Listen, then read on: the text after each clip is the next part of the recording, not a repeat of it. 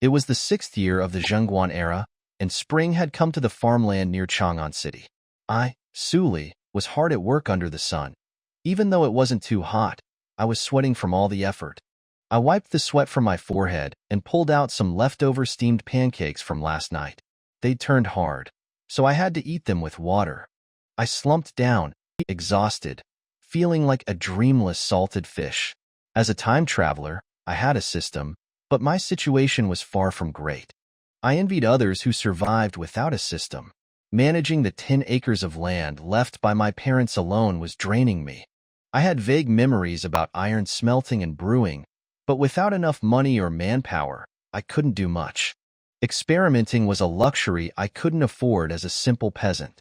Joining the army wasn't an option either.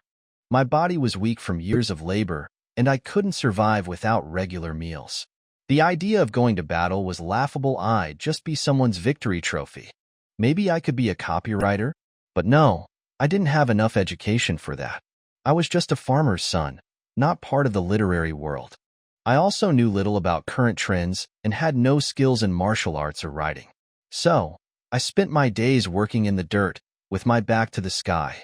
The only thing I was thankful for was the peaceful times. The Tang dynasty was relatively stable, and even though taxes were tough, they were manageable. There was no war or corrupt officials breathing down our necks. Life was simple and peaceful. Now, you might be wondering about my system. Well, it's called the random shop system. Every day, it offers 5 random items for sale. I could keep one item from being refreshed, but I couldn't afford any of them since I had 0 points. I checked today's items, and they were all so tempting. A door to return to modern times, an attribute gift pack, photographic memory, the overlord physique, and a salt-making method. But my available credits were still 0. The system was powerful, but earning points was nearly impossible. I could only get points by coming into contact with people of high status, but as a lowly peasant, I had no such connections. The highest-ranking people I knew were the 3 elders of my township, but even meeting them hadn't earned me any points. So, I was stuck. I needed points to improve myself, but I couldn't earn any. It felt like an endless loop, and despite having a system, I was still worrying about what I'd eat tomorrow and waiting for the harvest like any other peasant. As I carried my hoe, I wondered when these hard days would finally end. Little did I know, soon I would become the center of attention in Chang'an City. It was the 6th year of Zhengguan. On the 8th day of February, and big news spread through the entire city of Chang'an. Princess Chang'e, the daughter of the Tang Emperor, was getting married. Everyone was talking about it because, in these peaceful times, the marriage of a royal princess was something exciting for everyone. Emperor Li Shimin was well known, even though his rise to power came with some disgrace, like when he killed his brothers at Xuanwu Gate and made his father abdicate. The people started respecting him after General Li Jing defeated the Turks. Li Shimin proved himself capable of leading, and the Tang dynasty became stable. Princess Chang'e, Li Lizzie, was admired for her beauty, good behavior, and gentle personality. She was the perfect match for many noblemen, and people in the city gossiped about who she would marry, perhaps Zhang Sunchong, the son of the prime minister. However, 2 years ago, Princess Chang'e was already engaged to Zhang Sunchong, though it wasn't public knowledge yet. But recently, everything changed. Princess Chang'e had fallen into a coma half a month ago due to a sudden illness, and no one could wake her up. She could breathe and swallow, but she was unable to do anything else, even control her own bodily functions. Empress Shangsun, her mother, had been taking care of her all this time, but nothing improved. Li Shimin, the emperor, had tried everything: medicines, prayers, monks, and Taoists, but nothing worked. The doctors said it was a disorder of soul loss, meaning her soul had left her body, and they couldn't bring it back. The situation was grim, and even though the emperor was a tough man, the thought of losing his beloved daughter was heartbreaking. Zhang Sun Wuji, the empress's brother, asked about the situation, and the emperor confirmed there was little hope. They were all devastated, but the emperor came up with a desperate plan: a wedding benediction. This was a special ritual, a belief that a wedding could bring happiness and possibly save a dying person by banishing bad luck. Li Shimin explained that according to astrological signs, a certain boy's horoscope matched perfectly with Princess Chang'e's, so they planned to marry them. If it didn't work and she passed away, at least she wouldn't be alone in the afterlife. Zhang Sun Wuji was shocked. He realized that this wedding was essentially a human sacrifice. The unknown boy's fate was now tied to the princess's, and his life depended on how long she would survive. It was a heartbreaking and desperate situation for everyone involved, especially for the boy who would be married to Princess Changle. I had no idea about Lier's decision. All I wanted was to climb the social ladder and earn enough points to return home. Digging for food in the dirt every day was unbearable. Even if I had known I was being used as a human sacrifice for the wedding benediction, I wouldn't have been able to change anything. I had no power. Somehow, I found myself inside the palace, arranging a wedding with Princess Changle, who was still in a coma. As the day got closer, rumors spread all over Chang'an. People gossiped about how the princess was marrying a lowly peasant like me. Some said it seemed more like a funeral than a wedding. They pitied me, stuck with a wife who couldn't move or even bear children. But what did they know? They didn't understand the opportunity one was given. The truth was, Princess Changle was in a vegetative state, unable to wake up or do anything for herself. If she died, I'd be buried with her. People saw me as unlucky, but I didn't care. I was too focused on what this marriage meant for me. If I stayed close to people of high status, I could finally earn the points I needed. The wedding day arrived, and despite the somber mood, I was now the prince consort. Big names like Zhang Sun Wuji, Wei Zhang, and even Emperor Li Shimin were there. It was surreal to be among such powerful people. The atmosphere was grim. No one smiled, and the emperor and empress looked deeply sad. I tried to lighten the mood by toasting and sharing wine, but everyone knew this wasn't a celebration. People pitied me, thinking I was stuck in a tragic situation. They had no idea that this was my chance. Marrying Princess Changle wasn't about love, it was a strategy. With my system, being near someone as important as her would earn me points.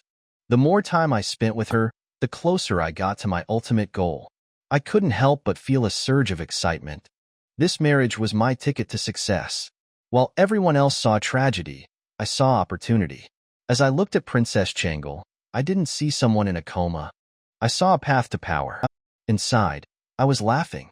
I was closer than ever to breaking 10,000 points, and eventually, I'd reach 1,000,000. They thought I was unfortunate, but I knew the truth. I was on the verge of something great. On our wedding night, I gazed at Princess Changle lying on the bed in her beautiful red dress. Her beauty was undeniable, but my happiness quickly faded.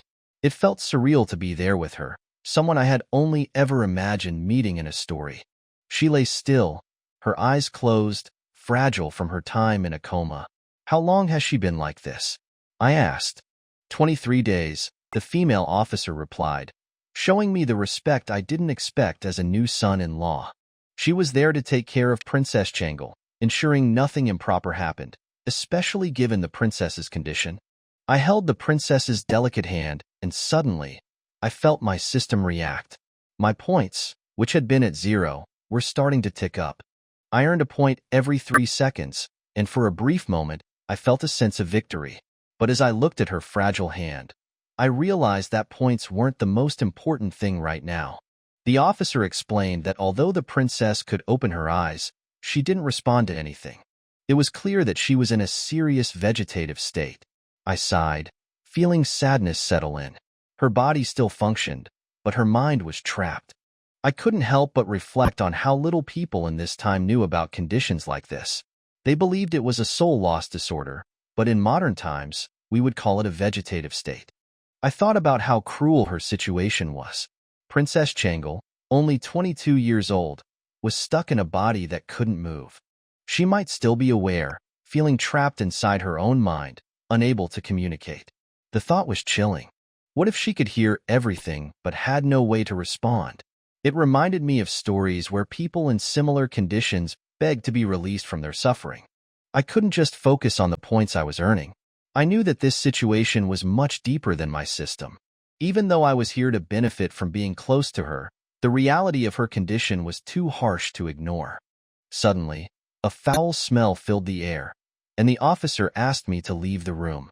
It was clear that Princess Changle's helpless state extended even to her basic needs. I hesitated but said nothing. As I left, the weight of the situation hung heavy on me. When I looked at Princess Changle lying there in her beautiful red dress on our wedding night, I felt a bit overwhelmed. She was famous, beautiful, and one of the great heroines of the Tang dynasty. But she was in a coma, and it hit me hard. It didn't feel real, being with her like this something you'd expect only in a story, not in real life. Princess Changle's face was so delicate, but she looked weak and frail from being in a coma for so long. I asked the female officer how long she had been like this, and she said it had been 23 days.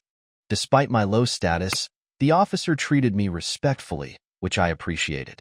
I held Princess Changle's hand. It was soft, but she didn't respond. As I held it, my system started earning points, slowly ticking up. I should have felt happy about that, but something in me shifted.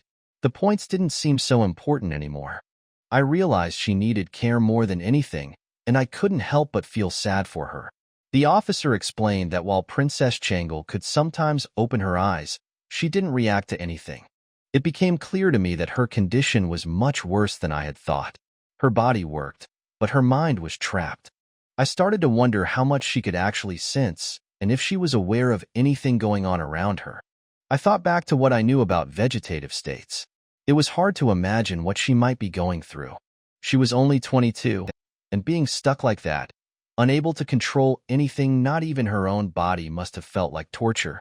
She probably could hear and feel everything, but she was trapped in her own mind, unable to speak or move. The thought of it sent a chill through me. As I stood there, holding her hand, I realized that her struggle was far beyond anything I could imagine.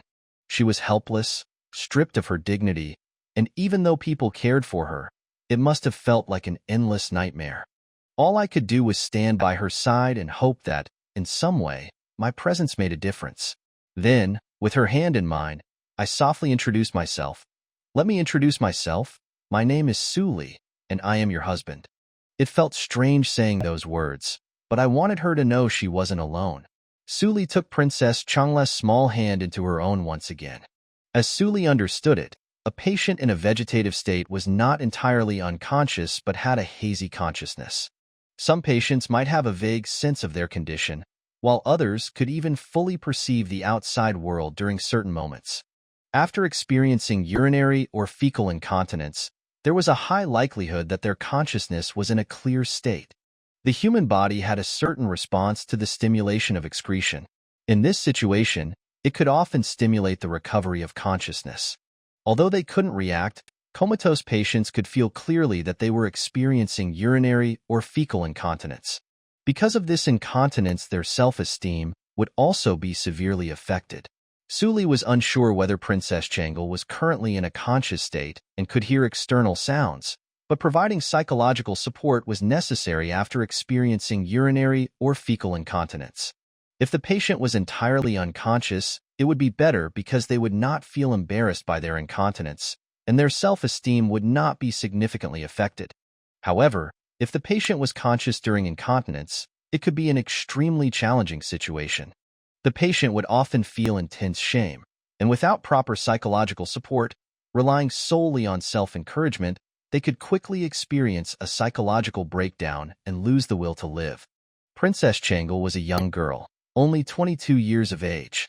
She was in the prime of her life, a pure and flawless beauty, and shone like the brightest pearl in the entire Tang dynasty.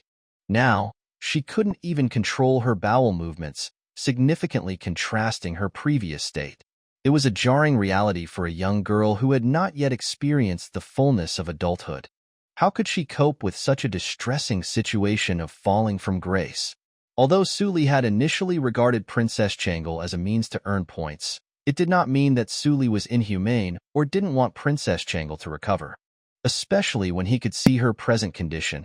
If we took a step back and examined Suli's life, we could see that it was intertwined with that of Princess Changle.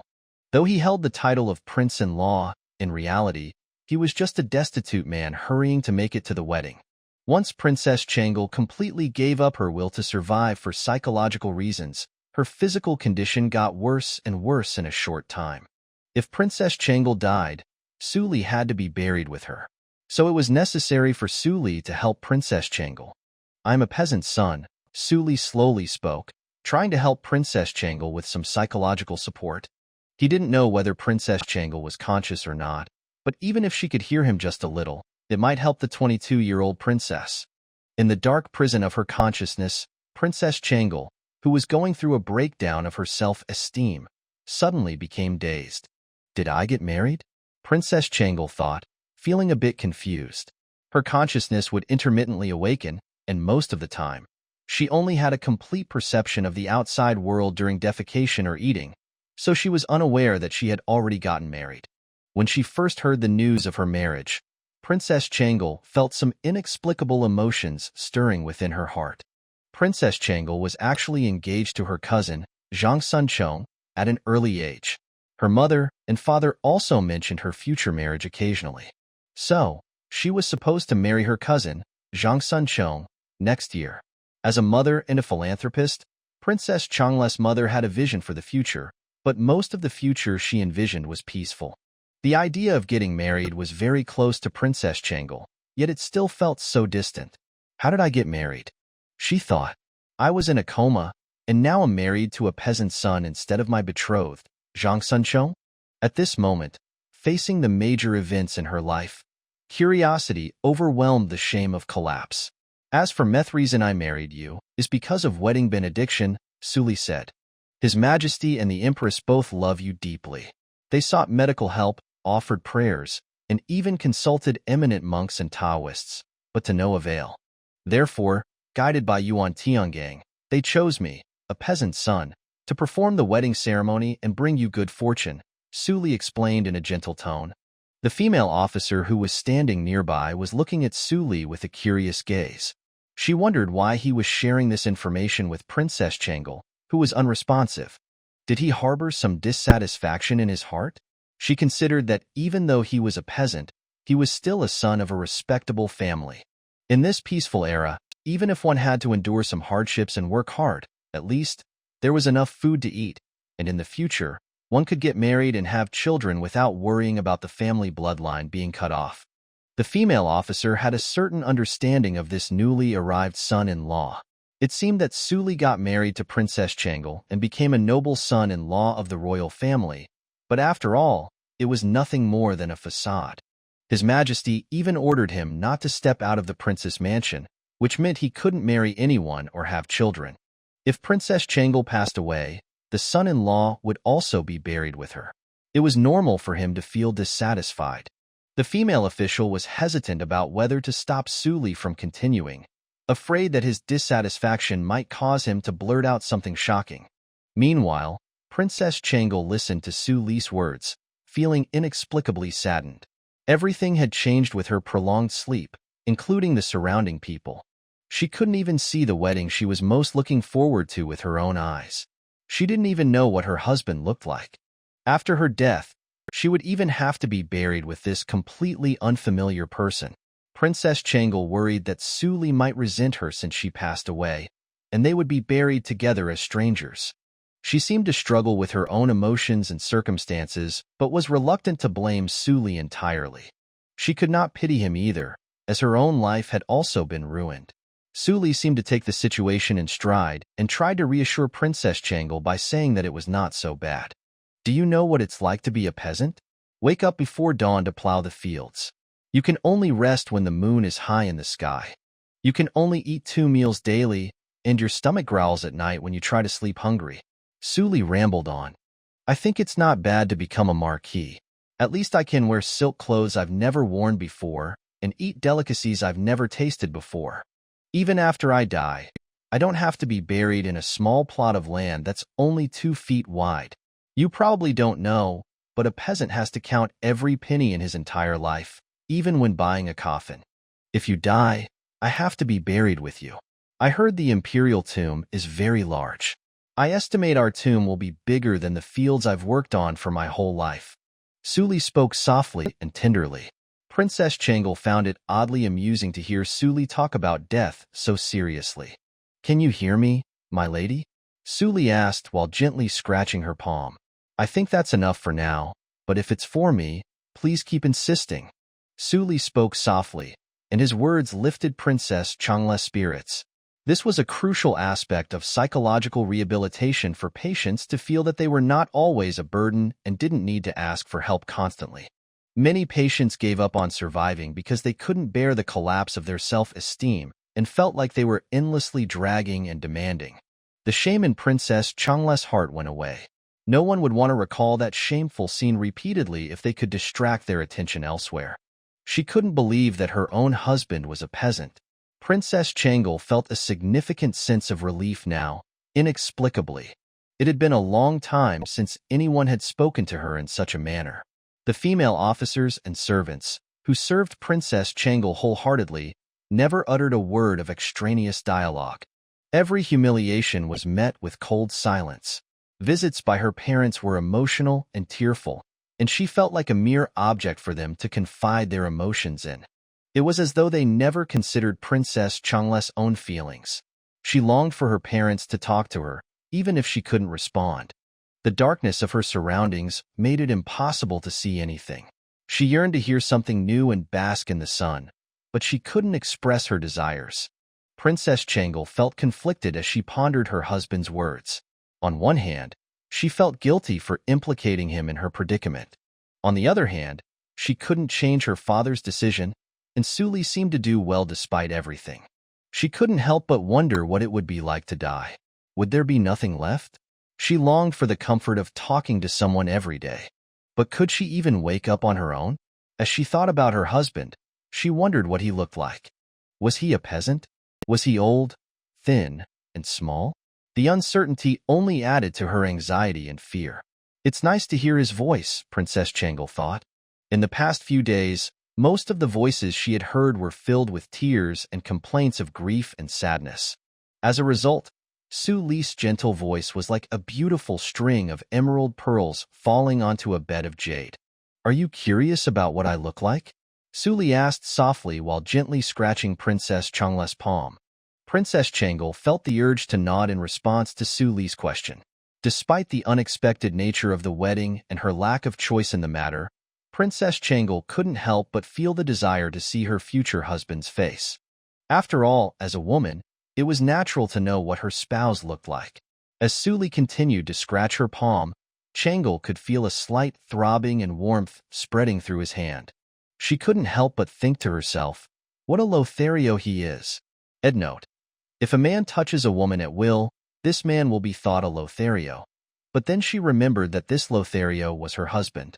Despite this realization, Princess Changle couldn't shake the feeling of shyness that had taken hold of her heart. Secretly, "I'm pretty," Suli continued to speak softly. There was no trace of grief in his voice, only tenderness.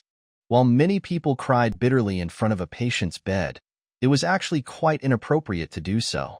Strong emotional fluctuations could cause the patient's mentality to collapse, leading to a loss of will to survive. The best form of companionship was emotional stability and gentleness, not a doomsday image of compassion.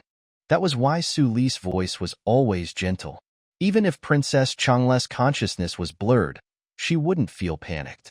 To be honest, Su Li didn't know how much Princess Changle could hear, and she might have heard nothing at all. After all, it was hard to say when the consciousness of a vegetative person was clear. However, it comforted her fearful heart even if she only heard it once.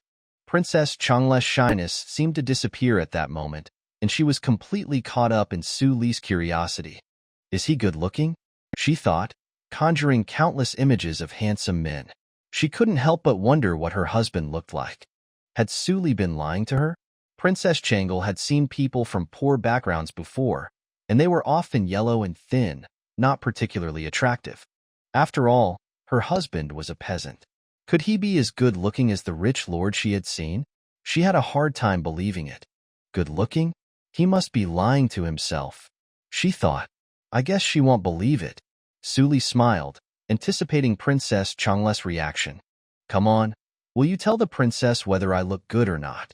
Su Li turned to the female officer, gesturing for her to answer Princess Changle. The female officer was momentarily taken aback, looking at Su Li with a perplexed expression. She had thought that Su Li would complain about something, but she never expected that he would speak to the princess. Although the princess couldn't hear him, Su Li continued to speak freely. The female officer thought he was quite strange, but she didn't intend to disobey him. She had watched Princess Changle grow up, and while Suli was speaking, the female officer couldn't help but imagine how wonderful it would be if Princess Changle suddenly opened her mouth to respond. Reporting to the princess, the son-in-law is quite a handsome man, the female officer said, responding to Suli's prompt. The female officer was telling the truth. Despite being a peasant and looking thin from overwork, Suli was undeniably handsome. He's really handsome. Princess Changle felt a sense of surprise wash over her. The governor wouldn't lie to me, she thought. The female officer was the governor of the princess residence, an elderly woman who oversaw all the affairs in the princess residence. She had also volunteered to take care of Princess Changle. Princess Changle trusted the governor of the princess mansion more than others. "I really want to take a look." Princess Changle couldn't help but feel a sense of excitement. It had been a long time since she had felt this way. Suli continued to hold Princess Changle's hand and speak in a soft voice while the governor of the princess mansion watched them with a strange and sad expression. She never expected that the newly arrived son-in-law would be so attentive to the princess. Despite any criticisms or past deeds, as long as Suli had this level of care for Princess Changle, the governor was willing to respect him. After talking for a long time, Suli checked Princess Changle's breathing and found that she had entered a sleep cycle. He stopped talking, and the female officer suggested that they should both rest. "I was a lowly servant, treated like a beast of burden harnessed to a horse. Moreover, Princess Changle was in a vegetative state, so how could it be allowed for me to share the same bed with her?" Suli shook his head in disbelief. As the saying goes, a married couple should honor each other every day, no matter what happens. "We are already married, so how can we ignore our marital duties?" Suli said with a hint of irony. Suli wasn't really joking earlier. He had ulterior motives for holding Princess Changle's hand and talking to her for an hour. He was trying to earn points from the system, which had suddenly jumped from 0 to 2,000 points, and was still increasing at a rate of about 1,000 points per hour. At this rate, he could earn 24,000 points daily, which was enough to buy 2 gift packs of attribute points. In 5 days, he could acquire enough points to purchase the salt-making technique, and within 10 days, he could afford a photocopy of the Overlord's power. Since the only way to acquire system points was through physical contact, Suli was reluctant to separate from Princess Changle. He was determined to earn as many points as possible from her. "That's all the points," Suli thought, satisfied with his plan. "I'm not going to bed. I'm just lying here," Suli clarified as he pointed to himself. He then grabbed a small stool from the side and sat down on it. Holding Princess Changle's hand, he made himself comfortable. But it was all a joke. Suli knew that if he separated from Princess Changle, his points growth would stop, which would give him heartache. Besides, how could he even separate from her? Even if he was sitting on a stool, he would still be right next to her bed. The female officer observed Suli as he was sitting quietly by Princess Changle's side, holding her hand. She then looked at Princess Changle and decided not to say anything. As a female officer, it was her duty to attend to Princess Changle's needs. Suli had clarified that he was not going to bed, so she had no reason to object. Besides, Suli had just mentioned that a married couple should honor each other every day, which suggested a certain level of commitment. Although the female officer had initially been skeptical of Suli's intentions toward Princess Changle, his dedication to her care was a positive sign. After all, nobody was perfect, and it was important to focus on the good in people. So she decided to let Suli continue his vigil by Princess Changle's bedside without any judgment. Suli had a restless night, sitting on a small stool and sleeping face down on the bed.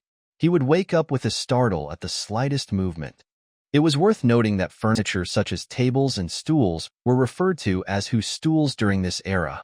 However, in the Tang dynasty, the overall sitting posture was still kneeling, so if anyone was hoping to make money by selling tables and stools, you could throw this idea to Timbuktu.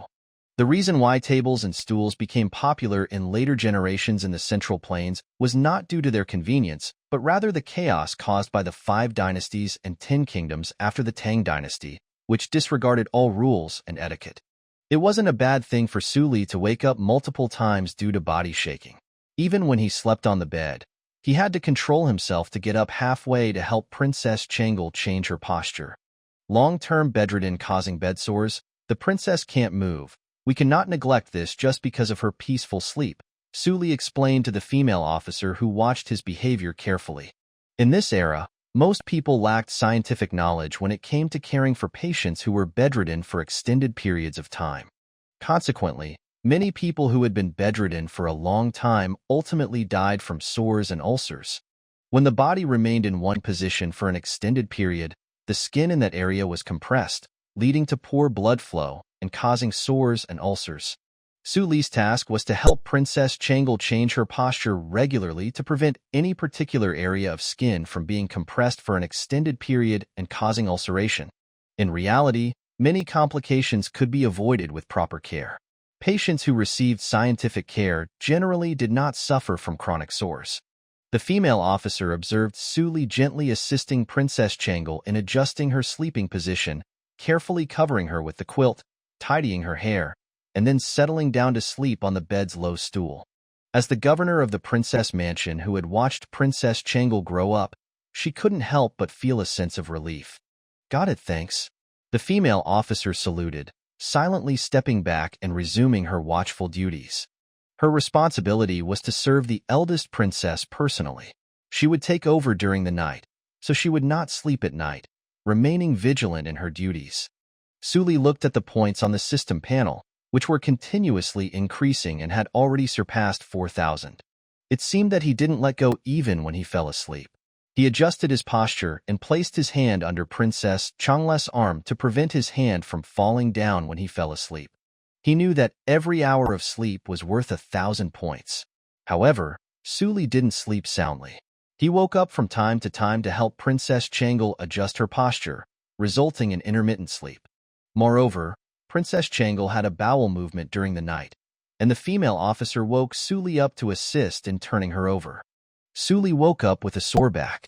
He stretched lazily and felt mentally refreshed. When he checked the system panel, he saw that he had earned a full 10,000 points during the night. Now, he finally gathered the courage to open the system mall panel. The system mall would randomly refresh 5 items each day. Using the permanent lock, 1 item would be locked, and the other 4 items would refresh daily. In truth, Suli rarely looked at the product page after acquiring the system. It was almost unbelievable that he, a peasant, could earn points for having physical contact with high-status individuals. Furthermore, what was the point of refreshing the page daily if he couldn't afford anything? However, things were different now. Since he had married Princess Changle, who was in a vegetative state, Suli had developed more confidence in the system. He eagerly opened the product page to see what he could purchase with his newly earned points. He could earn 1,000 points every hour, which added up to 24,000 points daily. That was almost 9 million points in a year. He simply turned on the system to check out the latest refreshed products. Permanent top product, one-time shuttle door. You can specify time travel to return to modern times. Value, 99.99 W points commodity 2. Attribute point gift pack, 1-3 attribute points can be randomly obtained. Value, 10,000 points commodity 3.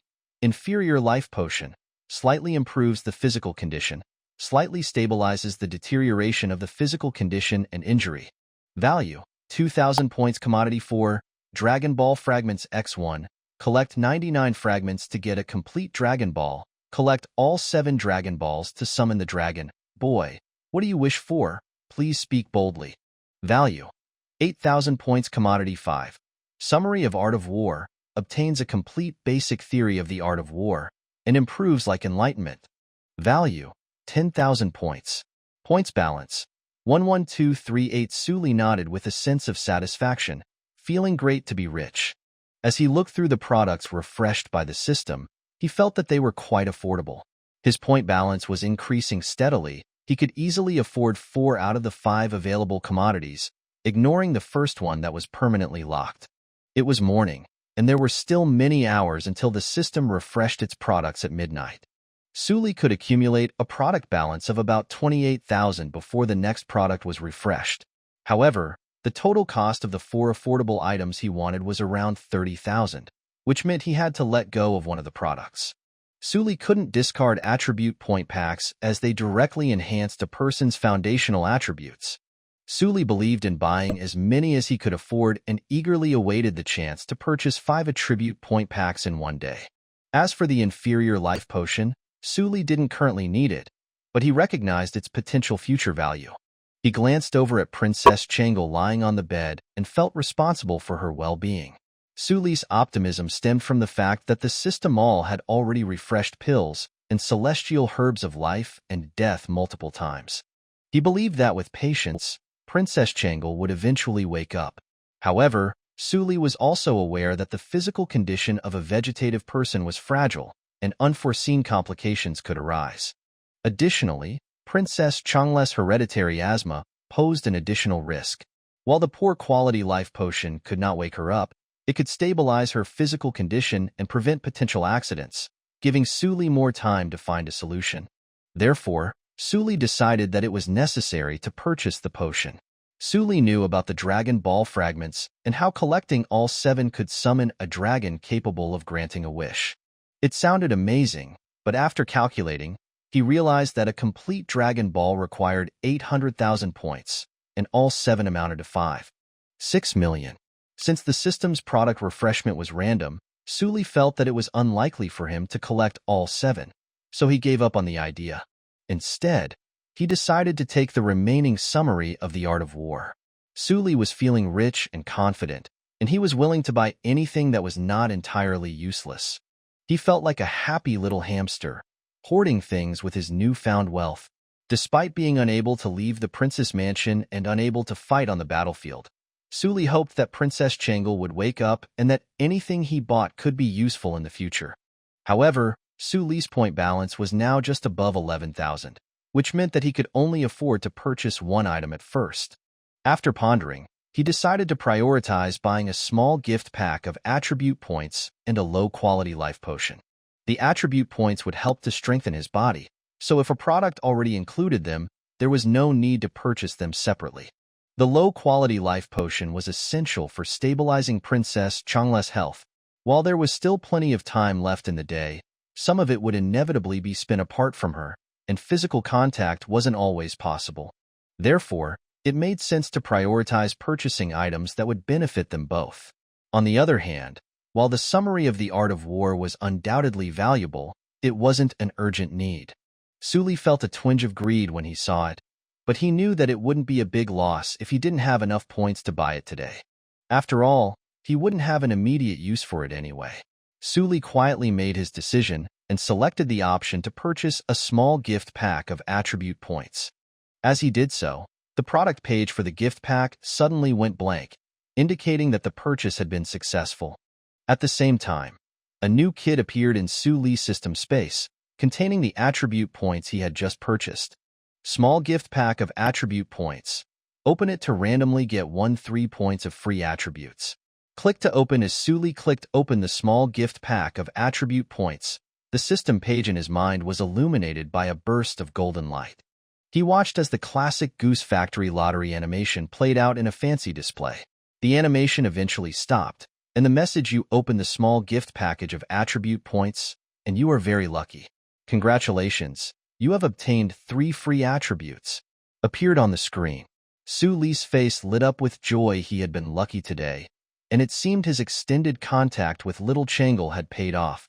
Suli knew that the small gift packs of attribute points had varying rewards based on luck. The number of attribute points one could obtain from a pack ranged from 1 to 3, with rewards varying greatly between the European Emperor and the African Chieftain. Headnote: European Emperor means very lucky, African Chieftain means very unlucky. Suli's eyes widened as he saw the classic personal attribute page appeared in his mind. It was like a page from an online game, and he couldn't help but feel a surge of excitement. He clicked on the Personal Attributes tab, and the attribute panel appeared on the screen. Name: Suli. Age: 23. Points can be added. Strength: 61. Points can be added. Constitution: 57. Points can be added. Acuity: 63. Points can be added. Comprehension: 69. Points can be added. Charisma: 63. Points can be added. Free attributes available: Suli took a moment to review the attributes and their meanings as described by the system. He noted that the average adult had around 60 points for each attribute, with slight variations depending on the individual's emphasis. As he understood it, strength was related to explosive power. This attribute could help Suli become physically stronger and more capable of delivering powerful blows. Physique, on the other hand, represented overall physical fitness and resilience, such as the ability to recover from injuries, withstand blows, and fight off irises. Acuity was linked to agility and included factors such as perception and intuition. This attribute could help Suli become more agile and better at anticipating danger. Comprehension was related to a person's ability to learn and innovate. Suli realized that this attribute was particularly important for him as a scholar and strategist. Finally, there was charm, which included appearance, temperament, and command ability. Suli understood that this attribute could help him inspire trust and loyalty in his subordinates, making it easier for him to lead and command. He reminded himself that these attributes were innate and couldn't be improved through experience. The only way to increase them was through the acquisition of attribute points, such as the ones he had just obtained from the gift pack. Suli realized that no matter how much he learned, his innate attributes would always play a major role in his overall performance. The system confirmed this, explaining that innate attributes served as multiplication bases for physical fitness performance.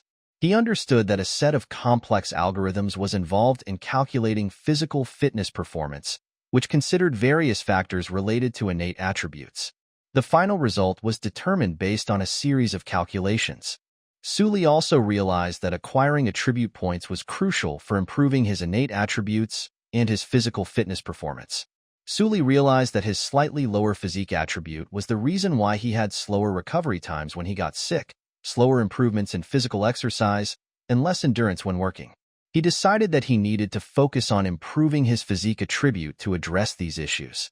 He also knew that he could use attribute points to improve his physique attribute, and he made a plan to acquire as many attribute points as possible to help him achieve his goal. Suli felt satisfied with his decision to invest all 3 free attributes into his physique attribute. With his physique now at the level of a normal person, he felt more confident in his ability to handle physical challenges. He also realized that he would need to continue to work on improving his physique through exercise and healthy habits. He made a mental note to prioritize his health and fitness to achieve his goals. Attribute points were invested, and 57 became 60, reaching the standard line of normal people. Suli's feeling of subtle changes after investing his attribute points could be due to a psychological response to the perceived improvement in his physique. The actual physical changes might not be noticeable after a period of time, but the improvement in his overall physical health could manifest over time with consistent training and exercise. "Prince-in-law, please have a meal," the female officer suddenly said. When Suli was setting up the system, the female officer prepared a meal for Princess Changle and Suli to keep themselves occupied. Princess Changle's meal consisted of porridge, as she was unable to consume solid food due to her dietary restrictions. On the other hand, Suli enjoyed a sumptuous spread of 8 dishes and soup. Suli frowned slightly as he looked at the millet porridge in the female officer's hand.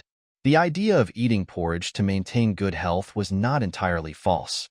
However, it was important to note that not every individual's body was the same, and thus, porridge might not be the most suitable meal for everyone to stay healthy. In Princess Changle's case, despite being in a vegetative state, she could not solely rely on porridge as her diet. She needed to consume protein and vitamins to fulfill her Bodi's nutritional requirements. "How long has Princess Changle been consuming porridge?" Suli inquired, with a crease on her forehead. "She has been having porridge since she fell into a coma," the female officer responded, glancing doubtfully towards Suli. Millet porridge was a highly popular and widespread dish that was often used to nourish individuals. Moreover, given Princess Changle's current condition, porridge was the only viable option for her as she was unable to consume any other type of food.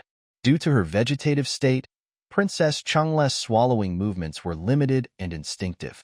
Thus, if she ingested any other type of food, it could easily become stuck, potentially leading to dire consequences.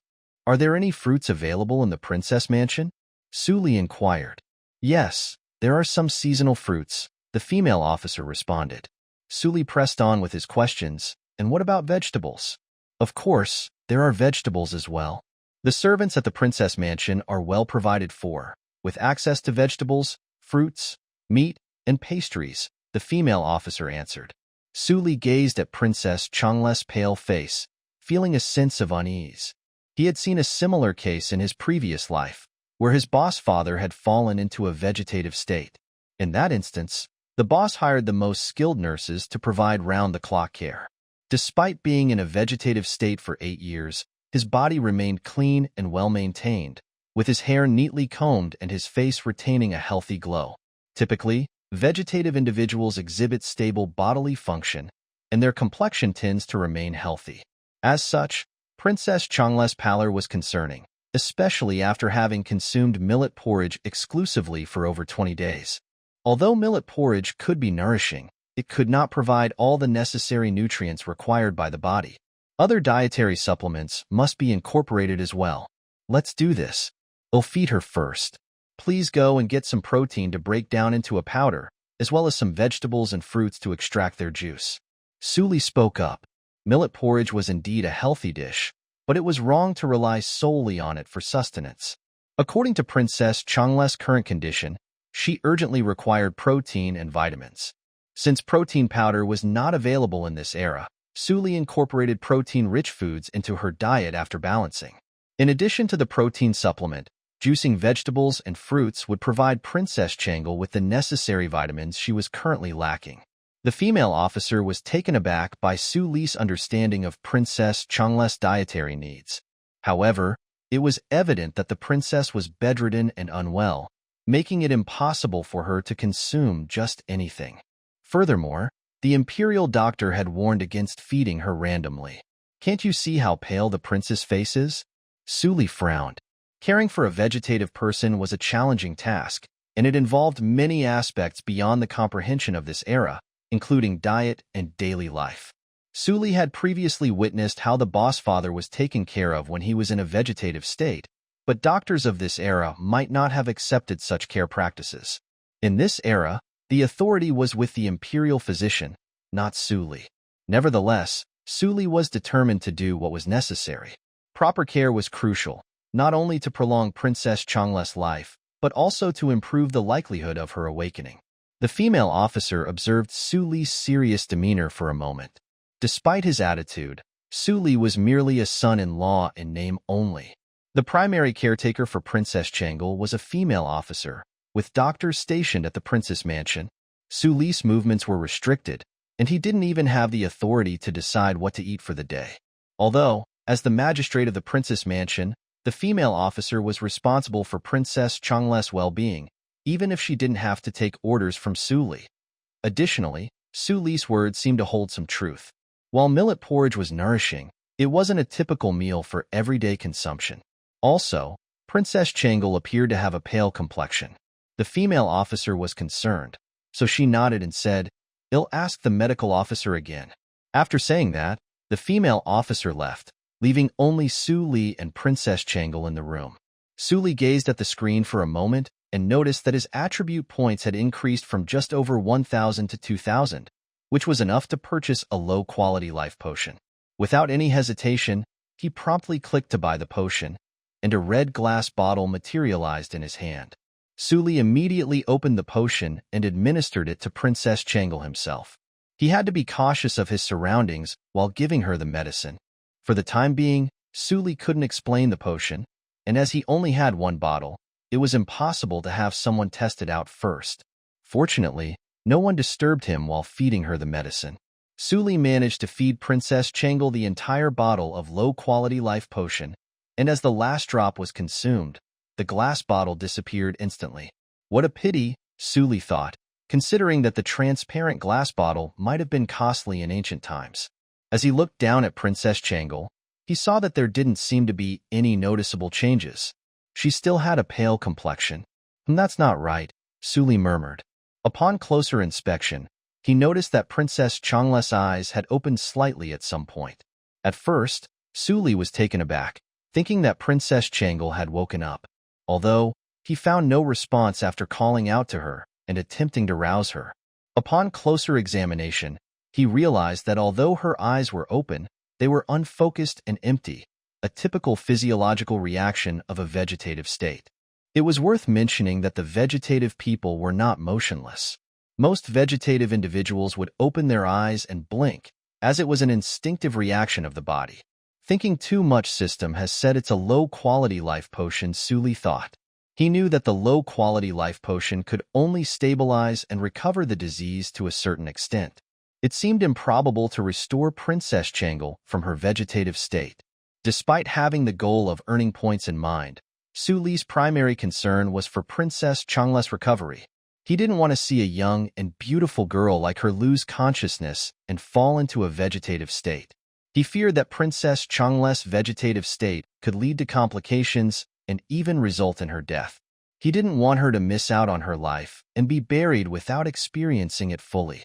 It's a pity that if she wakes up, I won't be able to collect points all the time, Suli thought. Suli couldn't help but feel a sense of frustration. Even if he were to become the consort of Princess Changle, he might not be able to enjoy the privilege of being intimate with her. After all, the Imperial court had strict rules regarding the relationship between a consort and a princess. For instance, when Princess Gaoyang and the monk were extramarital in a sexual relationship, her husband Feng Yai had to stand guard outside the door. Fortunately, Suli was an orphan throughout his life. Otherwise, his parents would have been expected to show respect to the princess whenever they saw her. Let's think positively here. Perhaps Princess Changle will wake up and see how good I look. Then she'll be moved to tears and actively seek flirting with me, Suli playfully joked as he assisted Princess Changle to her feet. Suli noticed that the speed of point increase seemed to have enhanced. But after holding Princess Changle's hand, Suli felt the rate return to normal. It was still 1 point about every 3 seconds. As if when Suli touched Princess Changle's body, the rate increased even more. It was about 1 point every 2 seconds. That's strange, Suli thought. The system just said that physical contact generates points, so why is the duration changing? He pondered for a moment and considered the possibility that the more intimate the physical contact, the more points he would receive. Suli glanced around sneakily and whispered, no matter what, I am her husband after all. Some more intimate contact is also very normal, right? As Suli gazed into Princess Changle's vacant and lifeless eyes, he couldn't help but feel like a heartless beast. He knew that the panacea required to cure her was not cheap, but he was determined to do whatever it took to save her. Princess, I am doing this for you, Suli muttered. Trapped in the dark cage of her consciousness, Princess Changle suddenly felt a faint movement in her throat. Is it time to eat again? She thought, the taste of millet porridge filling her senses once more. To Princess Changle, most of her waking moments in her coma had been marked by the discomfort of incontinence or the monotony of eating. Every time she regained consciousness, it was like enduring another form of torture. For Princess Changle, excretion was a source of psychological humiliation, and eating was always physically uncomfortable. Every meal consisted of the same bland and repetitive millet porridge, which was always followed by a dose of bitter and unpalatable traditional Chinese medicine. Since falling into her coma, Princess Changle had lost her sense of taste for any other flavors. Every meal was the same, with no variation or relief from the monotony. And this time was no different, as she tasted the familiar, tasteless millet porridge. She couldn't help but long for other flavors. She missed the taste of fruits, vegetables, and other foods she used to enjoy. She wished for something different, something that would break the monotony of her bland diet. Later on, Suli and the female officer seemed to be having a vague argument. She can't seem to eat, the female officer said. But you can squeeze fruits and vegetables to make juice, Suli replied. It makes sense. For Princess Changle, every bite of food was a precious commodity. She longed for something more than just bland porridge and bitter medicine. The thought of drinking fruit juice made her mouth water, and she wished the female officer would follow Suli's advice. Later on, the female officer left, saying that she wanted to consult with the medical officer. Princess Changle wondered if the Imperial physician would agree to Suli's suggestion. She recalled the Imperial doctor had always been a part of her life. Princess Changle relied on the Imperial doctor to prepare traditional Chinese medicine for her, as she had suffered from asthma every autumn and winter since childhood. She couldn't help but wonder if a group of white-bearded old Imperial doctors would be willing to agree to Su Li's proposal. Despite her doubts, Princess Changle hoped that they would see the sense in it and allow her to taste something different for once. As the female officer left and the meal ended, Princess Changle's consciousness began to fade again. She rarely woke up and only did so when stimulated by the outside world. However, she now felt a warmth in her palms and something on her lips, as if he was feeding herself. Is it fruit juice? What a pity, I'm about to fall asleep. Princess Changle's consciousness was so blurry that she was about to log off at any moment. However, with the inferior life potion entering her throat, her consciousness miraculously became clearer. So fragrant, so sweet. Princess Changle's sense of taste was clear this time, no longer vague and muffled. Princess Changle's consciousness stabilized, and she became more aware of her bodily sensations due to the low-quality life potion. The warmth in her palm, which had been vague before, now felt scorching hot and incredibly clear. His hand is so hot, Princess Changle thought absent-mindedly for a moment, even forgetting that she was still in a coma. Every sensation felt so vivid and real. Princess Changle felt Su Li assisting her to stand up, but then he seemed to pause. She could hear him murmuring to himself, "Princess, everything I have done is for you." Su Li's tender voice spoke into her ear. Is it Su Li? Did he give me some medicine that made me feel better? Princess Changle wondered, her mind racing to understand the situation. She couldn't understand what Su Li meant as he continued muttering to himself, leaving her perplexed and lost in thought. As Princess Changle tried to make sense of the situation, she recalled having consumed something before losing consciousness. The female officer had left the room, leaving only her husband, Su Li, behind. Had he given her something to help in her recovery? Considering how much it had helped her recover, it must have been quite valuable. Her mind was still racing with questions when suddenly, she felt something odd on her lips. She was struck by the sensation of a pair of warm, slightly dry lips pressing against her own. Princess Changle was overcome by a rush of unspeakable emotions in an instant. Was it his lips? Changle thought. Due to the low-quality life potion, her consciousness significantly improved, and she perceived her surroundings much better than before. In prolonged darkness, humans tend to improve their other senses. This heightened awareness made Princess Changle perceive the warmth around her lips with extraordinary clarity. They were his lips. Had he kissed me? Changle thought. Princess Changle was enraged upon him. How could he do this? He was not a peasant, but rather an impostor, she thought. She was young and beautiful, and even though she was engaged, she never had any intimate contact with a man before. At times, she had secretly pondered what it would be like to get married, and she had even witnessed her elder brother kissing a maid in the mansion. In her mind, this was what marriage was all about. Although, what just happened was completely different from anything she had ever imagined. As in Princess Changle's fantasies, a kiss should be more gradual and planned out, not an unexpected action like Su Li's sudden kiss. Princess Changle's senses were much improved now. She could even feel the dryness and slight cracking of Su Li's lips and the roughness of his stubble against her skin. But she was powerless to do anything and forced to endure Su Li's actions. Adding to her distress, Princess Changle recalled that the governor of her palace had already left to search for a physician. She couldn't shake the feeling that Su Li might have purposely sent her away to carry out this deceitful act. Princess Changle was filled with anxiety and confusion, and she couldn't understand the emotions swirling within her. She didn't want Su Li to take advantage of her in this vulnerable position, yet she couldn't deny the heat radiating from his hands and lips that caused her to feel conscious. This subtle emotion was similar to tasting forbidden fruit and fearing punishment. Princess Changle was at a loss as to what to do next. Ding! Congratulations to the host for unlocking a new intimate action. Congratulations to the host for receiving the primary stage reward, Introduction to Medicine. Following the thought in his mind, Su Li also noticed that when he kissed Princess Changle, the rate at which points accumulated changed to 1 point per second, 3 times faster than before. Although, when their lips parted, the point accumulation rate returned to normal.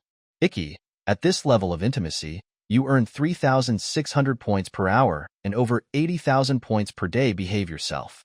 I simply helped Princess Changle up, and it took about 2 seconds to earn 1 point. Wouldn't it be more intimate to scrub Princess Changle's body? What about intercourse? A daring idea crossed Su Li's mind. Could it be possible to earn 10 points per second? That would be over 800,000 points a day. And are there rewards for unlocking new intimate actions? Su Li pondered this for a while until he obtained specific information about the system. As it turned out, the generation of points was not constant. It was actually related to the level of physical contact and intimacy. Merely holding Princess Changle's hand would earn a steady rate of 1,000 points per hour. If the interaction involved closer contact, such as sharing a bed and a pillow, the constant rate would be 1 point every 2 seconds. Regarding kissing, the constant rate would be 1 point per second. As for higher levels, the specific speed of point acquisition could only be seen after unlocking them. It might sound absurd, but upon further consideration, it did seem a bit nonsensical. I couldn't keep my mouth on Princess Changle's lips 24 hours a day, right? Moreover, I was only a nominal husband. Even when female officers assisted Princess Changle with her bath, I had to turn away. This kiss was a bold step only in the absence of female officers. It could only be considered a short-term plan. Currently, it was even impossible for me to hold Princess Changle's hand all the time. With this in mind, Su Li could only shake his head helplessly and then look at the stage rewards given by the system. One was a medical introduction, which included a vast amount of basic knowledge of traditional Chinese medicine that would enlighten him. The adjective used to describe this course was similar to the one used for the summary of the military strategy on the system's product page, indicating that the reward was probably of similar value, estimated at around 10,000 points. It was possible that the medical introduction reward from the system could contain a way to revive Princess Changle, since the field of traditional Chinese medicine had a wide range of knowledge and techniques. Su Li didn't hesitate and immediately clicked to use it. In a trance, a lot of basic theoretical knowledge of traditional Chinese medicine flooded his mind, as well as more experience in curing diseases and saving lives. It covered various areas and diseases, from gynecological issues to bone adjustment for wind cold, treating acne, and various types of illnesses in internal medicine, orthopedics, neurology, and trauma. But it's quite basic, Su Li muttered. The theoretical knowledge Su Li had acquired was quite complex yet basic, putting his current level at that of a clinic. He could cure ordinary diseases and provide general medical care, but needed the expertise to handle complicated cases. Although he had a wealth of theoretical knowledge but lacked practical experience, it was widely known that traditional Chinese medicine was an experiential discipline. One's proficiency in this field was not merely a matter of theoretical knowledge, but also the result of extensive practice and experience. In other words, the various theories in traditional Chinese medicine were like mathematical formulas. While they might appear simple at first glance, they were challenging to apply in practice.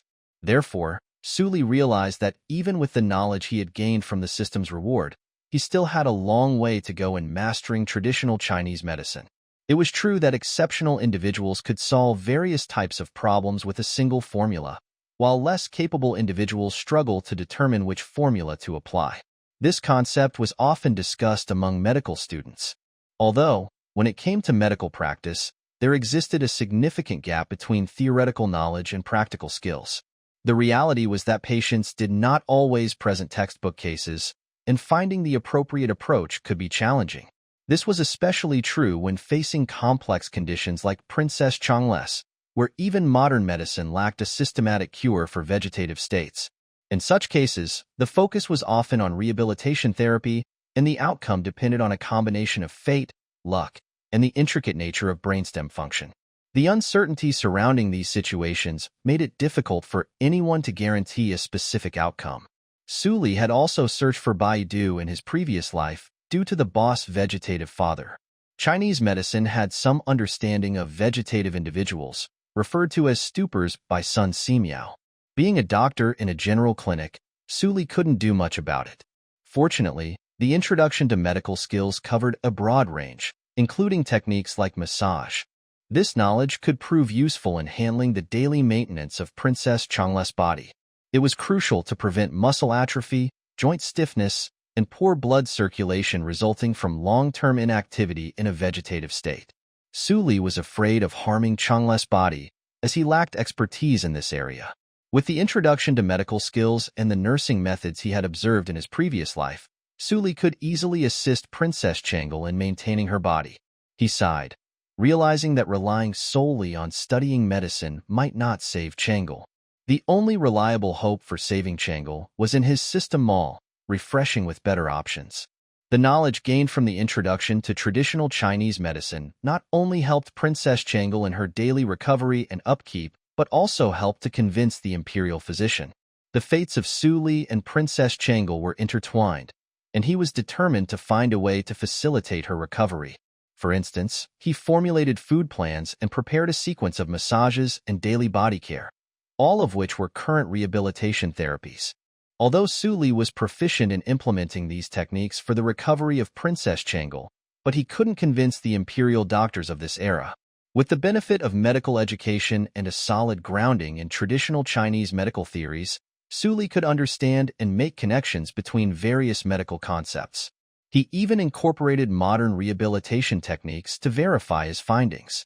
Through his studies, he discovered that everything could be explained from the perspective of traditional Chinese medicine. For instance, in the theory of food supplements, it was advised against blindly consuming light porridge for health preservation. The idea of light health preservation only applied to those with weak appearance and who needed to avoid over-oiled and over-seasoned foods. Blindly consuming porridge and water was not the solution. Similarly, in medical texts on herbal medicine, it was noted that paralyzed individuals often developed back sores. These sores were caused by blockages, preventing proper breathing and disrupting the flow of energy in the meridians. In short, modern care for vegetative patients had a basis in medical classics. During this era, there was a lack of distinction between individuals in a vegetative state and those in a coma, resulting in a shortage of specific care methods for vegetative individuals. Most of the available information regarding care for such patients was scattered across various medical books. Suli's advantage was that he recognized the vegetative state as a new medical condition, and he possessed knowledge regarding the specific manifestations and daily care requirements for these patients. Consequently, he clearly understood how to address these issues, and his approach to problem-solving was much more straightforward. If he could convince the Imperial doctor, he could take responsibility for Princess Changle's daily care.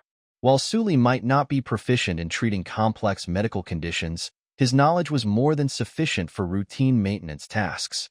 Through massage, exercises for the muscles and bones, and other similar techniques, Suli could assist Princess Changle in maintaining her physical health. Since she was unable to move actively, Suli would have to help her with these tasks, which would require some degree of physical contact. In this way, he could become more intimately involved in Princess Changle's care and could gain more points. It would be reasonable for Suli to consider taking Princess Changle outside to bask in the sun while carrying her on his back. Even though he might not be able to share the same bed with her or have more profound intimacy, this could still earn him thousands of points each day, adding up to hundreds of thousands of points per year. Furthermore, this action could help to stabilize Princess Changle's condition and improve her health, resulting in even more points. It would be a win-win situation for both of them, providing Suli with valuable points while also benefiting Princess Changle's well-being. In the realm of consciousness, Princess Changle's mind was in turmoil. She was a young girl who had recently reached adulthood and never had any intimate contact with the opposite sex. She had married a man whom she had never seen with her own eyes. When he took her hand and placed a soft kiss on her lips, she felt her heart stir with emotion. Princess Changle found Suli to be a completely uncivil person, but she didn't find it annoying because he treated her like a human being. Although her husband seemed a little strange, he always held her hand, which made her wonder why he didn't dislike her now. This thought suddenly popped up in her mind, and inexplicably, her emotions surged. Suli provided her with the greatest psychological comfort during her most embarrassing time, even though they had never met before. They were already in a legitimate husband and wife relationship. Princess Changle suddenly felt that it was inappropriate to call Suli an uncivil person, as he was her own husband, and they had held a wedding approved by her parents. However, she was worried if he liked her or not, as she was in a vegetative state and he was forced to marry her. Princess Changle was suddenly worried about the gains and losses of the situation. Suli gently helped Princess Changle to lie on the bed and began massaging her. This was originally what Suli had intended to do, but he was interrupted at the time and accidentally gained some knowledge of medical skills. He had been worried about not being professional enough and causing harm, but now he didn't have to worry anymore. Princess Changle felt puzzled about Suli's intentions once again as he proceeded with his actions. She noticed her socks being taken off and became even more anxious. Originally anxious, Princess Changle felt uneasy about Suli's actions, but due to her immobility, she found herself completely at the mercy of her husband while the governor of the princess mansion was away. He wanted Princess Changle thought and wanted to safeguard her body, but her inability to move rendered her helpless in this situation. Suli examined the jade feet in his hands. They were beautiful, but he had no impure intentions. Instead, he applied the medical skills he had acquired through his studies. Princess Changle could feel her feet being grasped by Suli's large hands. She wondered why he was holding her feet and feared he might do something inappropriate. However, Suli only removed her socks and held her feet without doing anything else. This provoked Princess Changle's curiosity. She thought, his hands are so big. One of his hands was even larger than her feet. As Suli began to apply pressure, a mixture of soreness and pain emerged from the soles of her feet. Princess Changle had seen her mother massage her father's feet before, and he always had a content and uncomfortable expression on his face. She imagined that if she could express herself now, she would have the same expression as her father. It's itchy, she thought. It hurts, she continued. Sour. This seemed to be an imitative expression of the sensations she was experiencing. Perhaps it indicated that Princess Changle was feeling an acidic sensation. She was in pain and pleasure simultaneously. Professional medical and targeted massage primarily cause a sour sensation rather than comfort. Despite the indescribable sourness, Princess Changle sensed that the blockage and discomfort in her feet were softening. It seems that my husband is not someone who takes advantage of others, she thought. Princess Changle was initially worried that Suli would engage in improper behavior while the governor of the princess mansion was away, but she didn't expect him to simply give her a massage. That's not right, he also kissed me, Princess Changle thought about Suli's dry yet gentle lips. Alongside the indescribable bitterness, Princess Changle diverted her thoughts. She couldn't help it. She couldn't show her expression, couldn't voice it, couldn't scream. It would be too uncomfortable if she didn't redirect her thoughts and focus her attention elsewhere. He has such rough hands and calluses too, Princess Changle silently pondered in her heart. Suli remained focused on massaging Princess Changle, starting from her feet and moving up to her calves. Massage and exercise were crucial to prevent muscle atrophy and maintain mobility. If a vegetative person woke up without regular movement, they would still be unable to move, not much different from not waking up at all. It feels so comfortable, if only he could massage me every day, she pondered. Lying motionless on the bed for 20 consecutive days, Princess Changle's consciousness hadn't fully recovered. It was fine, and the sensations weren't real. Whenever she consciously felt her body, she only experienced stiffness and overall soreness. Yet, every area that Suli touched seemed to magically become smooth and lively. Although, the pleasant moments were short-lived. With the sound of the door opening, the female officer who had gone to call the Imperial doctor returned with the doctor. Upon entering, they caught sight of Princess Changle's bare feet dangling off the side of the bed, with Suli sitting on a low stool, holding her small leg. Suli, what are you doing? The female officer called out Suli's name with a severe tone, indicating that she was very angry. It seemed that Suli's status as a son-in-law was completely disregarded. Even if Suli was a legitimate son-in-law, he had no authority to criticize the governor of the princess mansion. What was the governor of the princess mansion's status? It was equivalent to the head butler of the entire princess household, and this position was conferred by the royal harem, not chosen by the princess herself. Therefore, even the princess could not decide who would hold the position of the governor of the princess mansion. Additionally, most of the governors of the princess mansion had taken care of the princess since they were young, so their status was extraordinary. Some of the more authoritarian governors of the princess mansion could even control when the son-in-law could have intercourse with the princess and how frequently it could occur. In short, their power was immense. Regarding the son-in-law position, to be honest, it was not a prestigious job and didn't carry any status. Feng Yai Feng Zuanling's second son couldn't even control Princess Gao Yang's affair and had to stand guard outside the door. One could only imagine how low the status of a son-in-law was during the Tang dynasty. The governor of the princess mansion always spoke respectfully to Su Li, not because he held any power, but rather to give him some face. However, when the female officer saw Su Li taking off Princess Changle's socks and massaging her legs, she was enraged. How dare this peasant perform such a bold and obscene act on an unconscious princess? Su Li replied calmly, stating that he was massaging the princess to unblock her meridian. Despite the calmness in Su Li's expression, the female officer was still skeptical, putting the well-being of the princess first. She turned to the Imperial doctor for evidence, who confirmed that Su Li's massage technique was genuine and came from the school of manipulation and vegetarianism. The Imperial physicians were highly skilled medical practitioners with vast medical knowledge, and their approval reassured the female officer. The servant bumps into the son-in-law in a hurry. "Please forgive my rudeness." The female officer saluted. Su Li shook his head and waved his hand. "It's okay. You must be very worried about the princess as well." The other party apologized, but it didn't have any effect. Su Li knew very well what his status was.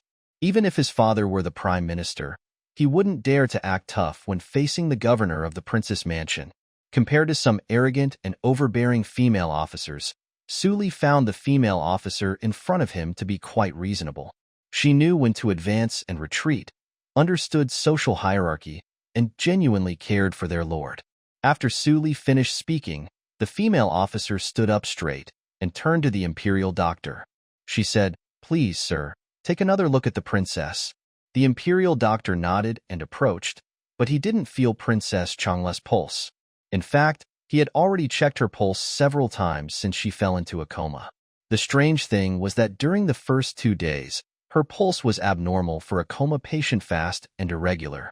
They prescribed medicine accordingly, assuming it was a traumatic coma. Although, the situation changed later on. A few days after taking the medicine, Princess Changle's pulse became normal, just like that of a healthy person. But she still didn't wake up. This particular illness was known among the people as the lost soul disease. It belonged to the realm of metaphysics and was not within the expertise of the palace's imperial physicians. As a result, Princess Changle's subsequent treatments included summoning spirits, seeking blessings, and performing dances for the great gods. The layout of many areas in the princess mansion had even been rearranged according to feng shui principles. Although, all these efforts proved fruitless. Unfortunately, there were very few records about the lost soul disease in medical books, and no treatment plan existed. The cause and nature of the disease were vague, and since the pulse condition appeared normal, there were no clear clues to follow. The disease remained incurable, and the exact nature and cause of it were unknown. Therefore, the approach to Princess Changle's daily diet had to be extremely cautious. Currently, the governor had informed Su Li that feeding the princess with protein, fruits, and vegetables might be more beneficial. Su Li had read about such practices in a book on treating illnesses. The Imperial doctor leaned in, observing Su Li's massage techniques, and asked, "Do you have any knowledge about this disease? I can see that your technique is quite professional, although it appears somewhat conventional, as if following a set of instructions. But it seems to be sufficient for activating blood circulation and clearing meridians." Su Li furrowed his brow at the Imperial doctor's question. Initially, he had intended to persuade the doctor to prioritize Princess Changle's health. Additionally, he saw this as an opportunity to gain favor by providing nursing care close to the princess. Although, such an intimate matter involving Princess Changle would require the approval of a medical professional and would likely need to be reported to Li Shimin and Empress Zhangsun. "How much do you know about this disease?" Su Li didn't answer but asked in return. "We don't know much about it. Most people believe it is caused by the loss of a soul, but I don't think that's the case. Furthermore, the opinions of the Imperial doctors are unclear, and some people think it's a coma," the Imperial doctor said with a furrowed brow. "No way. There were too few explanations of this disease in medical books. I've read about this disease in a book, and it's called wood stiffness. The condition was described in Sun Simiao's 1,000 Gold Prescription as wood stiffness, which referred to a vegetative state and the typical symptoms of the brain being impaired, resulting in the mechanical non-response of the body. Its main symptom was that the brain was stimulated, leading to uncontrolled behavior of the body. This indicates that Sun Simiao had formally categorized this mental illness, separating it from metaphysics. Wood stiffness? The Imperial doctor exclaimed. It's simply the brain being stimulated to the point where it can no longer control the body. Suli listed some typical diseases mentioned in medical books where the brain was shocked and resulting in abnormal intelligence and behavior. Is there a solution? The Imperial doctor asked eagerly upon hearing those words. No solution. The book divides this condition into many subtypes, most of which have no known cure. They can only recover autonomously. In severe cases, individuals may be paralyzed and bedridden, but there are instructions on how to care for their bodies. Suli explained. Then Suli proceeded to share the vegetative nursing methods that had been prepared long ago, combining ancient and modern Chinese medicine. Additionally, Suli provided evidence of corresponding medical skills for each nursing method. In simple terms, the aim was to differentiate the complications caused by long-term bed rest and a monotonous diet from those directly related to the vegetative condition. In this way, bed sores and physical weakness have nothing to do with this disease. The Imperial doctor nodded thoughtfully. Yes, the challenge lies in the inability to move or control one's body, and the combination of these factors makes it difficult to manage. Suli explained. So, I believe I understand now. The Imperial doctor nodded. From Suli's perspective, Princess Changle's illness was caused by a brain problem, and apart from losing consciousness, everything else seemed normal. Therefore, everyone, except for her head, had to be viewed as a normal person. The level of Imperial doctors was not low, and the issue was merely a matter of their thinking. In other words, Princess Changle couldn't be treated as a patient. Instead, the goal was to make her, someone who had lost the ability to care for herself, appeared like a normal person. However, a normal person couldn't lie in bed for an extended period, eat all their food at once, remain in one position, stay out of the sun constantly, or remain still. But since Princess Changle couldn't control her own body, an external force was necessary to help her move. Otherwise, even normal individuals would become weak and frail after lying in bed for an extended period. Some elderly individuals who were previously active were unable to get out of bed after being sick and bedridden for over 10 days, as their muscles had atrophied. In this way, the princess truly cannot always lay on the bed. The Imperial doctor agreed, acknowledging the difficulty of the situation. The female officer struggled to understand, but upon seeing the Imperial doctor's cheerful expression, she hastily spoke up. "Excuse me, sir, do you have any leads?" The Imperial doctor's smile faltered, and he shook his head. "All I have is what the Duke, son-in-law, said and did, which sparked an idea in my mind. I am ashamed that I cannot cure the princess. Following this approach, I can only improve her condition slightly, giving her more vitality.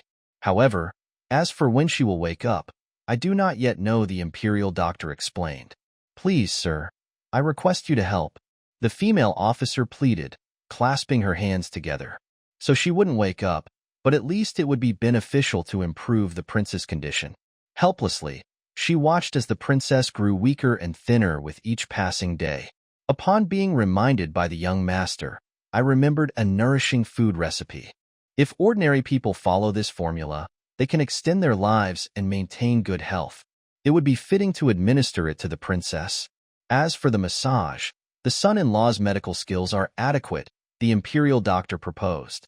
They suggested treating Princess Changle's body as that of an ordinary person. Although the Imperial doctor regarded Su Li's massage techniques as mediocre, they seemed sufficient for this task. Furthermore, it was not a simple matter that could be completed in a short time. They needed to find a way to provide enough exercise for Princess Changle's body to prevent muscle atrophy, at least 3 or 4 hours a day. The Imperial doctor himself was elderly and lacked the physical strength required. On the other hand, Suli possessed good medical skills and had proposed the plan. Additionally, as Suli was the son-in-law, using him would avoid suspicion. Clearly, there was no one more suitable for the job than Suli. After a brief pause, the female officer gazed at Su Li and nodded in agreement. I request the son-in-law's assistance. If you require anything, do not hesitate to ask, she declared. Su Li's face lit up with joy. Finally, he had been granted permission to rehabilitate and attend to Princess Changle. He would be justified in feeding, massaging, and exercising her muscles and bones from now on. Even the Imperial doctor recognized the legitimacy of his professional expertise, leaving no room for objection from Li'er. Wouldn't this result in an increase in the number of points he could receive every day? Technician number 18 Su Li, applying for the Su Li, had finally fulfilled his wish of personally rehabilitating Princess Changle. Still, he was disappointed when the female officer didn't seem inclined to let him handle the task of scrubbing the prince's body. Do you think him an outsider? Su Li muttered. After completing Princess Changle's rehabilitation on the bed, Su Li got out of the room with the princess in his arms. It's important to engage in outdoor activities for a certain period of time, Su Li explained to the female officer who stood nearby. People can't stay cooped up in one room all the time. Thank you, consort. The female officer nodded, her tone slightly gentler than before. Su Li noticed a change in her attitude. While she had rarely disrespected him, in the past, she always gave him a strong sense of detachment. He felt like an outsider, with most of her interactions characterized by ignorance with him.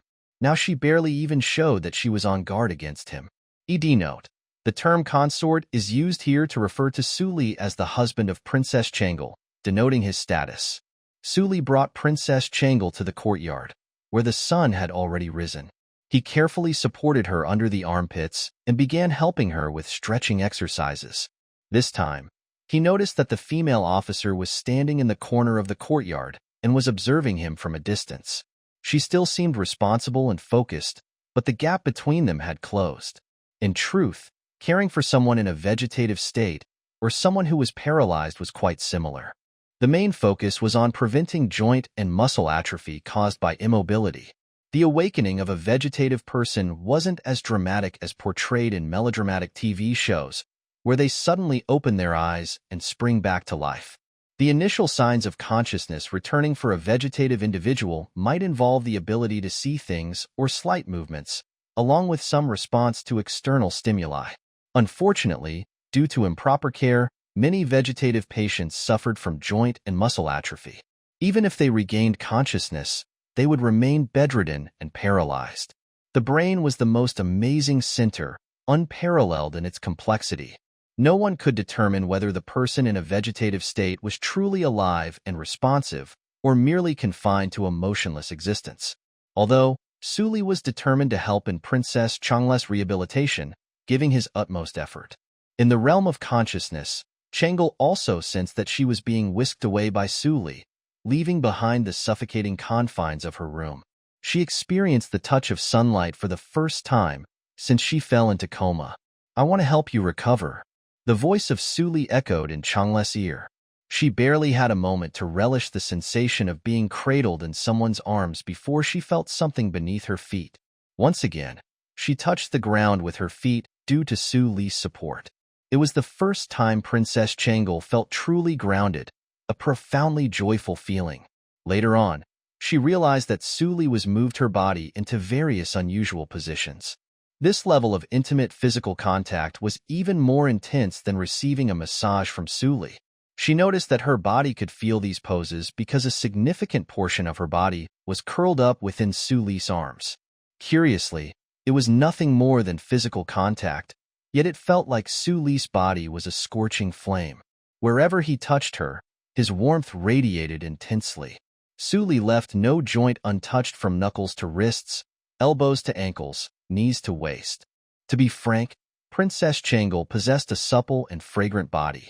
Although, Su Li had no impure thoughts because the young girl was still in a coma state.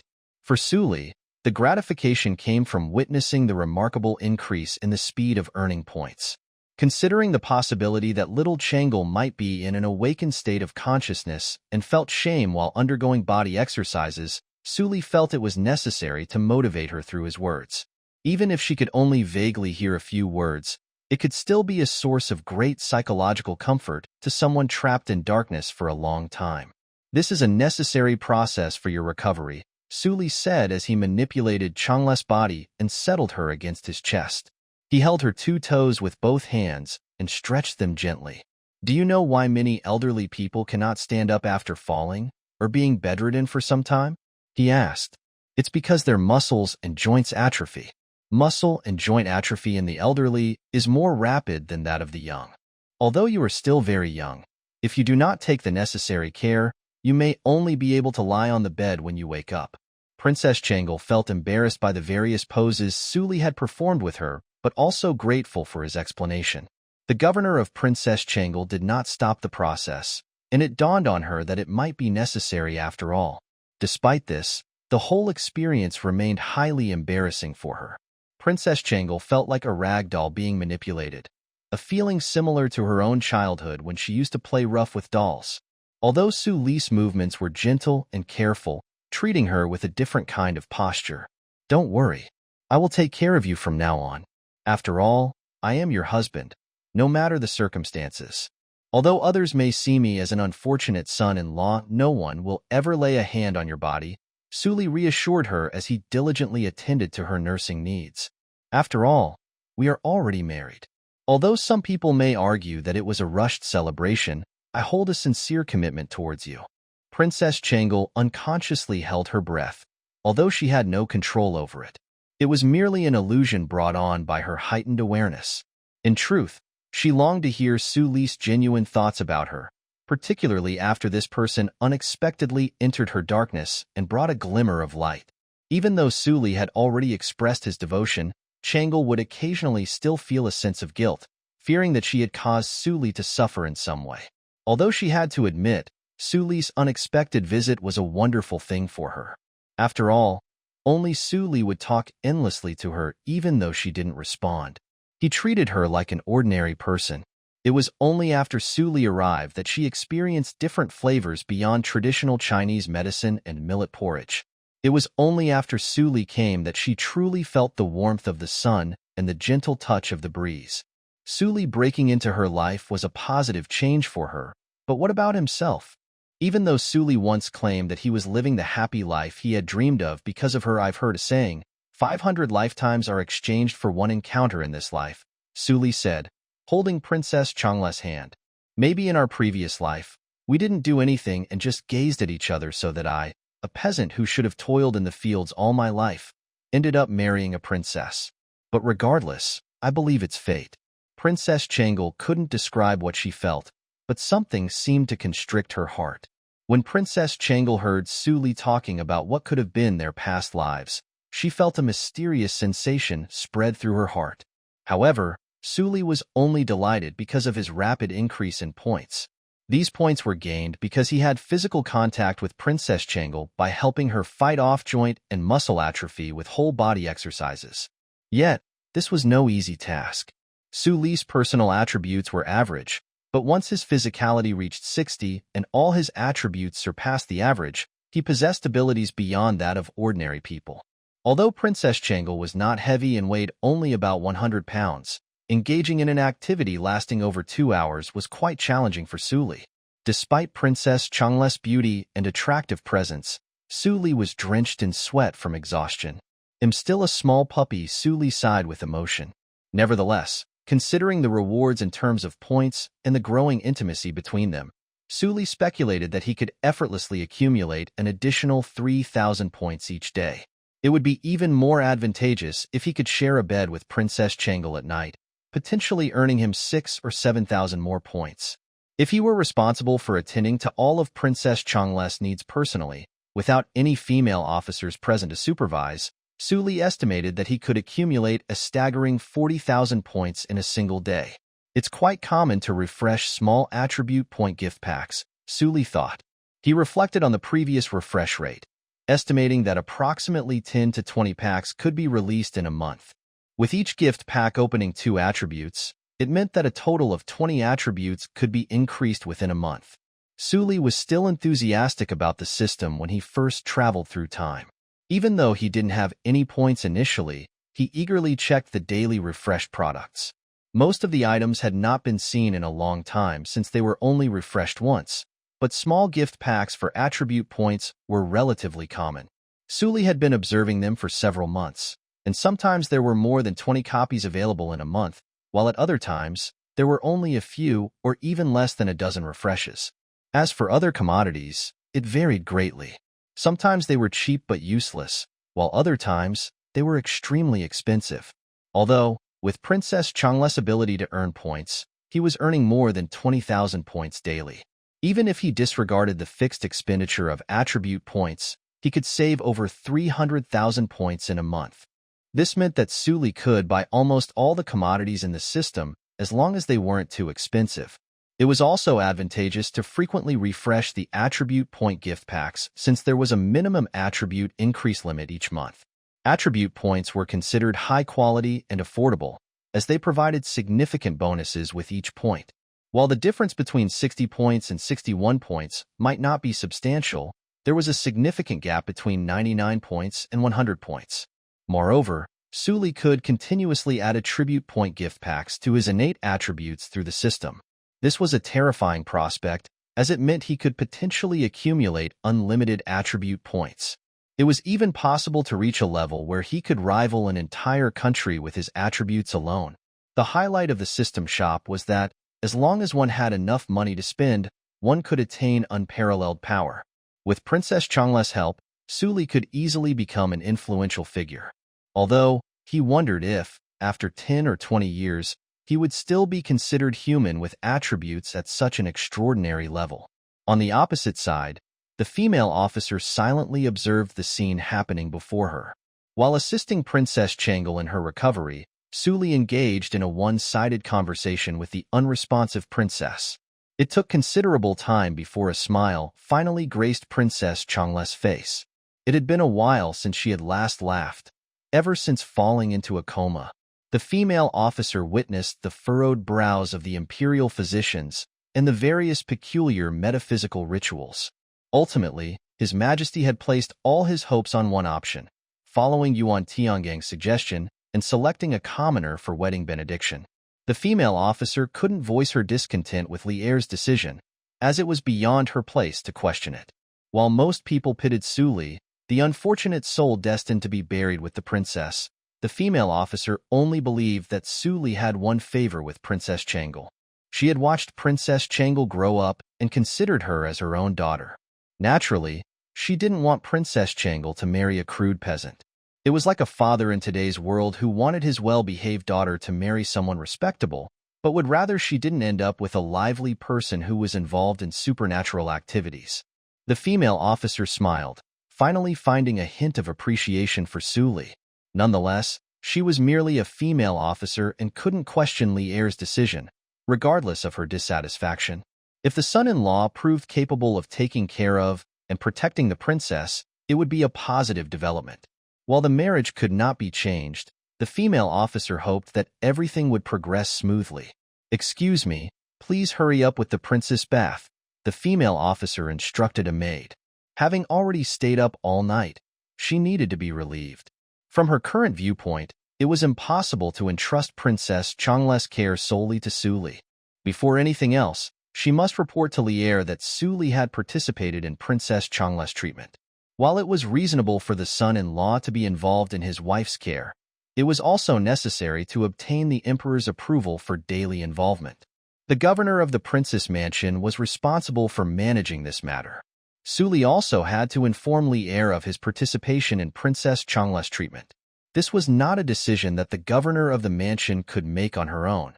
In the Temple of Mana, the Empress of the Great Tang, Zhang Sun Wuji, gently shook Li Shimon's arm and said, "Your Majesty, you must eat something." Li Shimon replied sorrowfully, "The palace physicians have tried various methods, including witchcraft, feng shui, and seeking blessings from temples and Taoist priests, but there has been no improvement in the prince's condition. How can I eat in such circumstances?" Yesterday, Li Er again visited the temple to pray for a miracle, but there was still no good news. He could hardly bear to look at his daughter's increasingly frail and pallid face. It felt surreal how she had been vibrant and full of life just a short while ago, and now she lay motionless on the bed, showing no signs of response. "No matter what, Your Majesty, as the ruler of the country, You must sustain yourself, the Empress continued. And according to Yuan Tiangang, the wedding should bring news about her awakening soon. That's wishful thinking, Li Shimin exclaimed, pounding his fist on the table. The thought only enraged Li Er further. Yuan Tiangang had promised Li Er that Princess Changel would wake up after the wedding benediction, but the news so far had been displeasing. Li Er had hurriedly consulted with doctors and followed Yuan Tianggang's suggestion to marry his daughter off to a commoner, but it had not brought any improvement to her condition. When he consulted with the old Taoist again, the latter had brushed him off, saying that they would have to wait for some time. Li Shimin was frustrated with the situation. None of the priests, monks, or doctors seemed capable of helping his daughter. To make matters worse, Princess Changel had to marry a peasant in her current state. At that moment, a eunuch interrupted Li Er's thoughts, informing him that the magistrate of the Li Quality Mansion had something to report. Female officer informed Li Er about Su Li's medical skills and his dedication for the recovery of Princess Changel. Does he know medical skills? Li Er frowned and looked at the female officer in front of him. Despite the turmoil in his heart, Li Er had not neglected the female officer from the princess mansion when she had requested to see her daughter, Princess Changel. He longed to hear that his daughter had awoken from her illness, but sadly, this was not the case. As per the female officer's report, Su Li, the son-in-law chosen by Yuan Tiangang for wedding benediction, possessed some medical skills and had a certain understanding of Changle's condition. Though the Imperial doctors had declared that there was no way to rouse Changel from her slumber, there were some leads. This was one of the few glimmers of hope they had received thus far. Concerning Princess Changle's illness, besides the mystical explanations given by the group of monks, the imperial physicians were entirely in the dark as to what kind of disease she was suffering from. Even as a king, the most exalted person in the world, he could only watch helplessly as his daughter faded day by day. Since the imperial doctor said that it is good for Changle's body, let him do it, Li Er said after a moment of pondering. Li Er did not know where Su Li, a peasant, had acquired his medical skills. How does Su Li treat the princess once he enters the mansion? Empress Zhangsun asked, curious about his methods. Changle's wedding had been arranged hastily for the sake of celebration. Before that, Empress Zhangsun and Li Er had not given much thought to the kind of person Su Li was. To them, he was merely a servant, a person to be used and discarded, much like a disposable tool. It was a sad truth that happiness often became the last resort in desperate situations, despite any other considerations. The son-in-law genuinely cares for the princess, the female officer replied after a moment of consideration. He spends the nights by Princess Changle's bedside, helping her fall asleep. During the day, he aids in her recovery, communicates with the imperial doctor, and engages in conversations with her. Despite this, neither Li Er nor Empress Zhangsun expressed any opinions, and the female officer chose to resign gracefully in the end. After Empress Zhangsun and Li Er were alone in the room, Empress Zhangsun broke the silence. One day, 100 days of grace, she pondered for a while. I was worried that Su Li might feel resentful, so I had the female officer keep an eye on him. In fact, Empress Zhangsun had given many instructions to the female officers in the princess mansion, which was also the main reason why Su Li felt he wasn't trusted. Despite being a peasant, Su Li had become a tool to be buried with her. It was hard to guarantee that he wouldn't feel resentful and do something rash. Now, based on the female officer's report, it could be said that Su Li was a loyal and considerate person who understood the meaning of a day husband and wife 100 days grace. He had calmly guarded the bed on the first night of the wedding, refraining from touching the bride, and the next day, he went out of his way to show affection by hanging on to her chest. This is a great blessing for him, Li Er commented. Changle's marriage had been a last resort. How could Li Er easily accept his daughter marrying a commoner? Although the wedding had taken place, there was still a long way to go before Li Er could fully accept it. Furthermore, the lives of Su Li and Princess Changel were intertwined, and diligent care might be nothing more than an illusion. Nevertheless, the fact remained that Changel was now married to Su Li, and they could only hope that it would lead to a successful awakening of Princess Changel. The room fell into silence once again, and it took a while for Li Er to speak. I'm going to see Lizzie in the courtyard of the princess mansion. Su Li had been assisting Princess Changel with various activities for a long time. After ensuring that every joint and muscle of Princess Changle felt relaxed, Suli finally stopped. Glancing at the points balance, it now showed 7,434 points. Suli had spent approximately 2 hours on massages and activities for Princess Changle. Throughout this period, the points increased consistently in every 2 seconds. Considering the level of contact involved in simply holding hands, the points should have been around 4,000 at this point. In just 4 hours, they had gained over 3,000 points. The point balance, which had previously been reset due to the purchase of low-quality life potions and attribute point gift packs, had once again become abundant.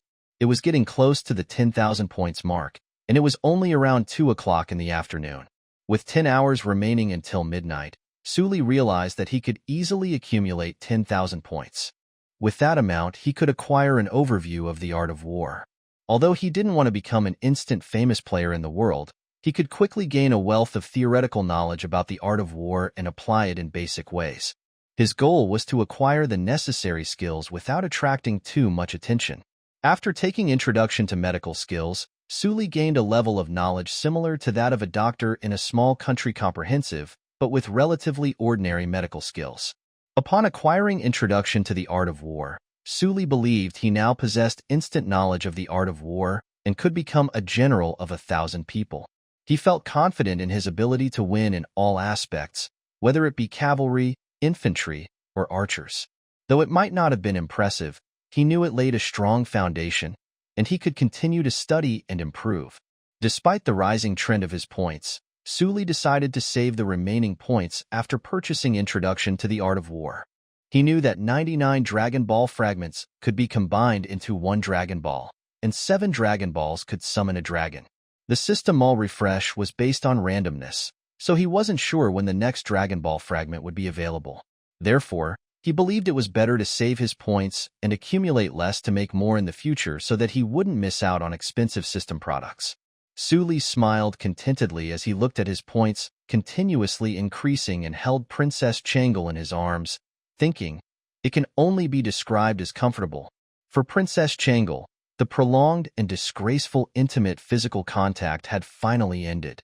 She no longer had to fear the various strange positions that Suli put her in. Now she was securely cradled in Suli's arms. Is it over? Princess Changle wondered silently. Will you put me back in bed again? Princess Changle disliked being confined to the bed, as nobody enjoyed lying down all day. Before Suli's arrival, she would lie stiffly in bed every day. In comparison, even though Suli manipulated her body into peculiar postures for treatment, Princess Changle still felt it was better than lying motionless on the bed. Now that she had regained consciousness, Princess Changle suddenly realized a problem. If Suli wasn't present, there would be no one to talk to her while she remained unconscious and unable to respond, just like Suli did. She could only listen without the ability to reply or move. When she was unconscious before, she would only awaken when stimulated by excretion or eating. Once Suli left, it seemed that she would have to endure the lonely silence of her own consciousness. Do you want to hear a story? Suli sat on the ground with Princess Changle in his arms, basking in the pleasant warmth of the sun. Instantly, any lingering worry in Princess Changle's heart vanished completely. Princess Changle experienced inexplicable emotions as Suli shared a story with her. Does he tell me a story? She wondered aloud. That's wonderful, she thought. The days following her coma had been challenging and filled with bitterness for Changle. So, she was pleasantly surprised by Suli's willingness to engage in extensive conversations with her, as if he was certain she could hear him. After accepting the reality that she might be in this state for a long time, Princess Changle felt that the happiest thing was Suli's sudden arrival in her life. He was willing to talk to her like a normal person, although she couldn't answer Suli. Suli was unaware of Changle's joyful response. In truth, he merely used storytelling as an excuse to keep Princess Changle by his side and earn more points within the system. Deeply committed to help Princess Changle's recovery, Suli had resolved to purchase any beneficial item available in the system mall. Based on his past experiences, Suli knew that the system mall would refresh its inventory approximately every 10 days to half a month. He eagerly awaited the next refresh, hoping to find something valuable that could assist Princess Changle. The cost of miraculous medicine and rare herbs might be high, but with Changle being a treasured individual, even if he couldn't afford it initially, he could permanently lock the product permissions using the system. It wouldn't be costly, typically only hundreds of thousands or a few million points. Suli believed that with his utmost efforts, he could earn enough points within about a month. Although, Suli faced a dilemma. After Changle woke up, she would have to adjust to her unfamiliar husband and might find it difficult to immediately accept his excessive intimacy. It would be challenging for him to earn points daily while maintaining a justifiable distance in her eyes. Therefore, Suli had to seize the opportunity each day to accumulate more points. As Princess Changle had not yet awakened, she had no means to resist their intimate interactions, despite the lingering strangeness in the air. Storytelling served multiple purposes for Su-Lit, provided psychological comfort to Princess Changle, and potentially deepened her impressions and positive feelings toward her yet-to-be-met husband. This way, when Changle eventually awakened, there might already be a foundation of emotional connection. Perhaps he would care for and accompany Princess Changle so attentively that she would yearn for his love upon awakening. The exact time when the comatose person regained consciousness was unknown, but it didn't dismiss the possibility that Princess Changle's consciousness would remain active. Therefore, she could perceive Su-Li's words and actions. As a result, when Princess Changle awakened, she would already possess a profound emotional connection with him. This could potentially enhance his ability to earn points and speed up the process of accumulating points. Princess Changle felt a question mark emerging in her mind as she heard about the fighting continent. Despite her noble status and exposure to numerous books and stories, she had never come across this tale from Su-Li. She wondered if little Xiao Keiru, a supposed genius, had experienced a decline in strength due to some unknown reason. Su-Li intended to share a serious story, initially planning to recount the tale of Liang Shambua and Zhu Yingtai. However, he realized that he only knew one name associated with that story. Considering the 4 famous novels, he realized he had a basic understanding of their overall content but was unsure where to begin. He believed that the essence lay in the details of character dialogues and their development. On the other hand, the previous white paper story was easier for him to tell. It didn't require specific details but rather a grasp of the various plot points. Su-Li decided to adapt the story for Princess Changle, replacing the male lead with a female one, considering her as a female audience. Princess Changle had never been exposed to contemporary slang. She felt that Su-Li's story was incredibly straightforward and easy to understand. In short, it was easily comprehensible without requiring much thought. However, it was quite captivating. She heard that the main character, Xiao Keiru, was being mocked by everyone due to an unexpected setback that caused her strength to decline. Fortunately, Xiao Keiru had a childhood sweetheart named Xiao Yin, who always believed in her. But why did her fiancé, Nalanran, come to visit? Does he come to break off the engagement? Princess Changle had never encountered such straightforward emotions before. The sense of identification was immediate and intense. What will Xiao Keiru do? She can only accept this humiliation. She will surely seek revenge. Princess Changle eagerly anticipated the continuation, but an unexpected visitor arrived in the courtyard. Calling the visitor a guest might not be appropriate, as it was Li Er, Princess Changle's father, who had come to visit. It wouldn't be accurate to call it an accident either, as a father visiting his daughter was a normal occurrence. Your Majesty, I greet you. The maid saluted. Su-Li sat on the ground, cradling Princess Changle in his arms, making it difficult to salute. Li Er stared directly at Su-Li. This wasn't their first encounter, but for Su-Li, this meeting felt somewhat uncomfortable. After all, he was sitting there, earning points openly while holding someone else's daughter. Unfortunately, he couldn't put Princess Changle down now. There was no way to do so. It was evident that suspicion was clearly visible in his eyes, despite the other party's calm expression. In narrating a story to the princess, Su-Li began. Li Er remained silent and simply observed Su-Li sitting on the ground with his daughter in his arms. He then glanced at the maid from the prince's residence, who was bowing nearby. The son-in-law is indeed telling stories to the princess, the maid replied. Is this also part of the treatment? Li Er asked after receiving the maid's confirmation. Although Princess Changle was already married to Suli and Li'er made him his son-in-law. Even though Suli held a legitimate position, it was ultimately for the sake of joy of Princess Changle. Also, it was justified. In reality, Li'er never intended for Suli to have any contact with his daughter, even if it was merely a nominal pleasure. Seeing his drowsy daughter being held in the arms of a commoner, Li'er felt a mix of complex emotions. Perhaps Suli pondered for a while before responding. I have always believed that even though someone in a comatose state cannot be physically touched, they can still be awakened and experience normal sleep, Suli said while looking at Princess Changle in his arms. It should be reasonable to do some psychological construction for a conscious rather than unresponsive person, right? Suli asked. After Suli's words, Li'er was momentarily taken aback. Are you suggesting that Lizzie can hear? He asked softly. I can't say for certain, but I heard a story about someone who planted two flowers separately, one facing words of negativity every day and the other facing words of praise. As a result, the former withered early while the latter was exceptionally beautiful, Suli replied. This was a modern experiment conducted by Suli. In reality, plants couldn't understand human language as praise or curse. However, regardless of whether they could hear or not, if one was to mourn in front of a patient constantly, he would inevitably feel as though his time was running out and he would lose confidence. Li'er was moved by Suli's words and began to reconsider his actions. When I think about it, since Changle went into a coma, the goddess of mercy and I have always been sad. Before I thought Changle was in a coma, so I couldn't hear or feel it. Now that I think about it, if you hear parents so sad, I'm afraid the heart is more panicked. Give me Changle, Li'er said, stretching out his hand. Suli calmly got up, handed over Changle to Li'er, and then retreated knowingly. It was evident that Li'er had listened to his advice and planned to appease Changle. Unfortunately, Suli didn't know how long he would talk this time, and he wasted his time collecting points. Princess Changle, who was taken over by Li'er, was conscious and aware of everything. The story isn't over yet, isn't he going to divorce? Changle thought. Princess Changle couldn't control her body and spent her days in silence and tears, with no entertainment at all.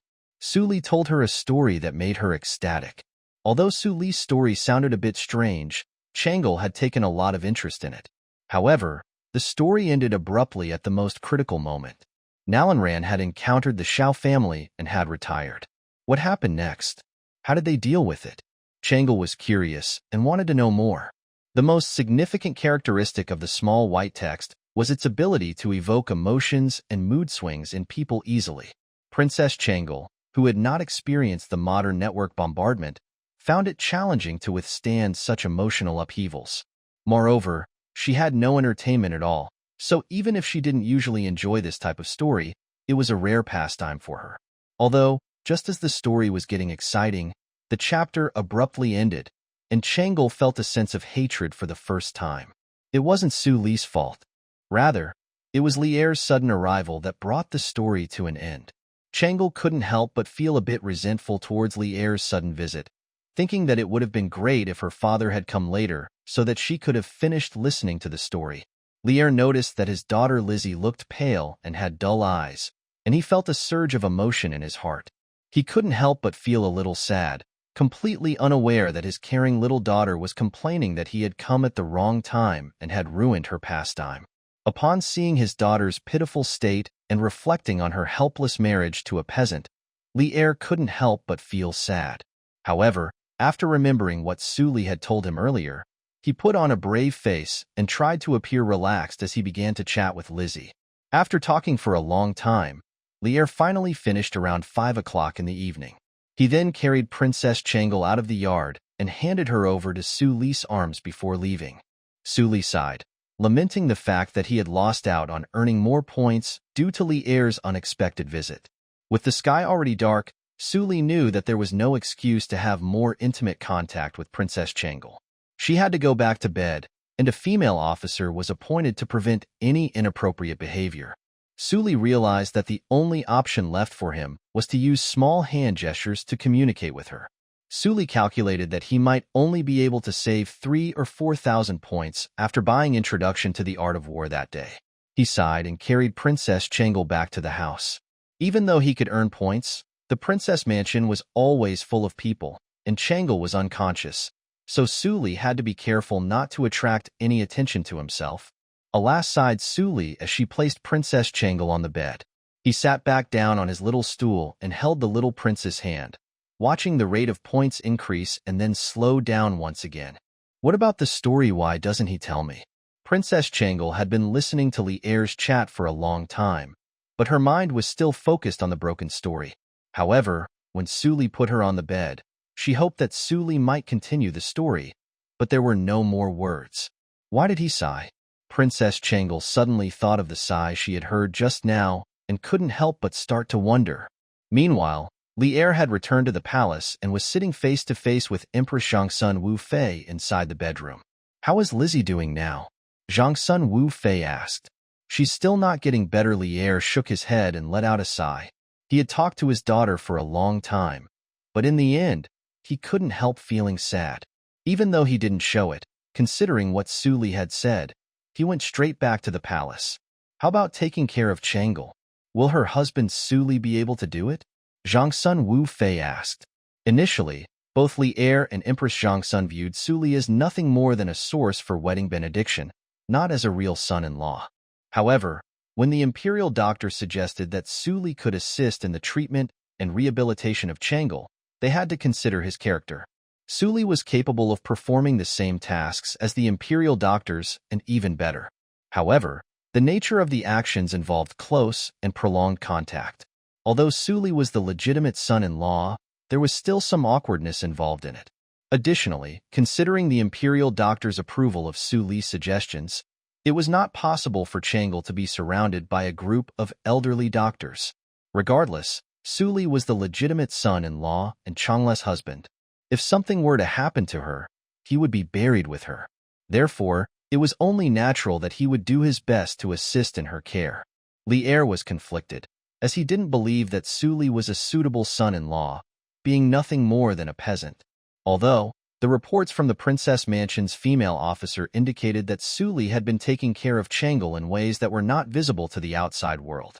He slept beside Changle's bed on the first night of their marriage and woke up several times during the night to turn her over to prevent her from remaining in one position for too long and becoming stiff. Later, he even proposed his own suggestions for Changle's diet and daily care, which were approved by the Imperial doctor. Although Suli's time with Changle had been short, there was no denying that his actions, as reported by the female officer, were commendable. As Li Er witnessed more occurrences, he became more convinced that Suli was somehow involved in Princess Changle's recovery. After all, he had never been satisfied with Suli as his son-in-law, believing that Suli was not worthy of Changle. If it were not for such a significant event happening to Suli, he would have never given him a second thought. He did not believe in Suli's so-called one-day, couple hundred days of grace, or that he was genuinely treating Princess Changle well. Perhaps it was merely for survival. As long as Princess Changle was alive and well, even if she never woke up, Suli would live a life he had never dared to dream of before. Might be it was just a show, acting like he was doing his best so that if Princess Changle died of illness, he would have a softer heart and let him go. Your Majesty has said it before. Zhangsun Wu Fei shook his head. In any case, he is willing to put his mind to being good to Changle. In this situation, what else can we ask for? The conversation fell silent, and both of them went into thought. What was the use of talking so much when Changle had yet to awaken? What was the use of pondering whether Suli was worthy of Changle? If he can truly revive Changle, as Yuan Tiangang said, then I will recognize him as my son-in-law, Li Er said. Indeed, if recognizing Suli as his son-in-law would undoubtedly wake Changle up, then even if Suli were a beggar, Li Er would gladly welcome him into the family. Meanwhile, in the mansion of Zhangsun Wuji, Zhangsun Chong looked at Zhangsun Wuji in front of him, hesitant to speak. Zhangsun had a stern expression, dark like the bottom of a pot, with a deep and serious countenance. Today, he caught his son, Zhangsun Chong, in the dancing studio. What kind of place is this? Zhangsun Wuji inquired. It's a place for leisure and entertainment. Zhangsun Chong replied. What is the current situation? How long has Princess Changle been in a coma? How long has she been married? Zhang Sun Wuji questioned. If His Majesty were to find out about this, how would he feel? Zhang Sun Wuji continued, his frustration evident. He kicked Zhang Sun Chong to the ground in anger. You haven't visited your cousin since she fell into a coma. How many times have you gone to see her? Zhang Sun Wuji berated. Zhang Sun Chong tried to respond, but was interrupted. Zhang Sun Chong's emotions were complex. It wasn't that he didn't like Princess Changle. After all, she possessed a gentle and graceful personality, making her a rare match. However, ever since their engagement, Zhang Sun Chong had to remain virtuous, refraining from indulging in the company of his friends. He could only rely on their descriptions of the places and activities he was forbidden to take part in. After Princess Changle fell into a coma, Zhang Sun Chong visited her a few times, hoping for her recovery. He even confronted his father angrily upon learning that Princess Changle had married someone else. But when his father informed him that his fiancée was plagued by a strange illness, likely to never wake up from her slumber, and that the marriage was merely a result of tradition, Zhang Sun Chong felt a mix of sorrow and relief. Fortunately, it wasn't him who was compelled to marry due to the tradition. Fortunately, Princess Changle, who lay comatose, was not his bride. Thus, due to various reasons, Zhang Sun Chong had not visited Princess Changle again. After all, Princess Changle no longer belonged to him. She was now married to a peasant. He couldn't express his emotions, and deep down, he didn't even wish for Princess Changle to wake up. What would that make him? Now that the royal engagement was no longer binding, Zhang Sun Chong entertained different thoughts. Unfortunately, his plans were cut short as he was caught by his father right after entering the singing and dancing studio. Now that my cousin has married someone else, and she had a marriage contract with me before, how can I step into the princess mansion? Zhang Sun Chong retorted. Even if there's no engagement, she's still your cousin. Zhang Sun Wuji scolded. If you wish to marry someone else, you must choose another princess. Zhang Sun Wuji looked at his son, Zhang Sun Chong, and let out a sigh. In a few days, I will propose to His Majesty again. You must not step foot in that inappropriate place again. Moreover, take some time to visit your cousin. Upon seeing his father's stern face, Zhang Sun Chong dared not think otherwise and could only nod. He thought that if Changle married someone else, he would have no restraints. But if he expected him to marry another princess, he had to keep himself pure. After all, Princess Changle was the most outstanding among all the princesses. When he thought about it, his former partner mistakenly married a vulgar peasant, and even though she fell unconscious and passed away soon after, Zhang Sun Chong still felt uneasy. After all, he had previously made a marriage contract with Princess Changle. Meanwhile, Suli sat honestly in the princess mansion on the other side and held Princess Changle's small hand. Although the rate of earning points was relatively slow, the rewards were still significant. As he waited quietly, the points steadily rose and reached 10,000 at around 9 o'clock in the evening. Without hesitation, Suli immediately purchased Introduction to the Art of War. After glancing at Princess Changle, who was tightly closed-eyed, and the female officer standing by, Suli expressionlessly clicked to use it. It was still enlightening. Suli quickly absorbed a lot of practical military knowledge from the Introduction to the Art of War, which was just like a basic but comprehensive manual on military skills, much like an introduction to medical skills. With this newfound knowledge, Suli had a solid foundation in training, setting up camp, forming troops, fighting, and other military tactics. Despite being a military novice before, Suli now possessed a certain foundation that could be applied to any unit, which was quite impressive. The depth and comprehensiveness of military knowledge that Suli had gained from the manual would have taken 2 to 3 years to acquire through regular study. However, Suli knew there were already many famous generals in the current Tang dynasty, and it would be challenging to stand out among them. Moreover, Suli was still just a tool person, so the situation seemed hopeless. Even with this, Suli felt encouraged because the Introduction to the Art of War was an excellent foundation to build on. The product enriched his knowledge and saved him a lot of time, which would have been spent acquiring the same knowledge through regular study. It appears that obtaining the Dragon Balls is not in my destiny, Suli murmured, thinking about whether he should spend his remaining points on buying Dragon Balls. He had pondered this decision for quite some time, But Lier's sudden intrusion had disrupted his plan. With insufficient points, Suli had no choice but to move on. After purchasing the manual, Suli got up and helped Princess Changle to turn over her posture. He stretched and then sat on his small bench, letting out a sigh of emotion. When will we be able to share the same bed? He pondered wistfully. In the following days, Suli carried on with his usual routine of working tirelessly and taking advantage of every opportunity to earn points. At night, he would lie by Princess Changle's bedside, holding her little hand as he slept. He did this in order to keep track of her condition and assist her in turning over her posture. During the day, he would personally feed Princess Changle and entertain her with stories after his massage activities. Unless there were exceptional circumstances, Suli would spend his entire day by Princess Changle's side. He even shortened his meal times to the bare minimum, as he knew that there were limited opportunities to earn points, and he wanted to make the most of them. To Suli, the marriage contract that many regarded with pity had changed his fate for the better. Without it, he would still waste his time toiling away in the fields. While others saw him as unlucky for marrying a dying princess and being forced to be buried with her, Suli saw Princess Changle as a beacon of hope that had saved his life. He knew that the system mall page would eventually refresh with a panacea that could heal Princess Changle.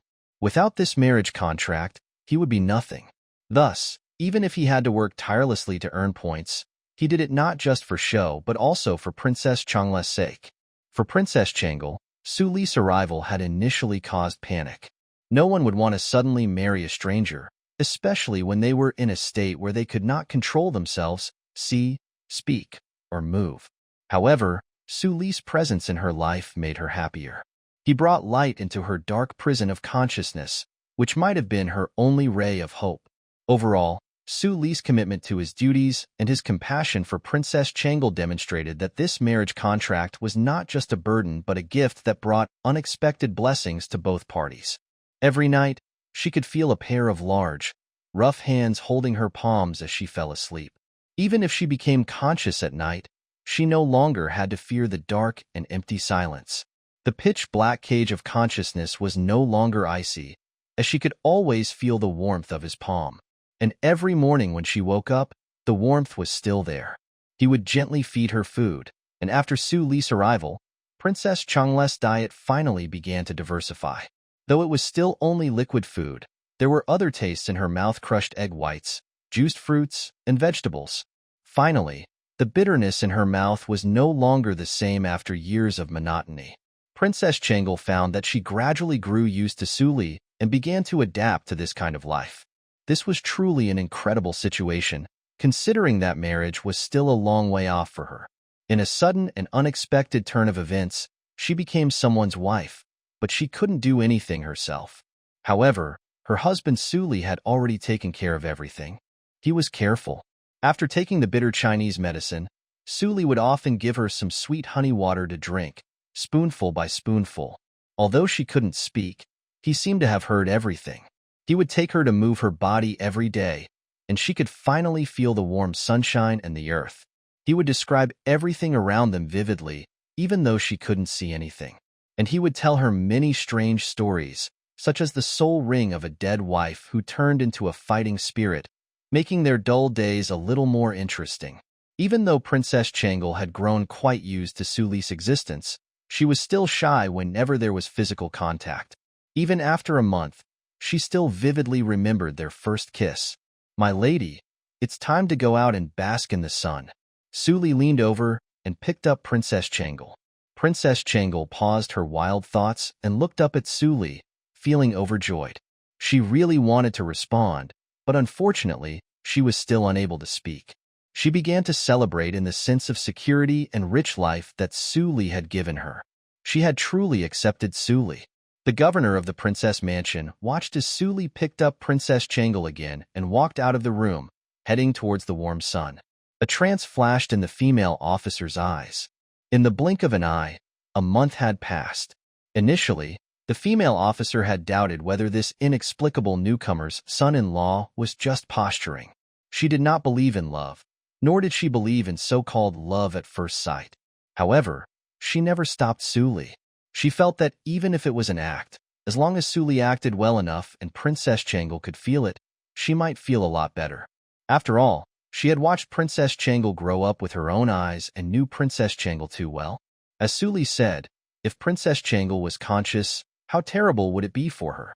That was right, she had always thought that Suli's initial gesture was just a faux pas. From the very beginning, Suli did not sleep in bed, but when he first arrived, he was considerate and kind, and his intent to show off was too obvious. However, now his heart was shaken. It had been a month, and while others might not have noticed, the female officer could see everything. Suli had been taking care of Princess Changle meticulously. Apart from grooming and cleaning the princess after excretion, which was the responsibility of the female officer, Suli took the initiative to do everything else. He would massage and stretch the princess' body, tell stories to her, and even sleep next to her on a small bench at night, even though there were 2 beds in the room. Even more commendable was that Suli had not overdone it during this period. For a month, he had been extremely gentle every moment. There was no dissatisfaction against Princess Changle, no moments of laziness or dislike. The female officer saw all of this. Suli's tenderness seemed inexhaustible, and even when the female officer looked at him suspiciously, there was nothing to criticize. This newly arrived son-in-law had stayed with Princess Changle all the time for a month, except for eating and going to the bathroom. Even his hair was a little knotted, his beard was a little messy, and even his clothes were a little dirty. He had not even been groomed in a month. With such intensive care, he was still as gentle as before, and the female officer could tell that Suli was genuinely willing, without any dissatisfaction or compulsion. As the saying goes, there was no dutiful son before bedtime for a long time. The same was true between husband and wife. Suli was able to provide such care when facing a partner who could not move or talk. In her heart, the female officer had completely recognized Suli as a son-in-law. Walking towards the door, the female officer observed Suli sitting with his arms around Princess Changle, as always, carefully describing the surrounding scenery to her. His voice was still gentle, and a smile appeared on the female officer's face. It did not matter what Suli's origin was, whether he was a peasant or something else. There was no doubt that he was the perfect match for the princess. Go and boil some water, the female officer instructed the maid beside her, a smile still on her face. Look at our son-in-law. He's already very busy. Several maids looked at each other in confusion before hurrying off to prepare things for bathing joyfully. If the female officer saw it, then why didn't the maids see it? Whether Suli deserved to a princess was another matter, but what he had done had already convinced everyone in the princess mansion of his worth. Several maids in the yard, including the female officer, became busy. For a brief moment, Suli was surprised to find that no one was staring at him. A smile appeared on Suli's face. He realized that, despite the initial guardedness, the prince's household seemed to have outwardly developed a level of respect for him. However, Suli knew that it was impossible for them to suddenly accept him, a consort and a male master who came out of nowhere, and especially considering his peasant background. So, even as he took care of Princess Changle, he remained cautious. Suli knew that it takes time to truly understand people's intentions. In truth, Suli was not as considerate and gentle as the female officer believed. His decision to neglect personal grooming was merely a strategy to earn more points, but he genuinely cared for Princess Changle as they were married. Why would anyone have any reluctance in taking care of their own wife? Moreover, Suli maintained optimism, knowing that Princess Changle had the potential to wake up.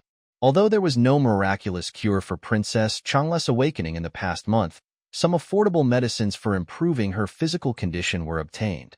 These medicines, ranging in price from 3,000 to 5,000, appeared 6 times.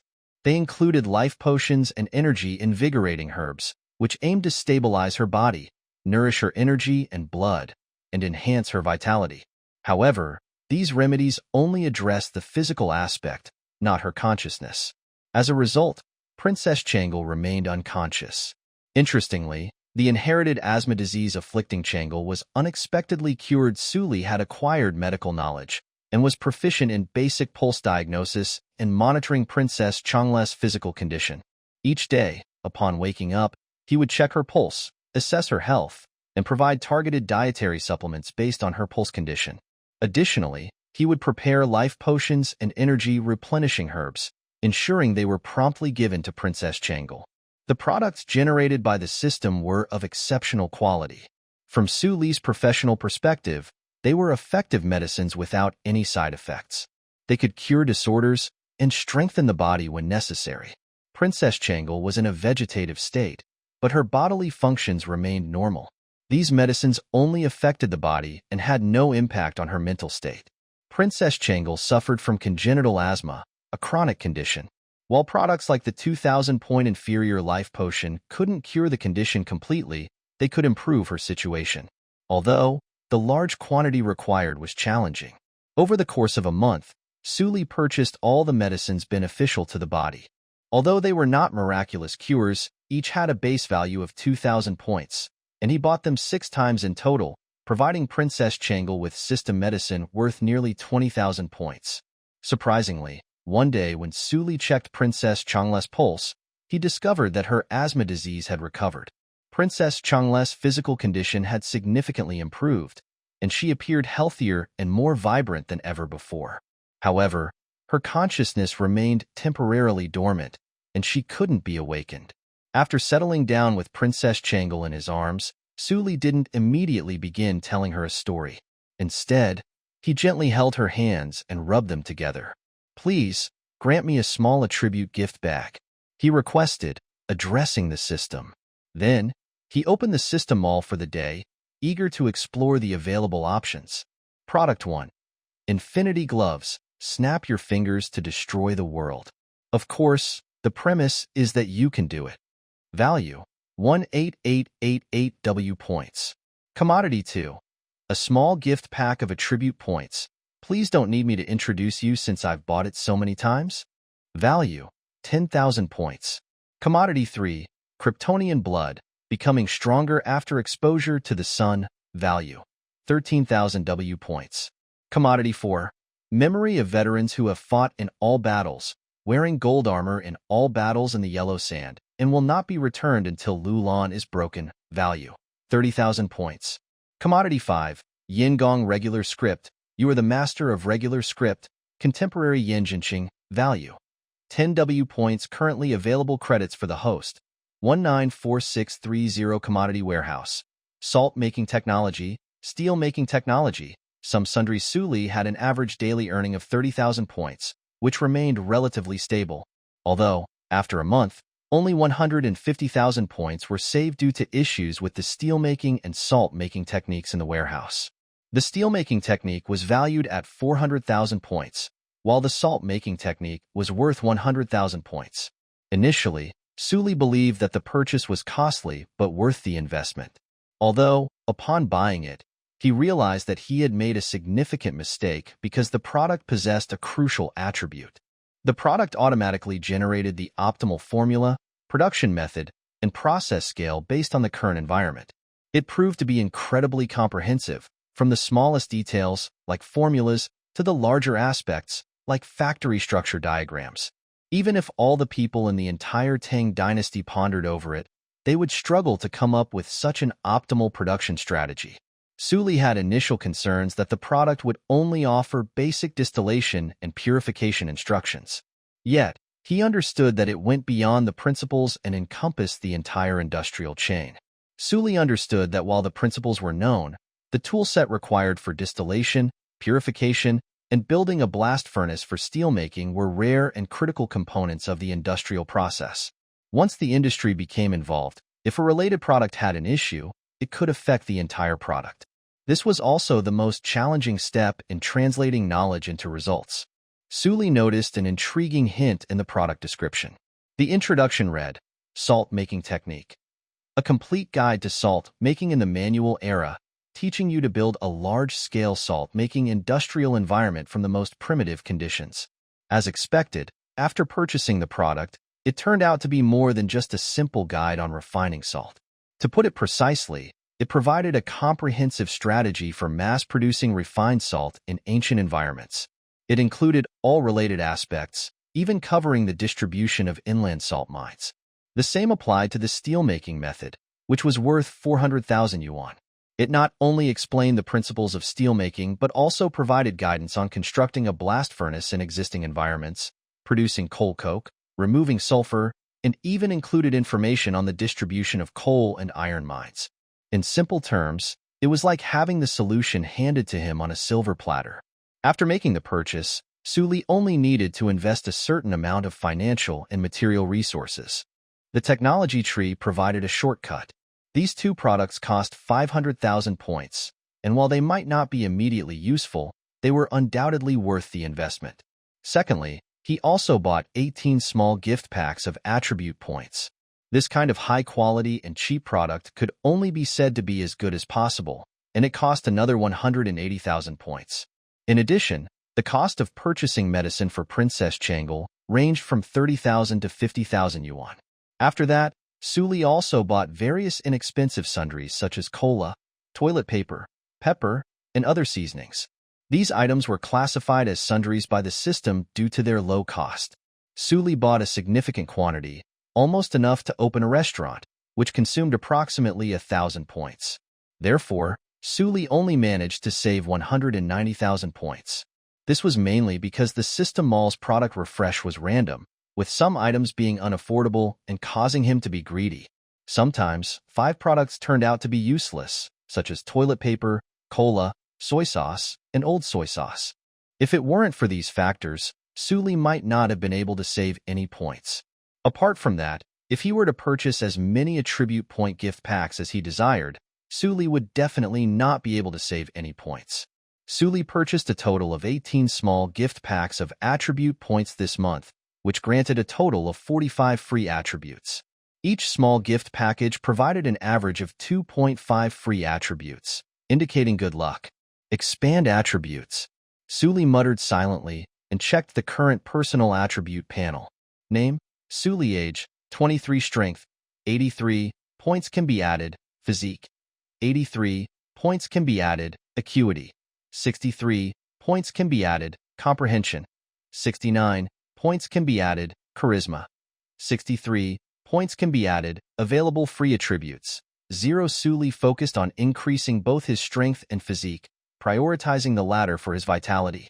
His sharpness, charm, and savvy attributes remained unchanged, while his physique and strength had increased by over 20 points each.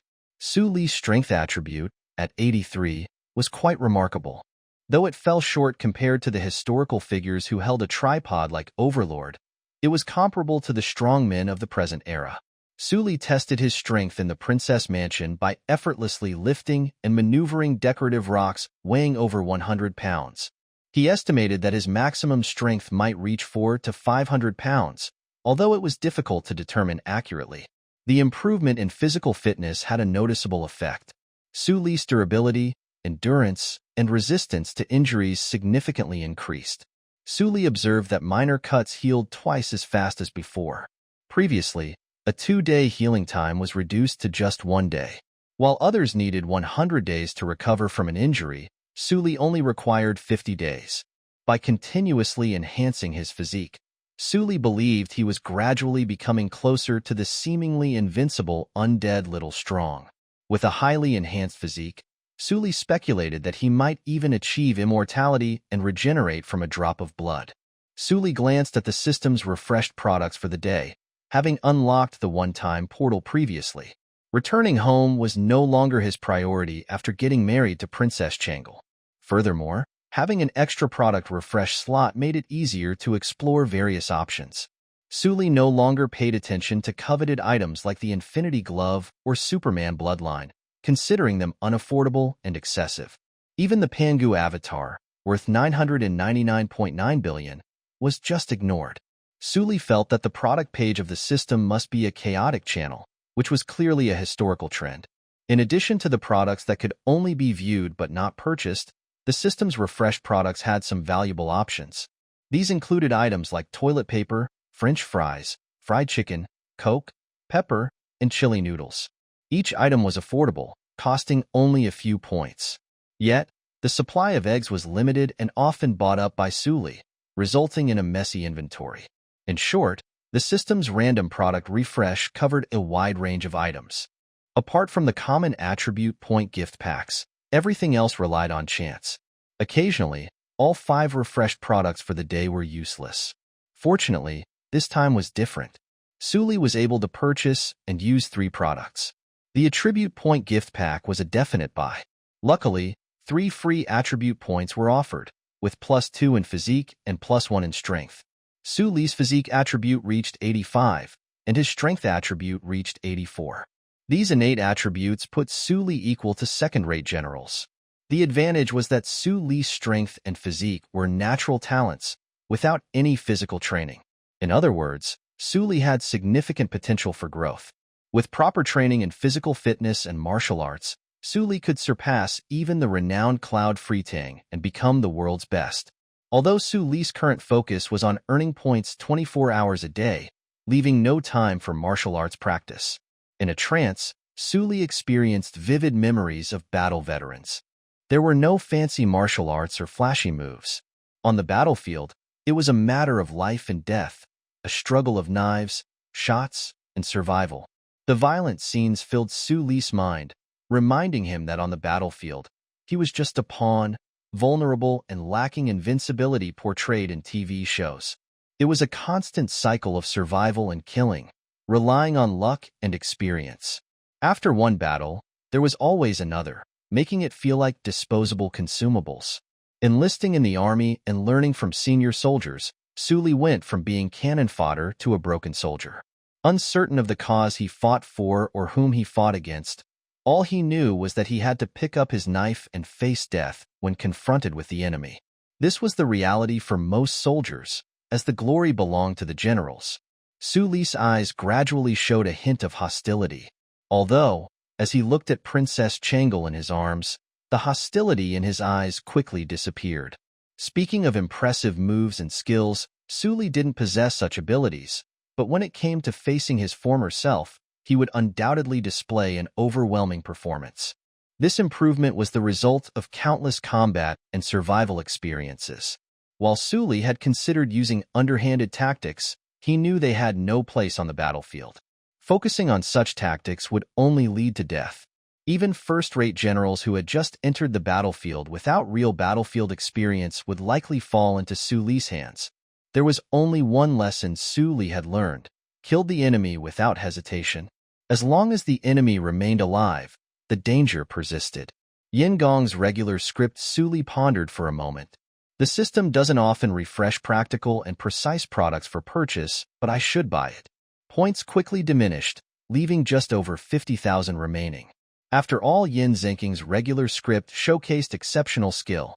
Though it was just calligraphy, it was worth the hefty price of 100,000 points. Few calligraphers could rival Yin Zenking's talent. He was truly one of the most remarkable figures in calligraphy. After a wave of commercialism subsided, Suli found himself with just over 50,000 points remaining. He had successfully mastered the Yin Gong regular script, gaining valuable experience and further improving his abilities. Considering his veteran experience alone, Suli was now estimated to barely rank among the top martial artists in terms of strength. With some additional training and refinement, he could be considered an upper-middle-level first-class general. Moreover, with his knowledge of the art of war, Suli was an adept and invincible leader on the battlefield, both as a vanguard and a general. In terms of literature, although he only had access to Yin Gong's regular script, Yin Zenking's regular script alone was sufficient to establish a distinguished calligraphy school. However, Suli was in no rush to experiment, but instead focused on earning points diligently by holding Princess Changle. He went through his familiar stretching routine, taking the time to build a bond with Princess Changle over the course of a month. Gradually, she would get to know her husband.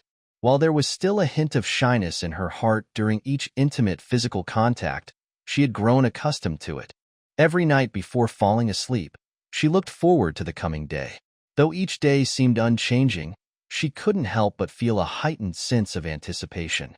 What new stories would she hear tomorrow? Would he still be there to pick her up? It was a warm and ordinary existence, yet it held a world of possibilities. She had entered into a marriage contract long ago, and her fate seemed sealed. However, the young girl always held on to various expectations and fantasies. She wondered if there would be a refined gentleman who could defy this predetermined destiny, appreciating her literary talents and embracing her spirit like precious jade. She also imagined the possibility of encountering a young general, accomplished and unbeatable in his youth. Indeed, she held no affection for her cousin, Zhang Sunchong. Even after the marriage contract had been finalized, she felt no longing for her future partner. Then, one fateful day, her predestined fate was shattered. Yet, contrary to her hopes, it wasn't a noble gentleman or a conquering teenage general who came to her rescue. Instead, her husband was merely a humble peasant. It appeared to be a far cry from her occasional fantasies. Nevertheless, she found herself drawn to this ordinary and uneventful daily life. She began to appreciate Su Li's meticulous care and consideration for her, as he stood by her side unwaveringly, regardless of time or place. The girl's longing had finally found a home, anchored firmly in her present reality. Although it saddened her that she couldn't fully embrace this newfound happiness, and occasionally worried about the gains and losses in her heart. If she never managed to shake off these concerns, would Su Li continue to stand by her side forever? Despite being aware of her consciousness, she still couldn't control her body, and incontinence had become a part of her daily routine. Though Su Li's presence and support gradually diminished the shame she felt, a lingering fear of potential rejection mixed with her yearning for gentle punishment began to cloud her thoughts. She wondered if this was the way it would always be, unable to control even her bodily functions. Would Su Li truly stay with her, unwavering and without any disdain? As her concerns about Su Li's gaze and her own imperfections grew, she became entangled within them. Therefore, even after conquering her sense of shame, it took Princess Changle a considerable amount of time to overcome her inner worries about gains and losses whenever she experienced incontinence. Fortunately, as usual, every time the female officer cleaned herself up, Su Li would immediately hold her hand and provide gentle comfort and relief. Yet, Su Li was unaware of the sadness in the girl's heart, nor did he realize that, despite overcoming the fear of darkness and the shame of incontinence, the girl had started to worry about her own behavior. Su Li was simply assisting Princess Changle with her daily activities, helping her move her body. Then, unexpectedly, a strange smell emerged. This moment was always embarrassing, humiliating, and deeply traumatizing for Princess Changle, no matter how many times she experienced it. Although the female officer would promptly help her clean up, and even though this was not the first time such an incident had occurred in front of her husband, Su Li would always call for the female officer to attend to it, consciously avoiding the situation and ensuring Princess Changle received immediate psychological support. Su Li didn't feel repulsed by the humiliation. Instead, he quickly got up to summon the female officer. However, this time, there were no servants around. The female officer and her attendant were assisting Su Li in preparing for her bath. They had already acknowledged Su Li as their son-in-law and recognized his genuine care, love, and considerate treatment of Princess Changle. This was also the first time they had allowed Su Li and Princess Changle to be alone, as they had let their guard down. In truth, the maids of the princess mansion had one primary hope and expectation for the son-in-law to see him treat Princess Changle sincerely. After all, Princess Changle had always possessed a gentle nature, treating people kindly, and her beauty was adored by every maid in the mansion. Regarding their acceptance of Su Li, it was crucial for the maids to witness his sincere treatment and meticulous care for Princess Changle. If they couldn't perceive his genuine intentions, it would be difficult for them to truly accept him. Recognizing Su Li's position as the male master, the situation caused him to pause for a moment. He was still holding Princess Changle, and it seemed that there wouldn't be anyone available for some time. However, the need to clean her body couldn't be delayed. After brief contemplation, Su Li made a decision. "Miss, this time, I will personally take care of your bath," Su Li said. For Changle, this moment was extremely humiliating. As usual, she waited for her husband to hand her over to the female officer. But after a long time without any movement, Changle suddenly realized that she hadn't heard any noise from the female officer and the maid for quite some time. A dreadful thought crossed her mind. Could she and Su Li be the only ones in the yard now? Princess Changle desperately wished for time to pass quickly during this humiliating moment, hoping to bury her head in the sand like an ostrich and pretend that nothing had happened. However, the smell that reached her nose shattered her illusion. Sensing her distress, Su Li embraced her, further tormenting Princess Changle's heart. Just then, a gentle voice sounded in her ear. Princess Changle's thoughts froze. She truly wished to refuse Su Li's proposal. Who would anyone want the person they loved to witness their most embarrassing and humiliating moment? I don't want to, she whispered silently, though tears refused to fall. I am your husband, Su Li murmured, his touch light against Princess Changle's face. We should face it together. Su Li lifted Princess Changle with great tenderness and led her into the room. It was time to clean up the filth and not delay any longer. Su Li had seen the female officer scrubbing Princess Changle's body on numerous occasions. Additionally, there was always readily available hot water and fresh clothes for Princess Changle in the house. Despite this convenience, Su Li couldn't shake off his unease. He gently set Princess Changle aside and fetched some hot water. Deep down, Su Li knew that if Princess Changle were conscious, it would be more humiliating for him to scrub her body than it was for the female officer. After all, the officer's gender matched Princess Changle's, and the sense of shame could be overcome to some extent. But for Su Li, the situation was different. Firstly, he was a male, and secondly, he was Princess Changle's husband. It was evident that Princess Changle would find it difficult to accept. This was the main reason why Su Li had never offered to clean Princess Changle's body himself. In her current state, her psychological well-being was of utmost importance. However, the present situation called for immediate action. Su Li couldn't leave Princess Changle in his arms and search for assistance. Waiting for someone to return was also out of the question. For individuals in a vegetative state, timely cleaning and proper hygiene were crucial to prevent complications. Su Li knew that he needed to clean Princess Changle thoroughly, ensuring she remained dry and clean to avoid any health issues. Furthermore, honesty and openness were essential in their relationship as husband and wife. Most importantly, in the journey of emotional intimacy, the couples who endured were often not the ones who solely appreciated each other's strengths, but rather those who embraced each other's flaws. Husbands and wives were lifelong partners who supported one another. No matter how embarrassing the situation, they must offer each other the utmost tolerance and understanding. This was the path they had to follow. Certainly, it was crucial for Su Li to provide Princess Changle with psychological support during the caretaking process. We are husband and wife, Su Li said softly as he untied Princess Changle's garments.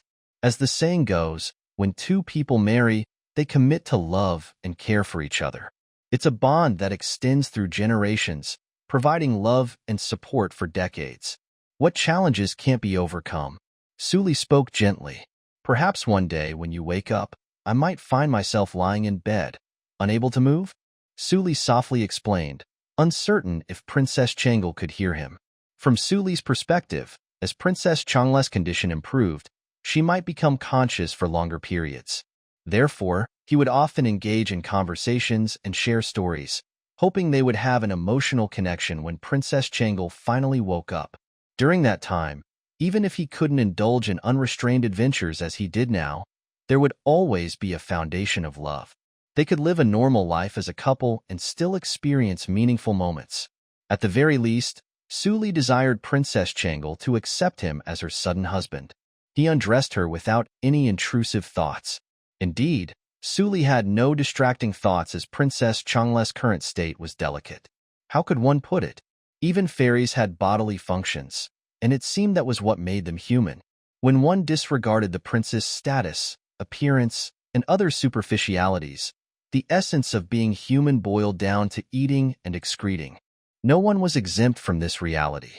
Su Li did not find it repulsive either, because he understood that this was a part of being human. Time could not be deceived, and people would inevitably age. Being together as a married couple did not entail masking each other with filters, but accepting one another without external appearances, embracing the truest essence of a partner. She also defecated and passed gas. Her flatulence was as pungent as anyone else's, and she might even occasionally clog the toilet. One had to acknowledge that the other person wasn't a perfect fairy. They were just human. She would have a prominent nose and occasionally release an unexpected fart while one's attention waned. Suli attended to her meticulously, remaining composed throughout the process. Just at that moment, the lady officer arrived. She had everything prepared for the bath and was about to call Suli to accompany Princess Changle, but to her surprise, neither the princess nor Suli was in the courtyard. She went inside the house to check and found Suli helping Princess Changle undress. My son-in-law will handle this, although the lady officer couldn't see clearly. She knew that it must be Princess Changle due to their absence. The lady officer didn't realize that she had subconsciously overlooked Suli's misconduct towards Princess Changle during their absence. Even when she witnessed Suli undressing Princess Changle for the first time, she disregarded it. Her brain seemed to automatically ignore Suli's inappropriate behavior towards Princess Changle, although she noticed that Princess Changle was in a vulnerable state. Realizing this, the lady officer quickly approached Suli with a complex expression on her face. "It's almost done, I can take over," Suli smiled. The lady officer noticed that although Suli wasn't as skilled at bathing as she was, he was being careful and serious. Moreover, he didn't seem disgusted at all. The lady officer also realized that she genuinely approved of Suli in her heart. Despite witnessing all the hardships that Princess Changle had endured, Suli accepted and cared for her without reservation. The lady officer began, but Suli interrupted gently. "After all, I am a son-in-law, aren't I? This is what I should do." The lady officer was momentarily stunned, but as she looked at Suli's sincere expression, she couldn't help but smile. She then bowed in salute. "Yes, you are the consort of the princess mansion," she emphasized once again. "However, as the son-in-law, you shouldn't be undressing her. I have taken care of the princess until now. I instructed the maids to prepare the bathing necessities, and I also advised you to take a bath and rest," the lady officer said, smiling. "Huh, do I look dirty?" Suli realized, in a daze, that he had been so absorbed in earning points for over a month that he had neglected his personal appearance. "Your son-in-law should take a look in the mirror," the lady officer smiled and pointed at the bronze mirror, exhibiting the affectionate demeanor of an aunt caring for a younger relative. Being almost 40 years old, she had watched Princess Changle grow up. Now, witnessing Suli's devoted care for the unconscious princess, even assisting her with bathing without showing any discomfort, the lady officer fully acknowledged Suli's role. Suli heard her words and looked at the bronze mirror. Goodness, his hair was messy, his overall appearance disheveled, and his beard unkempt under these circumstances. He truly needed to tidy up his personal image. Although scoring points was important, he realized it was also necessary to take care of his own appearance. After all, it would take some time before he could accumulate enough points. Suli could also sense the lady officer's warmth. When she had instructed the servants in the mansion to prepare for the bath, Suli knew that he had solidified his position as a son-in-law in the princess mansion. Well, he deserved a bath to celebrate. Although, Suli didn't leave immediately, but planned to have another conversation with Princess Changle. After all, she had just experienced a humiliating incident. "You should summon the minister." The lady officer, who happened to be a minister in the princess mansion, stopped Suli with a smile. It was worth mentioning that she held a prominent position within the mansion. "My son-in-law, please go and take a bath," the lady officer urged. Changle Suli attempted to speak, but the lady officer interrupted. "I understand, son-in-law. Hurry up and don't keep the princess waiting," the lady officer responded, her face displaying a kind smile as she looked at the freshly cleaned and dressed Princess Changle, whom Suli had attended to. Suli nodded and exited the room. Once Suli left, the lady officer settled down slowly beside the bed, holding Princess Changle's hand. The lady officer was an introverted individual, always speaking sparingly but giving her utmost effort. She had been appointed as the governor of the princess house by Zhangsun Wu Fei and had become the housekeeper in Princess Changle's household. When Changle was merely 6 years old, it was the first time she had slept in a separate bed from her mother. The female officer had embraced and comforted little Princess Changle for a long, long time. From that moment onward, she watched Princess Changle grow up step by step. Princess Changle seemed to have inherited Zhangsun Wu Fei's character flawlessly, never frivolous or overbearing. knowledgeable in her studies and etiquette, well-mannered, and beautiful. Although the female officer was merely a courtier, she quietly regarded Princess Changle as her own child. She observed Princess Changle's growth every step of the way from her early years. One day, Princess Changle decided to enter into a marriage contract. On that day, she approached a female officer and asked her about the meaning of marriage. The female officer, who was also unmarried, confessed that she did not know what marriage entailed. Changle then expressed her reluctance to marry her cousin. However, this marriage seemed ideal to many due to Zhang Sunchong being the eldest son of Zhang Sun Wuji, who was the brother of Empress Zhang Sun Wu Fei, as well as being highly regarded and attractive. The female officer did not believe Zhang Sunchong was a suitable match for Princess Changle.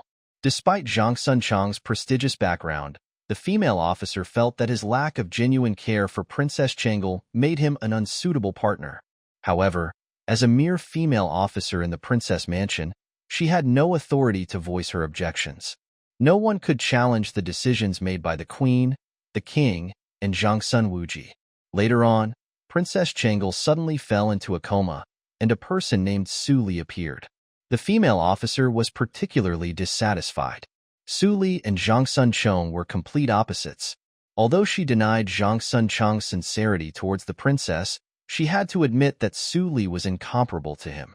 Su Li was merely a peasant, but the only aspect where Zhang Sunchong could compete with him was in terms of looks. As time passed, the female officer witnessed Su Li's constant thoughtfulness, gentleness, and meticulousness. She couldn't help but say with a smile on her face, "Princess, I think this son-in-law is truly remarkable." She spoke softly while looking at the still sleeping Princess Changle. On the other side, Su Li entered the bathing area, where a maid was already waiting. Upon entering, the maid began to undress him. However, Su Li declined their assistance, indicating that he would handle it himself. The maids respected his wishes and stepped back.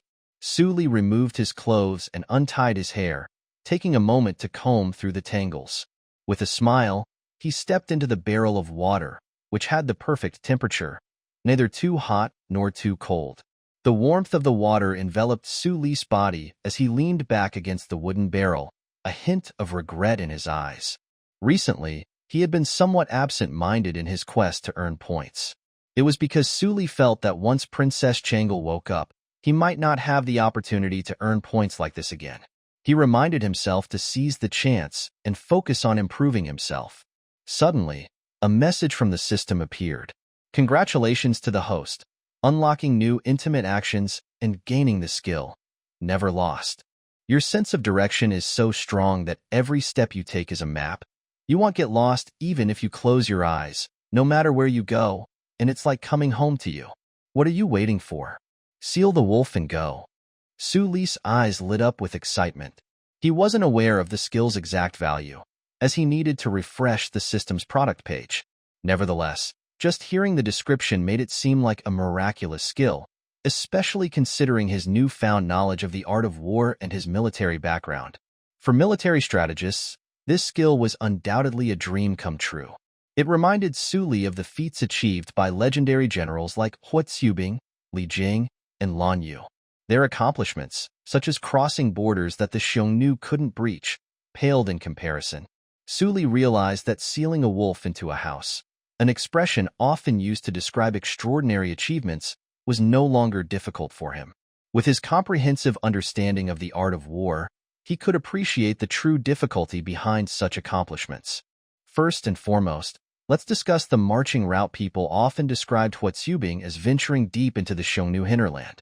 Even in modern times, Hua Tsubing's remarkable success was attributed to his capture of the Xiongnu Guide, although those who drew such conclusions were often mistaken. Li Guang, for instance, didn't know how to capture the Hun Guide, did he? The Huns themselves weren't particularly clever either, lacking the foresight to fortify vulnerable areas against enemy penetration. If it were as simple as that, Hua Tsubing wouldn't have needed to wait until reaching the hinterland. Furthermore, there wouldn't have been just one Hua Tsubing throughout the entire Han dynasty capable of preventing the wolves from encroaching. Where did Hua Tsubing march? The desert and Gobi Desert were not grasslands. That place could be considered a forbidden zone for humans. Even the most seasoned merchants from the western regions would lose their way there. What was even more astounding was that Huatsubing, as a native Han Chinese, navigated this treacherous terrain effortlessly, as if he had a built-in GPS system in the desert and Gobi Desert, where the Huns were too afraid to tread in large numbers. The desert and Gobi Desert served as both a natural defense for the Huns and a precarious position like a city with its back against the cliffs. Huatsubing's march through the desert and Gobi Desert was as challenging as scaling a cliff to attack an opponent's city. The vastness of these regions made it difficult for the Huns to defend themselves effectively. Moreover, a Han general leading a raid from within was similar to parachuting an elite army into the enemy's hinterland, employing strategies that seemed like magic.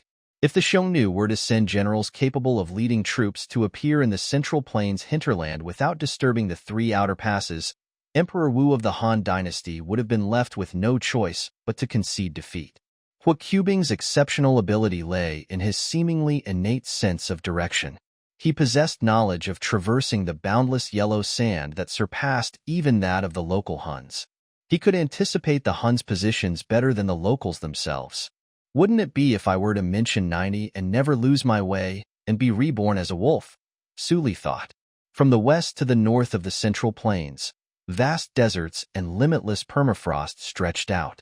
These were untamed regions that no native had truly explored and understood. If one could overcome the challenge of losing their way, Suli, for instance, could completely sweep through the sparsely populated northwest direction of the vast land, becoming their worst nightmare. Take another look at Suli's own attributes. Being not far from 90 meant that sealing the wolf was just within reach. Which man had never dreamed of riding into battle? However, Suli remained a diligent person. If his attribute points were not at their maximum, he would simply think about it. After acquiring the life experience of a seasoned warrior, Suli finally understood that real combat was unpredictable. Besides falling on the battlefield, there were numerous peculiar ways to meet one's death. Sometimes, even a minor wound infected with tetanus could lead to death. Suli decided against stocking up on additional medicine and instead focused on improving his physical fitness. He had no intention of venturing onto the battlefield.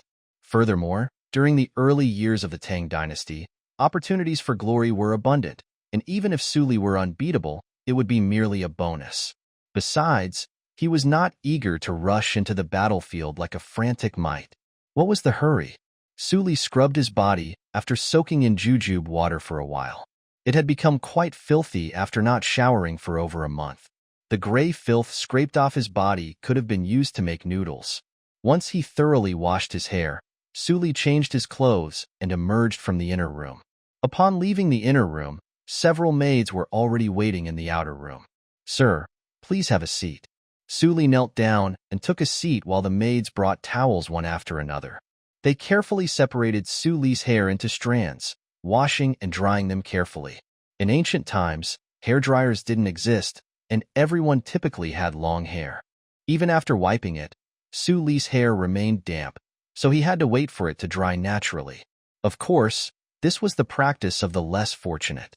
In wealthier households, servants would usually hold towels with excellent water absorption, carefully separating and drying the strands of hair.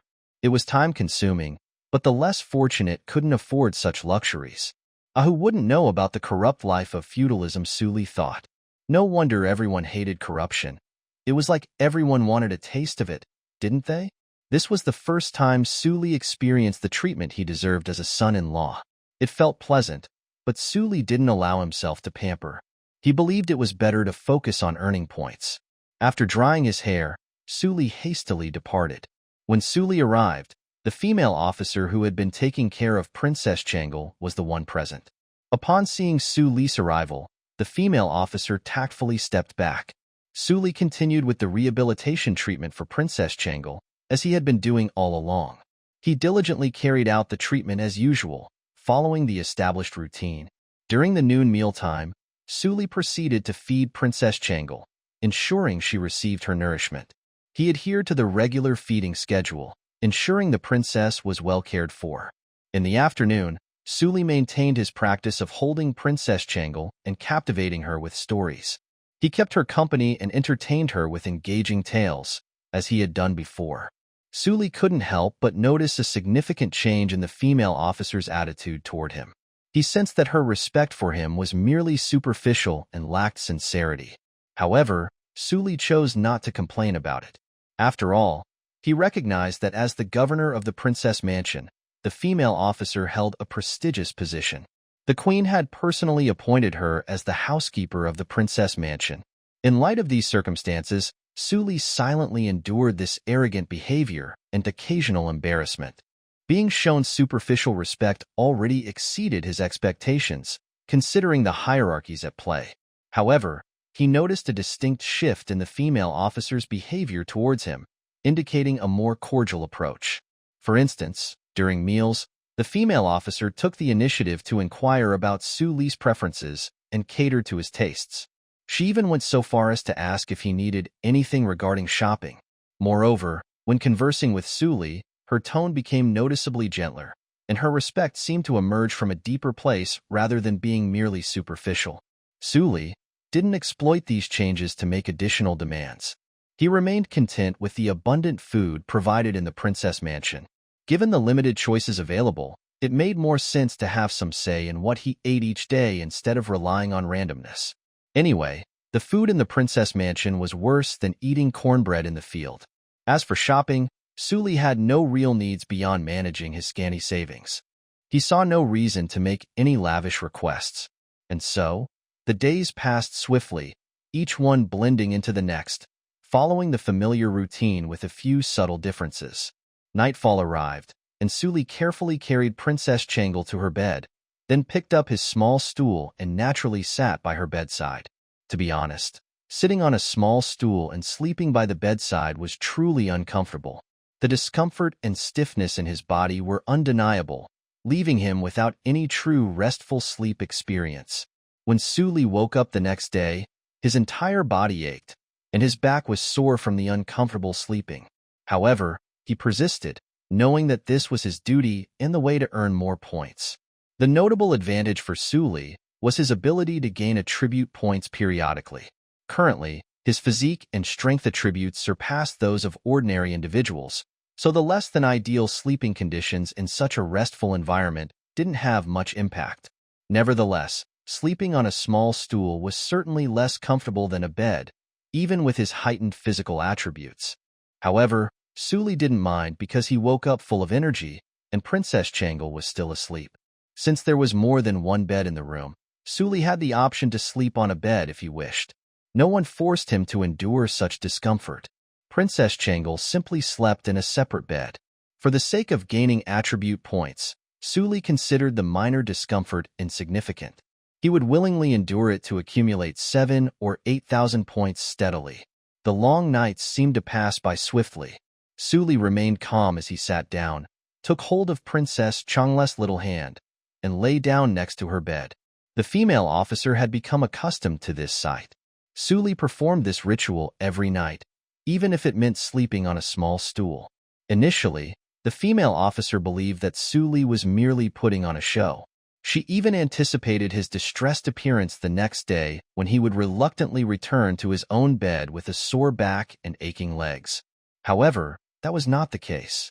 Night after night, Suli continued this routine, and each morning the female officer could hear the sound of Suli's stretching exercises, unique music playing in the background. What exceeded the female officer's imagination was that Suli not only chose to sleep on the small stool, but also held Princess Changle's hand.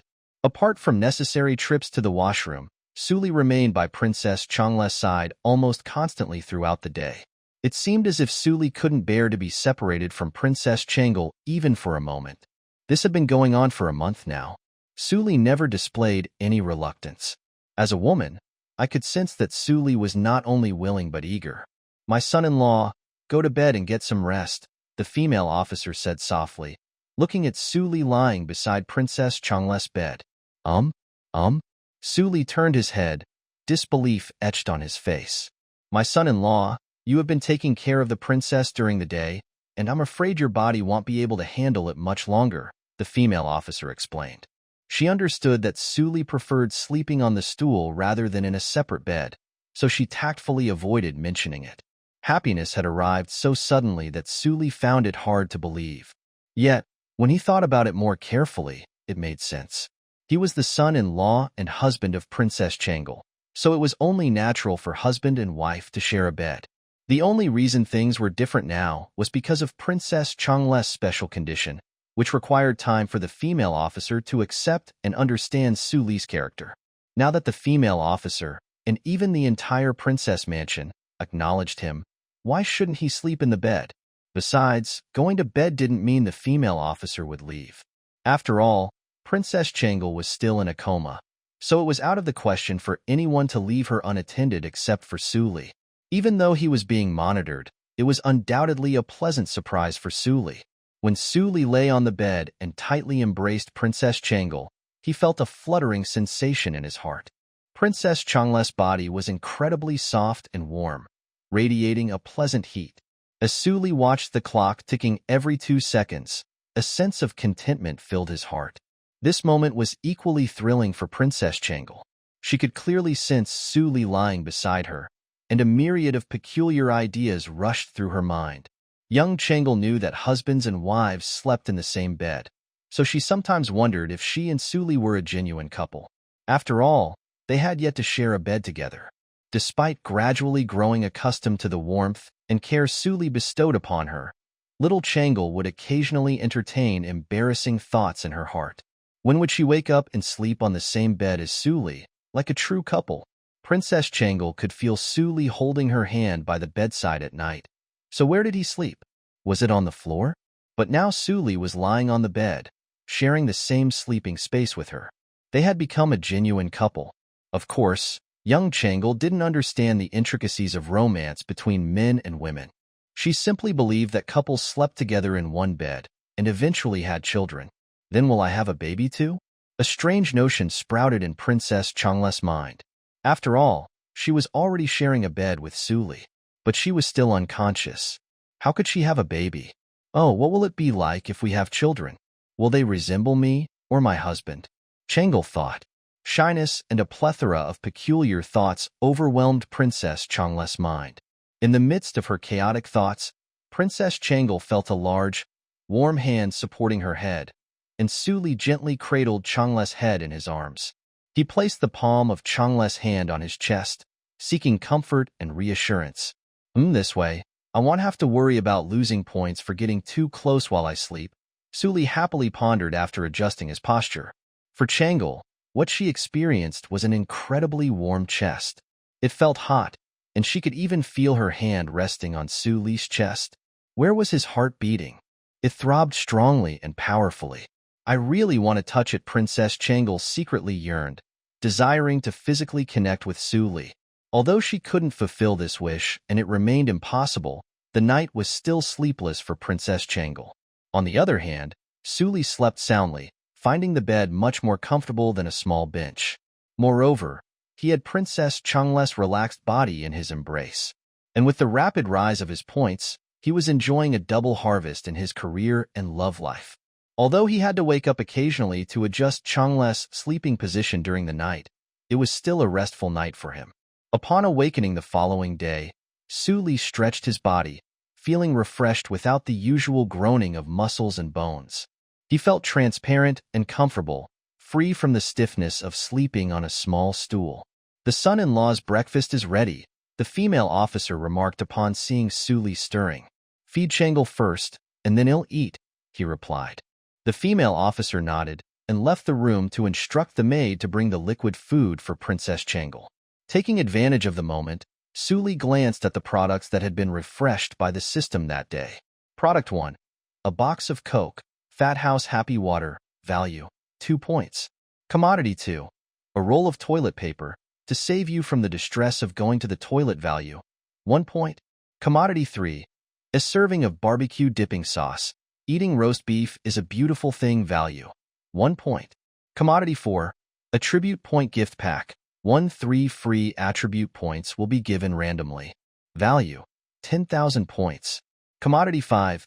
A serving of hot pot base. Just hot pot and hot pot, value, 1 point.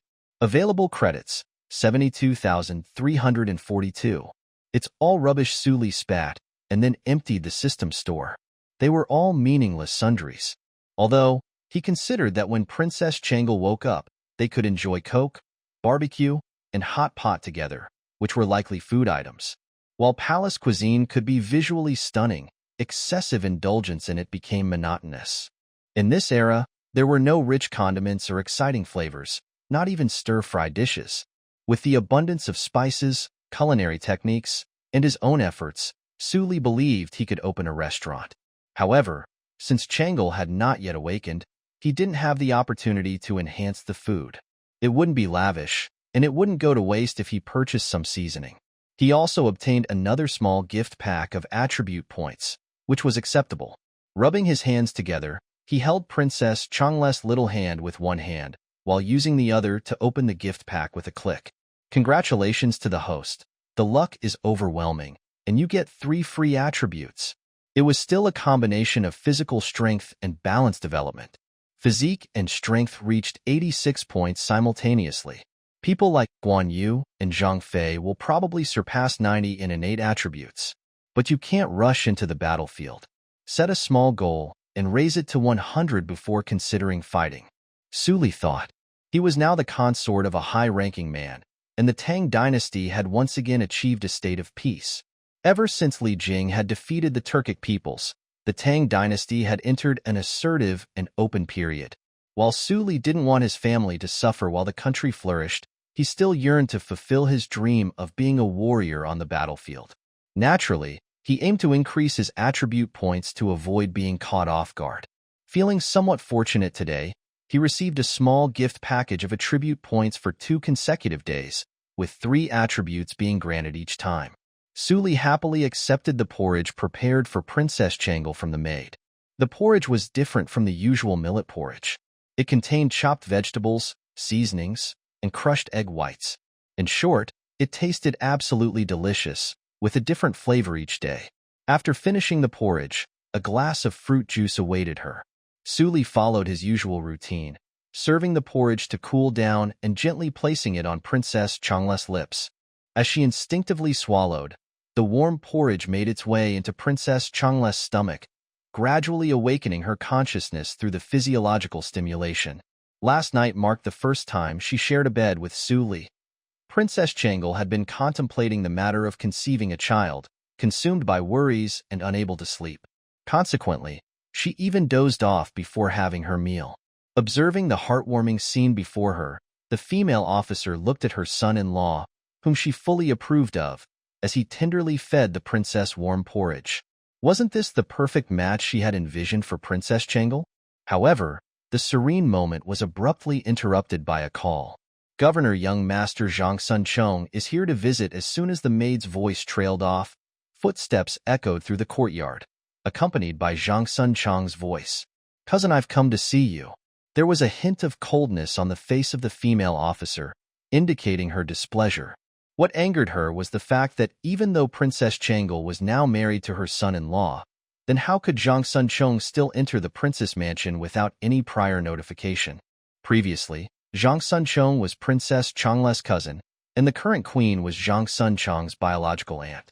Additionally, Zhang Sunchong had a marriage contract with Princess Changle, which allowed him to enter the inner courtyard of the princess mansion without the need for notification. This arrangement was considered acceptable in the past. However, now that the princess was married, Zhang Sunchong had become an outsider from all perspectives. This indicated that the guards of the princess mansion didn't view Suli as a legitimate son-in-law, nor did they take him seriously. It was a serious neglect of their duty. As the governor of the princess mansion, she theoretically had the authority to control personnel transfers throughout the mansion.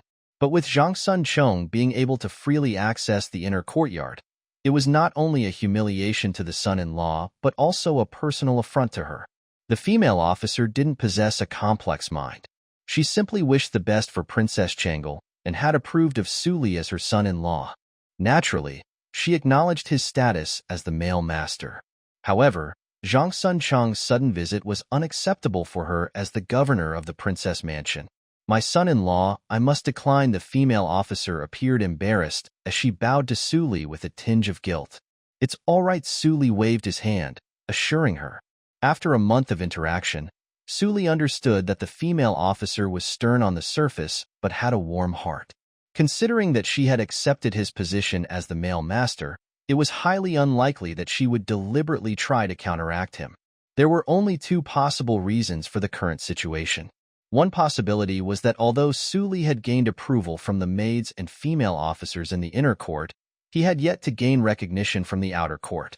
This was understandable since Suli hadn't ventured outside the inner court since his marriage, and people in the outer court were unfamiliar with him.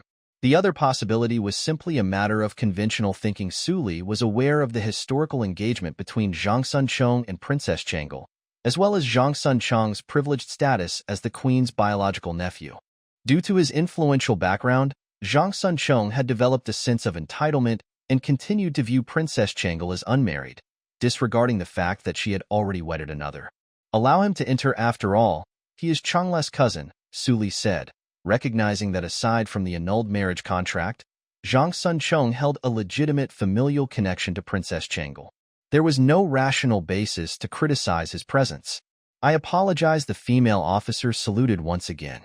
Suli simply smiled and gestured for her to leave. Once the female officer exited the room, she greeted Zhang Sunchong and hurried inside. "How is she? How is my cousin?" Zhang Sunchong approached the female officer and inquired anxiously. To be honest, Zhang Sunchong had no desire to be there. After all, his cousin was already married. However, he had been compelled to come by his father's orders. From Zhang Sunchong's perspective, Suli, his cousin's husband, was a mere puppet. He believed that he might not even have the opportunity to see his cousin, viewing her an unlucky individual tied to a peasant. "She has yet to regain consciousness. The son-in-law is attending to her in the room. Please go inside," the female officer responded with indifference. Her words struck Zhang Sunchong like a blow. "What?" Zhang Sunchong's expression transformed. How could that lowly peasant dare to do such a thing? Despite his cousin's marriage, Zhang Sunchong still believed that Suli was nothing more than a lowly peasant. In his eyes, Suli's status in the mansion was likely inferior to that of a servant. Although the marriage contract had been nullified, the revelation that a humble peasant was caring for his once beloved cousin was unbearable for Zhang Sunchong. There were incredible doubts and indescribable anger. That was Princess Changle's bedroom. Although Zhang Sunchong used to be able to enter the inner courtyard of the princess residence without notice, he had never been to Princess Changle's bedroom before. That was a place he had never set foot in. In Zhang Sunchong's heart, some terrible thoughts arose. How could he step into his cousin's bedroom? How did he even have the courage to provide for his cousin? Where the hell was he when he wasn't taking care of her? Was he sleeping here as well? "Who is your son-in-law?" The female officer hesitantly looked at Zhang Sunchong's bewildered expression, moved his feet, and opened his mouth to ask. "No, I mean, you are not responsible for the daily care and feeding of my cousin." Zhang Sunchong looked at the head of the princess residence standing in front of him. Zhang Sunchong was very familiar with the head of the princess mansion. After all, she was the steward of the princess mansion and had been appointed by the queen. Therefore, Zhang Sunchong used to be very obedient, and the female officer's attitude towards him wasn't as good as it used to be. Is it not disrespectful?" Zhang Sunchong thought. "Don't female officers always salute when they see him?" Zhang Sunchong suddenly realized something. As the husband of a princess, the son-in-law works tirelessly day and night to serve her. "Isn't that natural?" the female officer said calmly. The corner of Zhang Sunchong's mouth twitched, and he looked at the familiar yet unfamiliar head of the princess mansion in front of him. There is nothing technically wrong with what the female officer says, but he really wants to ask why. Isn't Suli just a humble peasant? Why? How does he deserve to serve the princess? He is merely a lowly peasant to be buried with. Do you, the head of the princess mansion, truly consider him a son-in-law? Zhang Sunchong thought, but with only a twitch of his mouth, Zhang Sunchong couldn't bring himself to say it. After a long moment of silence, Zhang Sunchong finally entered the room. Upon entering, his eyes were met with a scene that shattered his heart. Sitting beside Princess Changle's bed, Suli gently spooned porridge into her mouth. He blew on it softly before bringing it to her lips, even using his fingers to delicately wipe away any traces left behind. Su Li turned his head and smiled at Zhang Sun Chong. He is a rather handsome young man, if not for his pale complexion. He's quite presentable. Zhang Sun Chong thought. Zhang Sun Chong couldn't help but gaze at Su Li, and upon closer examination, he realized that Su Li's appearance was flawless. Comparing himself to Su Li, Zhang Sun Chong had to admit that Su Li was more attractive. My esteemed elder cousin has graced us with a visit, and the room is filled with splendor. I have some matters to attend to and cannot welcome you properly, Su Li said with a smile. Zhang Sun Chong began, wanting to say something, but remembering his father's stern expression, he ultimately chose to remain silent. My cousin's complexion has improved greatly. I still remember how my cousin used to play with me before falling ill, but now things have come to this. I heard from the head of the residence that you've been working tirelessly day and night to care for my cousin. It seems your efforts have paid off, Zhang Sun Chong remarked. Su Li glanced at Zhang Sun Chong and could sense the hidden sarcasm in his tone. He was suggesting that Su Li was a fortunate peasant who lucked into marrying the princess because of his cousin's illness. In the end, Zhang Sun Chong even commended Su Li for his supposedly great contributions, all in a masterful tone, but it was quite weird. Su Li didn't feel angry about Zhang Sun Chong's sarcastic remarks. On the contrary, he found them somewhat amusing. In his second life, Su Li thought that Zhang Sun Chong was incompetent and infuriating at best. Deep down, Su Li couldn't help but feel a sense of satisfaction as he, a commoner, had taken Zhang Sun Chong's place as Princess Changla's husband. Well, although Zhang Sun Chong might not be willing to marry a princess who was in a vegetative state, seeing his former fiancée leaning in someone else's arms would likely leave a bitter taste in his mouth.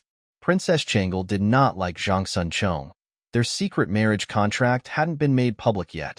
Given the lack of significant progress between them, it wasn't surprising for Zhang Sun Chong to react in such a manner. After all, in the context of a romantic novel, this would be a case of the green plum being no match for a heaven-sent one. In terms of the storyline, it would be a case of the main character tragically falling victim to the cunning actions of others. Su Li didn't even bother responding to Zhang Sun Chong's inexplicable hostility. Before Su Li could speak, the female officer interjected. The princess' improved complexion is undoubtedly the result of her son-in-law's significant contributions. The smart female officer sensed the underlying bitterness in Zhang Sun Chong's tone. Even if she hadn't recognized Su Li's true identity, she still intended to defend him. After all, Su Li held the official position of the Princess Mansion's male master, representing the prince's reputation. The female officer didn't particularly like Zhang Sun Chong, especially after witnessing Princess Changla's collapse. Zhang Sun Chong was left speechless by the female officer's comment, casting a resentful gaze towards Su Li.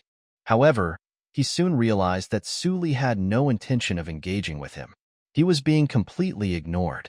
An indescribable anger welled up within Zhang Sun Chong, but he knew remaining silent was better than to respond because his stern father loomed at home, ready to punish him severely if he dared to cause trouble in the princess mansion.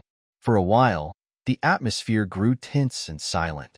Zhang Sun Chong stood there silently, his gaze fixed on Su Li. Su Li continued to ignore him, focusing solely on feeding Princess Changle. After breakfast, Su Li followed his usual routine and hugged Princess Changle. Zhang Sun Chong suddenly interjected, asking, "What are you doing?" "I'm taking Changle out to stretch her muscles and enjoy the sunlight," Su Li replied with a smile. Zhang Sun Chong became furious, unable to bear the sight of his former love being attended to by another man. "Changle is still unconscious," he protested. "The Imperial doctor has recommended this as beneficial to the prince's condition," the female officer intervened, stopping Zhang Sun Chong before he could take any further action. Helplessly, Zhang Sun Chong could only watch as Su Li carried Princess Changle out of the room and into the yard, feeling defeated and unsure of what to do next. But then, he witnessed a scene that made him even more dizzy. Su Li gently manipulated Princess Changla's body, treating her like an exquisite puppet. He hugged her and guided her movements, allowing her feet to touch the ground. This sight was unbearable for Zhang Sun Chong, and he couldn't remain passive anymore. He hastily fled the scene. "Please see off, young Master Changsun." Su Li casually waved his hand and smiled. The female officer's eyes glimmered with a slight smile. As she observed Su Li's warm smile, She understood deep inside that he was a gentle and kind son-in-law.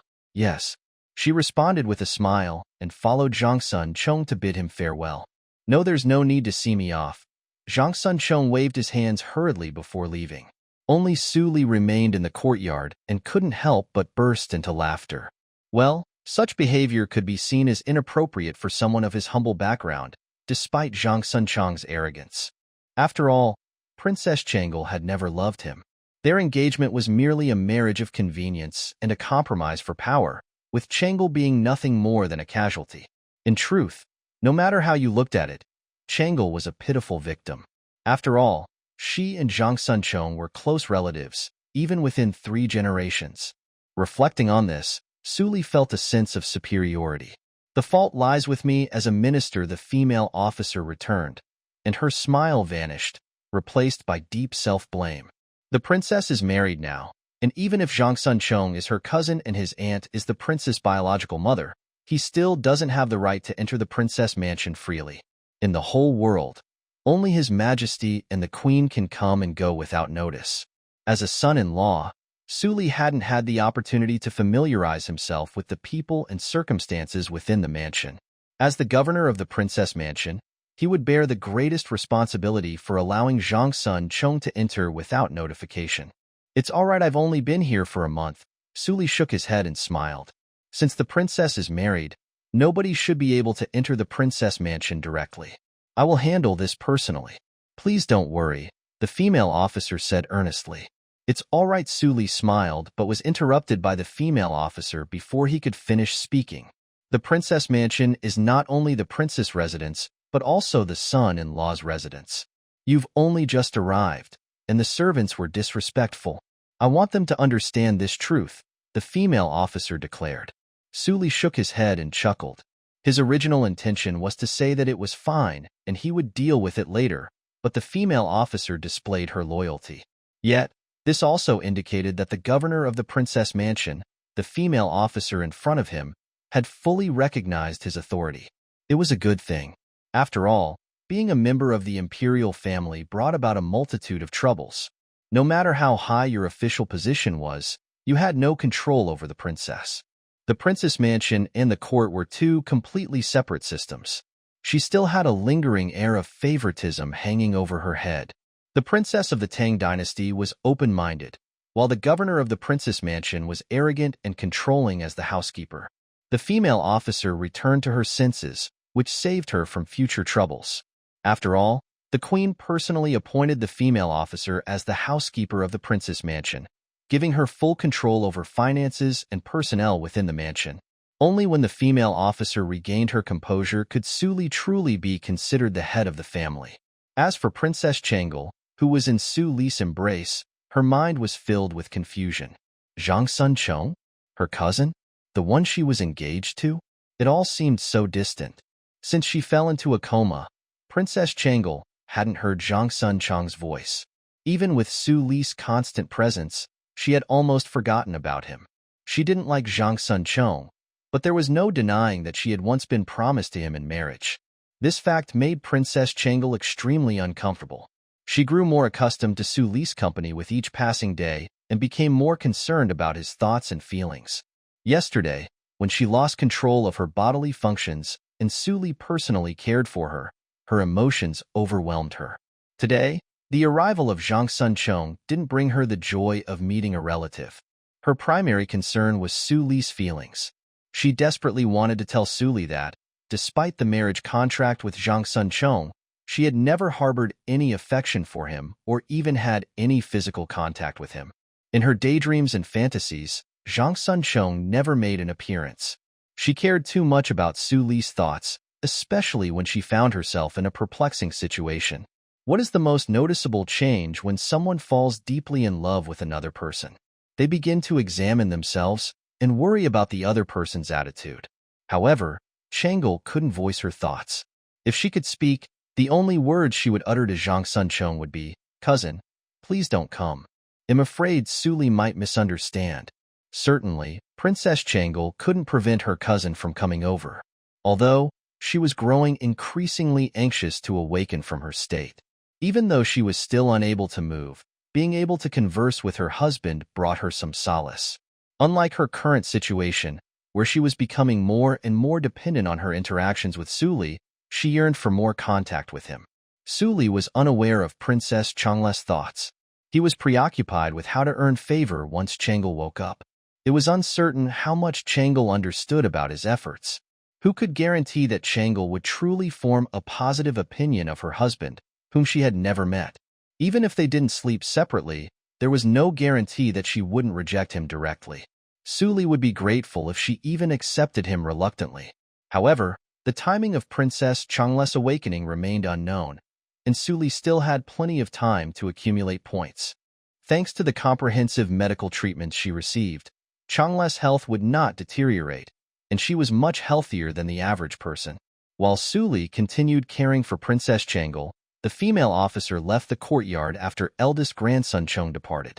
The female officer was displeased by eldest grandson Chong's direct entry into the inner court. Suli couldn't help but tidy up, so the officer took the initiative to assist him. She wanted everyone in the princess mansion to know that Suli was the son-in-law and male master of the mansion, as well as Princess Changle's husband, despite his peasant background. Only Suli, Princess Changle, and a few maids were left in the courtyard. It was worth mentioning that Suli now attended to Princess Changle's physical needs, including bathing her body, and so on. The role of the female officer on Princess Changle's side had transformed from one of surveillance to companionship. Her primary responsibility was to assist Princess Changle in case of any emergencies. With the departure of Zhang Sun Chong and the female officer, the surroundings became unusually calm. To be honest, Suli found Zhang Sun Chong's behavior quite embarrassing. While in most Tang-era texts, Zhang Sun Chong played the role of the male protagonist's primary antagonist, Suli lived 2 lives and experienced a prolonged period of wasted existence as a peasant in this life, and didn't feel the urge to engage in mischief. From Suli's perspective, Zhang Sun Chong's odd ambiguity and hasty retreat were nothing more than a joke. Suli couldn't bring himself to pretend to be antagonistic toward a spirited young man like Zhang Sun Chong. On the contrary, it embarrassed Suli as if he were being forced to act out a pointless scene. Instead, Suli desired to spend more time with Princess Changle and strengthen their friendship. However, as they said, wishes were often unfulfilled. Just as Suli hadn't finished stretching Princess Changle's body after about an hour, another esteemed guest arrived in the yard. Princess Changle's mother, Empress Zhang Sun. Empress Zhang Sun had visited the princess residence on previous occasions. In comparison to the busy state of Li Er, presumably referring to Emperor Taizong, Princess Changle's father, as the mother of Princess Changle, Empress Zhang Sun would occasionally come to visit.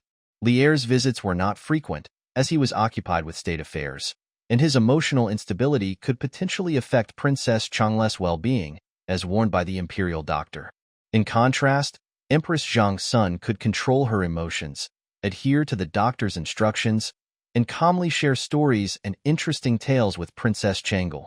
Her emotional state was much more stable than that of Li Er, the ruler of the country. Hence, she visited her more frequently. Although Empress Zhang Sun visited more often than Li Er, Suli preferred her presence over his. The main reason was that Suli found Li Er quite bothersome. Every time Li Er visited, regardless of what Suli was doing, he would interrupt and send Suli away to have a private conversation with his daughter. Furthermore, Li Er couldn't control his emotions while talking, and the conversations tended to be lengthy and unpleasant. The worst part was that they lasted for hours, during which Suli was not allowed to indulge in any form of entertainment. In short, when Li Er visited, Suli couldn't enjoy any entertainment or gain any points, as his primary duty was to stay out of the way. In comparison, Empress Zhang Sun was much more reasonable. Upon her arrival, if he was stretching Princess Changle, Empress Zhang Sun wouldn't bother Suli. Instead, she would sit aside and engage in storytelling with the unconscious princess, sharing recent interesting events. Empress Zhang Sun didn't shy away from Suli, who could learn a great deal of common knowledge through the Empress words. Empress Zhang Sun was truly kind-hearted and possessed a discerning mind. For instance, she would discuss intriguing occurrences in court. Despite Suli's lack of understanding of official positions and court operations, Empress Zhang Sun noticed Suli's confusion. She took it upon herself to intimately explain the identities and responsibilities of the official she mentioned. From that moment on, Empress Zhangsun seemed to realize that Su Li, being a peasant, was unfamiliar with the court's system and workings. During storytelling sessions with Princess Changle, Su Li keenly observed that Empress Changsun's narratives began to focus on court affairs. Whenever a new official position was mentioned, the Empress would always provide an explanation, eliminating the need for Su Li to inquire. Su Li could simply sit in Empress Changsun's presence and gather a wealth of useful information. Thanks to Empress Changsun, Su Li gained a comprehensive understanding of the official system in the Tang dynasty, including the specific roles and names associated with each position. This knowledge proved immensely valuable. It was essential for anyone aspiring to enter the court and become an officer to grasp the hierarchical structure and responsibilities of each position. Even in less favorable circumstances, should Su Li encounter a situation where his name was brought up, he could listen to the official position mentioned by the other party and assess whether he could withstand the implications. Your Majesty. Su Li hastily stood up upon the arrival of Empress Changsun. Of course, it was merely a gesture to show respect. He continued to cradle Changle, pretending to maintain decorum. When a leader arrives, one must display the utmost decorum. It is necessary to demonstrate unwavering care and respect for the leader, regardless of one's duties. A reasonable leader like Empress Zhangsun would decline such excessive respect, as she would not want to impose any difficulties on Su Li, even if she deserved the respect. On the other hand, an unreasonable leader like Li Er would take charge of Princess Changle from Su Li, naturally expecting and accepting Su Li's deference and then dismissing him. There's no need to salute. I came to see Changle. Please continue your work, Empress Zhangsun said with a smile. Su Li nodded and resumed stretching Changle. Empress Zhangsun observed her drowsy daughter. She managed to control her emotions not because she didn't love her daughter, but because she loved her too much.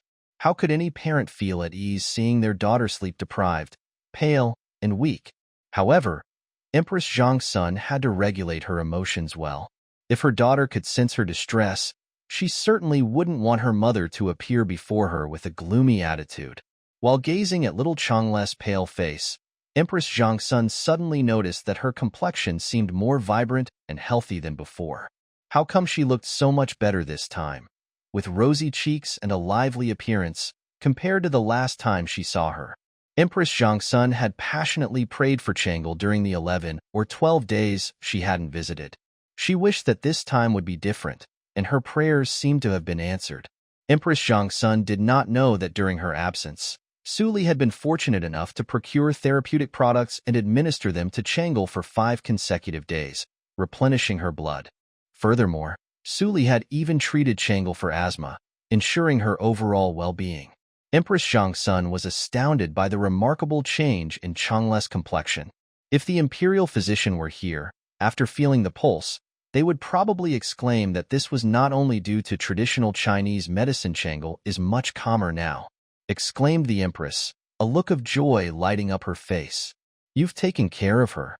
In truth, Empress Zhangsun didn't hold the same level of disrespect for Su Li as Li Er did.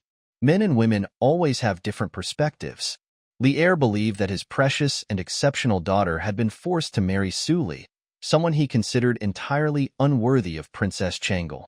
However, in the eyes of Empress Zhangsun, Su Li proved to be a suitable son-in-law by genuinely caring for her daughter and accepting her current unconscious state. The princess has been making remarkable progress in her recovery lately. Su Li smiled as he spoke.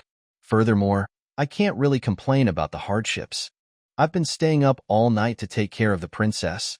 The governor of the princess residence, a female officer, indeed had a more challenging role than Su Li. Initially, she hardly slept at night, ensuring Princess Changle was attended to prompt, even during bodily functions.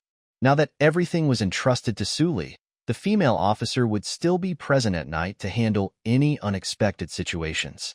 However, unlike before, Su Li had demonstrated sufficient responsibility and commitment.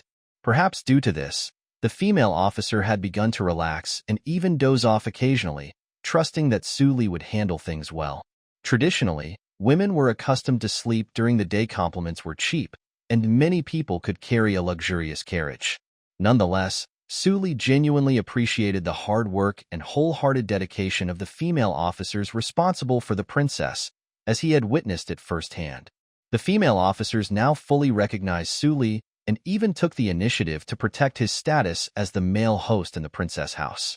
Today, with an insinuating tone, Zhang Sun entered the room, but before Su Li could even intervene, the female officer retorted back at him. Clearly, the female officer was now under Su Li's care, and praising her was similar to praising himself. When Su Li didn't take credit for the accomplishment, Empress Zhang Sun simply smiled. The female officer had been personally selected by Empress Zhang Sun as the governor of the prince's residence and had initially served her. Naturally, Empress Zhang Sun was well aware of the female officer's character. She was instead surprised by Su Li's indifference to honor and disgrace. After all, Su Li was just a peasant, and initially, when Empress Zhang Sun and Su Li interacted, there wasn't much contact between them. However, as Empress Zhang Sun started visiting more frequently, she realized that although Su Li had the appearance of a true peasant, he didn't possess much systematic knowledge and didn't even understand the officer system of the Tang dynasty. But the young man could read and write. According to Su Li himself, he had taken the initiative to seek advice from passing scholars. Su Li's family didn't even have a proper school or teacher, only a tattered book of poetry, yet he had learned to read and write. Furthermore, Su Li always displayed a keen interest whenever the officer system of the Tang dynasty was mentioned. This indicated that Su Li possessed a high level of personal initiative and an ability to learn actively. In terms of character, the perceptive Empress Zhang Sun also noticed that Su Li, despite being a humble peasant, treated her with respect but not excessive fear. His composure and calmness surpassed that of most people. As Empress Zhang Sun, even a county magistrate who could maintain a composed thinking and communicate fluently with her was considered to have a good mentality. And here was a peasant like Su Li exhibiting the same qualities. She was Empress Zhang Sun, revered as the mother of the nation. The thoughtful and perceptive empress held a completely different perspective on Su Li as a peasant's son-in-law compared to Li heir. Empress Zhang Sun believed that Su Li was not an ordinary individual. Of course, she didn't express it or forcefully continue to praise Su Li. Instead, she changed the subject and told Princess Changel some interesting stories about the palace. While she could obtain the information she desired through the female officers, it was too early to discuss anything since Princess Changel hadn't awakened yet. For now, her attention towards Su Li was slightly more than usual. Empress Zhang Sun had extended her stay this time, and Su Li had gleaned a wealth of information from her. It was evident that some of the stories she shared were intended to show him a favor. Thanks to the Empress, Su Li's understanding of the power dynamics within the Tang dynasty had become increasingly clear. "Thank you very much, Your Majesty." Su Li's gratitude was sincere as he respectfully bowed to Empress Zhang Sun, who also happened to be his mother-in-law. Indeed, one should always appreciate the kindness shown to them. "Thank you for your words, Your Majesty," Su Li responded with utmost respect. "Each of your stories and phrases has sparked deep contemplation in me, and I have gained invaluable insights from them. Some merely hear a tale, but you possess the ability to discern something beyond. That is your talent." Empress Zhang Sun dismissed his gratitude with a wave of her hand. Su Li bowed deeply and bid farewell, saying, "Farewell, Your Majesty." As Empress Zhang Sun slowly departed from the courtyard, she abruptly halted and turned back to gaze at Su Li before leaving. "In the future, you must address me as Your Majesty," she smiled. This child had truly impressed Empress Zhang Sun and exhibited great self-motivation. In her eyes, his qualities were noteworthy. However, what mattered most was that Su Li took exceptional care of Princess Changel. Her tremendous growth within a mere 10 days had filled Empress Zhang Sun's heart with immense joy. Empress Zhang Sun, her connection with Su Li was established through Princess Changel. Su Li's eagerness to learn and his numerous exceptional qualities, though admirable, were secondary to the fact that he was first and foremost Princess Changla's husband and, subsequently, Empress Zhang Sun's son-in-law. Only after that did his ambition and youthful vigor come into play. The greatest bonus point for Su Li was his ability to be considerate and care for his wife. Otherwise, if Princess Changel were in such a situation, Su Li would have been regarded as a genius. Even if he complained about the immobile Princess Changel, the Empress still wouldn't accept him. I obey. Su Li bowed again to show his respect. Take good care of Princess Changle. Empress Zhang Sun waved her hand and gestured for the female attendant to follow her out first. Once the female attendant and Empress Zhang Sun had left, Su Li straightened up and let out a long sigh of relief. Empress Zhang Sun truly deserved to be remembered for generations. Her every move could exert immense pressure with her constant demands. She was straightforward and didn't beat around the bush, expressing her appreciation for him and making it clear that he held an important position as the Imperial family's son-in-law and Princess Changle's husband. How did Princess Changle's complexion recover so quickly?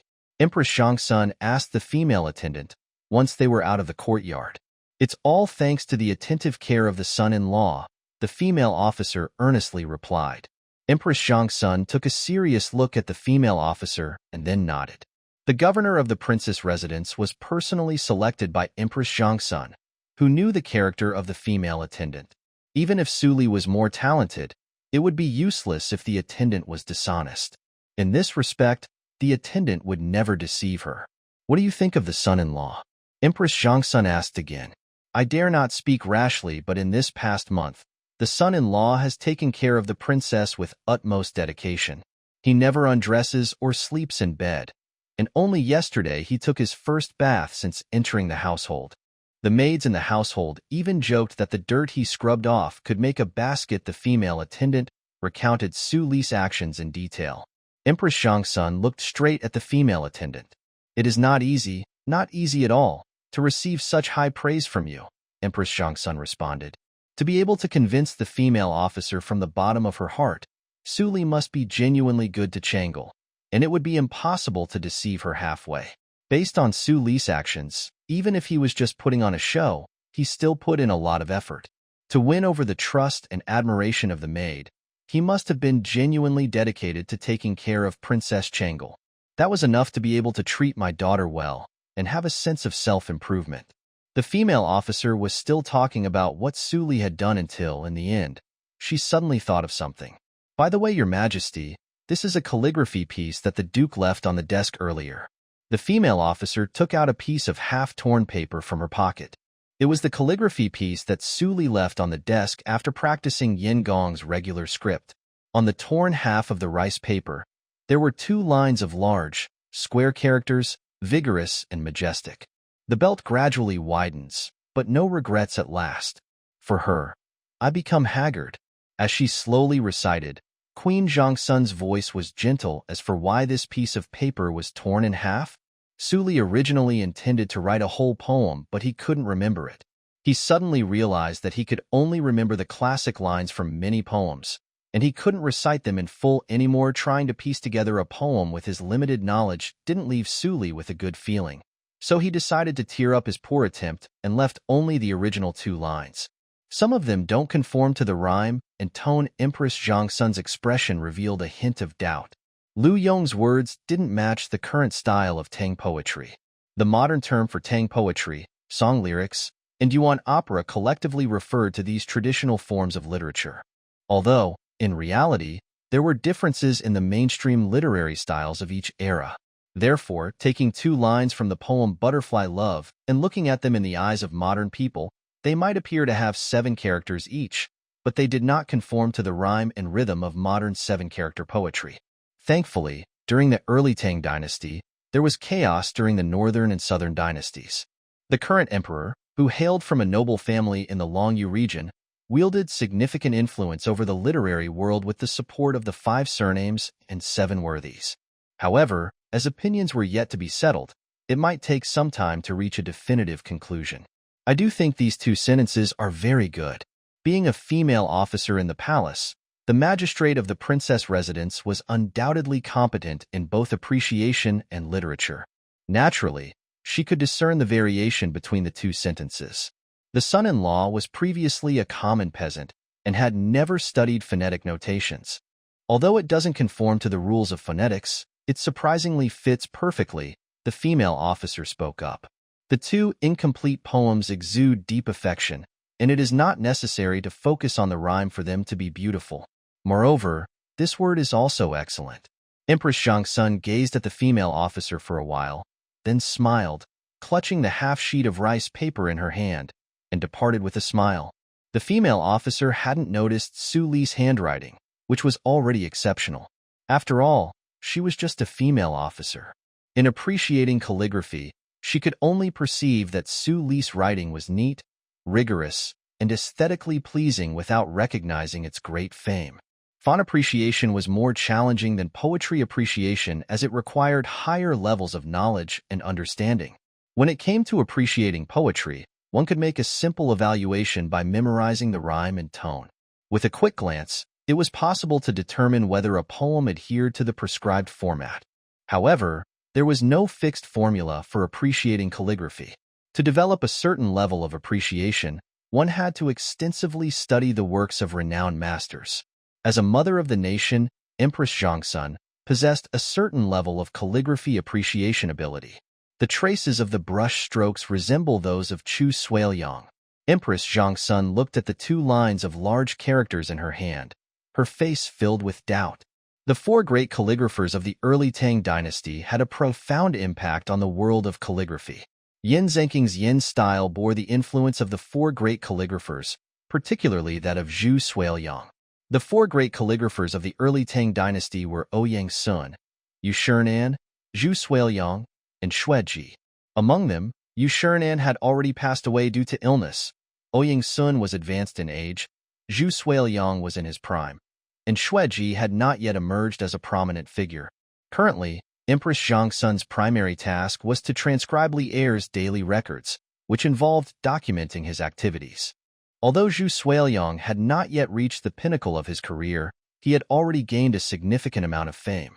Compared to Yu Shinan and Ouyang Sun, Zhu Suiliang was considered a latecomer, but his reputation was catching up with that of the 2 esteemed calligraphers. Despite being young, Zhu Suiliang possessed a versatile style that earned him praise in literary circles. Zhu Suiliang inherited the tradition of Wang Zixi's calligraphy, known for its outward softness and inward firmness, rounded brushstrokes, and high esteem.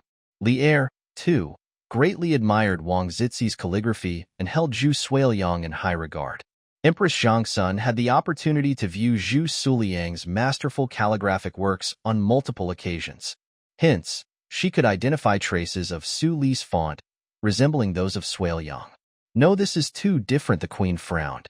Although there were some hints of Zhu Suiliang in the Yin-style calligraphy, it was minimal. After all, Yin-style calligraphy stood as a distinct style on its own. If it were entirely influenced by Zhu Suiliang, it would not be sufficient to establish a new school. However, even Empress Zhangsun couldn't perceive much at the moment. Appreciating calligraphy required passionate enthusiasm to truly develop a discerning eye. Her husband, Li Er, was a passionate enthusiast in this regard. The lotus stepped lightly as Empress Zhangsun returned to the palace. Li Er was dealing with state affairs in the Ganlu temple. "How is Chang'e?" he asked as he heard the footsteps and looked up to see the empress. He knew that today his goddess of mercy had gone to visit his daughter. "She looks great. She doesn't appear sick. If it weren't for the fact that she hasn't woken up, I would genuinely think she's fine.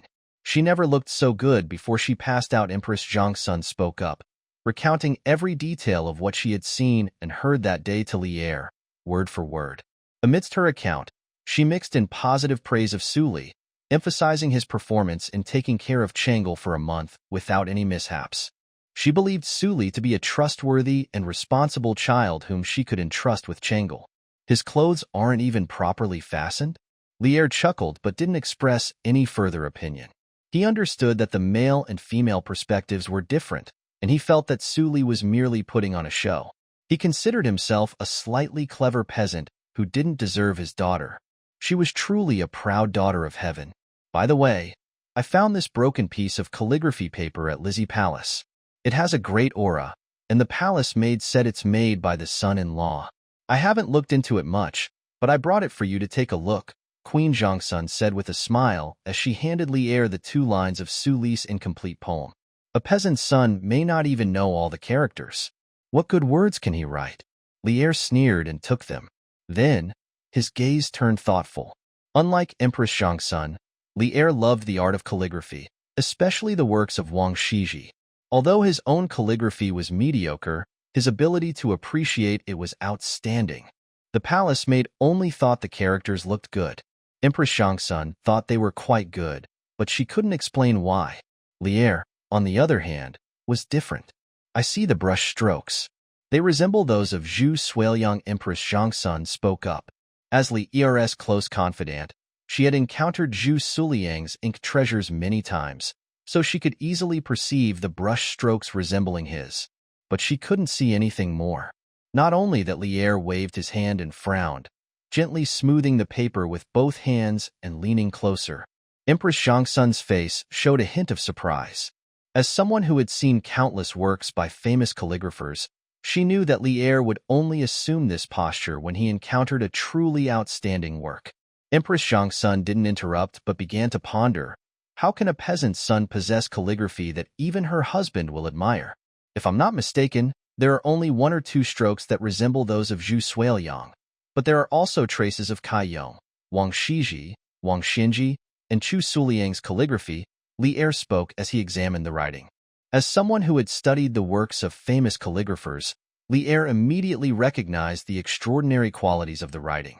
Not only that, but he has a deep understanding of the calligraphy of Cai Yong, Wang Shiji, Wang Xinji, and Chu Suiliang, and it is not an exaggeration to say that he has mastered it. But if that's all, it's just copying others' works. Each of his calligraphy and painting strokes, whether horizontal or vertical, has its own form, style, and structure. It has truly become a unique style. He should be recognized as the pioneer of a new school. Lier spoke with confidence. This was the perspective of a passionate amateur calligraphy enthusiast who had studied art for many years. It was hard to determine the quality of the writing, but in terms of appreciation ability alone, even Zhu Suiliang would have to acknowledge Lier's skills. Your Majesty, even Zhu Suiliang wouldn't receive such high praise. Empress Shangsun exclaimed in surprise. Zhu Suiliang has been immersed in calligraphy for many years and has thoroughly studied the essence of the calligraphy sage. He also has his own style and has created his own school, so he is not far from it. But this writing is still superior to his. Lier's gaze then turned to Empress Shangsun. Are there any other samples? He asked. There is only this one, Empress Shangsun replied. We'll go check on Chang'e. Lier's eyes flashed with doubt. It was evident that Lier didn't believe that Su Li's hand could have created such calligraphy. With Lier's discerning eye, it was clear that this was a pioneering and distinctive calligraphy style. As Lier had mentioned earlier, Zhu Suiliang had been immersed in the art of calligraphy for many years, fully grasping the essence of the calligraphic masters. With his own style, he had the potential to establish a new school of calligraphy. However, there was still a gap in the level of calligraphy displayed in the 2 lines of residual poetry by Su Li. And who was Su Li? A peasant, Lier thought. Su Li's calligraphy was unique, yet it also carried the influence of Cai Yong, Wang Shiji, Wang Xinji, and Chu Suiliang. It was the kind of calligraphy that made sense. But how could a peasant acquire these masterpieces of ink from renowned artists to observe and learn from? Moreover, how old was Su Li? According to Lier's investigation, Su Li was only 23 years old when he was brought in for the wedding. And according to the investigation, Su Li's family moved to Longyu in the 6th year of the Wude period, and Su Li himself did not receive any formal education. So the question arises, how did an uneducated peasant like Su Li learn to read and write? Setting aside reading and literacy, how could an uneducated peasant possess calligraphy skills that even Zhu Suiliang, who had immersed himself in calligraphy for many years, could not match? How could Su Li even create his own style? Furthermore, it was worth considering that before this, Su Li was a simple peasant. However, he was able to convince the imperial physician to change the way Princess Chang'e was cared for.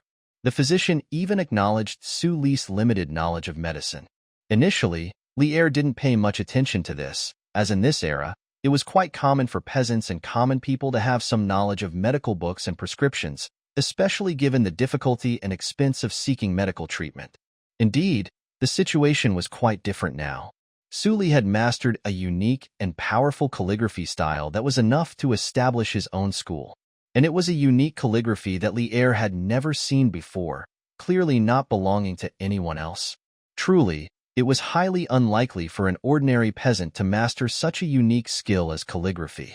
He couldn't achieve that even if he were wealthy. Copying so many ancient works of art required more than just money. It was worth noting that under Su Li's care for a month, Princess Changla's complexion improved significantly, even surpassing her previous condition before she fainted. Li was overcome with suspicion and confusion as he hastily walked out of the palace gate, but suddenly halted in his tracks. "Summon the Imperial physician at once," he commanded. Following that, he departed from the palace accompanied by the Imperial physician. The princess' residence at this moment, Su Li had finished the daily massage and care for Princess Changle and was holding her as usual, telling her stories to earn extra points. Suddenly, a female court attendant hurriedly arrived. "Your Highness has arrived." Lord Husband Su Li couldn't help but display a hint of helplessness on his face. Today was turning out to be quite peculiar. First, Princess Changla's mother paid a visit, and now the Emperor. The Empress' visit wasn't an issue since it wouldn't affect Su Li's accumulation of points. Plus, he could gain a deeper understanding of the politics of the Tang dynasty through her presence. But what about Li Er? Upon arrival, he immediately wanted to dismiss Su Li and have a private conversation with Princess Changle. This had no benefits for Su Li and even delayed his point-gathering activities. What bothered Su Li the most was that Li Er didn't even spare him a proper glance, making Su Li naturally dislike him.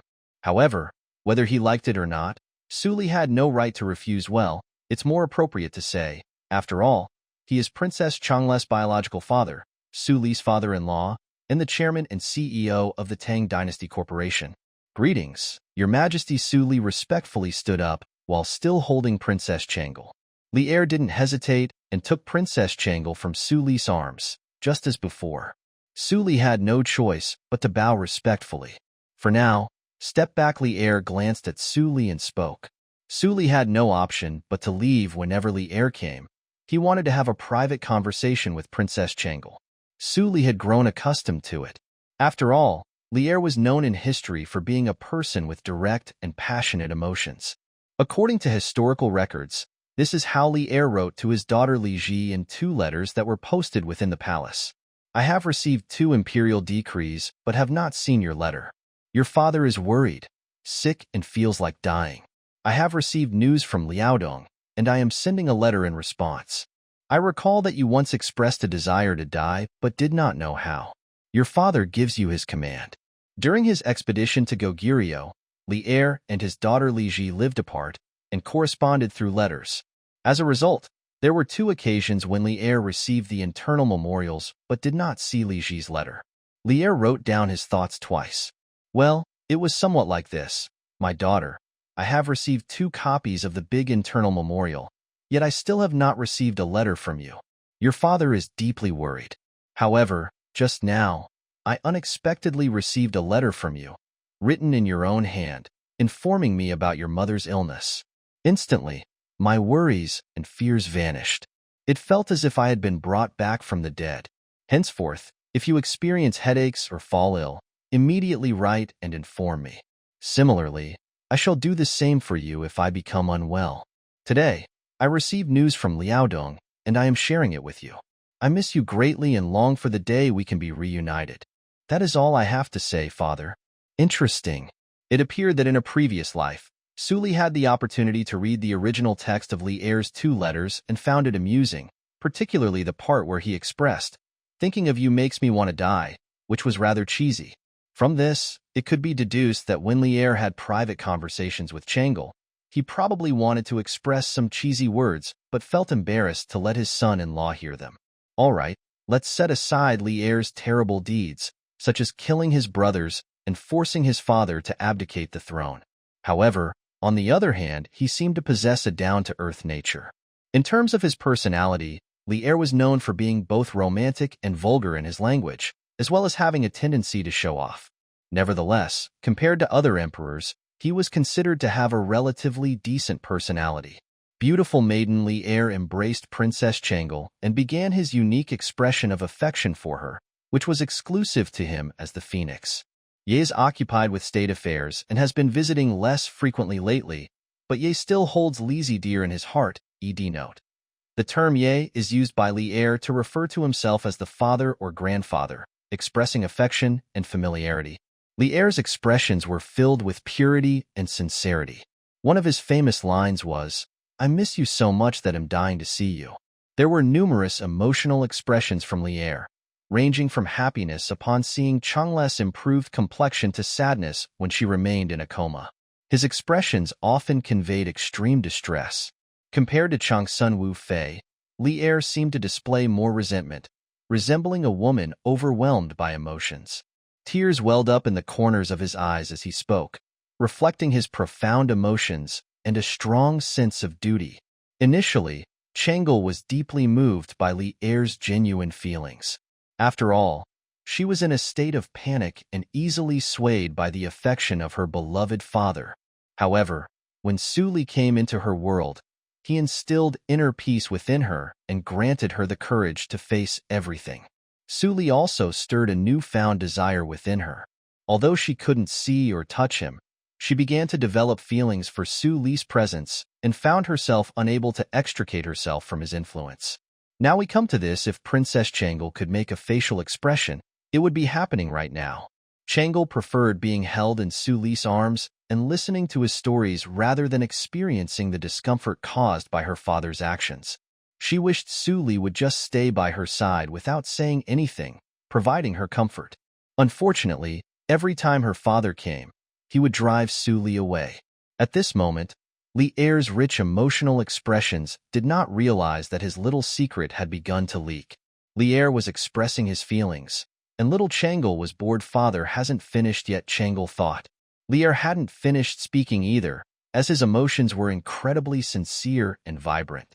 He chatted for over an hour before Li finally stopped. Changle felt a surge of excitement in her heart.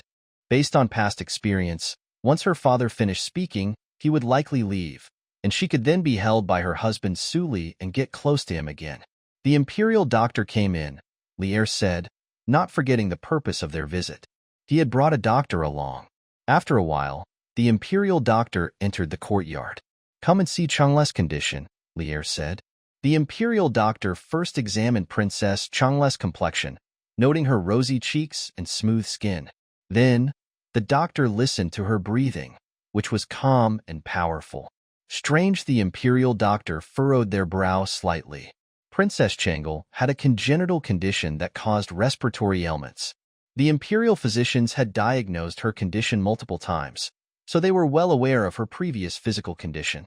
Respiratory ailments referred to respiratory diseases, and Princess Changle had never had as stable and powerful breathing as she did now. Feeling hesitant, the Imperial doctor took her pulse and made a diagnosis. As they felt the steady and strong pulse, the doctor's brows furrowed even more, filled with doubt. It was truly perplexing. Princess Changle's pulse was steady and healthy, showing no signs of any respiratory ailment. But this was completely unreasonable. Since childhood, Princess Changle had been examined by Imperial physicians for her respiratory ailment. Yet now, after just 1 month without seeing her, there was no indication of any respiratory disorder in her pulse. Even setting aside the respiratory ailment, Princess Changle's pulse had always been weak, and she had been physically frail since childhood. But now it seemed that her pulse condition was better than that of most adults. If we were to discuss an improvement in Princess Changle's overall health, it would be understandable. Still, the sudden disappearance of the respiratory ailment seemed to contradict the knowledge and experience of the Imperial physicians. The Imperial physician was perplexed. This respiratory ailment had been with Princess Changle since birth, similar to Empress Zhangsun. It could be said that the Imperial doctors in the entire palace were at a loss, unable to find a cure and only able to suspend treatment without any radical solution. There was no record in the medical books or ancient texts of a cure for this respiratory ailment, asthma, and it was not heard of Princess Changle's condition suddenly improving in such a manner. How is that possible? Li hurriedly inquired after the Imperial physician finished checking her pulse. The prince's health is excellent, even better than an average person, the Imperial physician replied. Li looked at the Imperial physician with confusion, as the physician's expression was serious just moments ago. Why, he started to ask. The reason for my earlier expression is exactly what I wanted to discuss, Your Highness, the Imperial physician began. Princess Changle is not only in good health, but her long-standing respiratory condition has completely disappeared. I made such a fuss because I have searched through medical books and records, and there is no mention of a cure for respiratory conditions, let alone one that disappears without any apparent reason. The Imperial physician stroked his graying beard, puzzled and unable to understand the situation. The Imperial physician nodded in agreement. Indeed, Your Highness, the Crown Prince Consort possesses some knowledge of medicine. Yes, the Prince Consort does have some knowledge of medicine, but it is limited to basic prescriptions and herbal remedies. It is hard to imagine how he could cure a respiratory illness like asthma. The Imperial physician expressed profound puzzlement. The Imperial doctor was aware that Suli had some medical skills and had accepted his suggestions in the past. The doctor had also witnessed Suli giving Princess Changle a massage. However, despite having a solid foundation, Suli's technique was not particularly refined. As an experienced physician, the Imperial doctor could perceive Suli's actual level of skill. After listening to Lier, the Imperial physician lightly clasped his fingers and pondered for a moment. Summoned Suli to come. After some time, Suli arrived at the courtyard. Glancing around, he noticed the Imperial doctor standing there with a puzzled expression, and Suli immediately understood the situation. Being somewhat skilled in medicine, he might not excel in treating complex ailments, but assessing Princess Changle's pulse was not a difficult task. Through pulse diagnosis, Suli had already determined that Princess Changle's respiratory illness had completely recovered, thanks to the systemic medication she had been taking. It seemed that the Imperial doctor had also discovered this fact. Did you cure Princess Changle's respiratory ailment? Lier asked Suli, gazing at him intently. Suli knew this question was bound to arise, but he couldn't provide a truthful answer. While he possessed medical knowledge, his ability to treat serious illnesses was limited. Princess Changle's recovery was solely due to the effects of the system's medication and had nothing to do with Suli's medical skills. What if Lier asked Suli to treat Empress Zhongsun's respiratory ailment once again? Suli currently had no medicine at his disposal, as the system's products were randomly refreshed, making their availability uncertain. Not exactly Suli understood that his secret wouldn't remain hidden for long. After all, Suli was determined to save Princess Changle and, as a peasant's son, possessed a mysterious system within him. It was inevitable that he would need to come up with an explanation. However, before Suli could utter a single word of his carefully crafted excuse, Lier interrupted him with a dismissive gesture. In that case, take good care of Changle. If there are any abnormalities, report them immediately. Lier waved his hand, showing no interest in probing further. Instead, he provided instructions and departed with the Imperial doctor. Suli's elaborate fabrication went unheard, leaving him flustered and unable to find his footing. On the other side, Lier looked at the Imperial doctor after leaving the prince's mansion. I am not knowledgeable in the art of medicine. In your opinion, who could have cured a respiratory ailment? Lier asked. Well, I searched through ancient books and scrolls, but I didn't find the method. However, medical skills are extensive and profound, and there may be a method for curing the respiratory ailment that has not been passed down to future generations, the Imperial doctor replied honestly. At least, in this era, no one could cure the respiratory ailment, including Sun Simiao.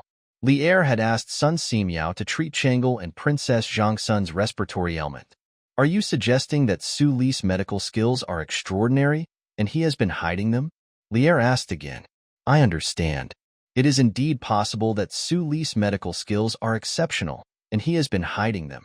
Although his skills in massage and manipulation may seem ordinary, he has a strong foundation and is knowledgeable in various medical books. However, considering his young age, just past 20, the royal physician also picked up on Lier's implications.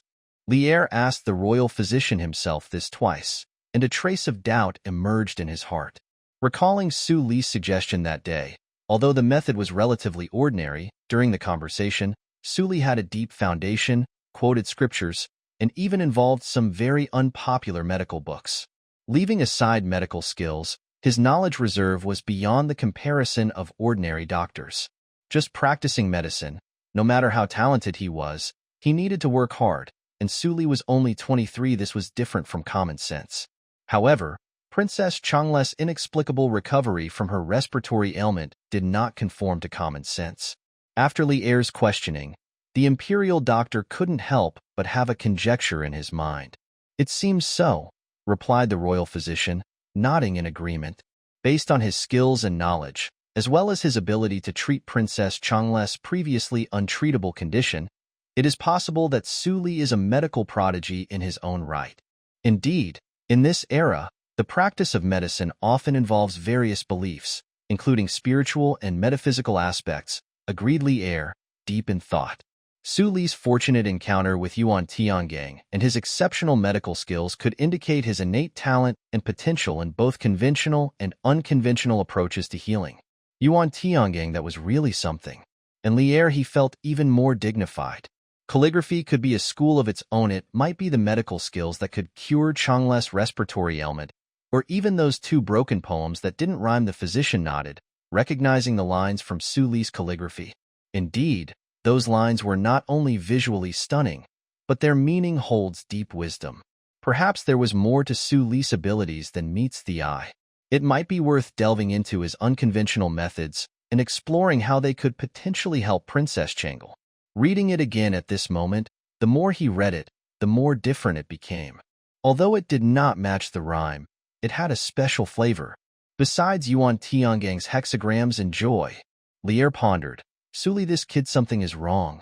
Something is wrong." When Changle returned to Su Li's embrace, the young 22-year-old girl failed to notice that there seemed to be another place in her heart reserved for her few remaining relatives. Nonetheless, at this moment, Su Li had completely occupied her heart. Whether the duration of 1 month felt long or short, each day, she woke up and went to sleep with the constant presence of her husband, who she had never met before. It felt as though he was always by her side. Although she couldn't see him, she could vividly sense his body temperature, his warm and calloused hands, and even his breathing.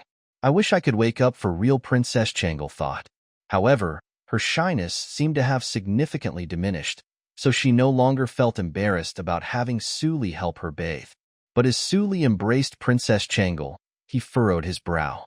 "This is a significant problem," he thought. He was a peasant, a genuine peasant. While he could earn rewards due to Changle's presence, which allowed him to obtain various resources for self-improvement, he still had to confront an unavoidable issue: his growth couldn't continue indefinitely. This was the real world, not a novel where supporting characters' intelligence could be forcibly lowered. As he acquired more and more things, Li Er, being the emperor, would undoubtedly notice his abnormality keenly. And what about himself? How could he explain it? The sudden, inexplicable recovery of Empress Changle's illness was difficult to rationalize. Even Su Li, who possessed medical knowledge, couldn't come up with a plausible explanation. In the end, Li Er decided to cease probing further for unknown reasons. But what if he revealed something that even Li Er couldn't overlook? For instance, if he demonstrated his expertise in salt and steel production, it doesn't matter. He'll come up with an excuse. Su Li pondered for a long time, yet he couldn't find a satisfactory solution. The main issue was that his history, since crossing over, left traces. He had been nothing more than an elderly peasant struggling for food in the fields. Suddenly becoming uncontrollable after marrying Changle was difficult to explain reasonably. There was no reasonable way to explain such doubts. Regarding the identity of the time traveler mentioned in the novel who supposedly self-destructed, claiming to be a time traveler in ancient times would be even less credible than claiming to possess profound wisdom. Su Li sighed, thinking, well, we'll just make up something random then. He didn't mind making the most conservative guess about Li Er, even though history portrayed him as a down-to-earth monarch. Although Li Er often displayed a more emotional side, he wasn't the type to indiscriminately kill heroes after ascending the throne. However, considering his history of killing siblings, Su Li knew he had to be cautious and not be foolishly swayed by promises of prosperity and wealth. After all, Li Er was an emperor. Even if Li Er appeared friendly, his role as an emperor meant that he could turn ruthless and resort to any means to pursue his interests if given enough incentive. Come to think of it, with the attribute bonuses I've been receiving for a month, I'm already approaching a total of 90. If I continue like this for another month, I might surpass human limits and be on par with Xiangyu. And if I wait for another 2 or 3 months, Su Li stroked his chin thoughtfully. Ah, praise this feudal society. Su Li suddenly smiled, realizing he was overthinking. After all, this was just an ancient society without guns. Moreover, Su Li's attributes were growing too rapidly. Giving him another month would already make him comparable to Xiangyu. Given 2 or 3 more months, Su Li would step into a realm never before attained by humans. In modern times, heavy weapons might pose a threat to him, but in ancient times, he would be an invincible existence. If my attributes go above 200, then it's likely the Tang dynasty will become a cakewalk for me. With no one able to match my prowess, Su Li thought. Well, thinking about it this way, I don't have to worry too much about Lier betraying me for his own interests. Who knows, by the time Chang'e wakes up, I might even have the upper hand and be able to defeat Lier, Su Li chuckled. With these thoughts, Su Li's worries dissipated, and he happily carried Princess Chang'e to earn points. Su Li didn't dream of becoming an emperor. Being an emperor was too burdensome, and he simply desired a peaceful life with his wife and children.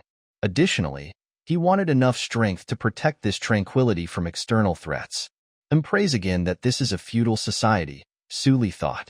On the other side, Lier had already returned to the palace and found Empress Zhangsun embroidering with a serious expression. She was startled by the sudden change in Lier's demeanor and quickly stood up. Is something wrong with Chang'e again? Inquired Empress Zhangsun. Lier explained, No, it's not about Chang'e. I was simply lost in my thoughts and lost track of time. There's no need to worry about Chang'e. He tried to reassure Empress Zhangsun, although his worried expression persisted. Chang'e as finally Lier waved his hand and helped Empress Zhangsun Wu Fei to sit down. He spoke somberly. The Imperial physician just examined her pulse and confirmed her recovery. What? Empress Zhangsun beamed with joy. Well, that's good news. Why do you look so sad? Zhangsun Wu Fei asked softly. Empress Zhangsun, who had also experienced respiratory ailments, understood the suffering associated with such diseases. What I want to discuss is Su Li. Lier tapped on the table, his face filled with seriousness, and picked up the fragments of a poem lying on the table. His calligraphy possesses a unique style that even Zhu Suiyang cannot rival. Not only that, but he is also skilled in medicine. The Imperial doctor mentioned his extensive knowledge, suggesting that Su Li might have played a significant role in curing Chang'e's respiratory illness. Even these 2 fragmented poems, despite not conforming to the current rhyme scheme, become more flavorful the more you read them. Upon careful consideration, they seem to possess a different rhythm altogether. A smile appeared on Zhangsun Wu Fei's face. Since Chang'e is married to Su Li, wouldn't it be beneficial for him to meet more people? Lier shook his head and responded, That's precisely what I wanted to discuss. If he were born into a noble family, it wouldn't be too surprising for him to establish his own school at such a young age. It wouldn't be uncommon for him to delve into various fields of medicine. But he's a peasant. After consulting Yuan Tiangang's divination, I conducted an investigation and discovered that the Su family relocated to Longyu in the 6th year of the Wuda era. Su Li has received no formal education or training, and Su Li is only 23 years old. A 23-year-old guy was a master of calligraphy. One could say he was a calligraphy prodigy. A 23-year-old guy was a master of medicine as he could cure respiratory diseases. So, one could say he was a medical prodigy. But a 23-year-old guy who had never read a book had accomplished both of these achievements simultaneously. Your Majesty, are you suggesting that Su Li has an extraordinary talent? Zhangsun Wu Fei said with a smile. I'm saying he's peculiar. Lier gave Zhangsun Wu Fei a skeptical look. Let's not joke about Su Li, the Guanyin maid. If he were truly a genius, his reputation would have already soared in the past few years. Not to mention calligraphy, which well set aside for now. Upon my return, I inquired with the Imperial physician, and it's known that expertise in medicine can't be solely attained through extensive book learning. Furthermore, the people I sent to investigate all mentioned that Su Li comes from a respected family and is usually occupied with agricultural work, leaving no time for such studies. Lier's expression turned serious as he continued. Moreover, there was Yuan Tiangang's divination beforehand. I was desperately ill at that time and sought treatment hastily, Without paying much attention to it, it seems that he suddenly gained knowledge without a teacher after marrying Changle. That doesn't sit right with me. Lier frowned. As a king, he despised things that were beyond his understanding and couldn't be explained. Your Majesty, you have misjudged him, Zhang Sun Wu Fei reassured Lier, patting his hand. Your Majesty, he is your son-in-law, Changle's husband. Upon hearing this, Lier was momentarily taken aback. Finally, he shook his head. I still intend to investigate this young man's background, Lier spoke quietly. I don't know the specifics. It's truly difficult for me to entrust Changle to him. Once people formed a preconceived impression, it became difficult to change it. For example, Su Li's caring attitude towards Changle deeply touched the heart of the Empress and even the female officer. They believed Su Li would never leave and take good care of her. However, in Lier's eyes, it was all an act. Lier was uncertain and suspicious, especially due to Su Li's peculiar behavior. This only fueled his doubts, fearing that Su Li might be a deceptive individual with hidden motives. Despite Empress Zhangsun's valid points and Changle still being unconscious, Lier couldn't fully dismiss these thoughts. He had to temporarily suppress them. Nonetheless, Lier didn't relax. On the contrary, given the numerous anomalies, he intensified his investigation into Su Li. Initially, they had someone continue looking into Su Li's background and life experiences. However, since Su Li's family had moved to Longyu several years ago, during the 6th year of the Wuda era, it was challenging to gather detailed information before the war broke out. Now that Su Li's behavior had become suspicious, Lier naturally intensified the investigation. Furthermore, Lier repeatedly summoned Yuan Tiangang to inquire about his plans regarding Su Li. Unfortunately, Yuan Tiangang's responses were evasive and lacked substantial information, deepening Lier's suspicions. Days passed, one after another, and while Lier remained doubtful, Su Li's life grew increasingly comfortable. His confidence soared, especially as he observed his points rising and his attributes improving. Each passing day mirrored the previous one. Compared to Lier, who harbored doubts, Su Li's life was much more contented. Su Li, who had been preparing to present a serious demeanor, couldn't help but feel a surge of emotions. He believed that if he continued to grow at this rate, even if Lier didn't believe him, he wouldn't be able to harm himself. People continued to visit Changle during this time, especially as her complexion improved. Some of her siblings, like Crown Prince Li Chengqian, Prince Li Ku, and Li Tai, as well as the future Emperor Gaozong of the Tang dynasty, came to visit. Today, a new guest arrived once again, Princess Gaoyang, a young girl of around 10 years old. The female officer tried to stop her, saying, "The son-in-law is attending Princess Changle's bath. Please wait a moment." However, Princess Gaoyang, despite her young age, emerged an air of arrogance and dominance. She showed no respect for the female officers and confidently entered the princess' residence with a few maids in tow.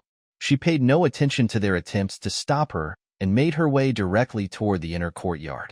"Sister, I've come to see you."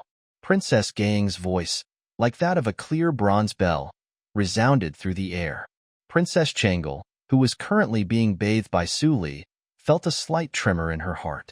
She recognized that voice. She was her younger sister, Princess Gaoyang, whom she loved dearly. Changle vaguely remembered playing with her sister in the forest garden that day. It could have been due to excessive exercise or her vulnerability to asthma attacks in the winter. In a careless moment, she lost her breath and collapsed to the ground. Changle had congenital asthma and was fragile, so she always carried pills for sudden asthma attacks. It wasn't the first time she experienced such an attack, and she had her medicine with her. Unfortunately, due to the hasty fall, the pills slipped from her grasp and fell to the ground. Changle struggled to breathe while the maids rushed to her aid, frantically searching for the medicine. Amidst the chaos, Princess Gaoyang, Changle's own sister, secretly kicked the bottle of medicine into the nearby lake. Initially, even if the medicine had been lost, Changle's maid would have had another set of medicine with her. However, on that particular day, Changle's maid was left behind at Princess Gaoyang's residence and did not accompany them. Changle observed everything clearly, but she was unable to utter a word. She didn't even have time to process the fact that her beloved sister, whom she adored, could be so cruel. Tears streamed down Princess Gang's face as she lay on top of Changle, sobbing inconsolably after kicking the bottle of medicine into the lake. Changla's acute asthma attack worsened, causing severe oxygen deprivation. Perhaps due to damage to her brainstem or other factors, Changle slipped into a coma and never woke up again. As a result of this tragic incident, Changla's maid was sentenced to death. Until now, Changle had never imagined that her once cute and adored younger sister could harbor such viciousness within her. Even after causing Changla's suffering, Princess Gaoyang pretended to be distraught, falling on Changle and crying bitterly. Their father scolded the maid beside Changle for neglecting her duties and regretted that Changle hadn't brought her medicine. But Changle knew that things were not as they seemed. Princess Changle and Princess Gaoyang had been very close. Whenever Changle visited Gaoyang to play, Gaoyang would always dismiss her personal maid and request her to stay in the palace. Changle had indeed brought her medicine that day, but her own sister had callously kicked it into the lake. The once well-behaved and lovely Gaoyang had transformed into a hideous demon, instilling fear and dread in Changle whenever she was near. In this moment of panic and fear, Changle longed to grab Su Li's hand and reveal the truth. She wanted Su Li to protect her, as their relationship had shifted from affection to terror and estrangement. The dark psychology of a 10-year-old girl filled Changle with unexplainable terror. Compounding her distress was the fact that Su Li was still assisting her in bathing, leaving her completely naked. Princess Changle, with her pure heart, couldn't understand how Gaoyang could casually visit her as if nothing had happened. Changle desperately didn't want to see Gaoyang, nor did she want Gaoyang to witness her current vulnerable state. She felt like a naked and helpless individual, easily manipulated by others. Fear gripped her, intensifying all the negative emotions flooding her mind. Amidst her anxiety, Changle could hear Gang's voice drawing nearer, along with the sound of her footsteps and laughter. Gaoyang sweetly called her sister, radiating the same innocence as before. The scene was overwhelming. Just then, a warm voice broke the tension. Stop her! Su Li didn't raise her head, but directed her gaze at the maidservant in the room. She whispered, "Didn't you see that I was bathing the princess?" Su Li frowned. Upon hearing these words, the two maids in the room hurriedly rushed out to intercept Gaoyang. Changle was in a delicate situation. Even though Gaoyang was also a girl, it was inappropriate for anyone to casually witness her naked body. Moreover, at this moment, when Changle had lost control over her bodily functions, even if she were conscious, being seen by another female would be an immense humiliation. The palace maids and female attendants within the mansion were more acceptable, as they served as close attendants and servants to Changle. However, Gaoyang held a different status. As a princess, she shared the same rank as Changle, further increasing Changla's embarrassment and degradation. Gaoyang. Su Li murmured softly, finally understanding why Gaoyang displayed such arrogance and dominance, forcefully intruding into the inner courtyard. Su Li's frown deepened as he hastened his efforts to clean Changle. Changle could only feel the warmth in Su Li's hands, which provided her with an appearance of courage among her turmoil. "I've come to visit my sister. Why are you stopping me?" Gaoyang showed no fear toward the two maids attempting to stop her. Due to her noble status and young age, she believed she had the right to interrupt. The maids, hesitant to use force, could only try to physically obstruct Gaoyang. Su Li interjected while attending to Princess Changle. "Stop her? Do you really think you can stop me?" Gaoyang's arrogant voice echoed as she persisted, pushing her way in with almost half her body inside. Su Li furrowed his brow, pausing for a moment to think before rising to his feet. Just as Gaoyang's entire body was about to enter the room, Su Li swiftly placed his hand on Gaoyang's forehead, making it impossible for her to move any further. "Both of you may leave." Su Li gestured towards the two maids, silently conveying that he didn't hold them responsible. The maids, unable to stop the determined young princess, exited without interference. They understood their insignificance as mere servants compared to Gaoyang, who held the title of princess. "Get out!" Su Li gently pushed, causing Gaoyang to stagger backward and ultimately plop onto the ground. Su Li furrowed his brow. He knew Gaoyang was a princess, so he deliberately restrained her strength. Although Su Li possessed unique abilities, He had long mastered the art of control. Accidentally pushing Gaoyang to the ground was impossible. "You, how dare you push me?" Gaoyang exclaimed, her voice brimming with anger. Just as Suli had anticipated, Gaoyang's reaction matched his expectations. Gaoyang's face twisted with a mixture of disgust and anger as she continued hurling insults at Suli. Her words made Suli thought she was an arrogant, impulsive, and brainless drama queen. Suli found himself at a loss for words to describe Gaoyang accurately. He sighed, realizing that Gaoyang's behavior perfectly matched the reputation of being a spoiled and arrogant princess. She continued to hurl insults and curses, leaving Suli feeling disappointed. Recalling the historical records of Gaoyang's actions, Suli couldn't help but feel. It was rumored that after her marriage to Feng Yai, Gaoyang became even more arrogant and unruly, openly engaging in extramarital affairs with monks. This tarnished the royal family's reputation and brought shame to the Tang dynasty princesses. Even Feng Yai, her cuckolded husband, had to stand guard at the door when Princess Gaoyang was having an affair. If that was the extent of it, one could argue that Gaoyang simply didn't care about her private life. But she also encouraged Feng Yai to rebel, which ultimately led to his execution by Li Er. It was clear that Gaoyang hadn't enjoyed favor from Li Er since childhood. After all, Prince Li Chenqian's rebellion only resulted in his exile. Considering Li Er's personality, if he had any fondness for Princess Gaoyang, he would have likely shifted the blame onto Minister Feng Yai to protect his daughter's life. Gaoyang's fate was a consequence of her arrogance, bad reputation, and failure to gain favor from Prince Li, the heir to the throne.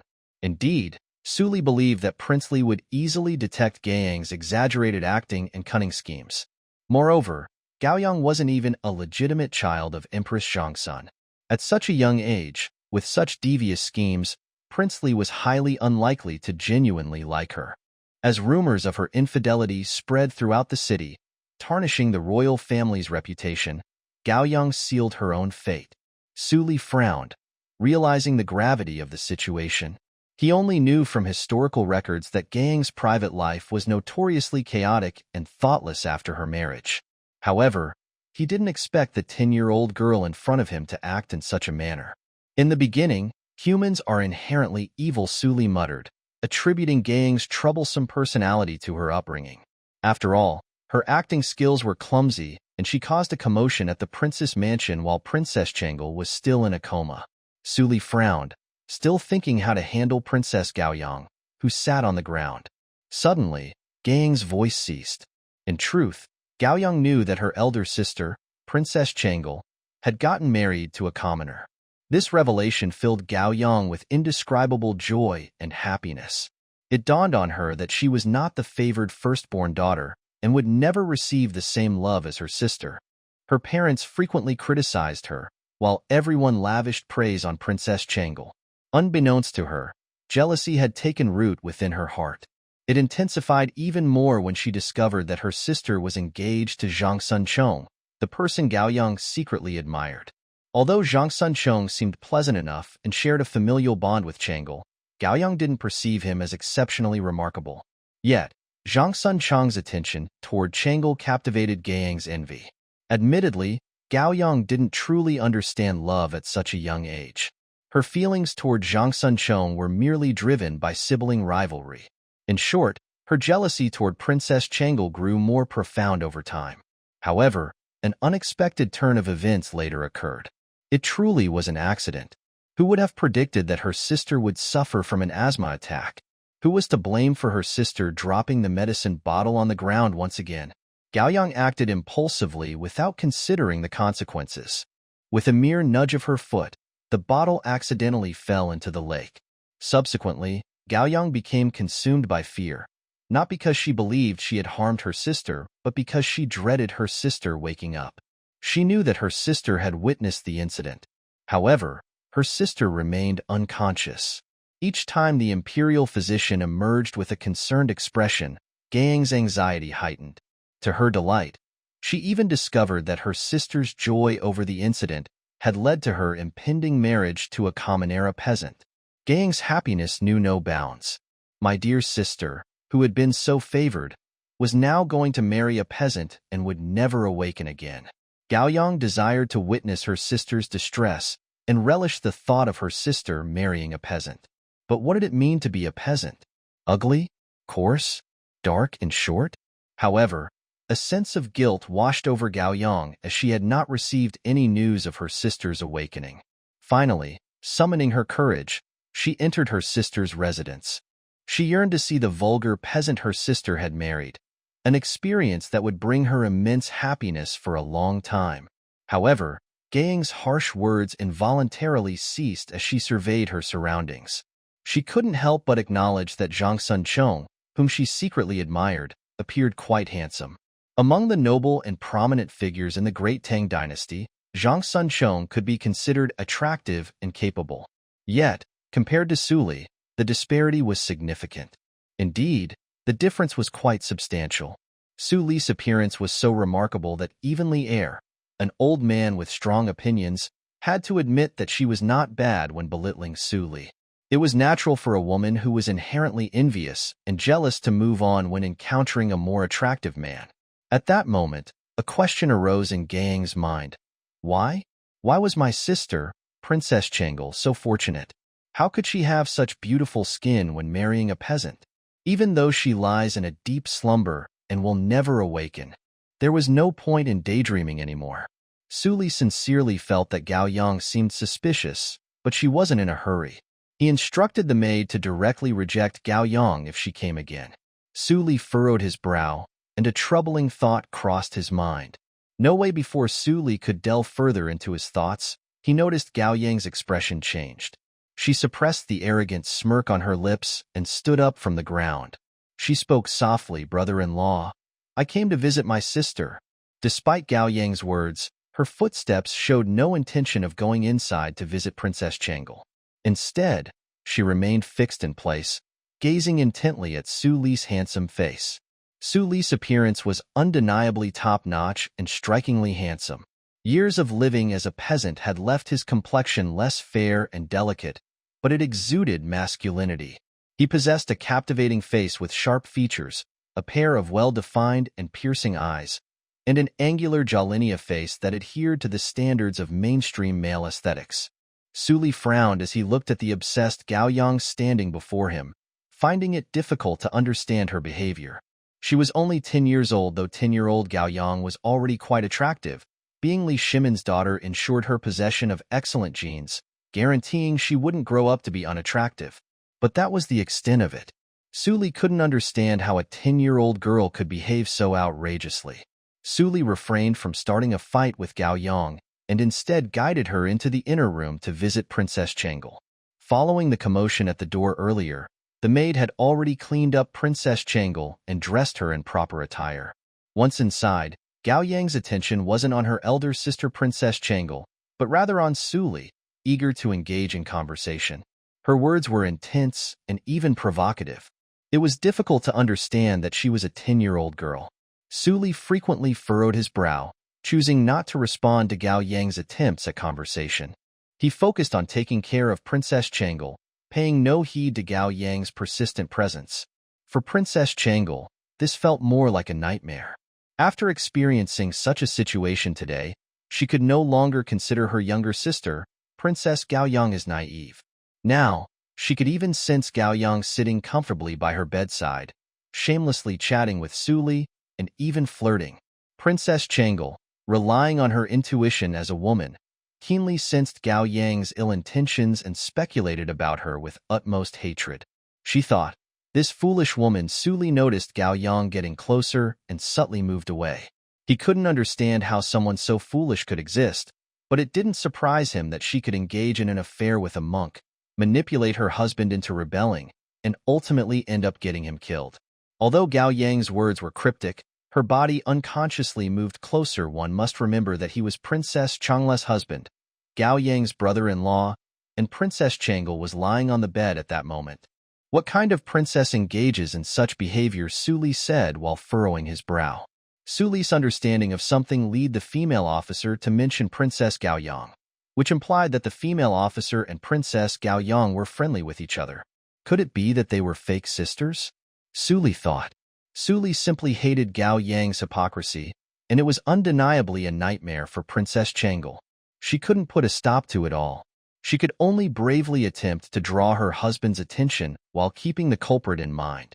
Thankfully, Suli continued to provide her with comfort, as he always did. He held her hand, and Princess Changle could sense the indifference in his words, a distance usually reserved for strangers. This was an indifference she had never encountered before. In the past, every word spoken by Suli by her side was gentle, warm, and reassuring. Regardless of the situation, Suli's tone was consistently gentle. There had never been such indifference before.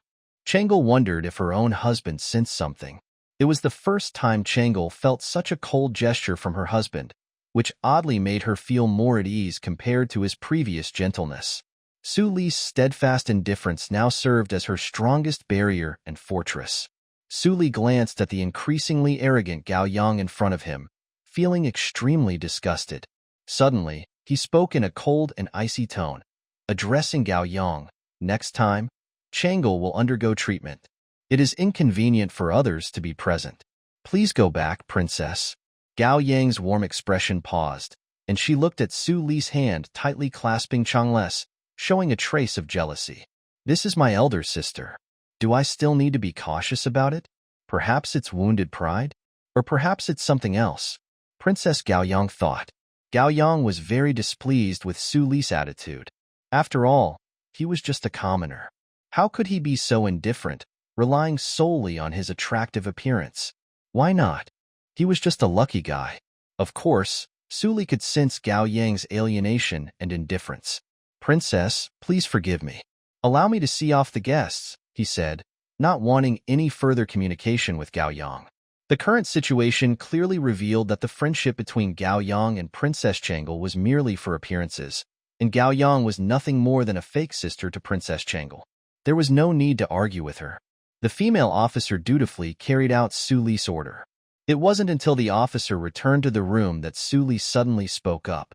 Are Changle and Princess Gao Yang very close? He asked. Princess Gao Yang lost her mother at a young age, and His Majesty does not favor her. Princess Changle has always been close to her, the female officer replied. Suli nodded. By the way, I've been here for so long, and I still don't know how Princess Changle fell into a coma, Suli said, looking at the female officer. Princess Changle is always close to Princess Gao Yang, the female officer began. In short, Princess Changles made stayed at Princess Gao Yang's mansion that day, and Princess Changle had an asthma attack, coincidentally without her medication. It could be too late when the Imperial doctor arrived, Suli thought. An asthma attack could easily lead to suffocation, resulting in insufficient blood supply to the brain and causing nerve damage. This explained why Princess Changle became comatose after the incident. It seemed like an accident, but upon careful consideration of Princess Gao Yang's hypocrisy, Suli couldn't help but doubt its true nature. However, Suli didn't believe that Gao Yang's less than intelligent mind could have orchestrated such a thing openly. There must be something useful, Suli mused, looking at her collection of miscellaneous items. In the past few days, he had acquired various things that might prove valuable in the long run, apart from seasonings. One item caught his attention, the truth-telling potion. It had the power to compel the person who consumed it to tell the truth when asked a question, with the option to activate its effects at a chosen time. But then Suli reconsidered. Changle was still unconscious, and causing further disturbances might only hinder her recovery.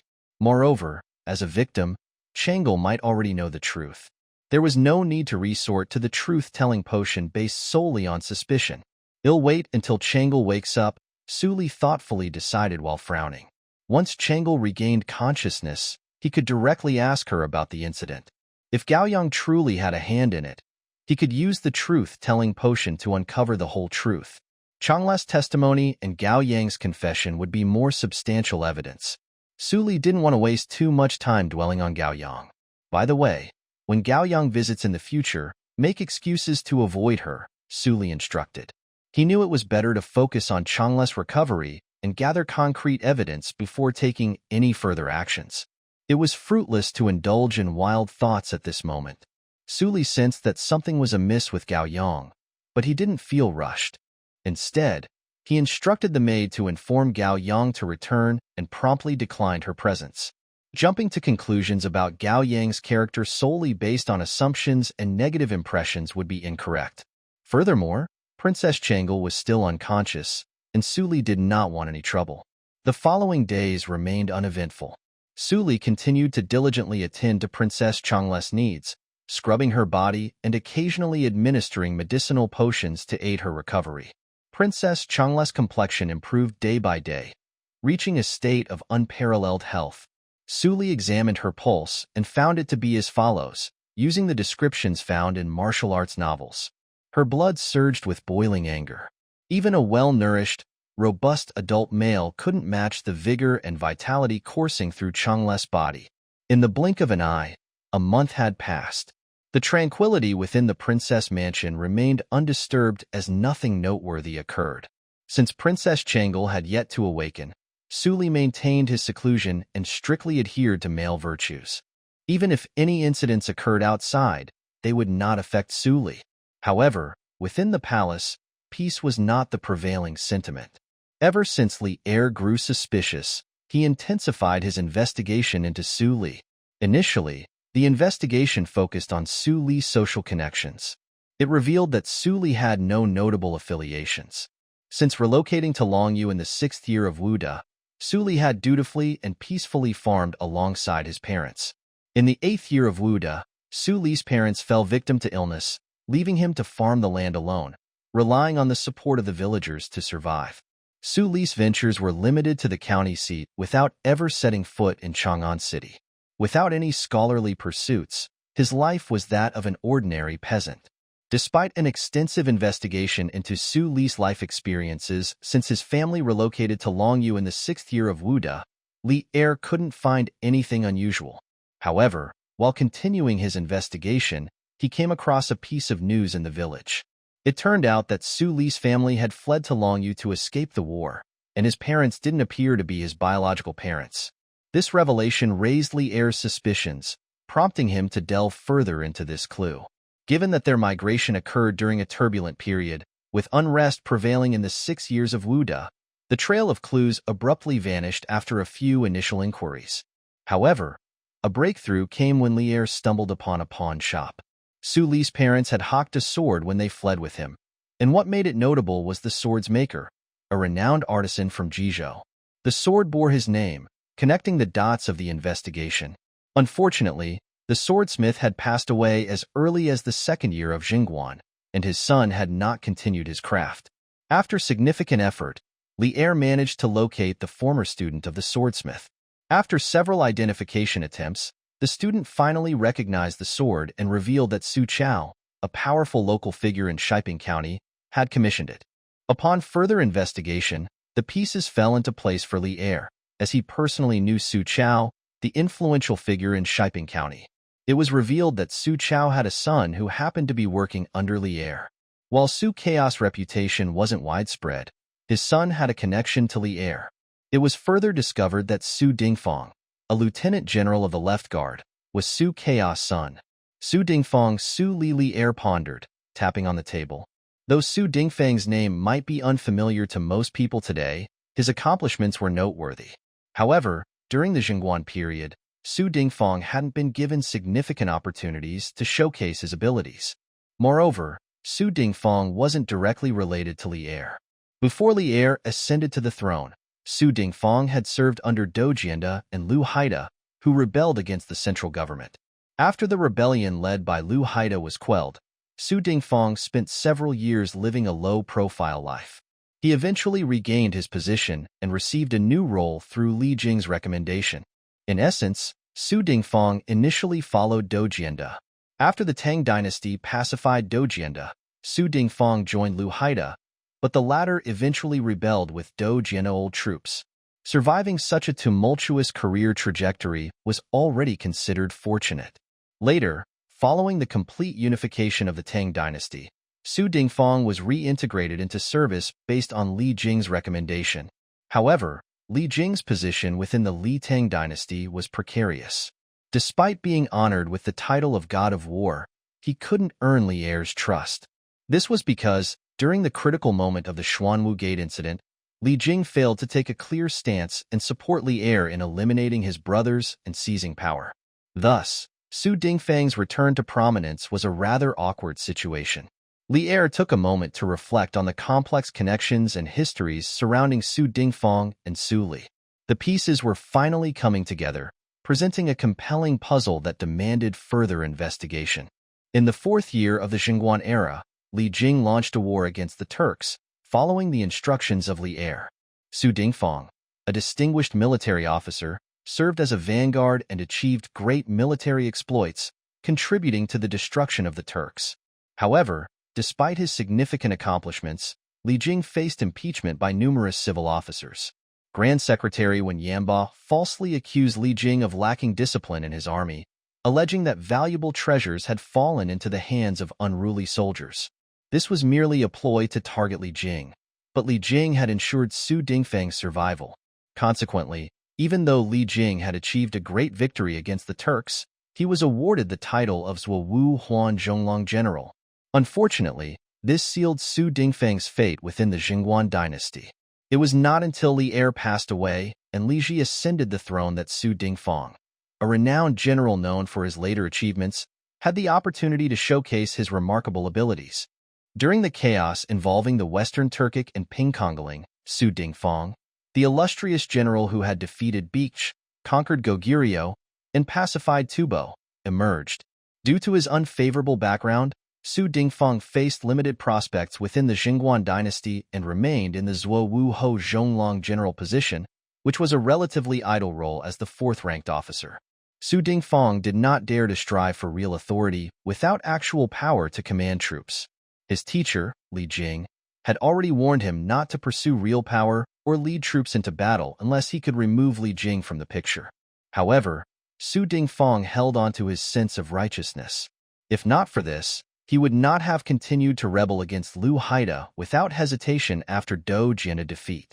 Additionally, when his teacher, Li Jing, achieved great military exploits but faced impeachment, Su Dingfang, a minor vanguard officer, even vented his anger towards Dr. Yu Shi in court. Su Dingfang had no regrets. Today was the day Su Dingfang was supposed to start working, yet he remained at home. For a man whose future seemed destined for gloom, it seemed meaningless not to seek employment. His past experiences had already determined that no matter how hard he tried, he would not be able to gain the trust of the emperor. Rather than taking risks and pursuing a military career, Su Dingfang might as well have stayed at home and enjoyed the stable income of a fourth-ranked officer. However, a special guest arrived at Su Dingfang's mansion on this particular day. By order of His Majesty, it is announced that Zuowu Ho Zhonglong will bring Su Dingfang to the palace for an audience. Su Dingfang, who was drinking at home, was taken aback by the sudden visit of this esteemed messenger. As someone who appeared insignificant in the grand scheme of things, he couldn't understand why the emperor would remember his existence. An absurd thought crossed his mind, perhaps muddled by the effects of the drink. Could it be that His Majesty had recognized his peerless talent and couldn't bear to let such a valuable asset go unnoticed? Along the way, Su Dingfang's mind was filled with chaotic thoughts. While he didn't regret his actions and wasn't bothered by being rejected, as he cherished his training with Li Jing and didn't want to separate that relationship, he couldn't easily let go of the idea of galloping on the battlefield and achieving greatness. After all, he had spent several years as a warrior, and it was difficult for him to abandon the desire for glory.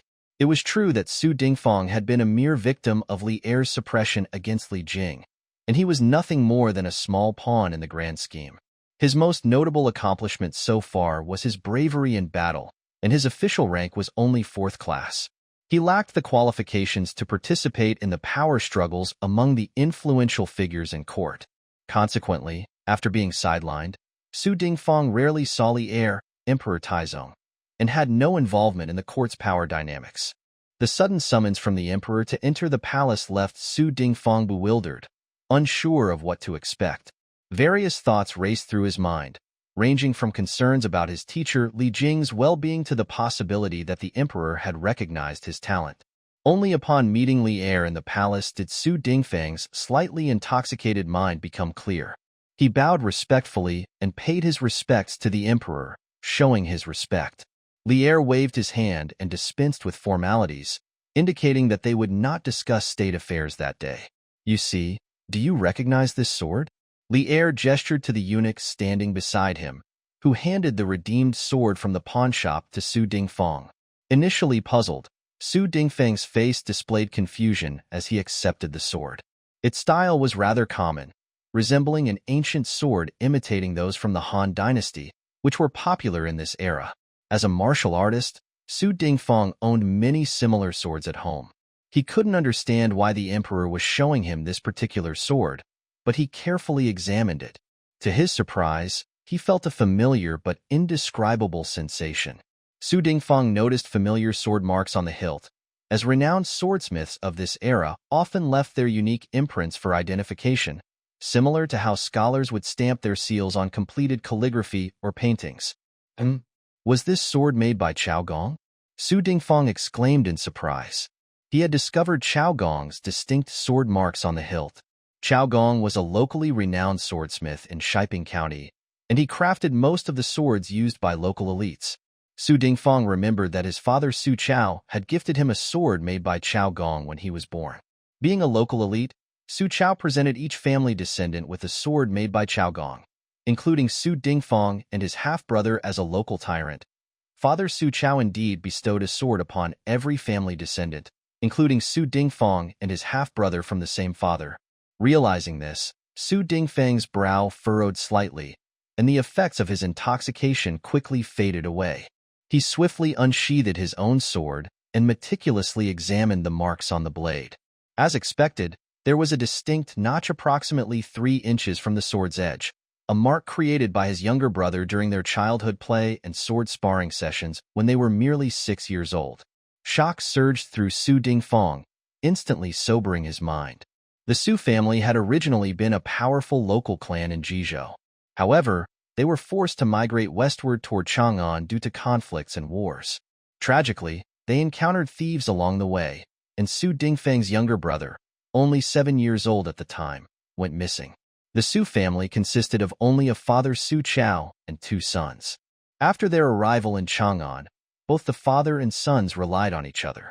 However, Su Chao eventually rebelled, and in the ensuing chaos, Su Dingfang joined the rebel army of Dou Jianda. Following Dou Jianda's defeat at the hands of the Li Tang forces, Su Chao fell victim to his injuries after lingering for half a year. Su Dingfang subsequently aligned with Liu Haida in another rebellion, only to face defeat once again. Surviving these difficult situations, Su Dingfang caught the attention of Li Jing, the general who had defeated Liu Haida. Li Jing took him under his wing and imparted military strategy, yet unofficially, making Su Dingfang his disciple. In the 4th year of Zhengguan, Li Jing appointed Su Dingfang as a vanguard officer to combat the Turks, where he achieved fame through his exceptional military exploits in a single battle. However, as Li Er became the court official's target, Su Dingfang was sidelined. Even in his final moments, Su Dingfang's father Su Chao had murmured about his lost younger son. Although Su Dingfang and his brother did not share the same mother, the scarcity of family members in the Su household prevented any sibling rivalry or petty disputes. Despite their decade-long age difference, the 2 brothers had a deep bond, with Su Dingfang often assuming the role of a father figure due to their father's frequent absence from home. Their brotherly relationship remained strong, and the memories of their time together lingered in Su Dingfang's heart. When the family moved from Jizhou and his younger brother went missing, it became a regret for the whole family. Su Dingfang later searched for his younger brother several times during his battles, but there was no news due to the ongoing wars in the country. And now to see the sword his father had given his younger brother, how could Su Dingfang not be moved? Your Majesty, I dare to ask your Majesty, where did this sword come from? Su Dingfang prostrated himself on the ground. Do you recognize this sword? Li Er frowned. This sword is indeed my younger brother's sword. Su Dingfang's face was filled with grief as he slowly recounted the hardships his family had experienced. In that case, you still have a younger brother who is lost? Li Er asked. Exactly. My younger brother is 10 years younger than me and should be 23 years old now. Su Dingfang nodded. Li Er's heart trembled slightly if that was the case. Then it was highly likely that Su Li, despite his different appearance, was indeed the younger brother that Su Dingfang lost. However, Li Er's brows remained furrowed because he still hadn't obtained the answers he was seeking. Su Li, even though was Su Dingfang's younger brother, his family background was not prominent before, as he came from a wealthy local family. Even Su Dingfang himself only holds a relatively low-ranking official position of the 4th rank. This could not explain the remarkable calligraphy skills displayed by Su Li, as well as the sudden improvement of asthma and Changel, unless something happened during the time when Su Li unexpectedly lost his way and settled in Longyu. Take him to the princess mansion to verify his identity, Li Er sighed. Li Er's expression was not very good. After all the efforts, nothing was found, and instead, Su Li recognized a relative as if punching into thin air.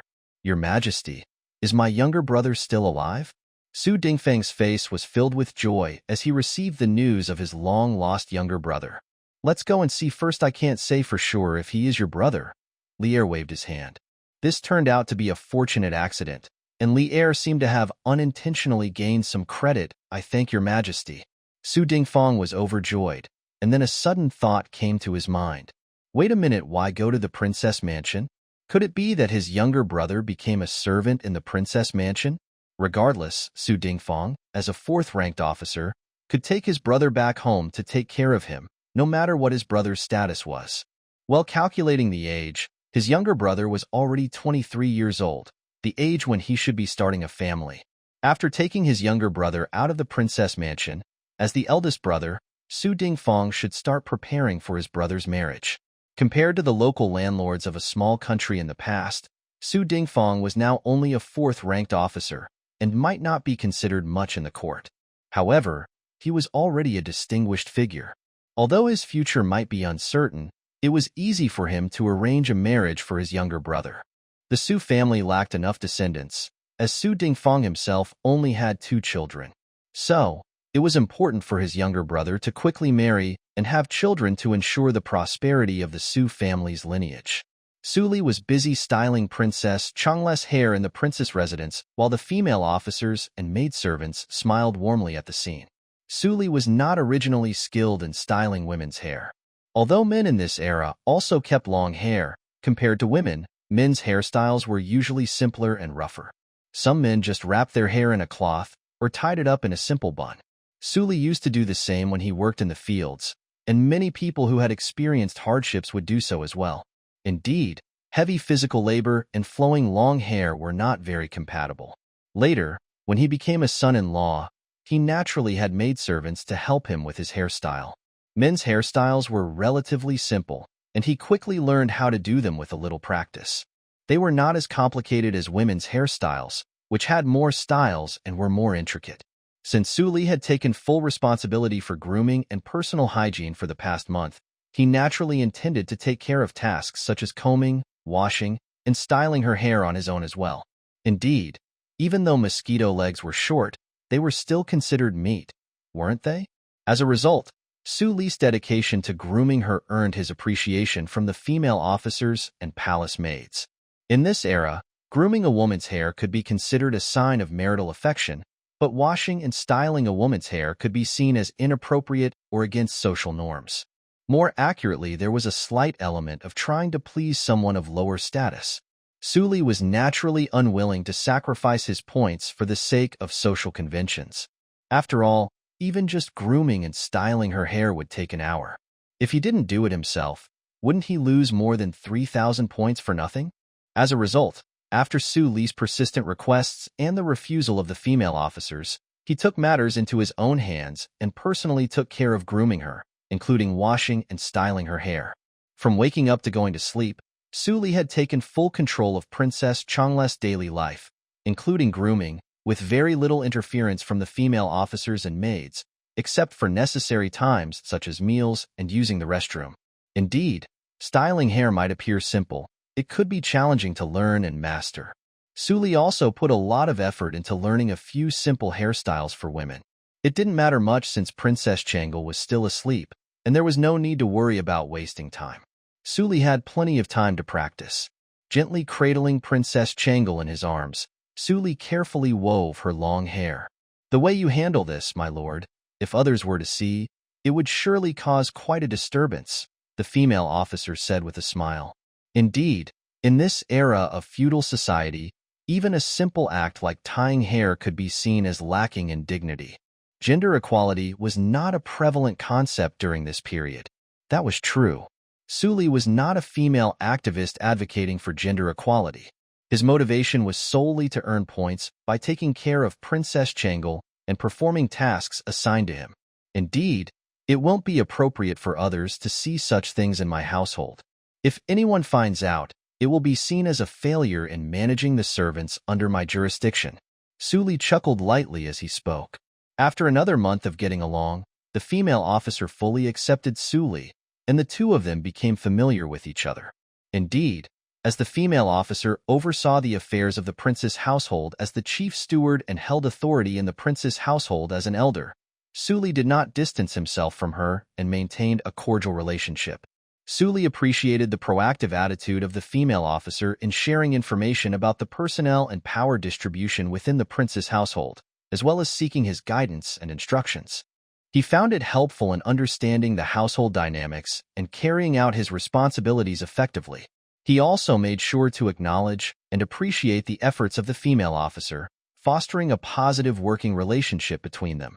However, as Suli was busy accumulating points and trusted the female officer, he continued to entrust all the affairs of the prince's residence to her for management. Indeed, the female officer occasionally cracked harmless jokes between the two of them.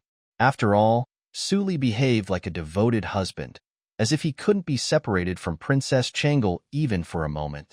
Indeed, Suli willingly took care of Princess Changle's personal grooming, including combing her hair, with great joy and contentment.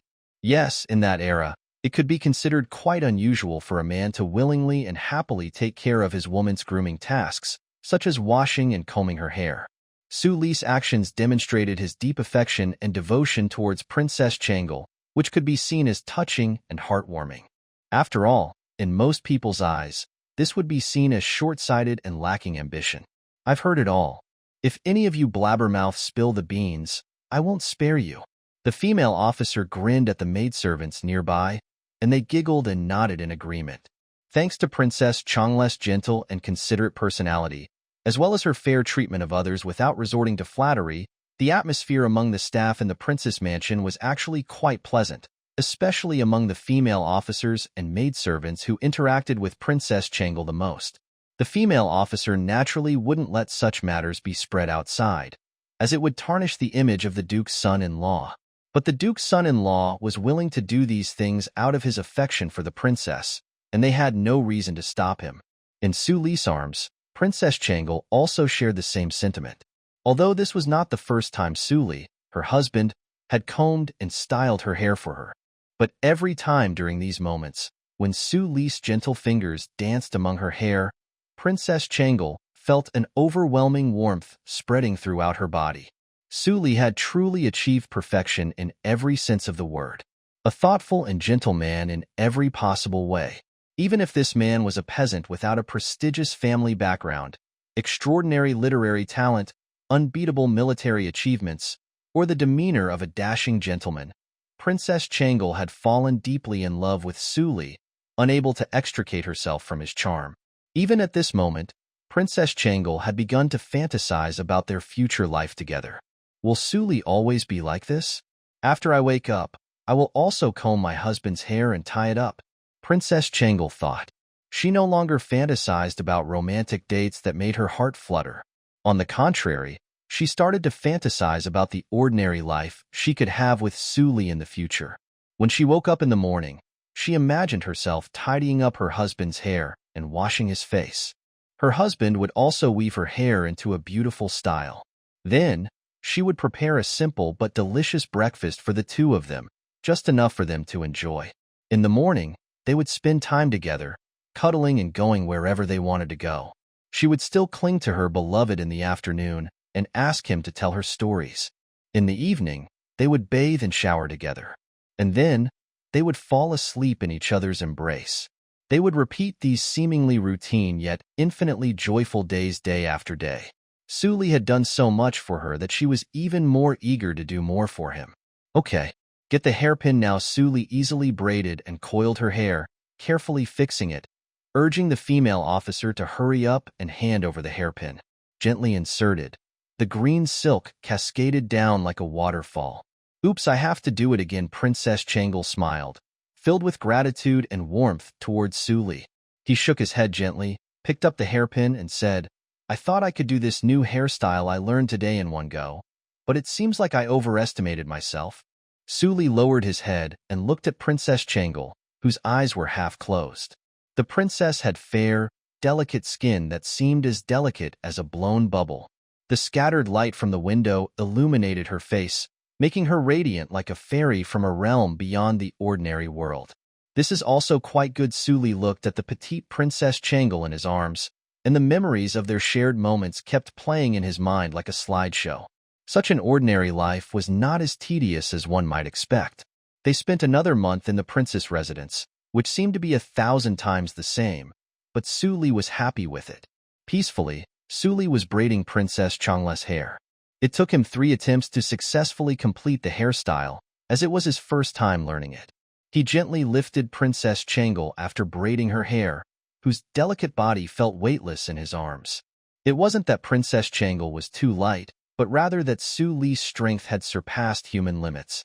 Xiang Yes innate strength attribute is probably similar to mine, Suli muttered. The past month had been relatively calm. Li Er and Zhang Sun Wu Fei visited a few times. Zhang Sun Wu Fei, as always, didn't disturb Suli and used the opportunity to share knowledge that couldn't be found in books. Li Er, on the other hand, seemed a bit distant. Suli noticed that Li Er had been giving her strange looks lately, but Suli himself knew the reason. However, his increasing attributes had also inflated his ego, and he was thinking a plausible excuse, so he didn't pay much attention to it. Gao Yang also came a few times, but the guards of the princess mansion prevented her from meeting Suli. He had no intention of interacting with Gao Yang at all. Princess Changle's siblings also visited again at this time. Crown Prince Li Chengqian hadn't broken his leg yet and hadn't discovered his preference for the same gender. He still appeared decent. However, Li Chengqian didn't initiate any communication with Suli. He only came to visit Changle. Naturally, Suli didn't attempt to approach him, knowing his status as a commoner. It was normal for him to look down on him. Li could truly resembled Li Er, as mentioned before. He also made an effort to converse with Suli and didn't ignore him due to her humble status. Unfortunately, despite his noble bloodline, Li lacked practical skills, and having the blood of 2 emperors seemed impressive. Still, it didn't carry much weight, making him a target of suspicion. Li Tai shared similarities with Li Chengqian, and Suli could even sense a hint of inexplicable hostility from this little chubby prince. The reason behind it remained unclear to him. There was also a prince named Li Yin, who was Li Ke's full brother, but compared to Li Ku, there was a significant gap. He visited Changle more as a formality, with limited interaction, and Suli couldn't form a proper evaluation of him. After a month of coming and going from the princess mansion, Suli gradually adapted to his life as the male master of the mansion.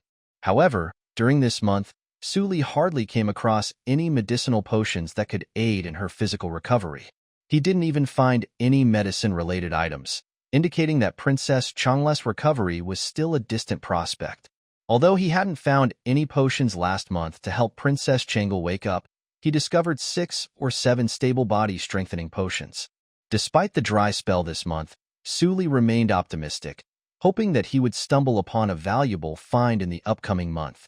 It was worth noting that after last month's various body-nourishing medications, Princess Changle's physical condition surpassed that of ordinary people. In the short term, there was little concern about complications arising from her unconscious state. Overall, Changle's condition remained relatively unchanged from the previous month. However, Suli's luck hadn't been favorable this month, as he hadn't found anything valuable but had accumulated various miscellaneous items. Daily quest, small gift package for attribute points. Suli exclaimed, rubbing his hands together eagerly. Indeed, receiving good things would be a pleasant surprise for Suli. He would accept them wholeheartedly if he could accumulate enough attribute points from the small gift packages. After all, attribute points were crucial for his progress. One's background and attributes were fundamental to a person, and Su Li's foundation relied on his attributes. Even if some of the items seemed useless, he would gladly accept them as long as they provided some basic attribute points. What Su Li needed the most were tangible, affordable, high cost-effectiveness, and useful items. He wasn't a greedy person. With Princess Changle in his arms, Su Li headed to the courtyard and sat cross-legged on the ground, opening today's system store. Product 1. 10 pounds of potatoes. Maybe they can be used to make French fries?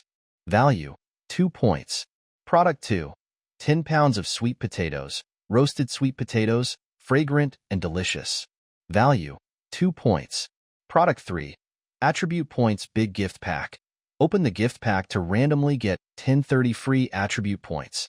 Value: 88,888 points. Product 4. Photographic memory. Do you know what hypermnesia is? Value: 200,000 points. Product 5. Halberd technique.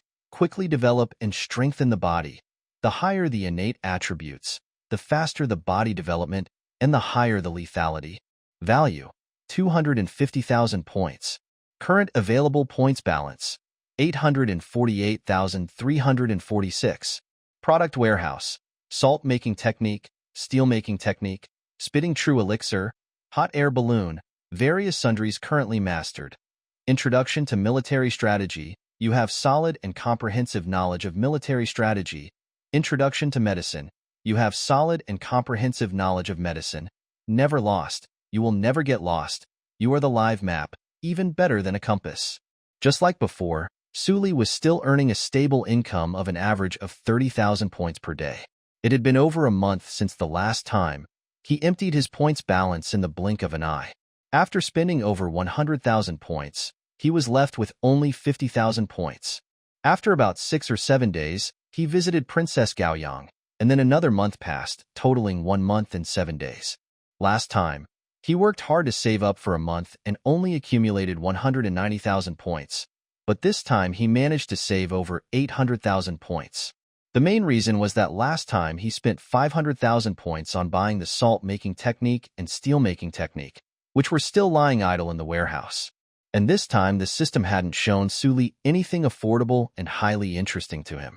Reluctantly, Su Li spent 50,000 points to buy a hot air balloon. As for the attribute point small gift packs, he acquired 20 of them this month in 37 days, which was a decent probability. The more of these packs, the better, and they cost him an additional 200,000 points. In between, there were no significant expenses, just some miscellaneous items, and the rest was saved up by Su Li, allowing him to accumulate over 800,000 points. However, it was sometimes frustrating when one couldn't find ways to spend their points. The refreshment of system goods solely relied on luck. Not only did you need to come across good items, but they also had to be affordable for you. In reality, the items that appeared were either amazing but unaffordable or useless items worth only 1 or 2 points. Finding something that was both affordable and practical proved to be quite difficult. Su Li could spend all his points in this month in 7 days because there was a guaranteed attribute point small gift pack. However, on the other hand, even though he didn't buy any other items, just purchasing the small gift pack of attribute points brought about a drastic change in Su Li's situation. Moreover, the items that refreshed this time nearly blinded Su Li's eyes. Wait a minute. Sweet potatoes and potatoes combined only sold for 4 points? Ah, what's this sweet potatoes and potatoes together only cost 4 points? Did something go wrong? Su Li said surprisingly. As a modern individual, Su Li had been heavily influenced by online novels, especially those involving time travel. Taking high-yield crops like sweet potatoes and potatoes to ancient times, he couldn't help but imagine the reactions of people from that era. It wouldn't be surprising if they considered sweet potatoes and potatoes as precious commodities. However, the fact that they were priced at only 4 points in the system mall was unexpected to Su Li. In the novels, sweet potatoes and potatoes are portrayed as powerful weapons. Could it be that they can't be grown and can only be eaten? Or perhaps, in this era, sweet potatoes and potatoes don't hold much value since they are already common crops, and there's no significant difference between them and other food available in the system? Su Li pondered secretly but couldn't figure out the reason. Nevertheless, he decisively spent 4 points to buy them. After all, it was only 4 points, so he couldn't go wrong. He planned to plant them in a large flower pot once he returned since sweet potatoes and potatoes were easy to cultivate. Finally got some good stuff today, Suli thought. Suli grouped sweet potatoes and potatoes, categorized as miscellaneous items by the system, with many seasonings such as cola, monosodium glutamate, and cumin. He glanced at the remaining 3 items with excitement. Perhaps it was a guaranteed harvest after a month of no items? Regardless, this item refresh came at the perfect time, affordable and practical. First, there was the Attribute Points Big Gift Pack worth 88,888 points. He could randomly obtain 1030 free Attribute Points upon opening it, equivalent to 10 packs of Attribute Points and a small gift pack. The overall price was even cheaper by over 10,000 points. Suli directly purchased it without hesitation, leaving him with a balance of 759,454 points. But now, luck played an even greater role because he could make 10 draws with the 10 packs of Attribute Points Small Gift Pack. If he were to obtain 15 points or less from this Attribute Points Big Gift Pack, wouldn't it be a loss? Suli rubbed his hands, feeling fortunate that he could draw 30 free Attribute Points this time. After some hesitation, he firmly grabbed Changle's soft and tender hand and vigorously rubbed it for a while. Open it for me, Suli thought.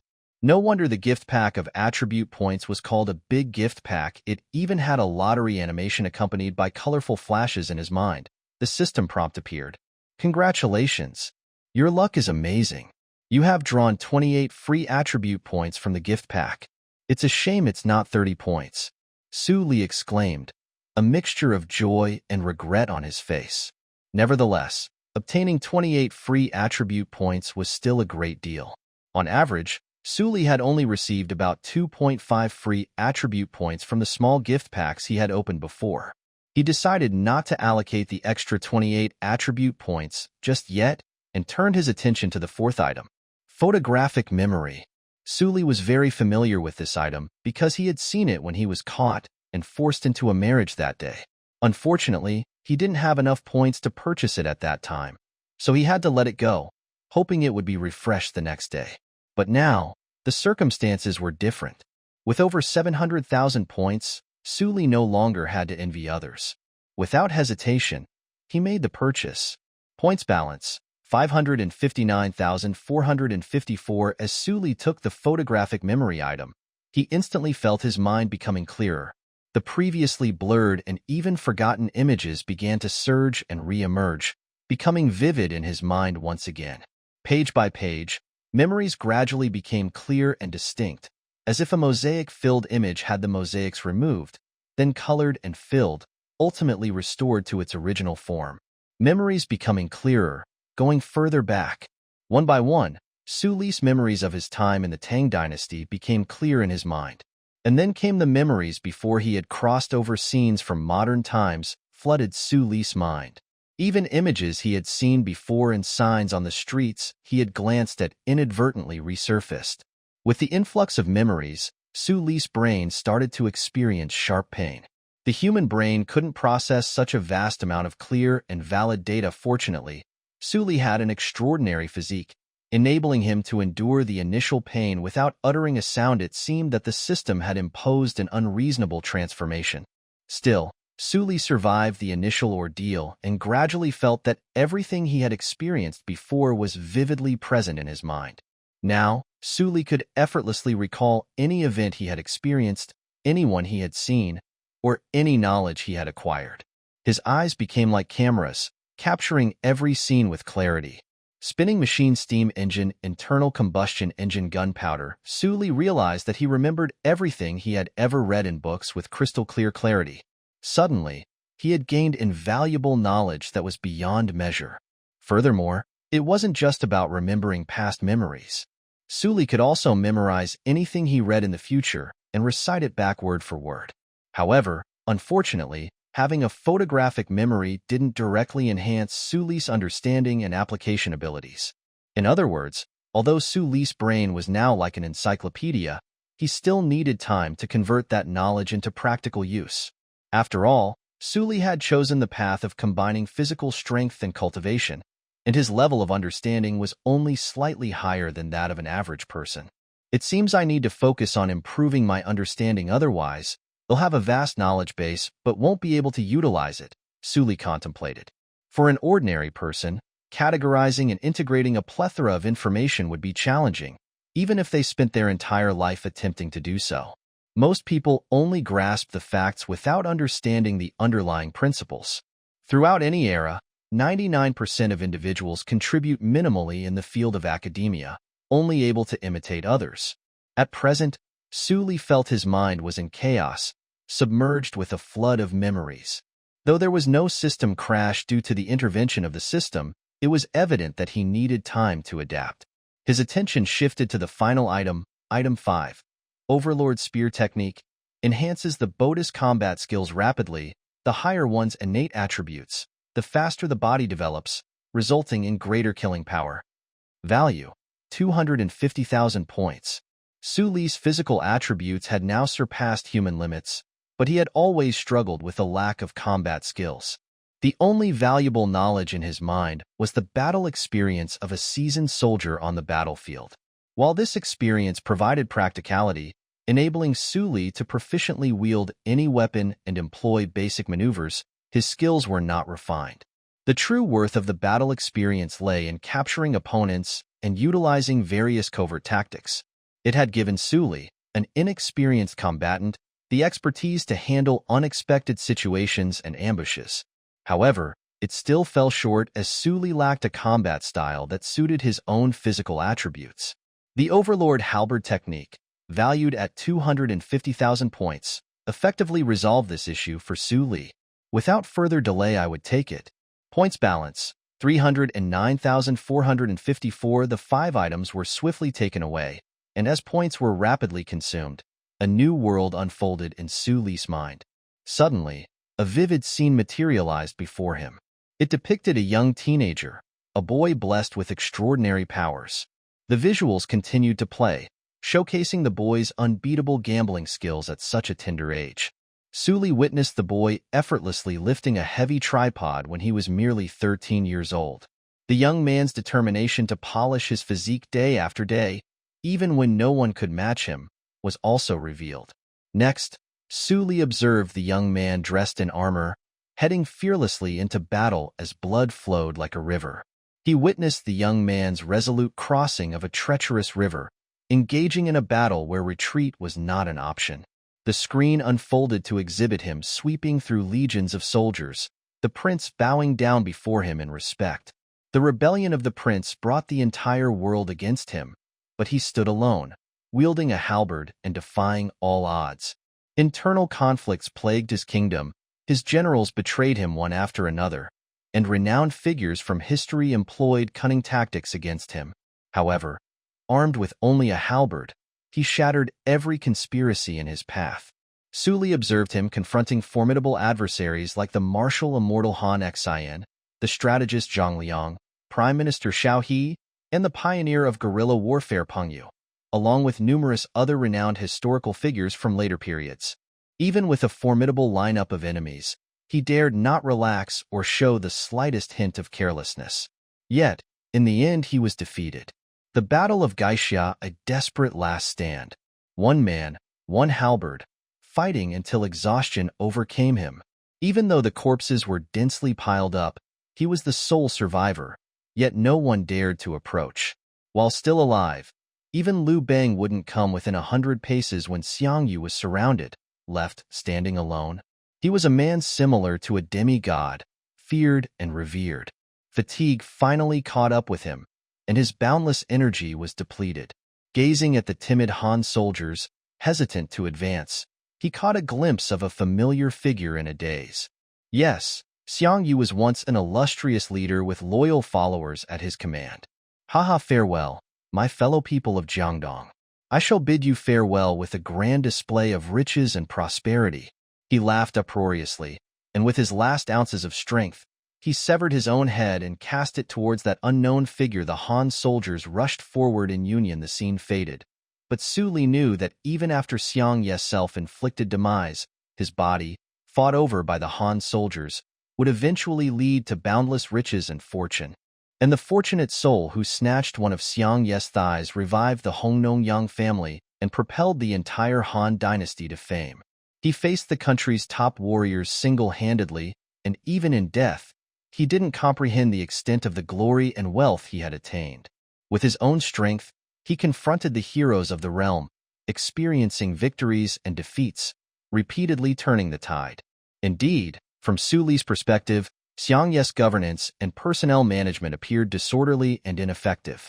Livelihoods withered, internal affairs fluctuated day and night, and some of the trusted subordinates were reduced to insignificant roles. An ordinary person would have fallen victim to the early Han dynasty's might. Consequently, relying on his personal might, Xiang Yu leaped and bounded throughout the early Han dynasty.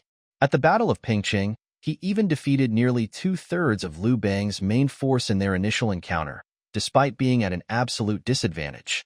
He cast fear upon his adversaries. By the scene's conclusion, Su Li had mastered the art of the Overlord's halberd technique.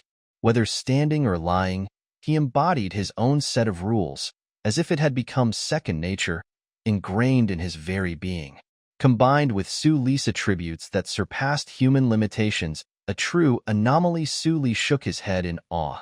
After witnessing the imagery in his mind, Su Li realized the monstrous nature of Xiang Yu. In modern times, he would have been an unprecedented Hercules after all. It wouldn't have made a difference if you shot him once. But in ancient times, Xiang Ye's prowess on the battlefield was nothing short of a formidable monster, an invincible force. Ordinary low-quality swords couldn't even penetrate his muscles. He swung casually, with the power of 1,000 pounds. Even with 200 pounds of armor on his body, he could still move freely. Such individuals could not be dealt with in ancient times, and Liu Bang had already found the only solution. He gathered a force of tens of thousands to surround him and let him fight, then waited for him to exhaust his strength.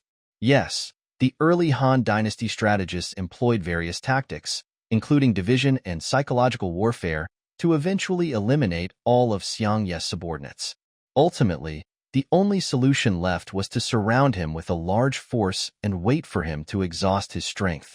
Even Liu Bang dared not appear when observing this battle in Xiang Ye's sight. If given an organized army of thousands of people, this kind of monster could easily break out of the siege of 100,000 people. If given an organized army of 10,000 people, he would dare to turn around and fight to the death. Before the advent of weapons of mass destruction, one must admit that a character like Xiang Yu was almost impossible to overcome. In the Battle of Pingqing, Xiang Yu attacked Liu Bang's 560,000 troops attacked Pingqing. Xiang Yu was attacked from the front and back, and the remaining generals continued to attack Qi. He alone commanded 30,000 troops to return and help.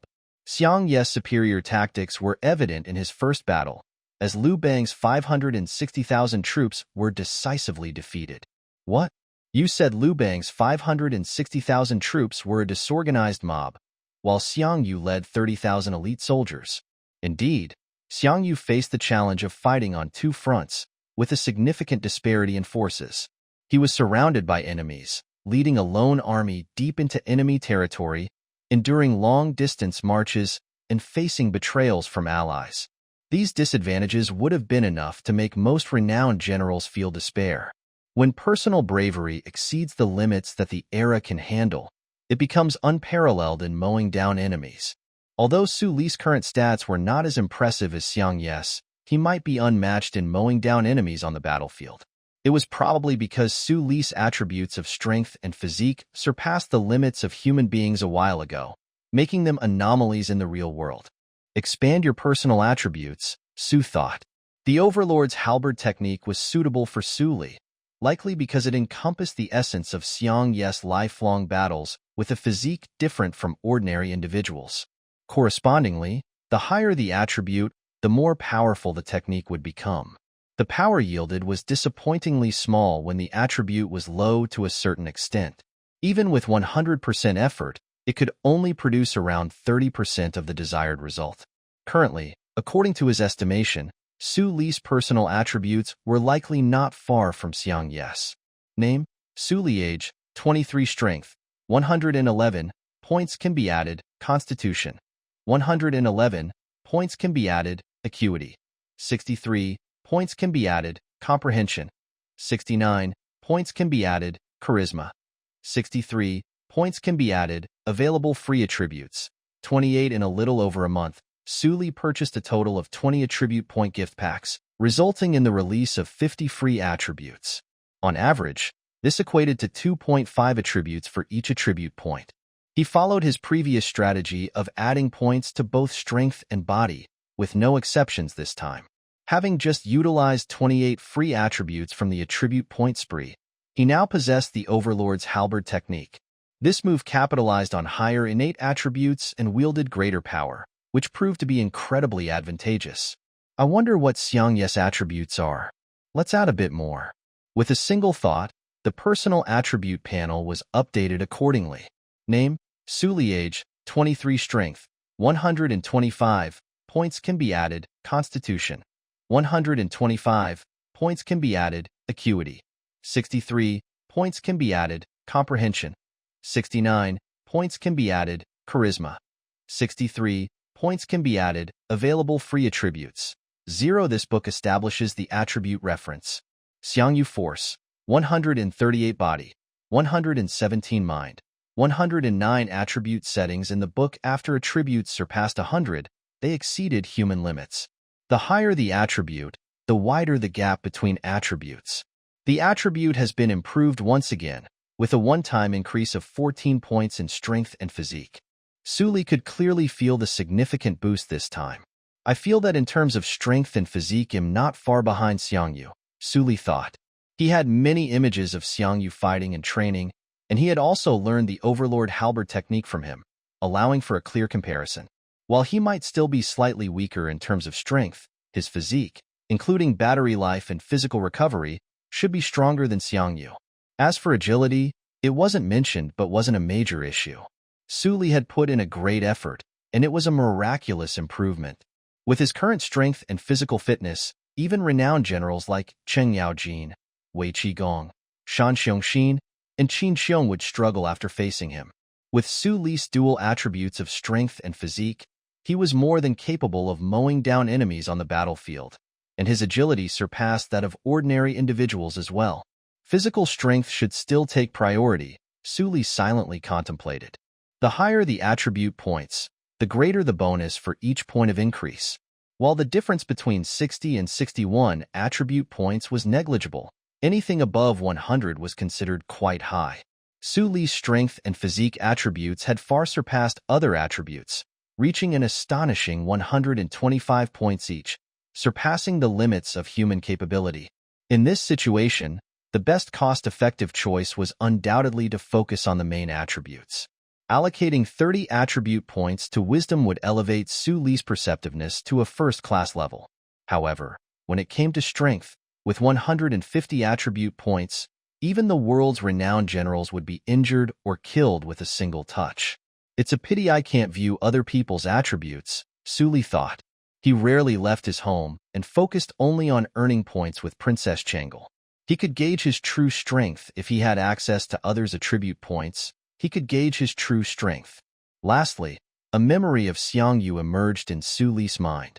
Suli believed he could match Xiangyu in physical strength, but he remained uncertain about his standing in Tang Dynasty. Suli believed that he would be unbeatable throughout the Tang Dynasty with her exceptional physical attributes and techniques of the hegemon's halberd. However, he was uncertain about the gap between himself and famous generals like Qin Xiong and Wei Qigong. Suli was confident in his ability to fight in terms of pure strength. His only weakness was his lack of sharpness, but even with his strength reduced by 10 times, he would still be formidable. How many opponents could I take on? This was Suli's biggest question in his mind. Unfortunately, he had no friends and didn't know any generals, so he was unaware of the Tang Dynasty's top combat power. Without military encounters, he couldn't accurately gauge his own strength. Suli didn't necessarily desire to engage in fights or show off his skills, but he genuinely wanted to know his own level. Once Changle wakes up, I must witness the pinnacle of combat power in the Tang Dynasty. If they can't even withstand a single blow, then wouldn't I become invincible? Suli thought. In this era, without long spears or cannons, becoming invincible like the ancestors was a much more challenging feat compared to the modern era. However, Su Li didn't even know how powerful he had become once Princess Changle awakened. It feels so satisfying to silently grow stronger, Su Li thought happily while holding Princess Changle. He had previously imagined becoming a revered civil servant or a formidable warrior, expanding territories and leaving a mark in history after time travel. But after living as a peasant for several years, Su Li had grown to appreciate peace. Although life in the princess mansion was monotonous, it was serene and comfortable without disturbances. Above all, he could personally experience his growth and daily self-improvement, acquiring more and more possessions. You are truly my lucky star. Su Li embraced Princess Changle, her face beaming with joy. In the blink of an eye, more than 2 months had passed. If Su Li hadn't fortuitously married Princess Changle, he might still be toiling away as a peasant, far from being comparable to Xiangyu or possessing the power to revolutionize the world with his salt-making and steel-making skills. He might have led an ordinary life, marrying a peasant woman with a big butt and toiling away until old age before falling victim to despair. Although Su Li might have appeared pitiful to others, but for himself every day was filled with brightness and a promising future. His hardships were the catalysts for his progress.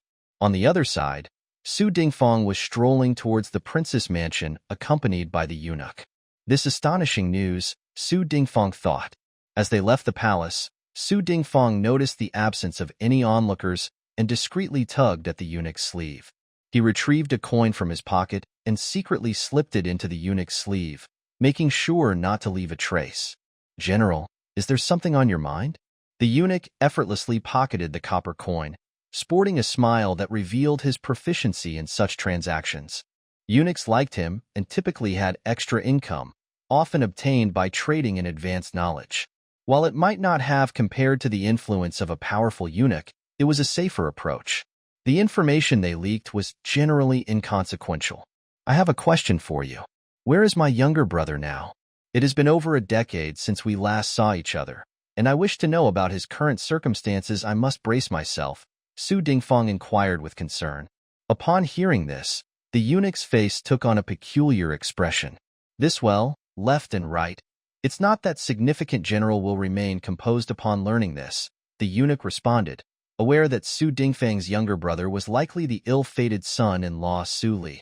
That unfortunate soul who married Princess Changle. Observing the genuine warmth displayed by Su Dingfang, the eunuch couldn't help but inwardly sigh. Truly unlucky had they crossed paths earlier. With the connection between Su Dingfang and Li Jing, perhaps they could have persuaded Li Jing to avoid this tragic outcome. But now Su Li was already wedded to the princess, and altering that union was out of the question. As for the princess, he lay bedridden, his life hanging by a thread. Even if Su Li didn't have to meet the same fate, it seemed unlikely that he would be able to carry on the family lineage in the future. Recognition held no value at this point. Furthermore, Su Dingfang held only a 4th-rank position. Su Li's impending burial was inevitable unless Li Jing was persuaded to join forces. Truly unlucky. Wearing a perplexed expression, the eunuch sighed and began to divulge the information. "What me brother is that ill-fated son-in-law." As Su Dingfang listened, his eyes widened, and his weathered face portrayed a mixture of shock and bitterness. The incident involving Princess Changle's joy had become the talk of Chang'an, reaching even the common people's ears. Su Dingfang had once remarked with empathy that the fortunate son-in-law seemed to have transformed from a humble creature into a phoenix on a tree branch. He did not know that the unlucky soul he had sympathized with was his own younger brother. "Left Marquis General Su Dingfang is here to visit?" Su Li looked at the female officer with a hint of confusion on his face. Now that Su Li had awakened his photographic memory, he could recall everything from the past with clarity. In just a moment, he retrieved Su Dingfang's information in his mind. Su Li had read about this name when he was researching. Su Dingfang, the renowned general of the later Tang dynasty, was born in the tumultuous era of Sui and Tang. He rose to prominence at a young age, following Li Jing and pacifying the Turks. He achieved his first victory against the Turks and was promoted to the rank of Left Marquis General of the 4th class. However, during the reign of Li Er in the Zhengguan era, for some unknown reason, Su Dingfang, despite his talents, did not receive much recognition for half of his life. It wasn't until Li Er ascended the throne that the famous generals of the Tang dynasty were growing old. At the age of 40 or 50, Su Dingfang, who had wasted half of his life, was finally employed by Emperor Li Er of the Tang dynasty. The famous general, who had wasted half his life, finally got his own stage. In an era when the renowned generals of the Tang dynasty were gradually fading, he carried the banner and made significant military exploits for the Tang dynasty. In other words, Su Dingfang's actual ability, even in the star-studded Tang dynasty, was still in the top echelon, and very few people could compare to him. Now that he was in a dilemma, with no negative aspects to his reputation, Su Li was happy to make friends with him. However, the relationship between Su Dingfang, the left marquis general, and himself, the accidental son-in-law, was distant. Now, Su Dingfang suddenly visited what could be the reason behind it? Please come in. Su Li pondered for a moment and spoke. Regardless of the reason for his visit, they had to meet each other. The female officer nodded, but she was also a little puzzled. Princess Chang'e and Su Dingfang had nothing to do with each other, and Su Dingfang mentioned meeting the consort, not Princess Chang'e. But wasn't Su Li a peasant before? How did he become involved with the left marquis general? When Su Dingfang stepped into the prince's mansion, he couldn't quite grasp the atmosphere. His heart was filled with conflicting emotions. On the one hand, he didn't want this unlucky son-in-law to be his younger brother. After all, Princess Chang'e's situation was surrounded by turmoil and rumors that her life was in danger. But on the other hand, he secretly hoped that this unlucky son-in-law was indeed his younger brother. For a long time, Su Dingfang had been searching for his younger brother without any success. His parents had already passed away, and the once lively Su family was now sparsely populated, with only Su Dingfang and his son remaining. He had raised his younger brother himself for over 10 years, and he even began believing that his younger brother might have passed away. So even if his younger brother turned out to be this unlucky son-in-law, at least he would still be alive. As Su Dingfang stepped into the courtyard of the princess mansion, he caught sight of a handsome young man sitting quietly under the gazebo with a beautiful woman leaning on him. They appeared like a couple of celestial beings. However, upon closer inspection, Su Dingfang noticed that the woman seemed frail and weak, and Su Li was supporting her, not the other way around. Observing the handsome young man, Su Dingfang realized that Su Li didn't resemble him or their father Su Chao. But with just one glance, Su Dingfang was certain that Su Li was his younger brother. The resemblance was striking. Su Li's face bore an uncanny resemblance to their stepmother. Su Dingfang and Su Li were half-brothers. While Su Dingfang resembled their father, his mother had passed away early. On the other hand, Su Li was the son of Su Chaos' second wife. The Su family, originally a prominent family in a small local county, didn't possess vast wealth.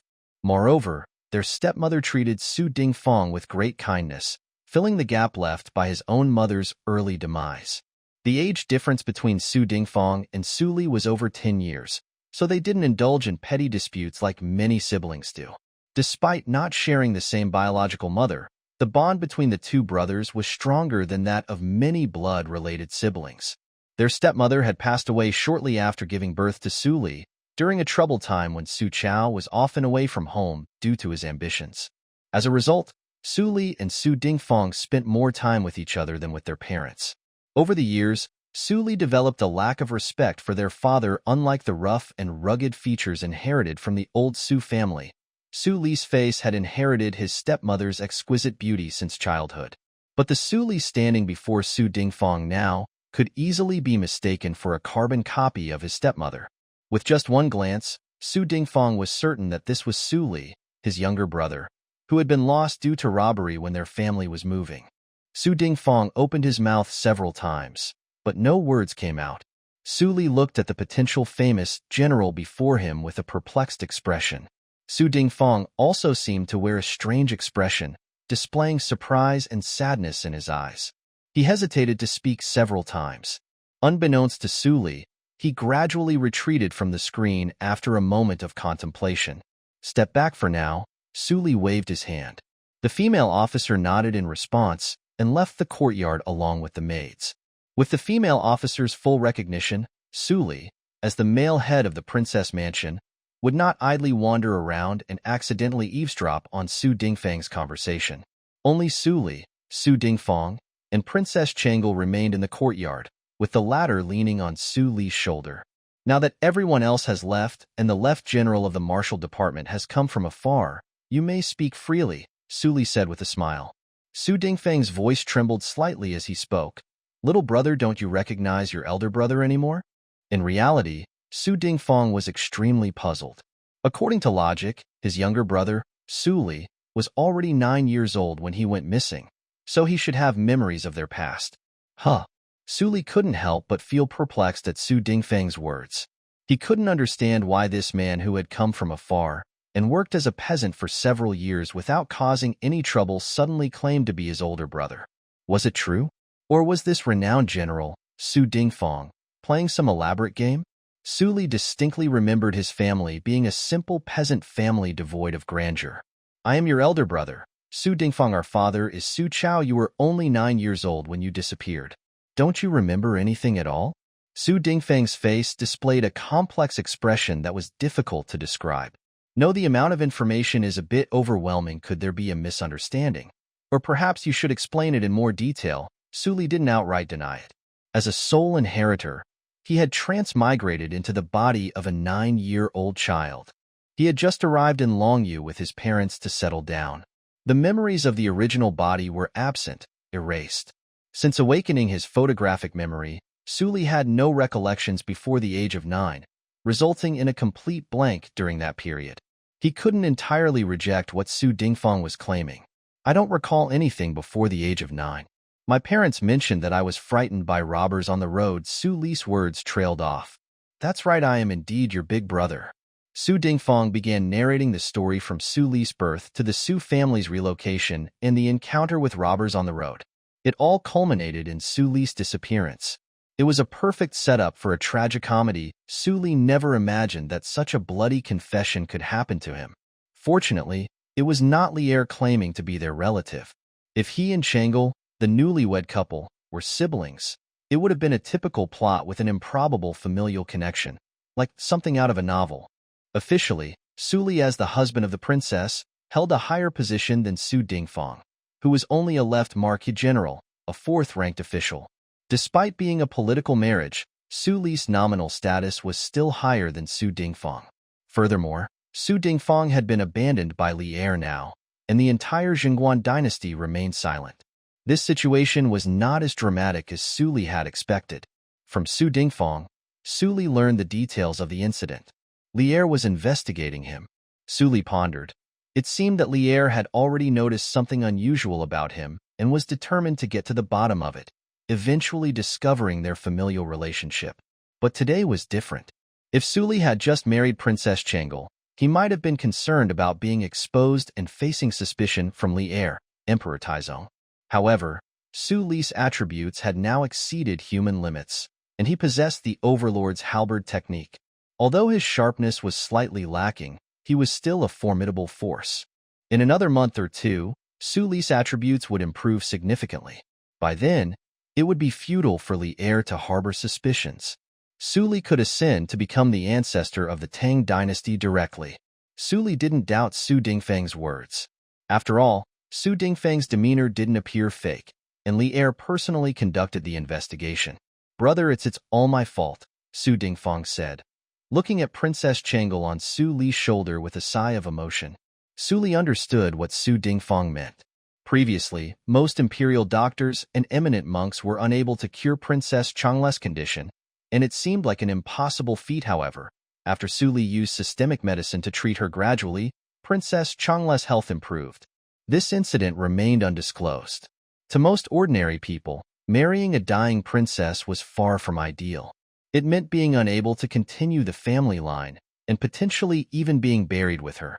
But that's not entirely true. At least I no longer have to worry about food and clothing, Su Li said, shaking his head and smiling. His poison had become his remedy.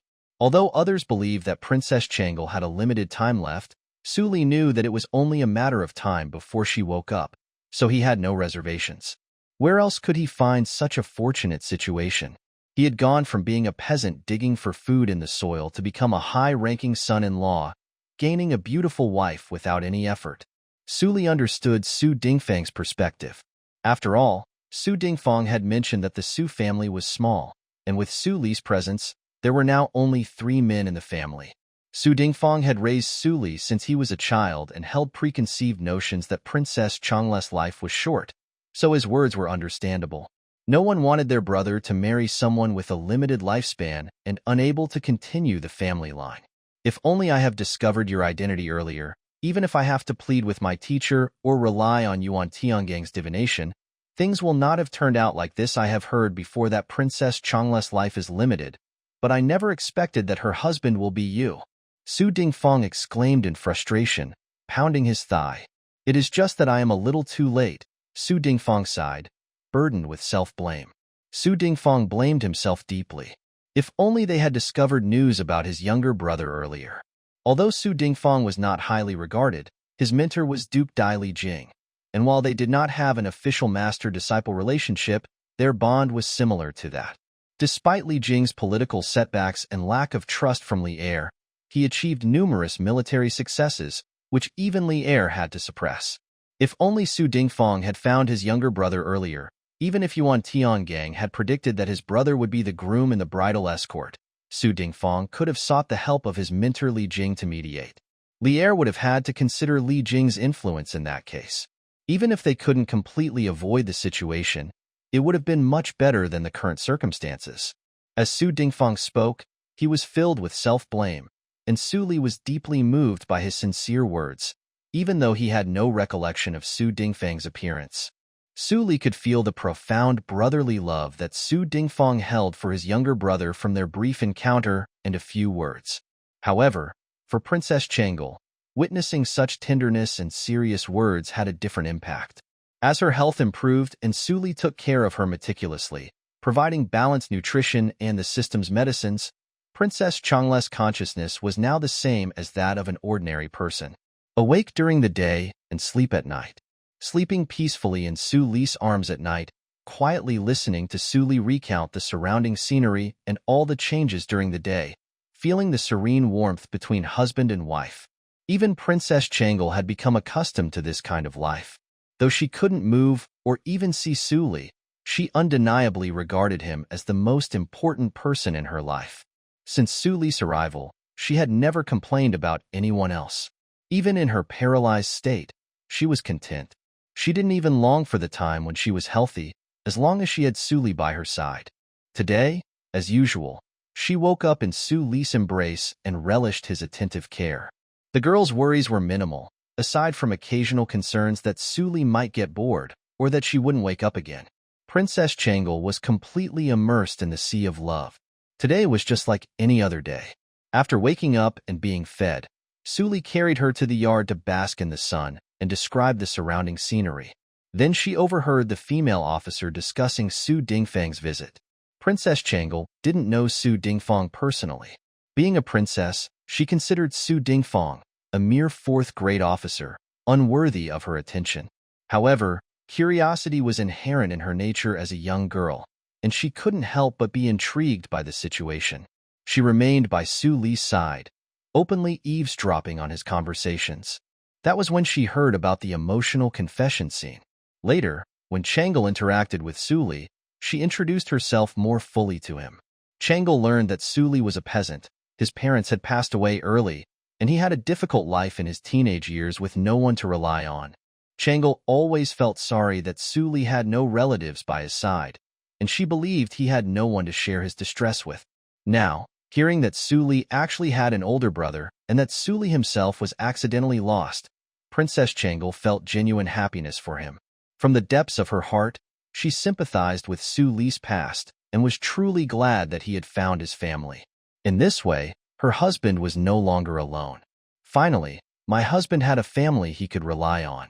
Princess Changle always felt sorry for him, thinking about her own privileged upbringing with loving parents and siblings, while Su Li had nothing. But now, it turned out that Su Li also had a happy family and an elder brother who loved him dearly. Princess Changle was initially happy for him until Su Dingfang spoke up. Su Dingfang's serious words reached Princess Changle's ears. She couldn't describe the feeling that overwhelmed her. Su Dingfang didn't directly target Princess Changle, but his words emphasized every aspect. Princess Changle, a woman with a short life expectancy. Even if she could live, she couldn't continue the family line for Su Li or ensure the prosperity of their lineage. She realized that she had caused trouble for Su Li and delayed his happiness. Even Su Li, who had initially been lonely and helpless, had found his relatives. But because of her, a disabled person who couldn't wake up, he could only be trapped in the princess mansion, guarding her like a lifeless tree. All this time, she had been too selfish in craving the tenderness, care, and security that Su Li provided. Subconsciously, she had started avoiding these issues. Now, everything was shattered by Su Dingfang's sincere and honest words. That was right. No matter how helpless Su Li was, he came from a respectable family and could continue the family line. Even after the brothers had reunited, Su Li could have had a good life. And all of this was ruined by her. Princess Changle had to face this harsh reality. Su Li, I'm sorry, Su Li. I'm so sorry, Princess Changle thought. When everything was mercilessly revealed, only the harsh truth remained, and the young Princess Changle had nowhere to escape. You can't say that Su Dingfang watched as Su Li beat his chest, stamped his feet, shook his head, and smiled, taking Princess Changle's hand. Her arsenic is my medicine. If there is no eternal happiness, how can I be noble one day? Su Li said. To put it bluntly, as a time traveler, Su Li's stumbling in this unfamiliar era was enough to leave him frustrated. But Su Li was just an ordinary person in his previous life, lacking the knowledge and skills he needed now. While he had read about salt refining and soap making in novels, he struggled to remember the exact process for a long time. As for taking the Imperial examination to become an officer, forget it. He hadn't passed the college entrance examination in his previous life, let alone become a class monitor. How could he become an officer through the Imperial examination and govern a region after time travel? Furthermore, the system he possessed was of little use. Until he married Princess Changle, he had to rely on it to be honest. Su Li contemplated starting his life anew. Besides, Princess Changle and I are now husband and wife. As husband and wife, we are one. You and I share happiness and adversity together. Brother, you can't speak of this anymore. Besides, who said Changle can't wake up? Su Li's words remained as firm as ever. Princess Changle heard these words, but they only brought a fleeting warmth after the disguise was stripped away. Su Li's voice was gentle and resolute, just as it had always been.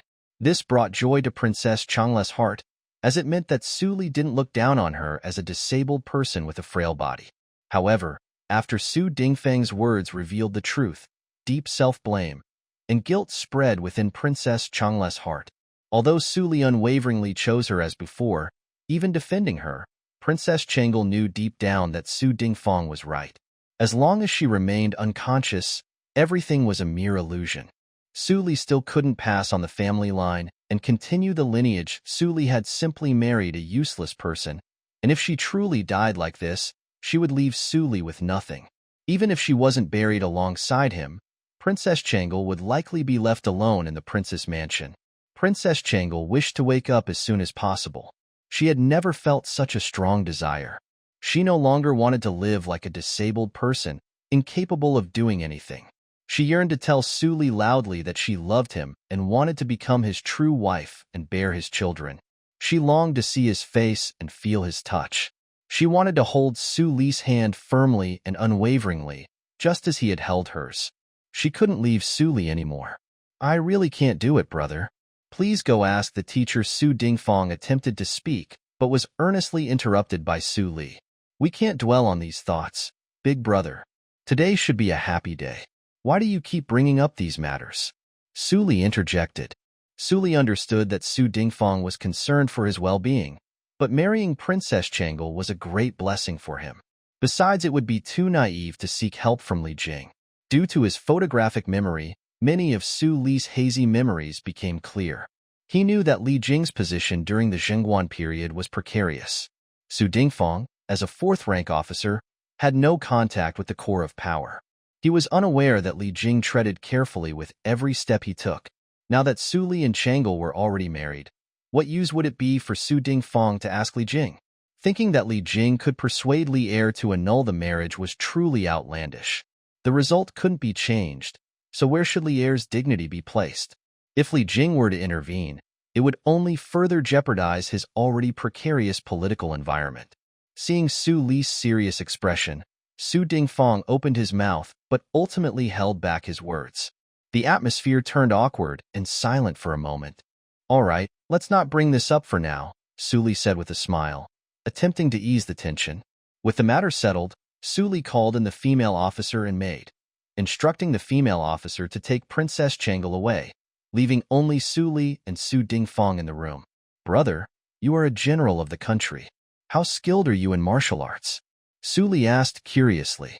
Just moments ago, Su Li had been lamenting the fact that although his attributes had greatly improved, and he had acquired the Overlord's halberd technique, he had no point of reference to gauge his own strength in the Great Tang. And now, he suddenly had an older brother. Su Li knew Su Dingfang's future better than anyone. If it weren't for Li Er's suppression, Su Dingfang might have already made a name for himself and risen to the top ranks of the Tang dynasty. Taking advantage of this opportunity, Su Dingfang could help Su Li gain a clearer understanding of his own strength. Leading troops in battle is no easy task, but those who can physically overpower me can be counted on one hand. Su Dingfang replied confidently, speaking about his area of expertise. Su Dingfang was highly skilled. While serving under Do Jianda and Lu Haida, he achieved numerous military exploits due to his bravery and was always invincible on the battlefield. However, during that time, Su Dingfang was merely a brave general who could control the situation on a small battlefield.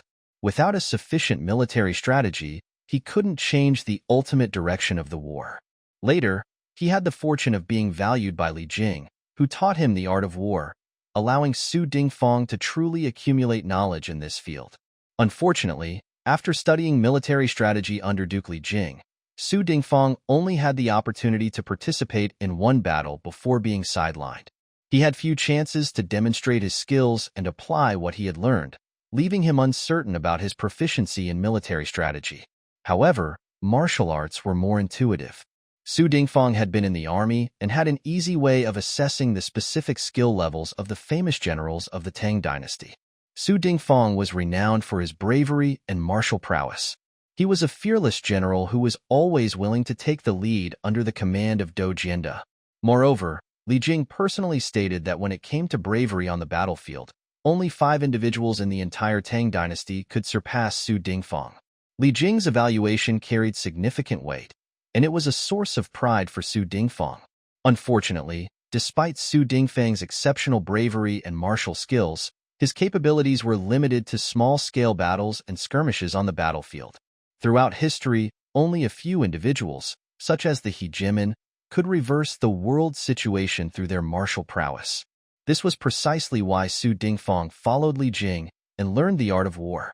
Even if one was incredibly powerful, without the ability to be invincible like an overlord, one could only fight against tens of thousands of soldiers on the battlefield.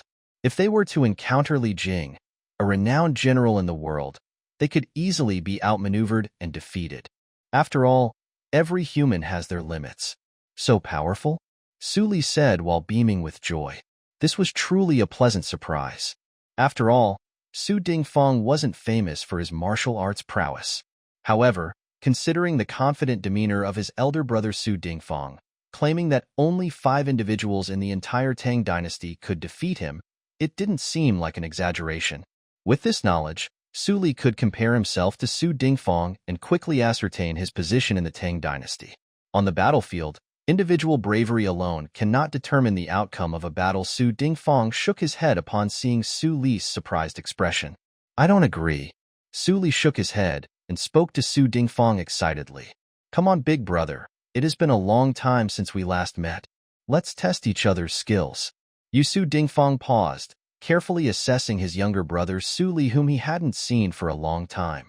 Su Li's physique was still tall and robust, though he didn't appear as strong as before. After getting lost, he had chosen an honest life as a peasant and had not dedicated himself to martial arts training. Additionally, honing martial arts required not only diligent practice but also an ample food supply. While the hard-working life of a peasant could provide some strength, it couldn't compare to someone like Su Dingfang, who had been nurtured and trained in martial arts since childhood. Su Dingfang initially contemplated refusing, but upon seeing his younger brother's determination, he ultimately chose to accept. However, he decided not to go all out, mindful of not hurting Su Li. It wasn't that Su Dingfang was arrogant, but his martial arts prowess was top-notch in the entire Tang dynasty. "Shall we wager then?" Su Dingfang asked. Wagering, a sport deeply rooted in Juxia, resembled wrestling but had distinct differences. It involved unarmed combat and could be traced back to the spring and autumn. Even in modern times, some regions, such as northeast China and Shaanxi, continued to uphold this tradition. Su Li nodded and silently removed his outer garments, leaving only the inner layer.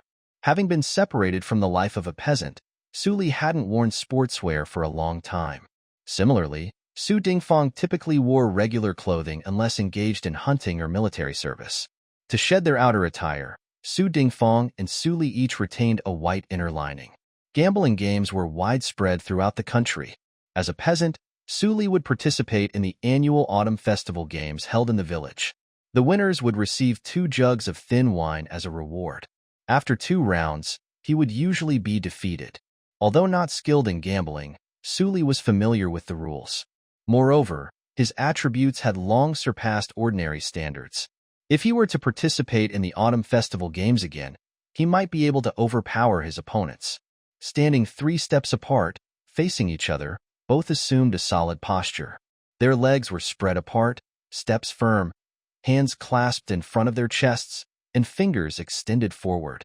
The stance resembled wrestling, but their palms didn't make contact. "You go first." Su Dingfang stood firm and spoke to Su Li. He made it clear that he wanted to let Su Li go. There were 3 steps between the 2 gambling rounds, regardless of whether it was a long or short distance. The crucial point was to seize the opportunity and give the command to take action. Whoever acted swiftly would be able to gain an advantage, with their efforts resulting in an effect greater than the sum of its parts. Those who moved slowly and reacted sluggishly would be at a greater disadvantage when starting later. Su Dingfang remained still, essentially giving up the opportunity to close the 3-step gap with Su Li for nothing. Su Dingfang did not believe that he would lose even if he gave Su Li 3 additional strides to close the distance. Although Su Dingfang hadn't played many gambling games, he had honed his body and practiced martial arts tirelessly since childhood, proving his skill.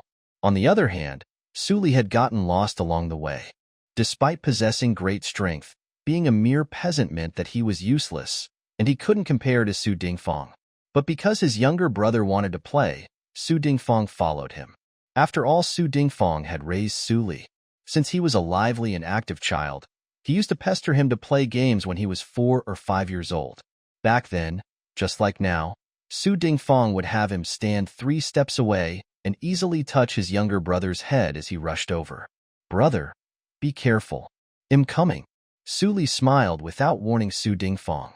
After pondering for a while, Su Li suddenly stood up and sprinted. His speed was not particularly fast. Although Su Dingfang had underestimated his opponent, Su Li wasn't going all out either. Nor did he use the 3-step distance to sprint. After all, Su Dingfang was his elder brother, not an enemy. If he really exerted his full strength with his abilities, Su Li was genuinely afraid of hurting Su Dingfang. With a smile, Su Dingfang watched as Su Li rushed toward him. The speed was not particularly fast, and the movements were not particularly agile. His pace was still steady, suggesting some tricks up his sleeve. Su Li wasn't particularly keen and didn't shoot quickly. With Su Dingfang's level, it was easy for him to anticipate Su Li's hand movements. With a smile on his face, Su Dingfang planted his feet firmly and reached out to intercept. The moment their palms made contact, snap. It happened so quickly. Su Dingfang's body flew uncontrollably. It was so swift that even the smile on Su Dingfang's face couldn't be restrained in time. Su Dingfang felt as if Su Li's hands hadn't struck him, but rather by a charging bull. His body soared through the air, struggling to regain stability, but still retreating uncontrollably for more than 10 steps. "I told you to be careful." Su Li's face beamed with a smile. "Take it seriously, brother," Su Li said. Su Li had come here to test his skills. Upon hearing those words, Su Dingfang dismissed his previous contempt. Setting aside whether Su Li knew martial arts, his strength alone was enough for Su Dingfang to treat him with caution. This kind of strength, to put it frankly, if Su Dingfang were struck hard by Su Li, even with his well-known robust physique, he might not withstand it. Seeing that Su Dingfang had finally gotten serious, Su Li stood still once again. Su Dingfang assumed his stance, and Su Li mirrored him. He's too powerful, I have to avoid his attacks as much as possible, Su Dingfang thought. Just from their brief contact, he could tell that Su Li's attack speed wasn't too fast, and he could potentially dodge it entirely. If Su Li didn't have any martial arts knowledge, Su Dingfang might still be able to evade his strikes. As for winning, forget it, Su Li was much stronger than him. Even if Su Dingfang took a few blows at full strength, he suspected he wouldn't be able to endure it unless he managed to exhaust Su Li. Until Su Li became fatigued, winning was out of the question. There was no other way. Overwhelming strength trumped all. With his own skills, he had exerted 120% of his strength, yet the opponent had only mustered 30% of his strength in a hasty counterattack, and he still couldn't resist. Coming, Su Li focused all his attention. Every move of the Overlord's halberd technique came to his mind instinctively. Even though it was a halberd technique, it incorporated body conditioning and bare-handed martial arts. Su Li approached with a halberd in one hand.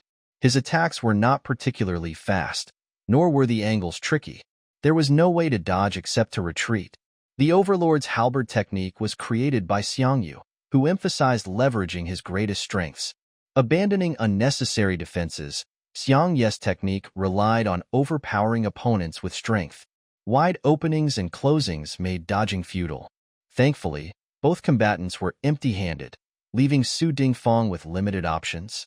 However, Su Li relentlessly pressed forward, forcing Su Dingfang to engage in combat within a few exchanges. One clash meant subsequent collisions were unavoidable. After more than 10 moves, Su Dingfang was completely overwhelmed. His arms trembled from a punch, and as Su Li closed in again, Su Dingfang hurriedly retreated. I give up. There was no way to continue the fight. Su Li's strength was too immense, and he deeply understood martial arts. Moreover, Su Li's tactics were intimidating, relying solely on strength and exploiting opponents' weaknesses. Fortunately, this was an empty-handed battle, allowing Su Dingfang some room to evade. Otherwise, with Su Li's incredible strength and physique, combined with a large halberd, not to mention lasting more than 20 rounds against Su Li, even enduring 5 rounds would be incredibly challenging. Your strength is uncanny. I can't possibly match it. Fortunately, we fought without weapons. If we were to fight with a large halberd, I doubt I'd last 5 rounds against you, Su Dingfang admitted with a serious expression. His facial expressions were captivating. And I noticed that you have your own rules and techniques. You don't seem like someone who hasn't practiced martial arts. If you were inexperienced, I could still fight you. But you're simply too slow. As long as I don't get entangled by you, you won't be able to stop me if I decide to flee, Su Dingfang said. Su Dingfang exuded an air of unwavering confidence as he spoke. I'm going to run. You can't stop me, he declared boldly, although he felt embarrassed at uttering those words. Turning to Su Li, he continued, echoing their previous conversation. As you mentioned, considering my courage and martial prowess, how would I fare in the mighty Tang dynasty? The battle between Su Dingfang and Su Li had reached its conclusion. Su Dingfang, who had claimed that he could defeat the entire Tang dynasty with just 5 fingers, was clearly no match for Su Li. The difference in their strengths was immense. It was evident that even with Su Dingfang's skills, if Su Li focused his efforts on him, there would be no chance of escape within 100 steps. The only limiting factor was Su Li's low acuity attribute, which affected his speed and agility. Is the gap really this significant? Su Li pondered. He knew that his strength and physical attributes would easily overpower Su Dingfang. Being a super first-class warrior like Xiangyu, he had surpassed the limitations of the human body. Su Li remarked, if Luo Shixin were still alive, perhaps he could put up a fight against me. But as things stand now, in terms of martial prowess alone, it would be difficult to find an opponent throughout the entire Tang dynasty. Su Dingfang gazed at the composed Su Li, a hint of emotion flickering on his face. Moments ago, Su Dingfang had been contemplating the limitations of human beings. It was the overwhelming pressure of the all-around strategic prowess displayed by the Tang dynasty's generals in Dojiana camp that had prompted Su Dingfang to abandon his focus on martial prowess and wholeheartedly embrace the study of military strategy in his 20s. It was during his encounter with his younger brother, whom he hadn't seen for over a decade, that Su Dingfang had come to this realization. He discovered that he had limits, while his younger brother had none. Su Dingfang was confident that, in terms of personal martial prowess alone, none of the existing Tang dynasty generals could surpass Su Li. Reflecting on the past, he concluded that perhaps only Luo Shixin, who had died from exhaustion, could have posed a challenge to Su Li during the Sui and Tang dynasties. Su Li's strength and physique exceeded the boundaries of ordinary imagination. Su Dingfang, known for his bravery, didn't dare engage in a direct confrontation with Su Li. Merely blocking Su Li's attacks proved to be arduous enough. Su Li's abilities transcended the capabilities of an ordinary human, evoking a sense of hopelessness in others. Observing Su Li's relaxed demeanor after the fight, devoid of any signs of sweat, indicated that he had merely been warming up, leaving Su Dingfang wondering how long Su Li's physical strength could sustain him in battle. History had shown that only tactics bordering on foolishness could be employed in the face of such unparalleled bravery. The strategy involved severing Su Li's wings and surrounding him with a massive army to force him into exhaustion and ultimately defeat. Xiang Yu fought fiercely for half a day, leaving behind a mountain of corpses and blood. Luo Shixin, on the other hand, bravely defended a city alone, battling relentlessly for an entire day and night until exhaustion claimed his life. According to Su Dingfang's assessment, the only way to overcome Su Li's extraordinary bravery was to employ a large number of powerful bows and crossbows or surround him with heavy troops. Given Su Li's current display of strength, he seemed to have very few apparent weaknesses, except for his speed. He was arguably on par with the legendary ancient overlords in terms of sheer strength and physique. With your exceptional skills, the only way to defeat you on the battlefield would be to encircle you with overwhelming forces or employ formidable bows and crossbows to bring you down. If you commanded thousands of elite soldiers with consistent provisions and logistical support, you would be an unstoppable force capable of maneuvering at will, Su Dingfang remarked, his face reflecting a mix of admiration and emotion. He never anticipated that his younger brother, whom he hadn't seen in over a decade, would possess such extraordinary abilities. The younger brother he could easily lift up, the little child who used to pester him to play games, had now become a fearless warrior.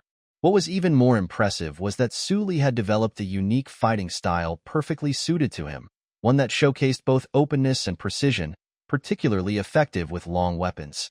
An opponent would struggle to last even 5 rounds against Su Li when wielding a mighty halberd and striking with all his might. True generals should not be judged by their bravery alone.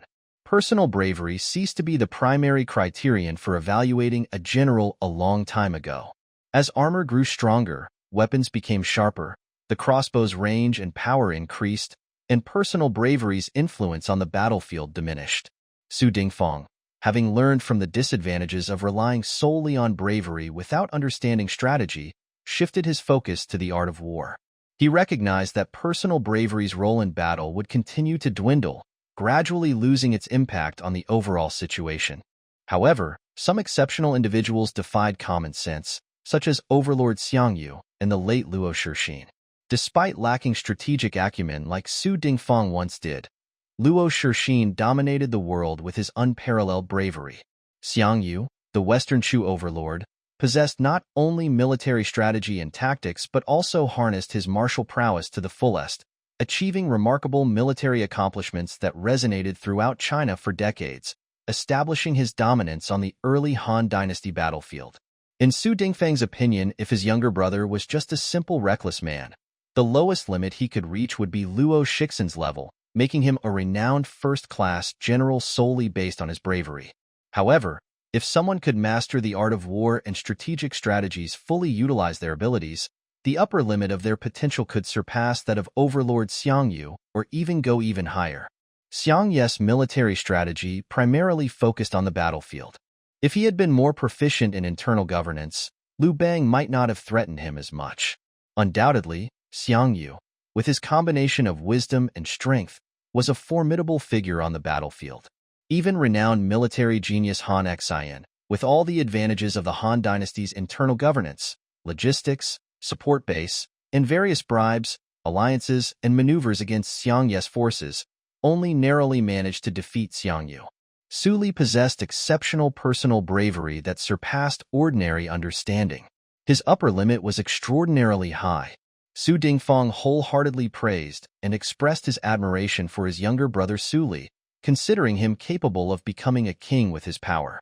However, despite the high praise from Su Dingfang, Su Li only paid attention to his brother's words regarding encircling and killing heavy troops and using bows and crossbows. Su Dingfang quickly suppressed his own little pride. Although Su Dingfang affirmed that Su Li was no match for him in terms of martial prowess alone, there were still ways to overcome this limitation. This was not surprising, as the lessons from the downfall of the Western Chu overlord were still remembered. Even if one possessed military strategy and battlefield intuition similar to the overlord of Western Chu, coupled with personal bravery that defied common sense, they could still be defeated by the combined forces of the Han dynasty. Su Li's personal bravery was even 3 points inferior to that of the overlord. Regarding the art of war, he only possessed some common sense and basic knowledge learned from veterans who had fought many battles. The early Han dynasty's Heavenly Regiment, which defeated Xiang Yu, undoubtedly had many talented individuals. However, the Heavenly Squad of the Tang dynasty was not to be underestimated either. Setting aside Li Er's character for the time being, Xiang Yu's methods and tactics were slightly inferior to those of the Tang dynasty's Heavenly Squad. Regarding military affairs, Li Jing was likely no less capable than Han Xian, the legendary soldier. Indeed, the early Tang dynasty's Heavenly Squad consisted of formidable generals renowned for their bravery and combat skills. It included renowned figures like Li Shimin, Yu Qigong, Cheng Yaojin, Qin Xiong, and many others. Even Li Er himself gained fame for his military exploits. Apart from being an emperor, he was also a first-class general.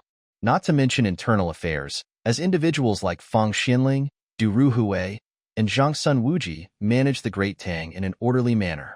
However, it was too early for Su Li to aspire to become an ancestor of the Tang dynasty. But I am not Xiang Yu. Su Li grinned. Unlike Xiang Yu, Su Li was not as reckless. He didn't want to antagonize the entire world needlessly. Looking at it optimistically, there was only a slight difference between his strength and physique compared to Xiang Yu's, with just over 2 months having passed. In another 2 or 3 months, maybe I can take on the Tang dynasty's Heavenly Squad all by myself, Su Li said with a smirk. He would have no rivals in the entire Tang dynasty if he waited another year and a half. Hence, Su Li remained calm and composed. They were heroes in the later stages. After all, he was determined to keep progressing. With your skills, I fear you are already invincible. However, you must learn some war tactics if you don't want to exhaust yourself and meet the same fate as Luo Shixin. Have you learned any? Su Dingfang asked after a moment of contemplation. Su Li was delighted upon hearing this. Could he really achieve what others couldn't? He was still in the early stage, and there was a long way to go before reaching the late stage. However, Su Li didn't reveal this harsh reality. In Su Dingfang's eyes, someone like Su Li was already extremely terrifying. He might consider him a monster if he were to find out that this was just the beginning. Nonetheless, Su Li listened attentively to Su Dingfang's words. There was a limit to personal martial prowess, although he wasn't aware of where his own limit lay. If he could understand and apply the strategies well, it would have an effect greater than the sum of its parts. Besides, Su Dingfang was a first-class general renowned for his military exploits in later generations, with a world-renowned understanding of the art of war. Su Li had already acquired some knowledge of the art of war, and his foundation of common sense in this field was solid. However, he lacked the means to adapt and cleverly use these ideas. Wasn't it time to seek guidance now? I have learned a little bit, it's just that most of it is superficial knowledge without truly understanding the underlying principles. Su Li honestly confessed. Because Su Li flatly refused to discuss matters related to Princess Chang'e, Su Dingfang was left with no choice but to engage his younger brother on other topics. Strategy and tactics were no longer weaknesses for Su Dingfang. as years of learning from Duke Li Jing of Daigo had turned them into his strengths. Su Dingfang casually shared some common knowledge about the art of war, only to find that Su Li quickly followed up with insightful responses. This surprised him, leading to a discussion with Su Li based on the basic theory of the art of war. However, given that Su Li was a newcomer, there was a limit to how much they could discuss in a short span of time. To Su Dingfang's astonishment, he discovered that Su Li possessed a comprehensive and profound understanding of the art of war. Despite being considered basic knowledge, Su Li effortlessly provided fluent answers, even to obscure concepts. The system's accuracy was outstanding, ensuring that the knowledge provided was truly foundational and comprehensive. The brothers continued their discussion for over half an hour, during which Su Dingfang realized that his younger brother's foundation was remarkably deep. Fundamentally speaking, there was little he could teach Su Li. So, Su Dingfang opted for more advanced and practical applications of military tactics. When it came to basic warfare scenarios, Su Li flawlessly demonstrated his solid foundation and easily provided answers. However, as the questions delved into more complex, large-scale operations and strategies, Su Li's mind became jumbled. While he recognized a certain correspondence between the questions and his introductory knowledge of the art of war, he couldn't formulate specific solutions. Everything seemed right, yet something felt off. It was similar to encountering a challenging math problem, where the concept seemed familiar but couldn't be solved using any established formula. After attempting to work through it, Su Li ultimately decided to give up. No, Su Li looked at his elder brother Su Dingfang honestly. How could it be? Your foundational knowledge is so solid, Su Dingfang exclaimed, disbelief evident in his eyes. In this era, the art of war was traditionally passed down through families. Thus, learning the art of war required careful progression, mastering one aspect before moving on to the next. Su Li possessed an incredibly solid foundation, studying various military strategies extensively. Su Dingfang didn't consider his questions too difficult, given Su Li's knowledge. Answering them should have been simple, in his opinion. But I memorized and learned them by rote, and I only recently started grasping their true meaning. I haven't fully integrated or applied them yet, Su Li vaguely responded. This was a side effect of studying the Introduction to the Art of War and the Introduction to Medical Skills. While the foundation was comprehensive, it remained somewhat disconnected. Advanced problems were difficult to address. I understand. Su Dingfang nodded, then eagerly began explaining to Su Li. The phrase like this and like that was repeatedly employed as they patiently discussed and answered Su Li's questions, guiding him to understand the foundational knowledge of military strategy and tactics. After communicating with Su Dingfang, Su Li realized his talent for military matters was extremely lacking. Su Dingfang provided answers to certain questions, yet Su Li remained confused. A substantial gap existed between Su Li and his fantasy of being a military genius. He was, in fact, a mediocre student who struggled to understand the lessons. Su Li had initially hoped to rely on himself to learn and understand the extensive foundational knowledge offered by the Introduction to the Art of War. However, having an elder brother who was a master of the art of war proved futile, as he couldn't comprehend the lectures even with the answers. Su Li now understood that his aspirations of mastering the art of war were far from reality. Instead of wasting time, he focused on earning points by accompanying Princess Changle. It seemed more plausible to await the release of an advanced version of the art of war than to attempt self-learning. This is the reality. Su Li sighed inwardly. After all, Su Dingfang was one of the few military masters in the Tang dynasty. And in reality, it had been proven that there were indeed differences among people. Many individuals complained about bad luck or a poor environment, but the truth was that a majority of people would struggle even in different circumstances. In his own experience, he hadn't been able to handle his interpersonal relationships well. Even his closest friends had borrowed money without repaying it, and the person he had admired for years ended up in someone else's sports car. He struggled to understand the people around him, and he had never held a leadership position before. Talking to strangers filled him with social anxiety, and he often felt judged by groups of people. Considering these personal limitations, why would he believe that traveling to ancient times would enable him to recognize loyal and treacherous ministers, govern the world, and compete with renowned heroes? Su Li's greatest advantage was his ability to recognize his own shortcomings, a truth he realized after living as a peasant for several years. If something is not possible, forcing it will not make it happen. It is important to acknowledge our weaknesses and accept reality as it is. However, Su Li had a system that could compensate for his shortcomings, which gave him an advantage. Despite initially losing interest in learning the art of war, he had a system that helped him improve. During a conversation, Su Li shifted the focus to the experiences and circumstances of his two brothers. Through their discussion, Su Li learned about his own losses, Su Dingfang's growth path, and the fact that Su Dingfang had been abandoned. To be honest, it was regrettable. Su Li felt sorry for Li Jing and Su Dingfang, two renowned generals worldwide. Li Jing was suspected by Li Er due to his lack of a team, numerous military achievements, and unique expertise in the art of war. Li Er even forced Li Jing to teach Hou Junji the art of war. As for Su Dingfang, his fate was even more unfortunate. He was originally a promising talent. Although not on the same level as Li Jing, he was still outstanding. However, he was abandoned due to his association with Li Jing. He wasted more than 20 years during the Zhongguan era, years that could have been spent otherwise. Su Dingfang's prime years were squandered in an official position below the 4th rank, with few allies, a high position in court, and no hope for the future.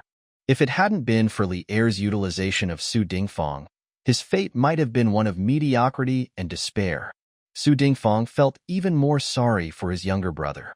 It was clear that no one could surpass him in martial arts in this world. He had a solid foundation in the art of war and should have been fighting on the battlefield, making significant contributions. However, he ended up marrying a princess who was dying, and his status prevented him from even entering the princess residence.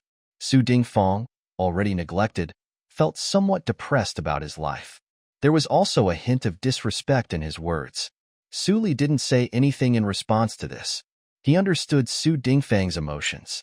However, Su Li still tried to comfort Su Dingfang. After all, Chang'e was innocent, and he couldn't allow his frustrations to affect her. If he wanted to vent, he couldn't direct it toward Li Er. Moreover, the problems that Su Dingfang saw as unsolvable had potential clues for Su Li. For example, Princess Chang'e woke up. That would be the turning point, the opportunity for Su Dingfang to regain Li Er's favor through his connection as a brother-in-law and return to the battlefield. Why don't you say that Chang'e is my lucky star? Su Li muttered. As long as Chang'e woke up, many problems could be solved. The two brothers talked for a long time, but Su Li was quite content in his heart. At least recognizing a relative wasn't violent, and it wasn't as difficult as he had anticipated. The two brothers didn't engage in unnecessary small talk when they parted ways. The Su family had a small population, and Su Dingfang was now a 4th-rank general. Aside from his uncertain future, life was still passing by aligning with Su Li's mindset and his desire to continue living. When Su Dingfang met Su Li for the first time after their long separation, he stayed until dark before leaving.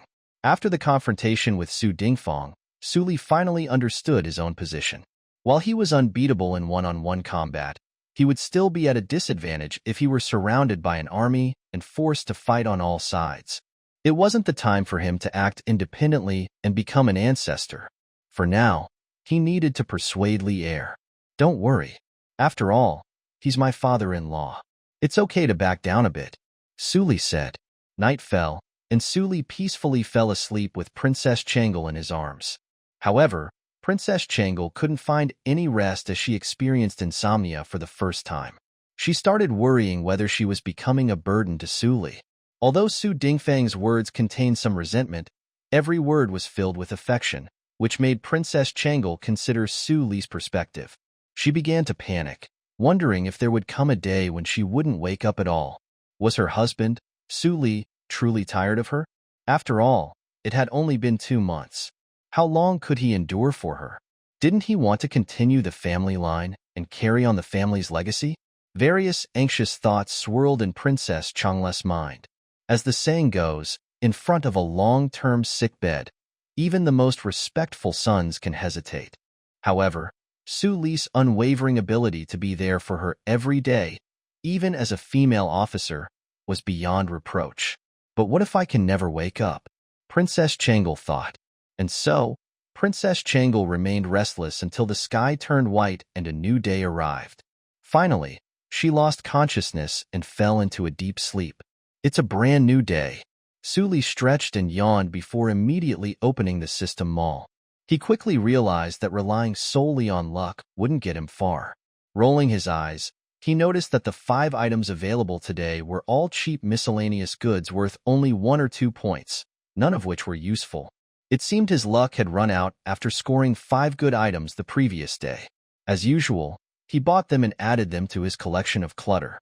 Suli now possessed all sorts of miscellaneous items, enough to open a department store. Little Panda in his previous life, Suli had been a smoker addicted to cigarettes. However, in this life, he had lost that habit. Naturally, he had no intention of continuing to smoke. The system mall still offered cigarettes, and although Suli had saved a few in his collection, he found another one today. But the system store's refresh was entirely random. If he continued smoking in this life and couldn't obtain any more, it would disturb his mental state too much. Besides, Suli had never been truly addicted to cigarettes in his previous life, and he had no intention of picking up the habit again. Nevertheless, he decided to buy 1 point's worth for now and harm others later. While exploring through the clutter, Suli suddenly remembered that he hadn't planted the sweet potatoes he had purchased yesterday. Though the system store sold them for only 2 points, they were considered valuable in ancient times. The introduction of crops like sweet potatoes and potatoes was no less than a treasure. From now on, even Lier and Suli must choose their words carefully. Instructing a maid to find flower pots, Suli relied on his memory and planted the sweet potatoes according to the knowledge from his books. Potatoes were cut into pieces, and while sweet potatoes were typically grown by transplanting seedlings, it was important to note that sweet potatoes were fruits and seeds. They could be planted directly, but it was more convenient to transplant seedlings. However, Suli didn't plant all 10 pounds of sweet potatoes, but set aside 5 pounds and threw them into the system. The main reason was that the system mall sold them too cheaply, totaling only 4 points. Suli was concerned that the sweet potatoes obtained from the system might not grow, leaving him empty-handed in the end. Keep 5 pounds, and in case one doesn't come out, at least you can get French fries and roasted sweet potatoes to satisfy your appetite, Suli thought emotionally. If this thing can really be grown, it will be like having a get-out-of-jail-free card. At the very least, I can enjoy freedom fries in the future with plenty of colas in the pile of clutter. Chicken nuggets, fries, and cola are perfect for a happy couch potato. Will not that be amazing? Suli pondered. The following days passed as usual, except for one more inexpensive brother.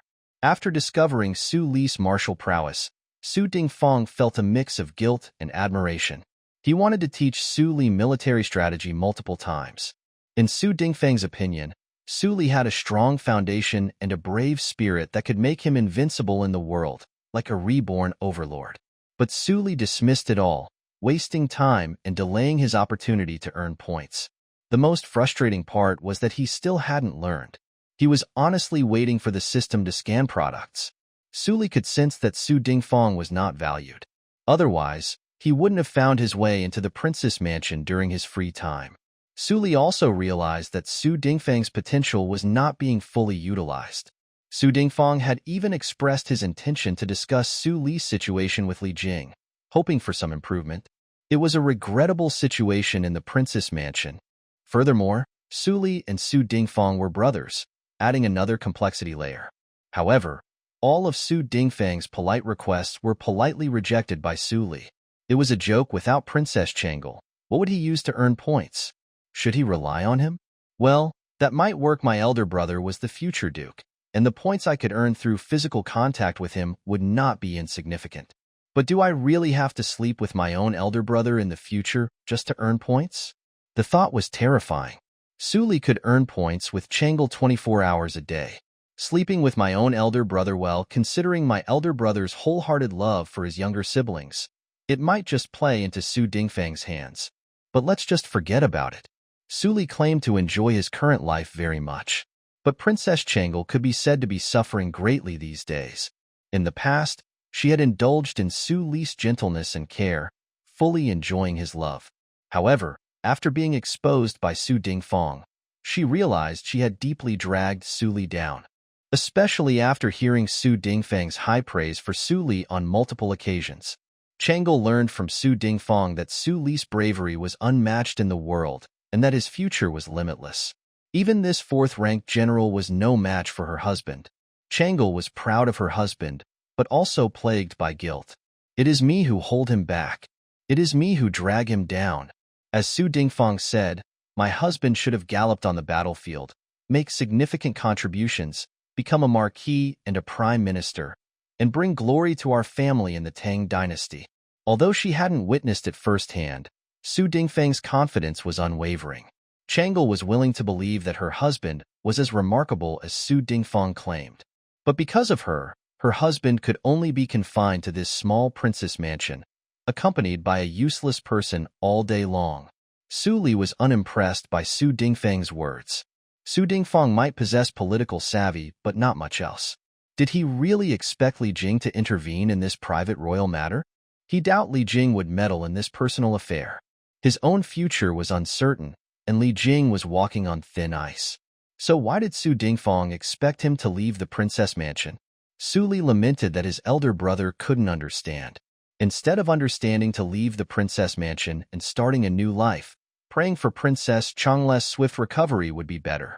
Once Princess Chang'e woke up, Su Li would become the recognized son-in-law. Why did my elder brother need to be depressed about not being recognized for his talents all day long? For over 10 consecutive days, the peace remained undisturbed. Su Li knew Li Er was monitoring him, making him realize something was amiss. Nevertheless, Princess Chang'e remained unconscious, and Li Er hadn't uncovered the root cause. Su Dingfang, Su Li's elder brother, was visibly disheartened, a state that Su Li could understand. 10 small gift packs of attribute points appeared during these 10 days, yet they contained nothing valuable, just odds and ends, or exceedingly expensive items beyond his means. The packs granted him 10 and 26 attribute points, which he invested in augmenting his strength and physique. His strength and physical attributes stood at 138 each, a well-balanced state. Su Li believed his strength was approaching Xiang Yes, with his physique potentially surpassing Xiang Yes. He could engage in intense combat for 2 days and nights without much strain, and his recovery speed after non-fatal injuries was remarkably rapid, rendering him practically superhuman. Nonetheless, becoming an ancestor of the Tang dynasty was still a distant goal. As the attribute points continued to increase, Su Li sensed that 150 attribute points marked another threshold. Breaking through the 150-point threshold in physical strength might truly transform him into something non-human. The outside world couldn't interfere with Su Li, and the only thing that could interfere with Su Li was the loneliness his eldest brother put on his face. Su Li hoped he would find a remedy to revive Princess Chang'e swiftly, believing it would change everything. Additionally, he disliked seeing a young girl like Chang'e confined to bed. Unconscious, such a condition was torment for her. System, do something. System, Su Li murmured as he cradled Princess Chang'e in his arms, lying on the bed, and drifted asleep. The following day, the sun ascended as usual. As usual, Su Li opened the system's mall page, reviewing the new offerings available for the day. Commodity 1. Attribute Detector. Use this instrument to check the specific attributes of the opponent. With additional detection effects, you can check the speed of the opponent's points generation. Value: 200,000 points. Commodity 2. 3 caddies of chili, no spicy or not. Value: 1 point. Commodity 3. Attribute Point Gift Pack. Open to get 1-3 free attribute points randomly. Value: 10,000 points. Commodity 4. A set of Wallace Jet Package. If you are troubled by constipation, it is strongly recommended that you buy it to enjoy the thrill of rocket jet. Value: 1 point. Commodity 5. Bodi Fruit. Strengthen the body, see the gods, recover and heal all known injuries and conditions after taking it, and strengthen the soul. Provide a large number of free attributes and get extra talents.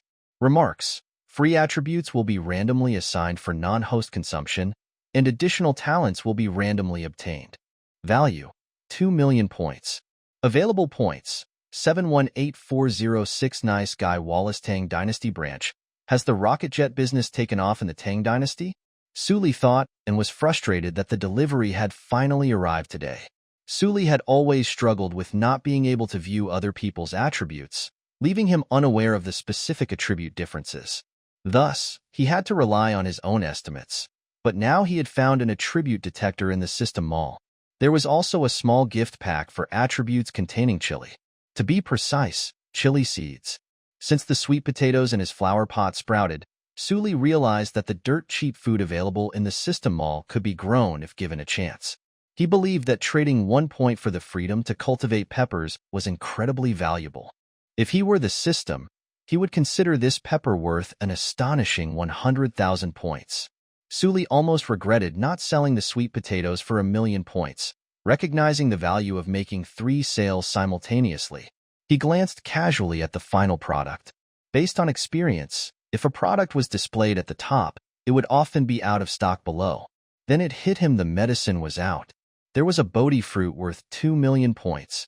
It claimed to heal all known injuries and diseases upon consumption. Essentially, if consumed, it could awaken Princess Changle from her slumber. And not only that, but it also granted additional attributes and new talent. Suli could only confirm that the Bodi fruit was worth its 2,000,000 point price tag. Though Suli could easily enhance his attributes thanks to the system, potentially even surpassing Xiangyu in just 3 months, he knew that in the real world, innate attributes were determined at birth, what people called talent. While constant exercise, proper diet, and diligent martial arts practice could improve performance, innate attributes usually set the upper limit for a person. Thanks to the system, Suli's attributes were automatically maximized without requiring physical training, and every attribute point was perfectly utilized. However, raising their innate limits throughout their lives was daunting for others. While gaining many free attributes might not be a big deal for Suli, it was like gaining supernatural powers in the Tang dynasty. And the bonus of acquiring an extra talent was another incredible aspect. Curing Princess Changle's illness seemed more like an added benefit. Suli was certain that if Princess Changle consumed the fruit, she would wake up shortly after that. Unfortunately, Suli didn't have enough points to afford it. After his recent spending spree, his accumulated points had dwindled from over 800,000 to just over 300,000. 17 days had passed, and no valuable items appeared during this period. So, Suli had been saving up his points. After spending 100,000 points on 10 small gift packs containing attribute points, he still had over 700,000 points left. However, buying the Bodi fruit was still a distant goal. Given the current pace of earning around 30,000 points per day, he conservatively estimated that it would take over a month to accumulate enough points to purchase Bodi fruit. "I can only set it to permanently stay at the top for now," Suli murmured. Deciding to acquire the permanent Bodi fruit, ensuring it would not be randomly refreshed before purchase, Suli also opted for the small gift pack of attribute points and the attribute detector. The value of the small gift packs for attribute points was evident. They were a worthy investment.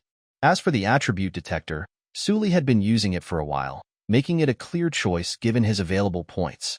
With the Bodi fruit secured at the top and the anticipation of Princess Changle's eventual awakening, Suli acknowledged that it was just a matter of a few sleepless nights. But that's all right, Suli mused. He saw the upcoming month as an opportunity for personal growth through the small gift pack's attribute points. After all, when Princess Changle awakened, his unbridled progression might become problematic since he was just a stranger who suddenly appeared in her life. Furthermore, once Changle was awake, a cascade of events would follow, pushing Suli to the forefront. This period of personal improvement was among the few chances he would have. As for later items, he'll purchase as many small gift packs with attribute points as possible. For items without self-enhancement effects, he'll skip them and prioritize accumulating points for the Bodi fruit. When to give Princess Changle the Bodi fruit, he'll decide when the time comes, Suli murmured, unwilling to see the young girl facing the abyss of darkness alone. Suli first bought a small gift pack of attribute points. Points balance 708406. Without any hesitation, Suli opened the attribute point small gift pack. He got 2 free attributes. It was still a combination of strength and physique. Suli's attributes changed again. Name, Suli. Age, 23. Strength, 139, can be added, physique. 139 points can be added, acuity. 63 points can be added, comprehension. 69 points can be added, charisma. 63 points can be added, available free attributes. 0 with my current attributes. I've taken things up a notch compared to the previous days. It's not an exaggeration to say I'm invincible, but if I encounter someone like Li Jing, I'm afraid I wouldn't measure up, Su Li pondered silently. While Su Li's attributes had indeed surpassed those of the warlord Xiang Yu in strength and physique, he was not fully relaxed. After all, there were too many uncertainties surrounding him. When Princess Chang'e awakened, various troubles were likely to follow. Su Li didn't hesitate to harbor the most malicious suspicions about Li Er. After all, Li Er was a ruthless person who killed his own siblings. Regardless of how grounded the historical records about Li Er might seem, he could employ threats for his own interests or desire for control. 3 caddies of chili peppers, just take them without second-guessing. Point balance, 708,405. Exchanging 1 point for 3 caddies of chili peppers was certainly worth it. The growing sweet potatoes and potatoes had already proven that the crops sold by the system could be cultivated. Like sweet potatoes and potatoes, chili peppers were also available in this era, but not in the Tang dynasty. They were thousands of miles away from the Tang dynasty. Su Li bought and planted them together with sweet potatoes later. Buying 3 caddies of chili peppers today meant having free chili peppers next year. The attribute detector was something Su Li had long desired to acquire. Point balance, 508,405. After purchasing it, Su Li realized it was slightly different from his expectations. It wasn't a separate instrument, but something integrated directly into Su Li's mind. His eyes seemed to transform into detectors. After tinkering with it, Su Li finally learned to freely activate and deactivate the search function. Without a doubt, he aimed the first detection target directly at Princess Chang'e. In his mind, the personal attributes of Princess Chang'e automatically popped up. Name, Li Lizzie. Age, 22 strength, 51 constitution, 53 keen, 54 perception, 84 charm, 87 status. Revered primary intimacy, 1,000 points/hour. Level 2 intimacy, 1,800 points/hour. Level 3 intimacy, 3,600 points/hour. Level 4 intimacy, 7,200 points/hour. Su Li not only obtained Princess Chang'e's attribute data, but also received the point data based on her specific level of intimacy. Princess Chang'e's personal attributes were good. Her combat attributes in strength, physique, and agility were below the average for ordinary people, but this was understandable due to her vegetative state. On the other hand, her intellect and charisma attributes far surpassed the average values for ordinary individuals. Her intellect, which pertained to her learning and understanding abilities, had always been sharp. However, she still fell short of reaching a score of 90. Charm, however, was not solely determined by appearance. If it were, Su Li's charm would have already surpassed 100, and Princess Chang'e's charm would start at 99. In terms of charm, physical appearance only contributed a small portion, while leadership ability, friendliness, and commanding skills played a more significant role in the evaluation. Princess Chang'e's attributes were impressive, at least above those of an ordinary person. Her esteemed status corresponds to the highest point generation rate of 7,200 points. There were 4 levels of intimacy. The first level of intimacy involved basic physical contact. For instance, Su Li held Princess Chang'e's hand while sleeping, generating 1,000 points per hour.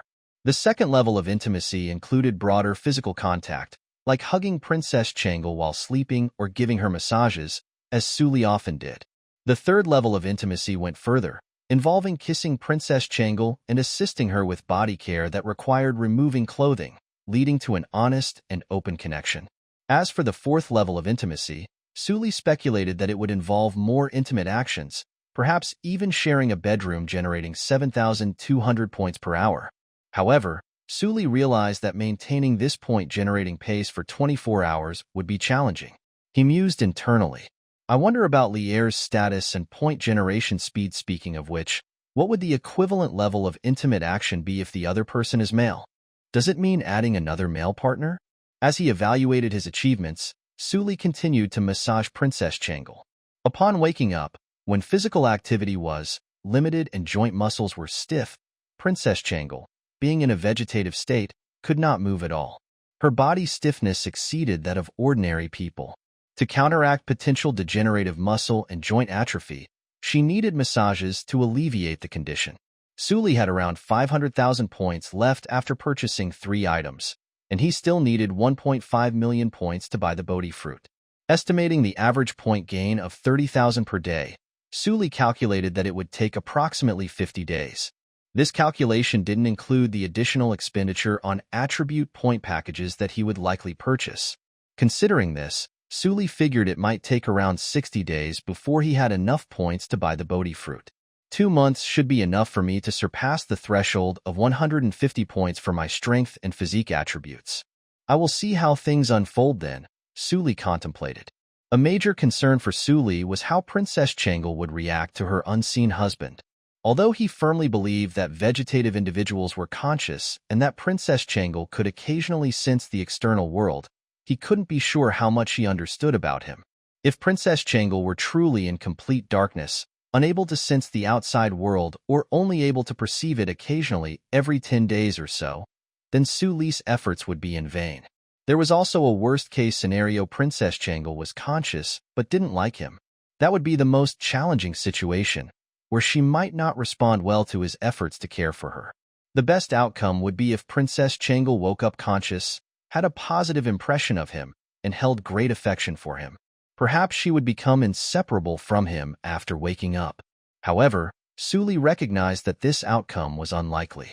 He believed it was more probable that Princess Changle had occasional moments of consciousness and had some impression of him. In any case, Suli felt it was overly optimistic to hope for Princess Changle to wake up immediately enamored with him as a peasant. He leaned towards the possibility that she might regain consciousness occasionally and have some awareness of him, although expecting her to fall for him immediately seemed overly optimistic. Suli must also consider a question: once Princess Changle woke up and the worst-case scenario happened, he could not earn points so freely in the future. Suli sighed inexplicably, looking at the silent Princess Changle in front of him for a long time. Suli had a strong sense of pragmatism. At least, that was the case when it came to taking care of Princess Changle. Whether he did not have time to take a bath for over a month, or later voluntarily took on all the responsibilities of caring for Changle without complaining. A significant part of this was to gain points more quickly. After all, given the chance, anyone would want to care for someone meticulously for 2 months to earn points. Moreover, he was taking care of a blossoming young maiden. This behavior might not be noble, and Suli could deceive others into thinking he was sincere, but he could not deceive himself. Accidentally marrying Princess Changle secured the system points, and she was in a vegetative state, so there was no need to worry about growing feelings. He could directly earn points. Of course, Suli was willing. For Suli, Princess Changle's current state of being manipulated was even more suitable. She would not resist and object, and he had gained the approval of everyone in the Princess Mansion. He could earn points as he pleased. Also, he did not need to put himself in a precarious situation. Before Princess Changle woke up, leaving the mansion was difficult for Suli. But before that, a lot of troublesome matters would also arise. The mansion seemed to be Suli's cage, but it also protected him. Once Princess Changle woke up, trouble would follow, and points might not be as easy to accumulate. For the sake of interest, maintaining the current situation was the optimal solution. However, after spending over 2 months together, how could Suli bear to let a young girl endure the endless darkness of consciousness? Moreover, Changle was his wife. Changle was conscious and heard Suli's heavy sigh, perhaps the first time she's heard him sigh. Previously, Suli never displayed any negative emotions in front of her. With Changle's uneasy thoughts due to Su Dingfang's arrival, Suli's sigh raised her anxiety. Her husband, Suli, was he starting to grow tired of her, who had been like a disabled person? Was Suli beginning to resent the trouble she brought? Who would like someone who could not bear children, could not move, and could not speak like a piece of deadwood? Because of Suli's sigh, Princess Changle's thoughts spiraled out of control, imagining the worst scenarios. Little Changle, oh little Changle, frustrated by his thoughts, Su Li tightly gripped Changle's face and rubbed it vigorously several times. Do you think after you wake up, will you still be close to me?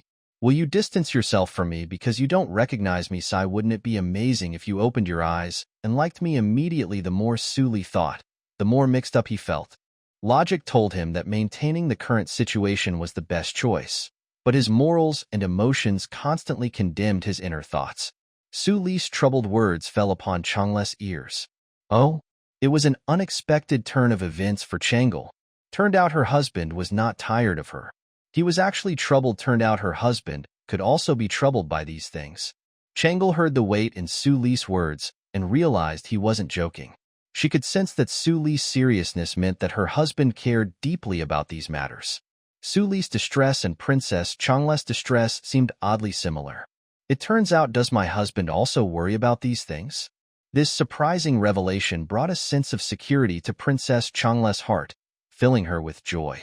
Su Li had always meticulously cared for Princess Changle, yet he always appeared so composed and gentle. But it often gave off an unrealistic impression of ethereal unreality. Hence, the female officer initially didn't approve of Su Li, thinking he was too forceful. Princess Changle had a revelation. For the first time, her husband was burdened by worries too. She discovered that he, just like her, fretted over such matters. He was concerned about her. This realization brought immense peace to Changle's heart. Though Su Li never explicitly expressed his emotions, his heavy sighs and troubled words resonated more with Princess Changle than mere love talk. He is worrying about me. He worries I will not want to be close to him after waking up. He is concerned I will distance myself from him after waking up. He is afraid I will not like him when I wake up. Princess Changle thought and shook her head in disbelief. No way would she dislike her husband. Listening to Su Li's words filled with concern. An overflowing sense of security engulfed Princess Changle's heart. How is my husband now? Is he frowning? Changle wished she could wake up, gently soothe her husband's furrowed brow, and firmly express her feelings. Little Changle, you're awake? Don't divorce me. Su Li sighed, frustrated. This was the most annoying thing in the Tang dynasty. Husbands could divorce their wives, but Princess Changle had the title. If Princess Changle rejected him and divorced him, it would be futile. Su Li sighed again. Yet another sigh, and Changle wished she could instantly open her eyes, embrace Su Li, and tell him loudly. She would not. Changle definitely wouldn't let go of her husband. She would stay close to him forever. For Princess Changle, Su Li had already become essential to her life. Accompanied by Su Li's sigh, the answer that had eluded her for a long time was finally confirmed today. It turned out he truly cared about her. It turned out he didn't reject her. This revelation brought a sense of tranquility to Princess Changle, who had been feeling confused in recent days. Even though Su Li had always cared for Princess Changle meticulously, today marked a significant moment of revealing his feelings.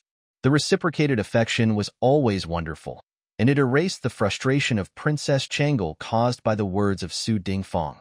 When I wake up, I must tell my husband. I won't let him go. Changle thought with determination. Changle relished the familiar warmth as Su Li gave her a massage. After feeding Princess Changle, Su Li carried her to the courtyard once again. The storytelling session was as enjoyable as ever. Fortunately, Su Li's photographic memory came in handy, reigniting memories of forgotten stories. Before, Su Li used to make up stories, but now he could finally recall the plots of the 4 great classical novels he had read in school. His memories were vivid this time, and stories like Liang Shambua and Zhu Yingtai were clear. Su Li could finally narrate proper stories to Princess Changle. Liang Shambua and Zhu Yingtai, Su Li softly recounted the tale, painting a vivid picture of that story for Princess Changle. Time passed quickly. Another day had come to an end. Night fell, and it was time to sleep. Su Li held Princess Changle in his arms, lying on the bed, but he found sleeping hard. Due to Su Li's continuous dedication to Changle's care, the female officer was no longer guarding him closely and waited outside the room during the night.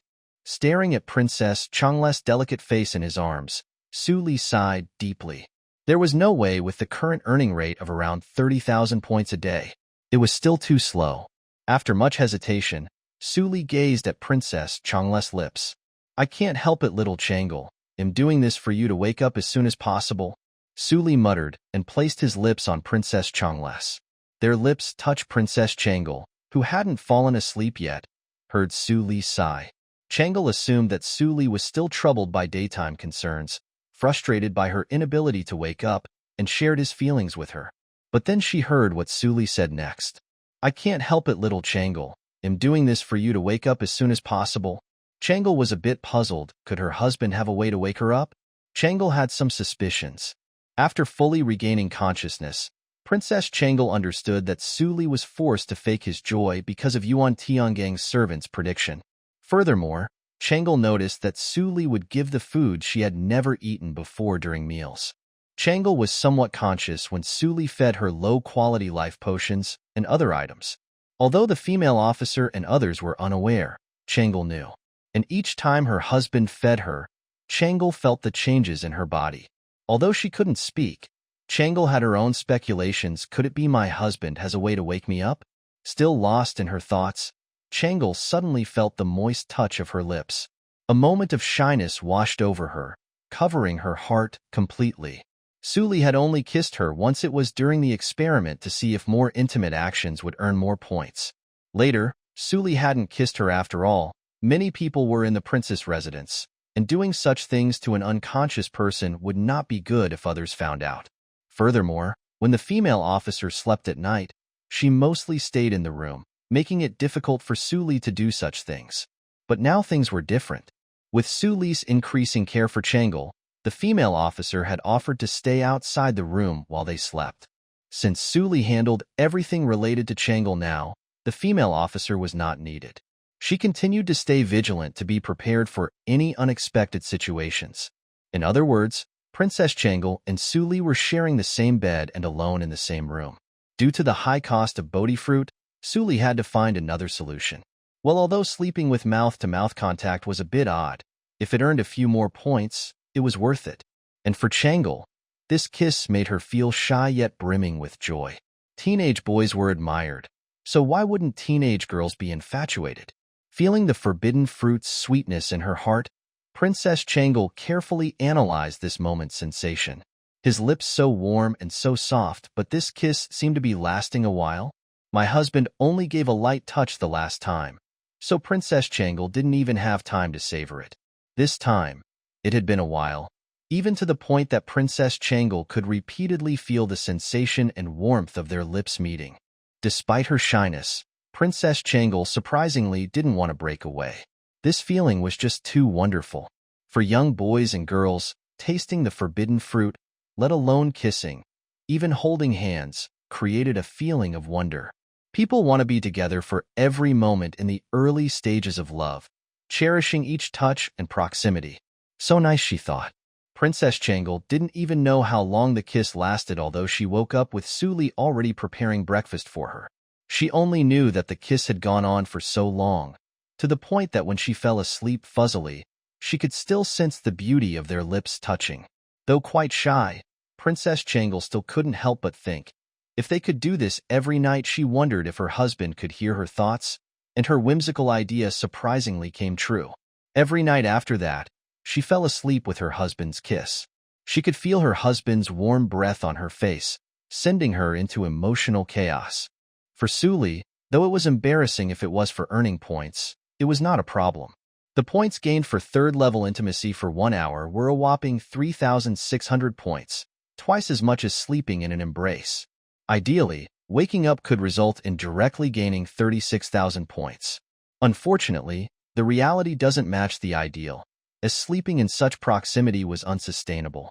The body's instinctual need for oxygen caused separation during sleep. Still, Su Li could earn an additional 10,000 points in a day.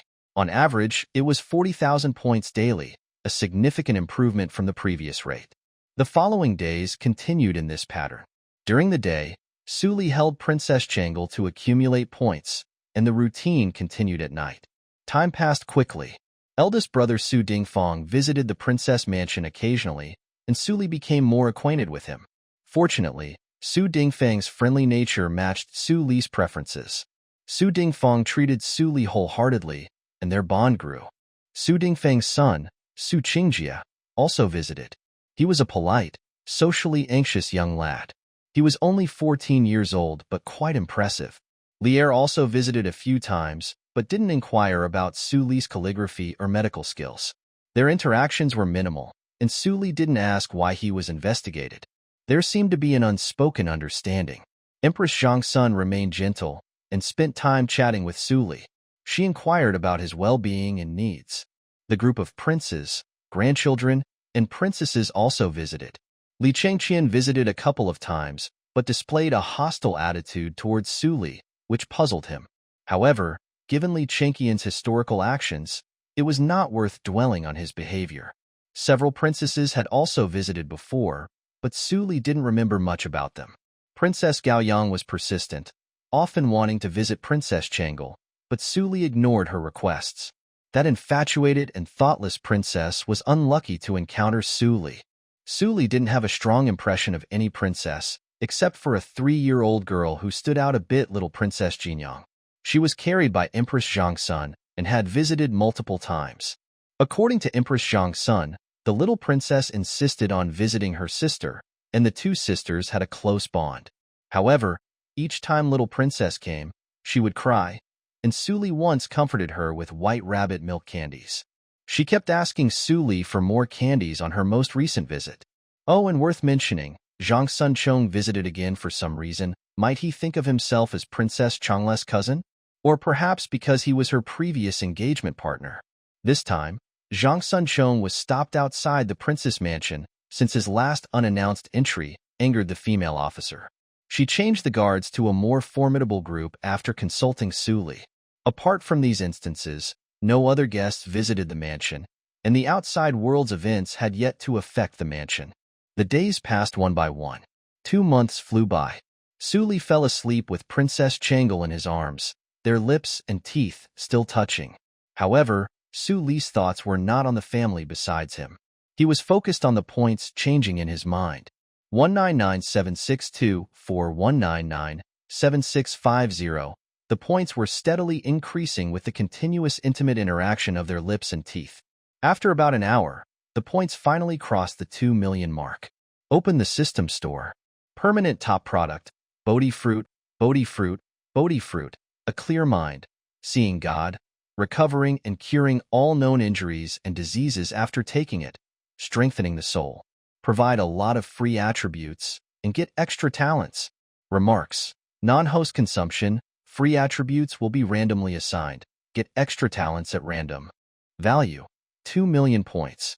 Commodity 2. Purchased commodity 3. Purchased commodity 4. Purchased commodity 5. Purchased points balance. 2,000,036. Today's items from the system were all just 1-point miscellaneous items, so Su Li bought them early to ignore them and waited for his points to surpass 2 million. Take it directly. Take it down. Su Li took the Bodi fruit directly without hesitation. Points balance, 36. Upon grabbing the fruit, it felt like a grape, soft and juicy, and without any hesitation, Su Li fed the Bodi fruit to Princess Chang'e. My attributes are already sufficient. My attributes are already sufficient, he thought. Su Li originally wanted to hold Princess Chang'e, but hesitated for a moment and let go, turning away from her and sleeping at the edge of the bed, leaving a large gap. Then he covered his head with the blanket. Sleep. Sleep, however, Su Li knew he was wavering. This challenged his moral limits. If he did this, he might accumulate points for longer than just a couple of months. Moreover, Su Li hadn't been spending anything for the past 2 months. He would buy attribute point gift packages as long as there were attribute point gift packages. Now Su Li's strength and attributes had improved beyond the scope of an ordinary person. Rather than succumbing to his internal condemnation for greedily accumulating points, he realized it was better to be straightforward. He bought them and directly fed them to Princess Chang'e. I'm afraid I won't be able to score points so recklessly in the future, Su Li murmured inside, even deliberately maintaining some distance from Chang'e. The points for the first time came to a standstill. Su Li waited for Princess Chang'e to wake up. She hadn't woken up for a long time, and his mind was in turmoil. With unclear emotions, he fell asleep. In the pitch-black night, on the bed, Suli and Princess Changle on the same large bed. Even after sleeping together, they were clearly separated for the first time. Even as Suli slept, his brows were furrowed, and he seemed troubled. Princess Changle's delicate face remained calm as always, seemingly unmoving. Time passed, and it became pitch black outside still. Princess Changle's eyelashes suddenly fluttered a few times, and her bright eyes opened from the total darkness. For the first time, Princess Changle saw her husband right before her eyes. Her wish had come true, and he was so close. The past 2 months had been especially joyful for Princess Changle. Since Suli revealed his feelings, she felt unparalleled peace and happiness. During the day, she could hear captivating stories. Liang Shambua and Zhu Yingtai transformed into butterflies, while Lin Dayu was both romantic and sorrowful. Princess Changle could distinctly sense that her husband had transformed. Previously, her husband talked about breaking off the engagement, and such Princess Changle's appreciation for literature wasn't low, and the allure of light stories was similar to a refreshing novelty. However, recently, she had heard new, perfect, and entirely unfamiliar tales from Suli. Indeed, her husband didn't resemble a peasant. Despite his evident eloquence, he embraced her quietly in the courtyard, not showing off. Slowly, he transformed beautiful stories into eloquent words for her.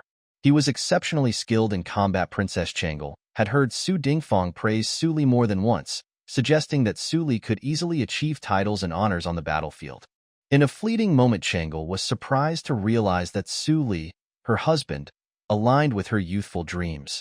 As a young girl, she had imagined her future life partner. In her youth, Changle had imagined her husband as a dashing young man with literary talents who could guide a nation. She had also imagined her husband to be a warrior like Huitzubing, succeeding on the battlefield while protecting his family. However, fate had other plans. Changle fell into a coma and was forced into marriage with a peasant. Yes, initially, Changle resisted inwardly. Who wanted their shining life to take such a turn? Who desired to marry someone they knew nothing about? Eventually lost in the darkness of consciousness, Changle found redemption in Suli's tenderness. Perhaps it was forced. Perhaps it was because only Suli treated her as a person, not a piece of wood, respecting her. He became her salvation, and she embraced her other half. An ordinary peasant. At least he treated her well. Suli was the last spark of tenderness in her darkness, a warmth she clung to in the boundless abyss. Later, Changle's awareness began to clear. She learned from the female officer that her husband, though a peasant, was exceedingly handsome. People were like that after bracing for the worst outcome. Every change became a pleasant surprise. Oh, her husband wasn't a weathered, thin, and bitter old peasant. Later on, Suli's warmth brightened Changle's days. She enjoyed Suli's company, progressing from shyness to eagerness. She even recalled the lingering feeling after their kiss. She started to enjoy her husband's humble tales. Well, even though it might sound ordinary, it was genuinely captivating, wasn't it? Later on, she learned from Su Dingfang that her husband was incredibly brave, although he never flaunted it. Su Dingfang's high praise made Princess Changle realize that as long as her husband was willing, he could easily excel on the battlefield, achieving titles and honors. Suli wasn't just an ordinary peasant. He had hidden potential like a treasure. Because of this, Princess Changle grew anxious and began to feel lost. She worried that she might have held back Suli and even felt that she, a seemingly useless person, didn't deserve him. Then later, Suli revealed his feelings, and she heard her husband sigh, learning about his concerns. He worried that she might not accept him once she woke up or not like him. Although it was the first time Suli displayed sorrow in front of Princess Changle, and although she wished to soothe away the furrowed brows on his face, she couldn't help but secretly revel in the feeling. Afterwards, she began to hear her husband share more and more captivating stories. From Liang Shambua and Zhu Yingtai to the Red Chamber, she was astonished to discover that these stories, sentences, and words were beautifully crafted. She heard from the palace attendants that her husband had written 2 lines of poetry. The belt gradually loosens, yet no regrets remain. For him, she fades away into a haggard look. Changle realized her husband had profound literary talent, and could not be a mere peasant. It was an indescribable feeling to have a man who perfectly matched her fantasies and turned out to be her husband, obtained through such unique circumstances. He was willing to care for her without any reservations, never minding her inability to move, speak, or even manage basic bodily functions. He held no judgment. But later on, Princess Changle began to sense something different about Suli. As his accumulated points increased and the time to purchase the Bodi fruit and wake up Changle drew closer, Suli's restlessness grew. 2 million points. He had never saved up so many points. And beyond the points, Suli worried about Changle waking up and finding him a stranger. That meant they would need to reconnect, perhaps even start from introductions. Wanting to accumulate points carefreely as he did now would likely take an extended period. A year? 2 years? 10 years? In ancient times, even married couples rarely spent their entire days together. After all, it was a time of restrained emotions, and Changle had been raised in such an environment. Optimistically, even if they were apart for a year, he could still earn around 40,000 points a day, totaling more than 10 million in a year. But that was under the assumption that Princess Changle remained in her vegetative state. How could he possibly accumulate points so quickly under normal circumstances? In a certain sense, Suli's marriage to the comatose Princess Changle was similar to exploiting a loophole in a program to swiftly accumulate points. Suli could now obtain things that would have taken 10 or 20 years to acquire in just a few months. Even some of the high-priced items in the system were not as unattainable for Suli as they seemed. Who would willingly uninstall their own cheat codes? But honestly, if it weren't for Changle, he might have already restarted his life.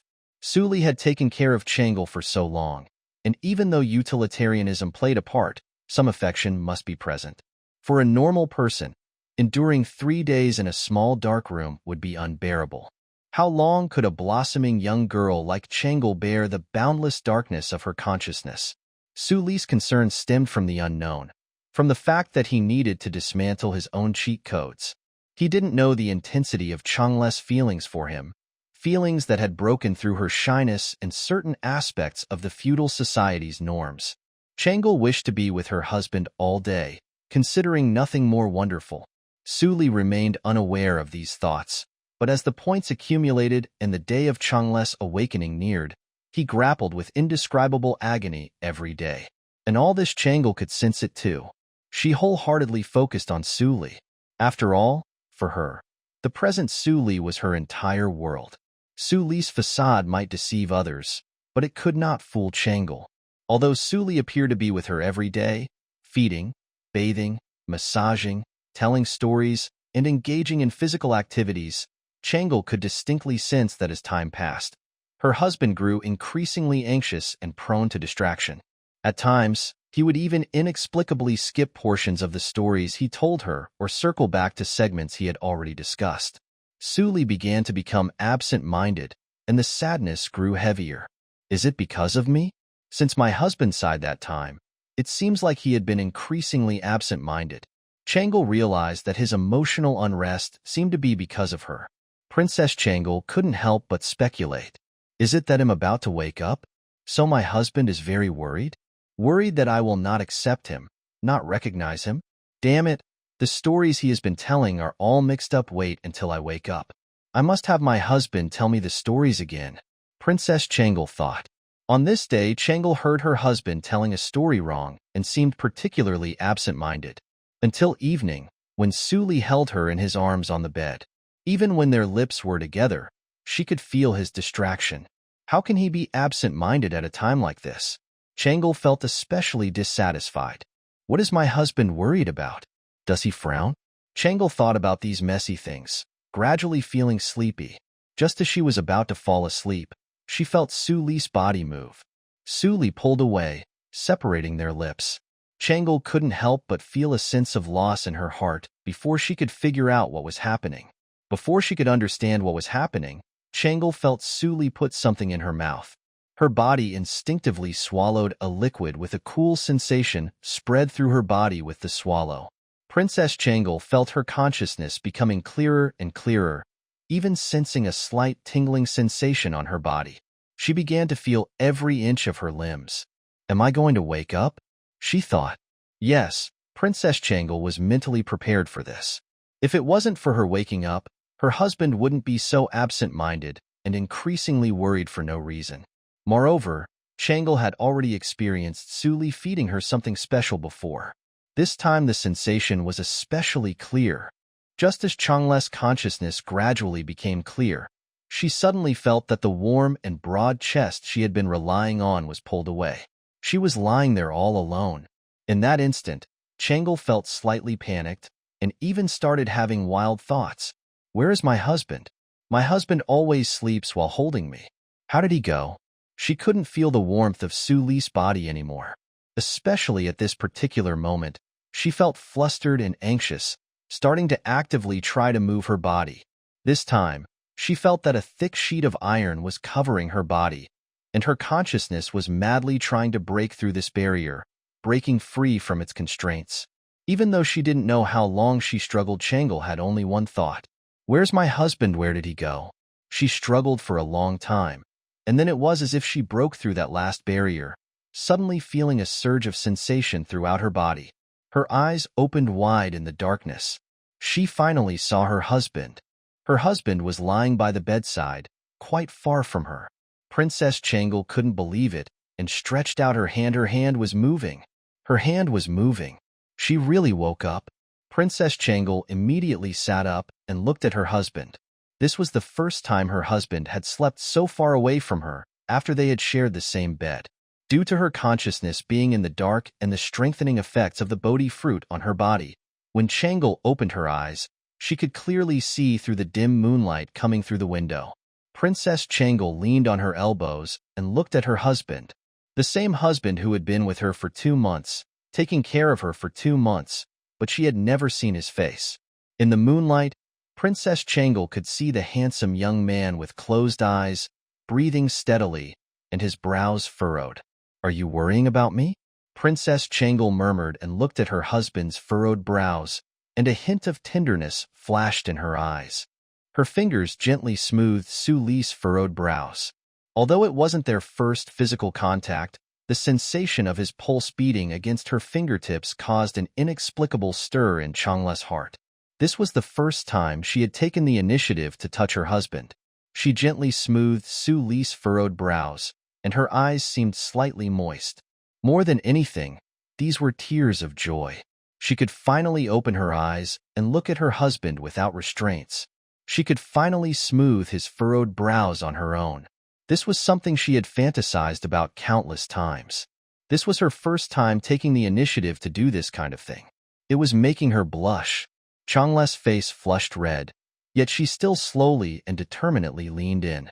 Lips and teeth met. The intoxication at that moment was like aged wine, leaving one entranced. This was the first time she initiated such intimate contact with Suli. As their lips met, Changle felt a surge of electricity shoot through her body, causing her to go limp. She lay before Suli, carefully observing her husband, whom she was meeting for the first time. So handsome, Changle exclaimed, rolling repeatedly, watching for a while, fearing she might disturb Suli. After some time, Changle gently lifted Suli's arm and nestled her head in the warmth of his embrace. One hand rested discreetly on Suli's chest, feeling the intense throb of her beloved's heart. Shy, yet so comfortable. Despite her shyness, she didn't hold back. As soon as she woke up, she initiated a kiss and embraced Suli. This was something she had always wished to do. What would it be like for my husband to wake up and see my eyes open?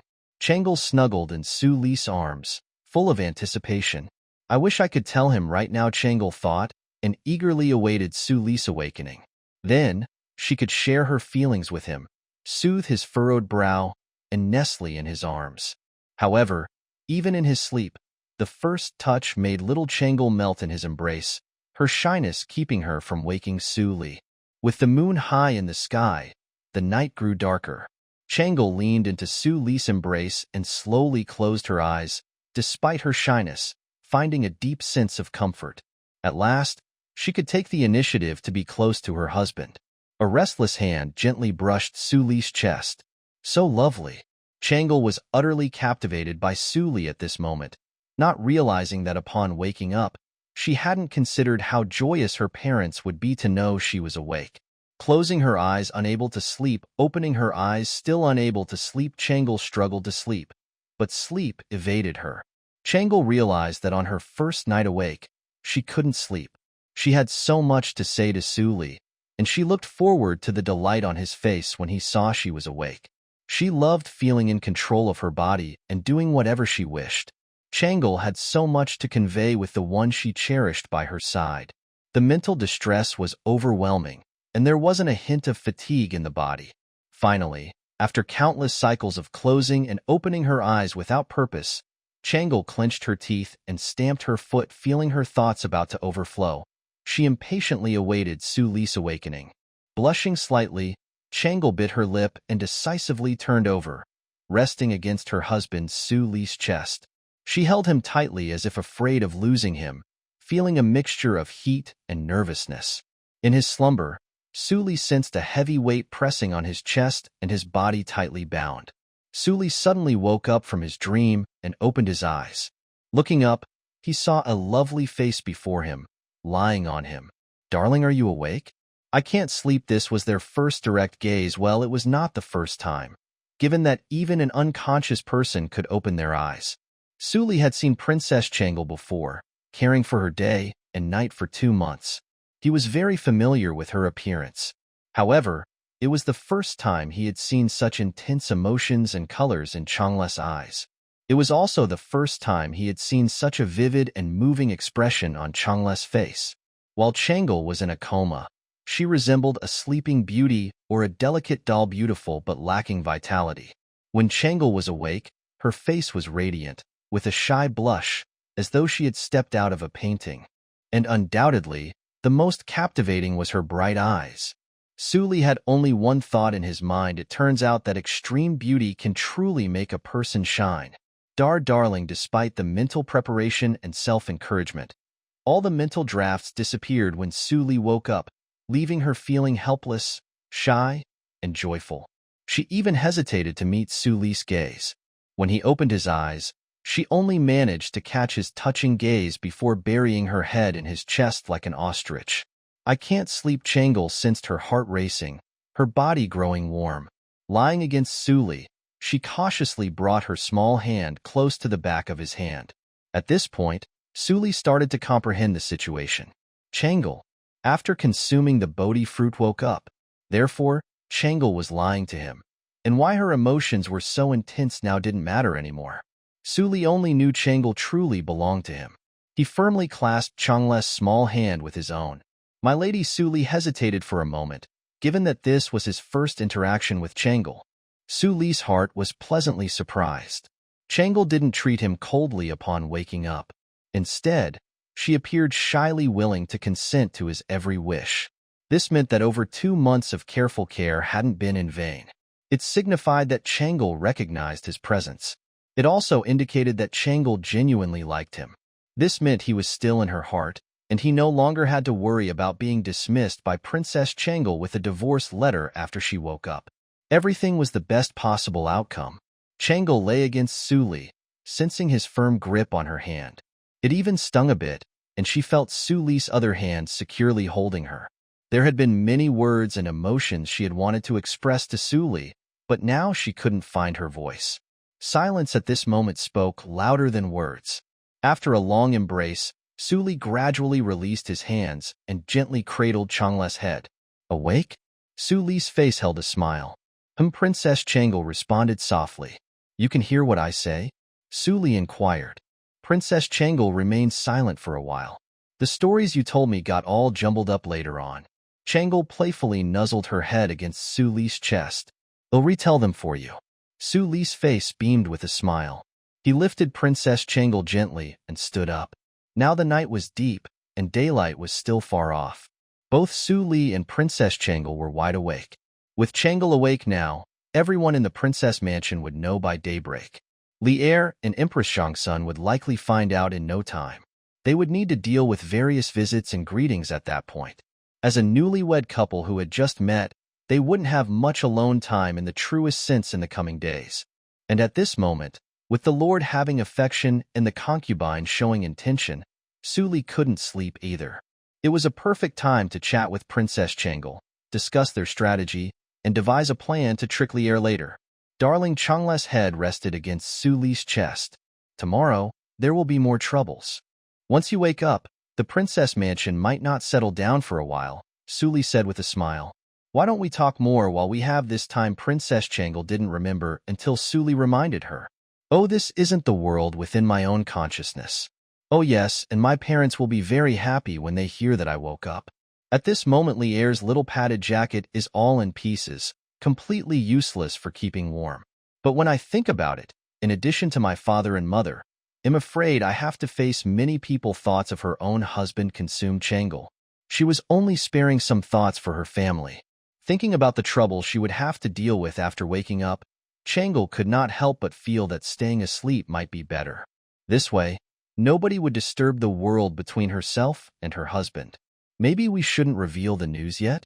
Changle had an unconventional idea and said to Su, Your Majesty and the Empress miss you so much. What are you thinking? Besides, after lying down for over 2 months, don't you want to get up and see the world outside? Su said with a smile. Changle's unconventional idea was quite constructive. Su could earn points for a long time again if he and Princess Changle acted together. But thinking about it, it might not waking up and pretending not to wake up would be pointless, wouldn't it? Moreover, little Changle had been lying in bed for so long that she must want to see and experience the world firsthand. Su knew that Princess Changle really loved him, and she loved him deeply.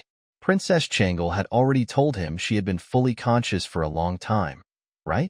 To some extent, Su was Princess Changle's only lifeline. Judging by the genuine emotions that Princess Changle had been showing, Su figured that if he suggested Princess Changle pretend to still be in a coma to earn points, she would agree. But that would be manipulating her feelings. Who would want to wake up and continue lying in bed like a log? After being unconscious for so long, wouldn't Princess Changle want to see and talk to her father and mother? Given Changle's emotions, Su's previous concerns were swept away. He would have no shortage of points in the future, and now Changle was sitting in his arms. And with Princess Changle waking up, Su's point acquisition could reach new heights. He and Princess Changle were a legitimate couple. With the Lord's affection and the concubine's intention, they were heading toward each other with mutual feelings and intentions. There was no need to keep Changle lying on the bed just for the sake of earning points. Moreover, what needed to be faced would eventually be faced, and the troubles that came with Princess Changle waking up were just part of the process. They could handle them one by one. In the past 2 months, Su was accumulating points to purchase Bodi fruit, but it was not that no points were being spent. Su continued to buy them as usual as long as the attribute points gift packs were refreshed. Now, Su's attributes have made significant progress in a complete sense. This confidence gave Su the courage to proactively face this pile of troublesome matters. Open the attribute panel. As the words fell in his mind, the attribute panel unfolded. Name, Su age, 23 strength, 176, points can be added, constitution. 176, can add points, acuity. 63, points can be added, comprehension. 69, points can be added, charisma. 63, points can be added, available free attributes. 0 in 2 months, a total of 29 gift packs containing attribute points were refreshed. A sum of 74 free attributes were distributed. Both strength and physique surpassed the 150-point threshold, venturing into uncharted territory for humanity. So, how did Su react to this situation now? Su could hardly be categorized as human anymore.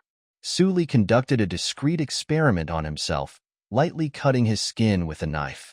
Within 15 minutes, the bleeding stopped, scabs formed within 30 minutes, and complete healing occurred in less than an hour. Oh, it was worth noting that it was quite a challenge, even for Su to cut his skin with regular weapons using his own strength. He struggled with over a dozen knives just to make a small incision.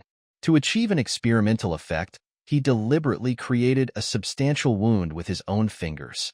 As for the energy consumption required for wound healing, it amounted to eating 2 extra bowls of rice. What did this imply? It implied that in this age of bladed weapons, Su's body was virtually impenetrable unless facing divine weaponry. Ordinary blades and projectiles would leave no lasting scars on Su Li's body. This signified that as long as Su Li survived, no matter how severe his injuries, he only needed to consume a few more meals and would be back in top shape the next day. What about reaching a point of physical exhaustion? Su Li could only state that without any energy replenishment, he could fight non-stop for 3 days and nights. His strength was even more awe-inspiring. It surpassed even historical figures like Xiangyu. Su Li could not estimate his limits with a strength of 176 points. After all, he was constrained within the princess mansion, unable to fully unleash his power. However, Su Li discreetly attempted it and found he could move the mansion's rockery. This was beyond merely displaying immense strength. When he concentrated all his strength, Su Li could displace the rockery in the princess mansion. A single punch conservatively wielded the force of several thousand pounds. What did this imply?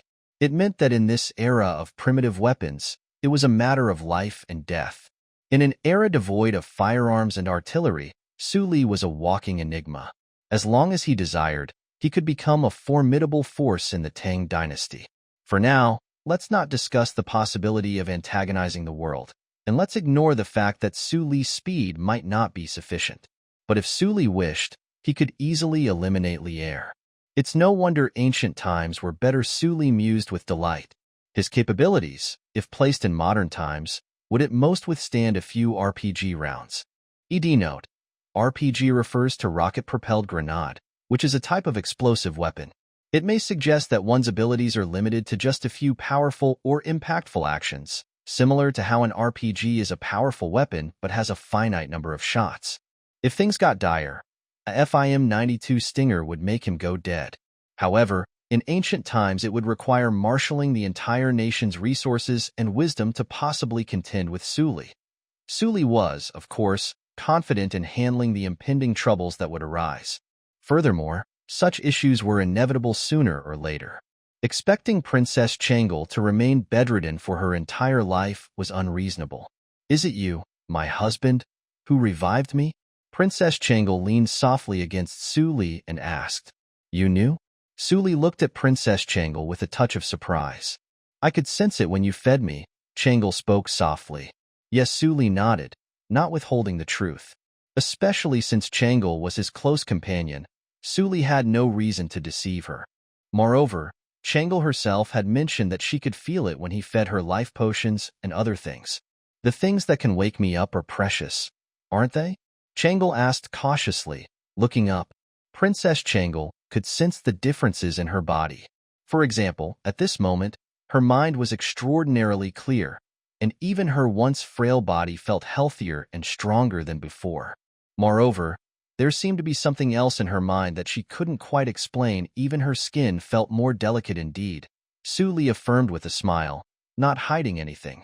At this moment, every inch of her body felt supremely comfortable, reflecting a vitality surpassing anything she had experienced. It was a profound sense of pleasure from the depths of life. Changel even wondered if the elixir Su Li fed her was the legendary elixir that could bring her back from the brink of death and grant her ascension. "It's been okay. I've managed to accumulate just one so far. But compared to you, it's hardly worth mentioning," Su Li said with a chuckle. This wasn't just a way to alleviate Changel. Su Li had acquired only one Bodi fruit over the 4 months they had spent together. Valued at 2 million points, it was undoubtedly the biggest point expenditure Su Li had made in a long time. However, in comparison to Princess Changel, this expenditure was negligible. As long as Princess Changel was around, Su Li could easily earn 40,000 points a day. So, accumulating 2 million points was only a matter of 50 days. Over a year, he could accumulate over 10 million points. In the grand scheme of things, it was indeed insignificant. Moreover, the awakened Changel was brimming with admiration and affection for him. Her feelings were on the verge of overflowing, resulting in the perfect outcome. Princess Changel simply tightened her embrace around him, hearing Su Li's words. She could discern that Su Li wasn't lying to her. Upon reflection, a medicine that could restore her consciousness, transform her body, and even instill feelings of deep admiration for him, how could it not be immensely valuable? Changel was not a stupid woman who did not understand history. How many emperors had spent so much effort and resources extending their lives throughout various dynasties? In the end, didn't they still face the inevitabilities of life, old age, sickness, and death? The value of elixirs that could resurrect people and restore health was beyond measure. And yet, her husband chose to take one for her and firmly told her that these treasures of immeasurable worth were inconsequential compared to her. As Suli himself stated, he only had one so far. That made it even more precious. Without delving into the matter or pressing further, Princess Changel realized that these things weren't important. If her husband wanted to tell her something, he would. She awkwardly wrapped her arms around Suli's neck, tilted her head up, and clumsily kissed him. Thank you. Suli shook his head with a smile. In reality, he should be the one thanking Princess Changel. After a lingering moment, their lips parted again. Young couples deeply in love were energetic and never tired of their intimate gestures. However, Suli was even more curious about the changes the 2 million-point Bodi fruit brought to Changel besides reviving her. Do you feel any changes in your body? Suli asked eagerly. If the results were promising, he might consider buying one later. Changel looked at Suli with a hint of confusion. There's only been one so far, and I haven't tried it myself, so I don't know the exact effects, Suli explained. It's as if my mind is clearer, and my body seems to have more strength. Changel furrowed her brow, carefully sensing the changes in her body. There's also something else in my mind, hard to explain, but I feel like I can control. Changel furrowed her brow and said softly, let me take a look. Because Changel couldn't explain it clearly, Suli activated the attribute detector. Surprisingly, it could detect the talents Changel had gained. Name, Li Lizzie. Age, 22. Strength, 67. Constitution, 80. Keen, 63. Perception, 98. Charm, 96. Status, revered talent. Natural beauty is hard to give up. Your words will be easier to confuse and convince people. Primary intimacy, 1,000 points/hour. Level 2 intimacy, 1,800 points/hour. Level 3 intimacy, 3,600 points/hour. Level 4 intimacy, 7,200 points/hour. Compared to before, the strength attribute had increased by 16 points. The constitution attribute had increased by 27 points. The acuity attribute had increased by 9 points. The perception attribute had increased by 14 points, and the charisma attribute had increased by 9 points. 75 extra attributes had been gained, along with an innate talent of irresistible beauty that was difficult to give up, making it easier to persuade and captivate with words. In addition, Princess Changla's illness had been cured. Overall, it was highly valuable. At the very least, Princess Changla's attributes had been completely revitalized. And Suli realized something. This is the template for an empress. Suli looked at Princess Changla's attributes and talents with admiration. With a charisma attribute as high as 96, Changel possessed a remarkable charm that could sway people's hearts. With a perception attribute as high as 98, she had a keen intellect that helped in learning and decision-making. Added to that was an innate talent for irresistible beauty, a clever leader. Combined with high personal charm and affinity, isn't this practically the Empress template? Of course, these innate attributes set the upper limit for a person, not the lower limit. In other words, it determined Changla's ultimate growth potential. As everyone knew, the upper limit was something that virtually 99% of people could not even touch in their entire lives. Who could claim to have never slacked off? In truth, even if one's comprehension was as high as 200 points, and their learning and understanding abilities were unmatched, they would remain ignorant if they chose to neglect their education and ignore learning altogether. Talents were just that until they were realized. Princess Changel never even considered becoming an empress, let alone studying. No matter how exceptional her talents were, they were meaningless. However, overall, it's already quite astounding, Suli thought and sighed softly. Even without proactive learning, extremely high talents naturally manifest in daily life. For instance, Changla's orders were more likely to be executed without question, and her words were more persuasive. How does it feel? Princess Changel inquired. You're cut out to be an emperor, Suli exclaimed. Between him and Changel, there was no distinction. So, he didn't need to shy away from saying something that might sound a bit unconventional. That's just nonsense. Changle playfully tapped Su Li's chest. There's no logic to it, Changle said softly. It was clear that Changle was a rather traditional woman. Her personality was nearly identical to that of Empress Zhangsun. Just as Empress Zhangsun could right the female ring, she naturally wouldn't slack off in Princess Changle's education either. Hence, Princess Changle never gave much thought to what Su Li said. Hey, it won't be long before it happens, and it's still within the Li Tang family by now. They probably aren't much younger than you. Su Li thought. It was a strange morning. Didn't Wu Zetian enter the palace during the Jingguan period? Li Er, an old man, found Princess Jinyang, who was younger than his daughter. Consequently, he was left out of the palace, and later Li Er's son took over his father's harem. As a result, there was the only empress in the ages.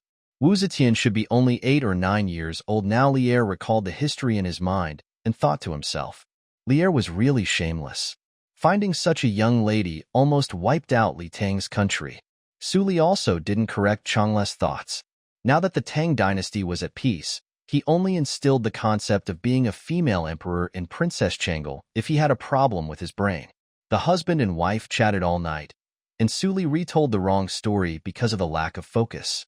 When the next morning arrived, Changle pressed Su Li in front of the bronze mirror and tied his hair with her own hands. This was something she had wanted to do for a long time. Ever since Su Li clumsily braided her hair, Changle had been thinking that when she woke up, she would personally tie his hair every day. Changle was clever and skillful. Even though she had not braided hair in over 4 months, she knew exactly how to do it. I'll get you dressed. Changle gently tied Su Li's waist and picked up the outer garment with a blushing face. Su Li could not resist Changle's insistence and could only open his hands, letting her take care of his dressing. The sky was bright and clear when the two finished getting ready. The young couple had spent the night chatting away, losing track of time with their familiar yet new conversations.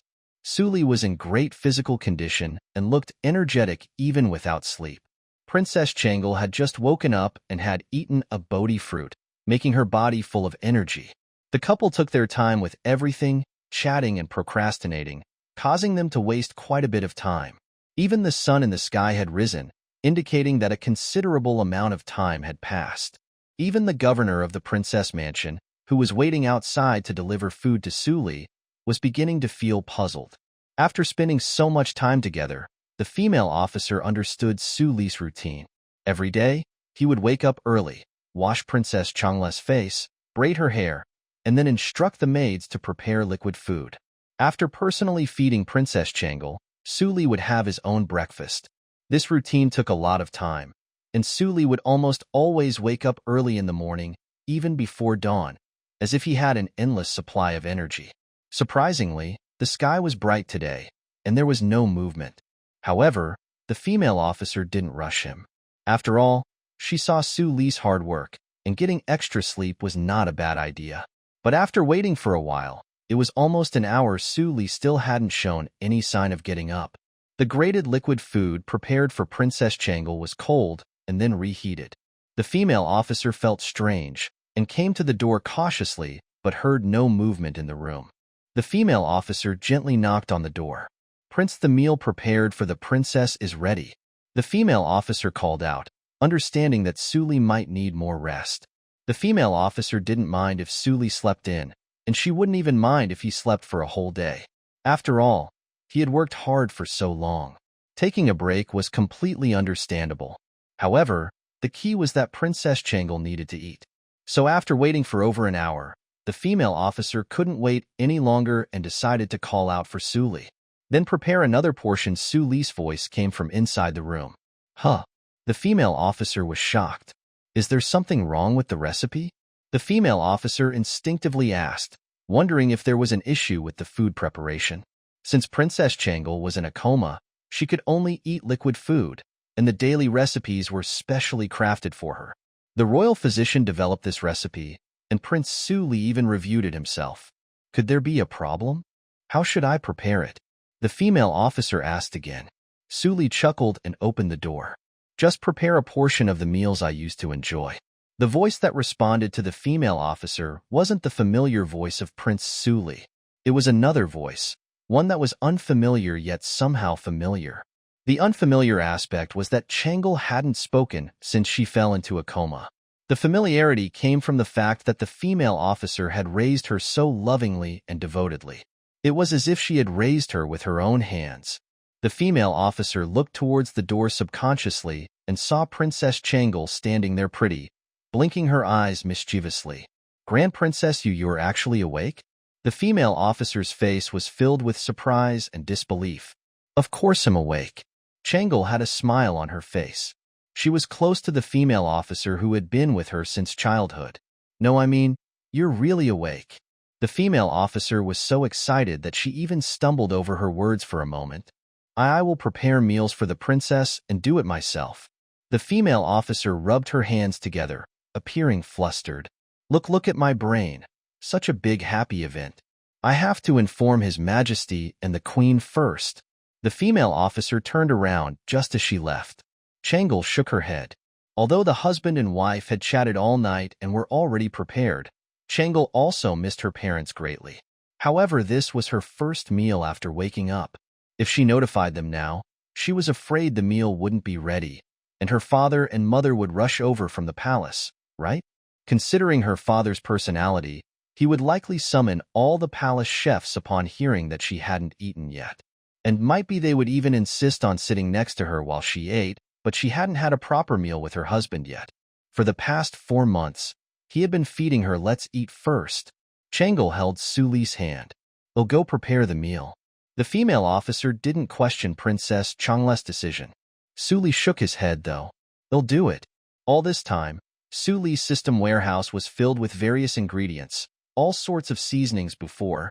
He had been focused on accumulating points, and with Princess Changle being unconscious, he didn't have the time to satisfy his appetite. Now that the husband and wife had finally met, Suli was finally in the mood to treat his taste buds. Ancient delicacies, royal chefs, modern technology, and hard work were the black technologies of the culinary world. Most importantly, the seasonings provided by the system were guaranteed to be safe. Now he finally had the time to calm down and fully satisfy his appetite. Suli's cooking skills were not unfamiliar. He was a bit negligent in his previous life as a modern person. However, in this lifetime, as a peasant working in the fields all day, mastering cooking skills became necessary. Unfortunately, during this era, there were no frying pans, making it inconvenient to cook many dishes. In the early Tang dynasty, iron and steel smelting hadn't reached the level of widespread wok usage. Creating a wok required steel beyond the smelting capabilities of the early Tang dynasty, and it was usually reserved for crafting fine armor. From small details of daily life, the true productivity and national strength of an era could often be reflected. Historical records showed that before the invasion of the 8-power Allied forces, diplomats from Zhuxia went abroad, which led to reflections upon their return. Despite lacking etiquette and refinement, the foreign invaders used knives and forks for meals, indicating the advantages of steel. During the Han Dynasty, ironware gradually replaced bronze tools. Only towards the end of the Tang Dynasty did iron and steel smelting reach a level capable of mass-producing iron pans. By the time of the Song Dynasty, cooking with iron pots had become prominent. Ultimately, Suli made a few side dishes and simmered pork rib soup. Princess Changle helped light the fire and admired Suli's cooking skills. Then, Suli took out a variety of unconventional ingredients. As the saying goes, my spoonful of evaporated milk is better in color and taste than the rib soup you've slaved over all day. MSG was an absolute game-changer in ancient times. People familiar with the history of Zhuxia cuisine knew that in the absence of MSG, the broth was typically used to enhance the flavor of food. ED note: MSG stands for monosodium glutamate. MSG is a flavor enhancer added to food. It makes dishes taste better. Some people might have mild reactions, but overall it's considered safe to eat. Additionally, dried shrimp and sea intestines were ground into powder, while mushrooms were used as natural flavor enhancers. Ignoring the health concerns of MSG, a person skilled in cooking, when given MSG, could instantly become a master in ancient times. Suli had a stockpile of modern seasonings in his warehouse. The meal was ready quickly with a few simple side dishes and a pot of pork rib soup. Thanks to technology and hard work, the pork rib soup was white and flavorful. The side dishes weren't as visually refined, but they were still quite aromatic. "How is it?" Suli asked Princess Changle. "Delicious." Princess Changle nodded. "I never thought my husband could cook so well," Changle commented. "With so much technology, anyone can do it," Suli said laughingly. Technology had become ubiquitous in modern life, particularly in seasoning. Suli didn't see any harm if it didn't compromise health. However, the integration of technology and hard work indeed had a significant impact on Zhu Xia's traditional 8 major culinary styles. During the early days of MSG's emergence, there was a master chef who stubbornly attempted to create a soup with a richer umami flavor. But he never figured it out in his lifetime, only to realize that his creation was achieved by simply adding a spoonful of MSG for others. As Suli and Princess Changle enjoyed their meal and conversation, it was worth mentioning that initially, when Suli suggested cooking, Princess Changle intended to take charge herself. Of course, Princess Changle also knew how to cook, even though she didn't need to. But having spent so much time in ancient times, Suli yearned for a blend of technology and hard work, and Changle couldn't resist his persuasion. "Go and inform His Majesty," and the Queen. Suli turned to the female officer with a satisfied stomach and then gazed into the distance. "Darling Father Emperor, they're not those types of people," Changle said softly. Changle knew what Suli was thinking. She wasn't naive. She understood how precious the elixir must be that restore her health. She remembered everything from the Xuanwu Gate incident and knew the complexity of her relationship with her father. However, regardless of all that, Changle would steadfastly stand by her husband's side. "No problem." Suli smiled, observing the departing female officer. He had enough confidence now. In the palace, at the Manor Hall. "What? Changle is awake?" Lier, who was engaged in state affairs, looked surprised upon hearing the report from the female officer. Quick, quick, inform the Crown Prince and the Queen." Full of delight, Lier rushed out of the hall to see his daughter, leaving the eunuchs and attendants behind in his haste. Upon reaching the princess mansion, Lier's daughter, Changle, was seen leaning affectionately against Suli, fingers entwined, faces close, and happiness evident on her face. "Liji, Liji, Liji, father is here." Lier dashed into the mansion's inner courtyard. He was overjoyed. Lier approached, his eyes moist at seeing his daughter, Changle, standing before him in the flesh. Changle bowed slightly, tears welling in her eyes as she watched her father's breathless arrival. Lier stepped forward, supporting Changla's shoulders, and tears welled up in his eyes. "Waking up is all that matters. Waking up is all that matters." Lier's tears flowed freely. He pushed Suli, standing beside Changle, out of sight and embraced his daughter. "My daughter, you have a lot of petty thoughts." Suli grinned as Lier gently pushed him aside. However, in the end, no matter Lier's past actions, whether it was fratricide or imprisoning his own father, the emotions of this moment were genuine. He truly loved and cherished his daughter. Princess Changle had been unconscious for over 4 months, with her life hanging in the balance. How could a father not be deeply worried? "Wake up. It's great that you're awake." After a while, Lier, who was down to earth and full of emotions, managed to calm himself down and straighten up. He supported Changla's shoulders and scrutinized her with a vigilant gaze. "Do you feel uncomfortable? How are you now?" Lier asked with joy, eager for Changla's response. Changle was about to reply when another voice echoed from the yard. "Liji, Liji." She was Empress Zhangsun. Empress Zhangsun rushed to the scene upon hearing the news, and as she entered, she saw her daughter standing in the yard, alive and well. Elder sister, elder sister." It was Crown Prince Li Chengqian.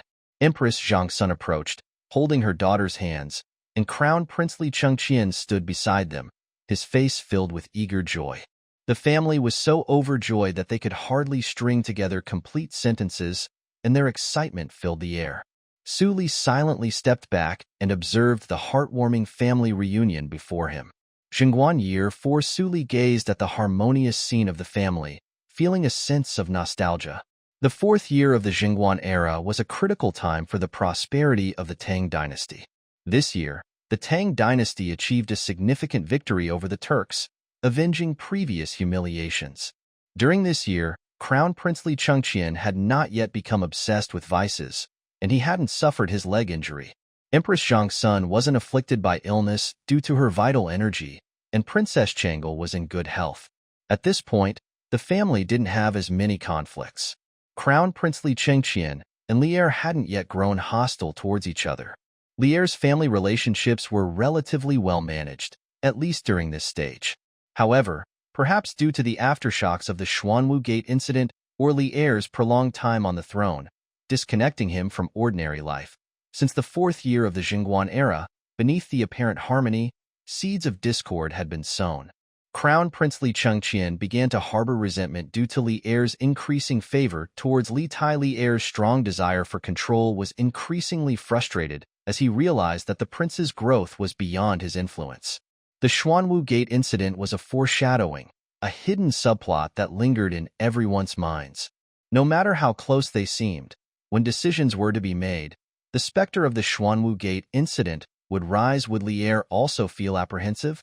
Would Li Chengqian have already believed that his father might kill his own kin?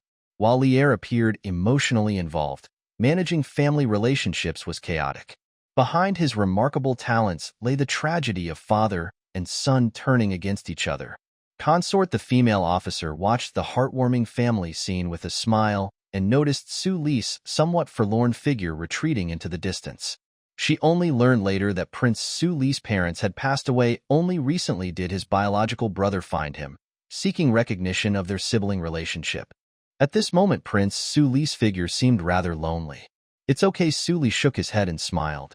The whole family exchanged emotions, and it took quite a while for them to finally calm down.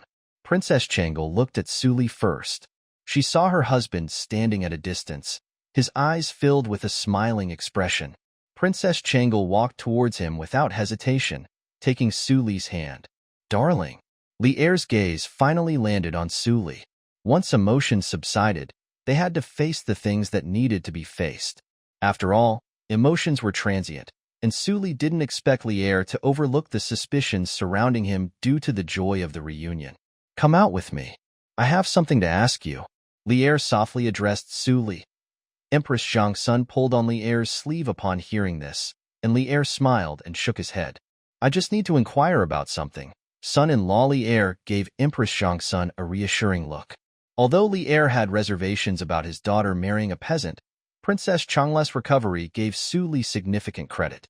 Putting aside Su Li's meticulous care over the past 4 months, just the divination by Yuan Tiangang's servant and Princess Changle's awakening was enough to leave one astonished and uncertain.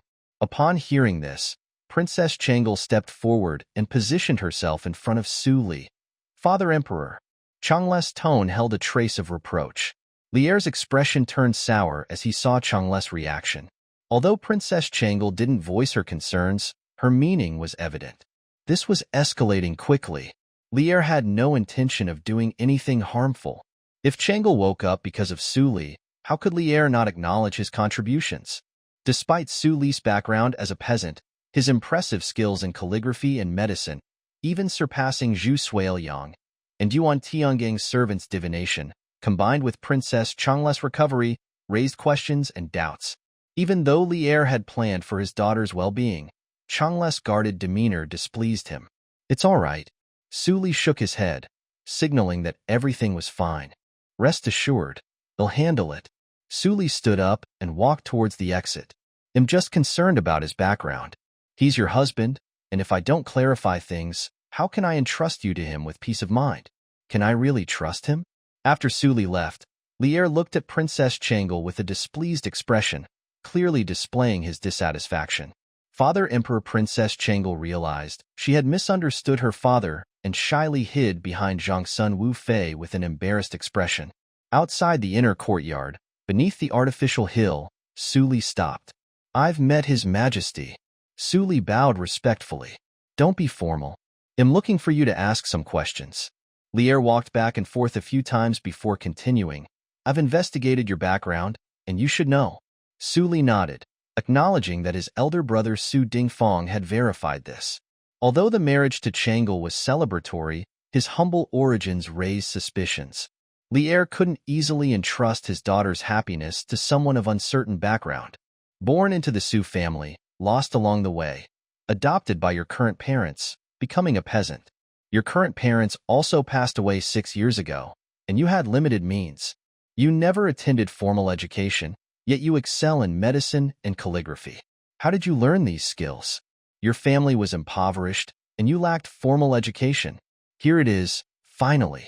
Su Li knew he couldn't avoid this inquiry. It was only natural for anyone to question such a sudden transformation.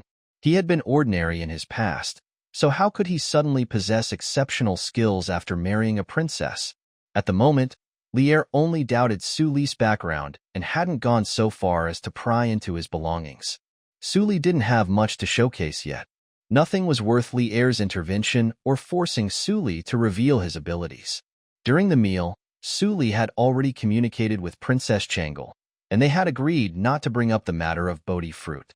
As time passed, he accumulated more points, and his purchases from the system increased. What he had displayed was intriguing enough to captivate even a ruler, leaving aside the Bodi fruit's miraculous revival properties. In Su Li's inventory were also techniques for steel-making and salt production. Fortunately, Su Li had the means to protect his possessions, so he didn't have to worry about Li Er seizing anything. "Have you ever heard of Bai Yujing, Your Majesty?" Su Li asked. In the future, Su Li would display more extraordinary aspects of the system, so merely explaining the current calligraphy and medical skills would not be enough. Preparations need to be made for what lies ahead. "Of course I have," Li Er nodded. Since the Wei and Jin dynasties, seeking immortality and asking questions had become a cultural trend, sometimes even widely acknowledged academic pursuits in mainstream society. During the Wei and Jin dynasties, seeking immortality using medicine and alchemy became popular. Even during the Tang dynasty, there were numerous rumors about immortals, but with varying accounts and opinions. Bai Yujing was one of the many legends of immortal beings that circulated. The legend said that celestial immortals resided in Bai Yujing. Li Er was familiar with this rumor. In the heavens, there's Bai Yujing, with 12 floors and 5 cities. The immortal caresses my top, and the hair is tied for longevity. Mistakenly chasing worldly joy, quite poor reasoning, and chaos. 96 holy kings and floating clouds hang empty names, Su Li said slowly. This was from the poem Journey to the Jiangxi region, remembering the old travels, written and presented to Magistrate Wei of Jiangxia by the famous poet Li Bai. Just from the title of the poem, it was clear that although the first 4 lines mentioned Bai Yujing, it was not directly related to it. The poem mainly expressed Li Bei's frustration after leaving Chang'an and witnessing the turmoil in the world. The poem was lengthy and involved the story of Emperor Xuanzong of Tang and the specifics of Li Bei's interactions with his friend. Therefore, copying the entire poem as was might come across as rather forced. The impact of doing so wouldn't be any less than quoting "will enter the tavern, glass in hand, but will not stop to pour from Li Bei's taking leave of Du Fu." When copying a poem, it was important to consider whether the content aligns with one's personal experiences. However, Su Li only copied a portion and made some modifications. The poem's first half roughly conveyed that Lao Tzu, originally a celestial being, decided to temporarily descend to the mortal realm for leisure. Throughout history, how many rulers had existed, their names now merely suspended in the clouds, sealed off by heaven and earth, while the world remained in constant turmoil and conflict. He studied the cunning of the hegemon king Xiangyu, practiced swordsmanship, and delved into literature. Regrettably, he had never been entrusted with significant responsibilities. In short, it was a piece that strongly resonated with Li Bei's style, wild and proud. The latter part touched on Li Bei's life and encounters with friends, which had no meaning for Su Li. However, the first half could be adapted with some modifications. Su Li probably changed his mind. It was more or less like, he descended from the heavens, and the immortals granted him eternal life. It was just that he suddenly descended to the mortal realm because of Princess Chang'e. Memories of his past resurfaced. The immortals once taught me Xiang Yes martial prowess and various divine skills he still wanted to return and see, but unfortunately, he could no longer find a way out in the mortal realm. Lier's expression grew serious upon hearing this. The poem was indeed excellent. Upon reciting it, an aura of immortality engulfed him. This poem was crafted by the immortal poet Li Bai after all. Although Su Li only shared a small portion and had to embellish it due to his experiences, it still retained the essence. But what defined the immortal poet Li Bai? Even from the remnants, you could sense the radiant literary style. Thinking back to the half-fragment of a poem Su Li wrote before upon careful consideration, could this have been Su Li's creation in Bai Yujing before, but he only remembered 2 lines? Compared to the 2 lines from the song lyrics, Su Li's poem undoubtedly captured the current rhythms and mainstream aesthetics. After all, Li Bai lived during the Tang dynasty. Lier's ability to appreciate was not low. He could discern the ethereal quality of this poem. It was a top-notch work even in the entire Tang dynasty. However, it was unlikely that Lier would blindly trust Su Li based solely on empty words. Lier still harbored many doubts. If what you're saying is true, you received teachings from the immortal of Bai Yujing, but only remembered it after marrying Chengel. Lier inquired with a furrowed brow. That's correct. Su Li nodded. Then tell me, what did Bai Yujing look like? Lier asked. If Su Li was deceiving him, her account would inevitably contain inconsistencies. After all, describing a complete and vast immortal realm was not an easy task. Even in today's Taoism and Buddhism, many records were contradictory. But the challenge was that Su Li was a time traveler. Whether to share this information or not, most of the cultivation novels from his previous life were mostly light novels. However, over the past decade, as more novels on cultivating immortals emerged, the fairy world settings became more refined. Ignoring the content, just looking at the setting revealed it to be sufficiently intricate and grand. Su Li had not eaten much, but her experiences were vast. Compared to ancient people, the advantage of modern individuals was the disparity in knowledge intake. Su Li began enthusiastically weaving a story, and Lier listened intently. His expression shifted from doubt to amazement. He gradually became absorbed in the narrative. The world Su Li described wasn't entirely aligned with the settings in light novels where everything, aside from the realm, was similar to the mortal world. Instead, it was a fusion of elements from light novels, Lao's Han's strange stories from a Chinese studio, and other settings from his previous life. Whether or not Lier believed, Su Li certainly did. Ultimately, whether or not Lier believed was inconsequential, he sought a reasonably plausible explanation. As for subsequent validation, Lier would handle that himself. Even if Su Li's words were incredibly convincing today, it was unrealistic for Lier to believe wholeheartedly without his own verification efforts. And Su Li, too, wanted a reasonable excuse to showcase his extraordinary abilities in the future, or to create some curious and unusual items. Anything could work. He just said that he was a time traveler with a system. There was nothing that could not be revealed, however. Considering this was ancient times, it was likely that Lier might struggle to accept the concept of time travelers and systems, and explaining it would be troublesome. Su Li also disliked spoilers, and he did not want to get involved in the complex political situations of the Tang dynasty, where Lier and his son turned against each other. Spoilers were truly thankless, especially since everything had not happened yet. However, given the era's strong belief in immortal legends, attributing strange occurrences to heavenly beings or Bai Yujing's legends might be acceptable to Lier. It could save a lot of explanations. As Su Li had predicted, Lier didn't enthusiastically inquire about heavenly beings after Su Li's explanation.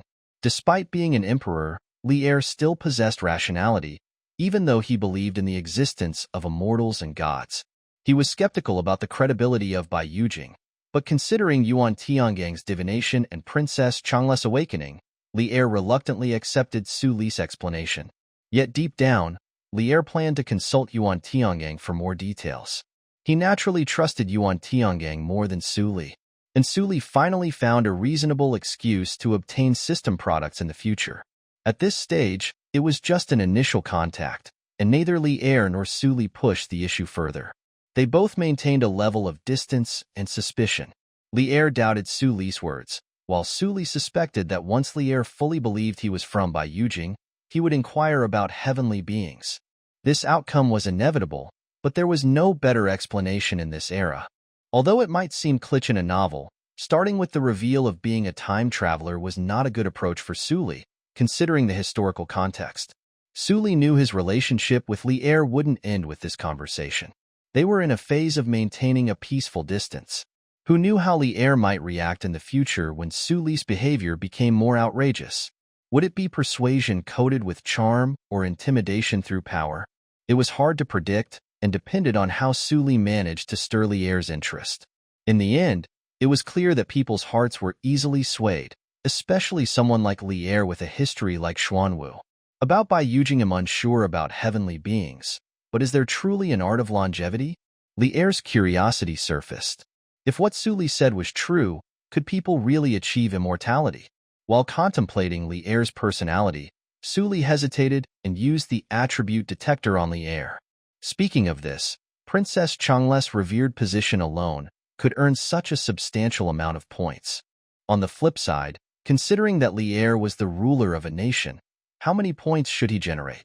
Moreover, speaking earnestly, after avenging its past shame by defeating the Turks, the present-day Tang dynasty had reached a point where it stood unrivaled in the world with its unparalleled national strength. By this logic, it wouldn't be an exaggeration to claim that Li'er, as the leader of the Tang dynasty, held the highest status globally. Name: Li Shimin. Age: 32. Strength: 92. Constitution: 91. Keen: 97. Perception: 96. Charm: 93. Status: Supreme. Initial intimacy: 2,000 points/hour. Level 2 intimacy: 3,600 points/hour. Level 3 intimacy: 7,200 points/hour. Level 4 intimacy: 10,000 points/hour. Is that for real? Su Li's expression was filled with disbelief. One could only say having attributes all above 90 was truly fitting for Li'er. No matter how you looked at it, he was indeed the founder of the Tang dynasty. In his youth, he was a top general of the heavenly strategies. The contributions to Li Tang alone could rival those of many combined commanders. Emperor Taizu even acclaimed him as the emperor with the most exceptional military achievements among all the emperors in history. Setting aside the Xuanwu Gate incident, Li'er's abilities undoubtedly placed him at the forefront of emperors throughout various dynasties. He excelled in both warfare and governance, making him the unrivaled ruler. However, Su Li's astonishment was not about Li'er's outstanding attributes, but the rate at which Li'er was generating points. It was twice as much as Princess Changle's. Twice. That was astonishing. Holding hands for an hour could earn 2,000 points.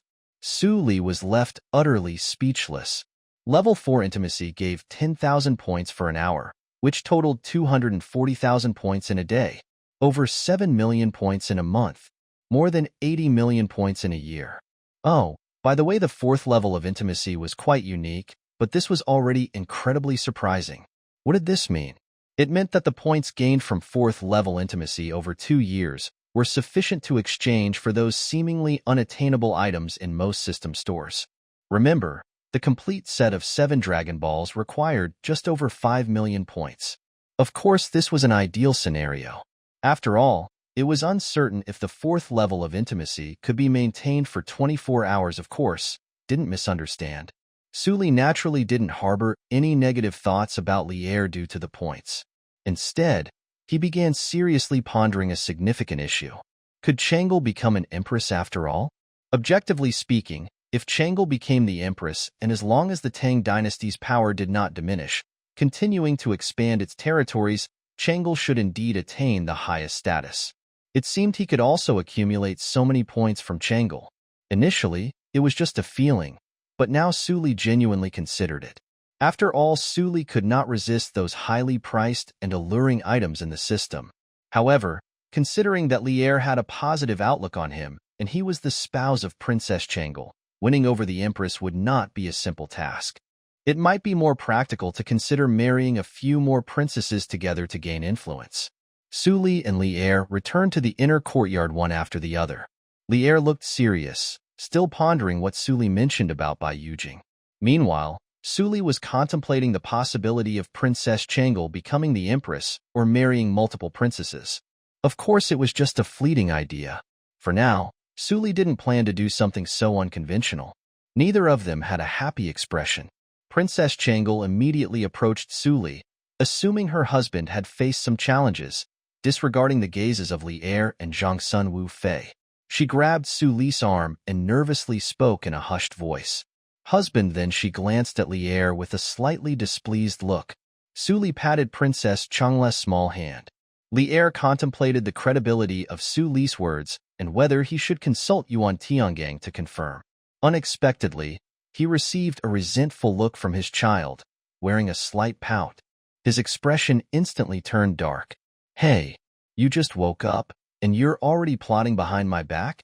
You don't trust your father that much? Li Er thought resentfully. Li Ji, come out with me. Li Er's eyebrows furrowed. Li Er suddenly recalled some matters and waved for Princess Changle to follow.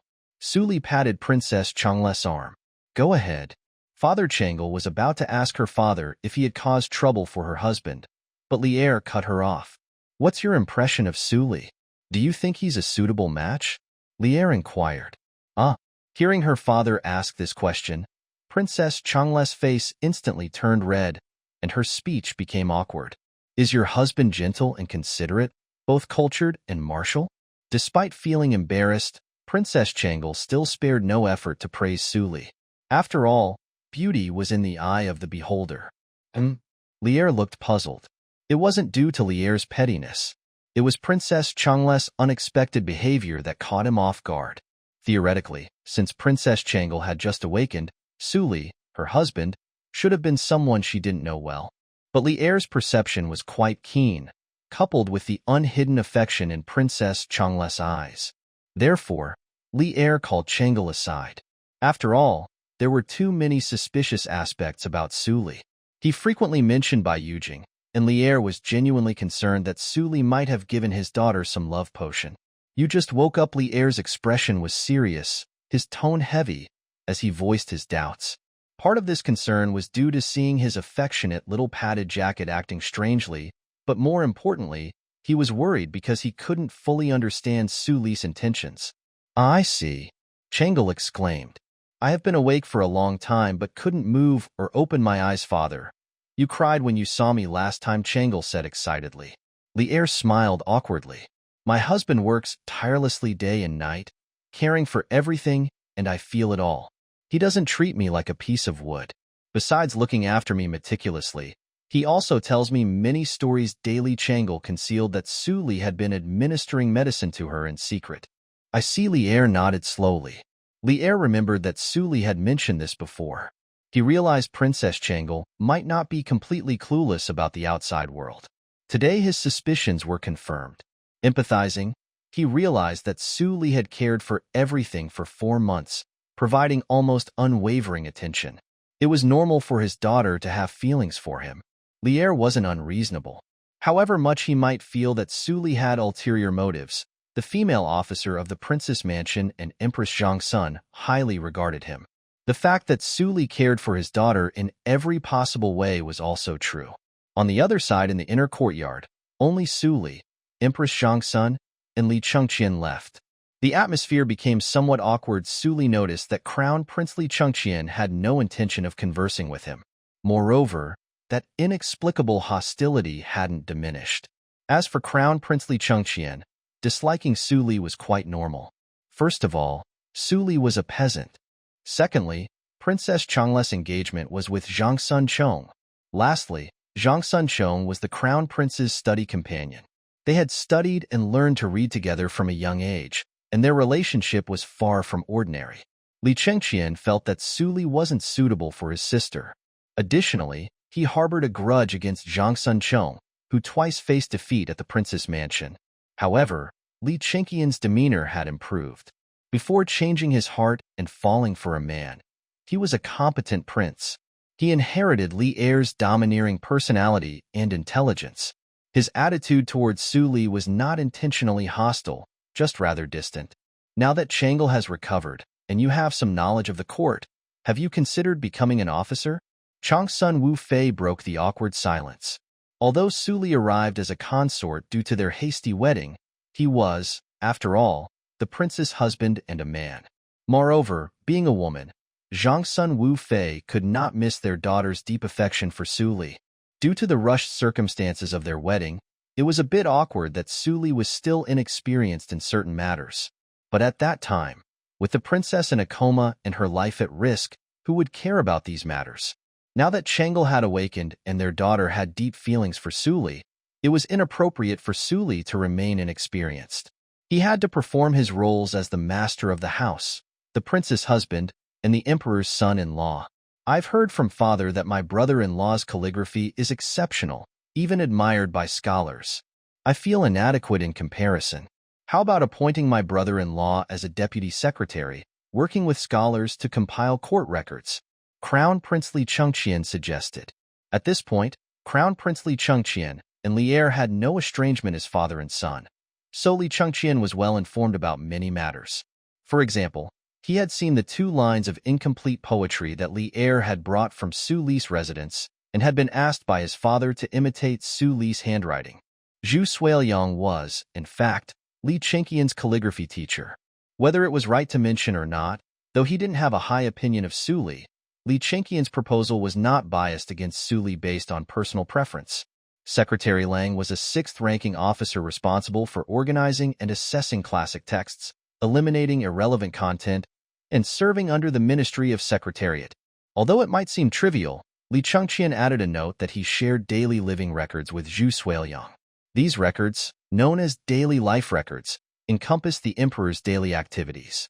Those who maintain these records must accompany the emperor throughout the day, holding esteemed positions and engaging in direct conversations with the emperor. They spent most of their time in the emperor's presence, making it difficult for the emperor to forget them. Typically, only individuals deeply trusted by the emperor could assume this role. This position was highly coveted by numerous officers in the royal court. Suli glanced at Li Chengqian. It was not surprising that historical records rarely portray Li Chengqian as wise. Before his transformation, he was indeed suited to be an emperor. However, unfortunately, Suli had no intention of taking on an official role. Others highly sought this opportunity, but it didn't hold the same appeal for Suli. Wasn't it simply following behind Li Er and writing a diary? It was a busy and time-consuming task. Wasn't it a waste of time that could be spent earning points? Suli chose to decline after all. Being an officer didn't involve earning points from home. Changel has just awakened and hasn't fully recovered. I need to provide more care. Suli used this excuse to politely decline Li Chengqian's offer. Li Chengqian didn't press the matter further and fell silent after making his suggestion. As the atmosphere was quiet, Changel and Li Er emerged from outside. Temporarily putting aside his doubts, Li Er's opinion of Suli improved significantly. Of course, this was predicated on ignoring that his small padded jacket was starting to have some holes. At least Suli truly cared for his daughter. Husband and wife were meant to face difficulties together, but they tended to part ways when disaster struck. There was no filial child by the bedside of a long-suffering patient. Due to Suli's actions, Li Er felt comfortable in trusting her daughter to him, allowing him to ease her concerns. Li Er's suspicions were temporarily set aside from pondering what Suli had mentioned about Bai Yujing. Upon Changles' return to the yard, the atmosphere became lively again. The family spent a long time in Suli's yard, as this was Princess Changles' first awakening in 4 months. Li Er couldn't help but feel concerned for his daughter. Crown Prince Li Chengqian was also deeply concerned for his sister's condition, as was Zhang Sun Wu Fei.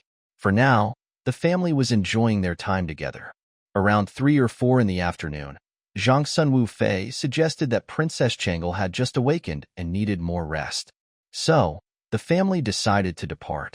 Li Er kindly advised Suli, stressed the importance of taking good care of Princess Changel, who had just woken up, and to avoid any mishaps.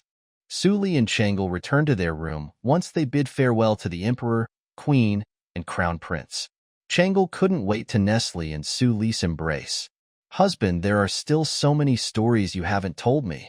Even during her comatose state, Princess Changel was aware of her surroundings.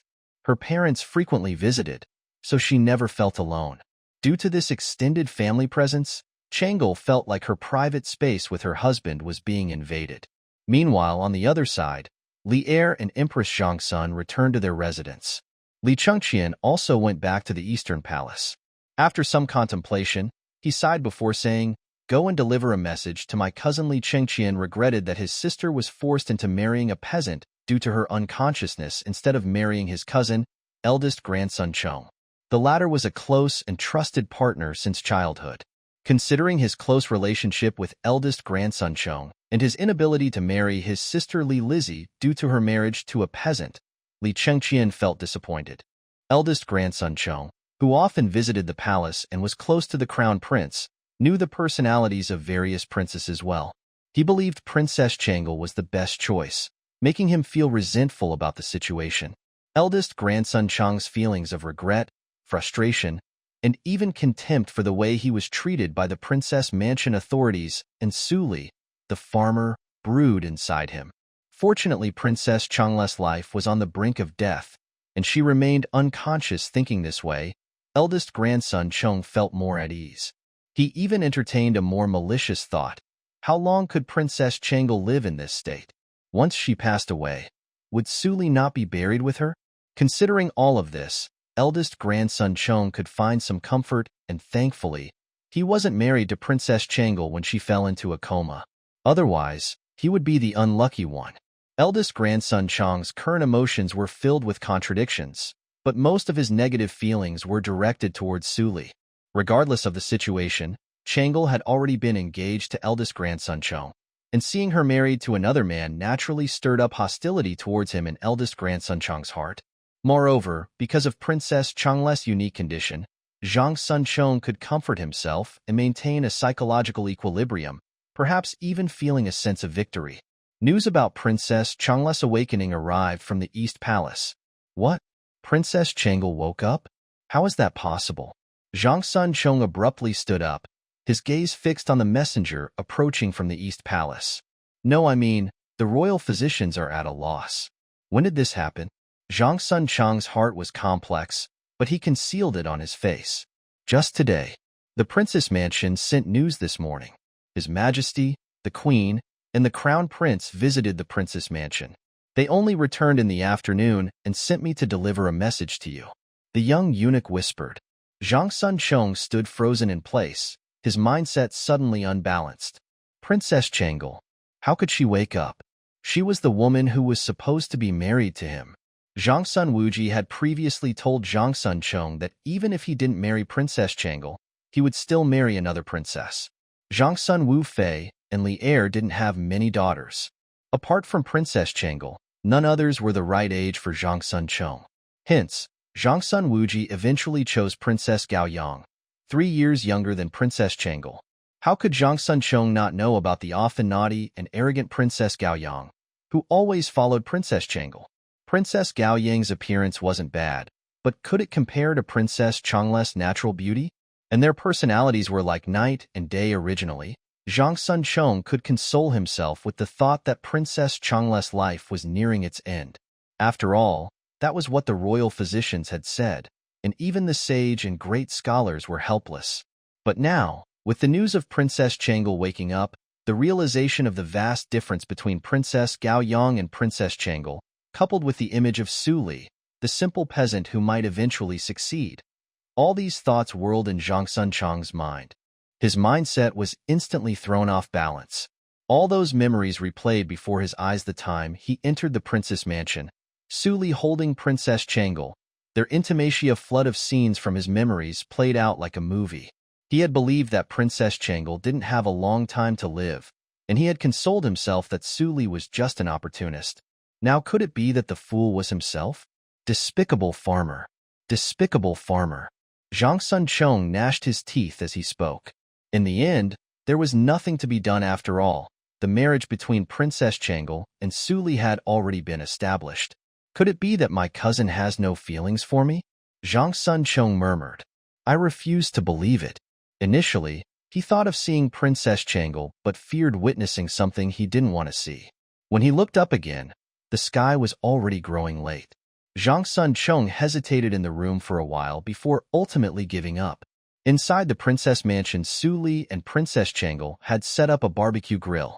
In the inner courtyard, Su Li and Changle worked together. They had a variety of spices on hand, including cumin, chili flakes, pepper, and more. The Tang dynasty had just achieved a breakthrough and hadn't yet established connections with the western regions.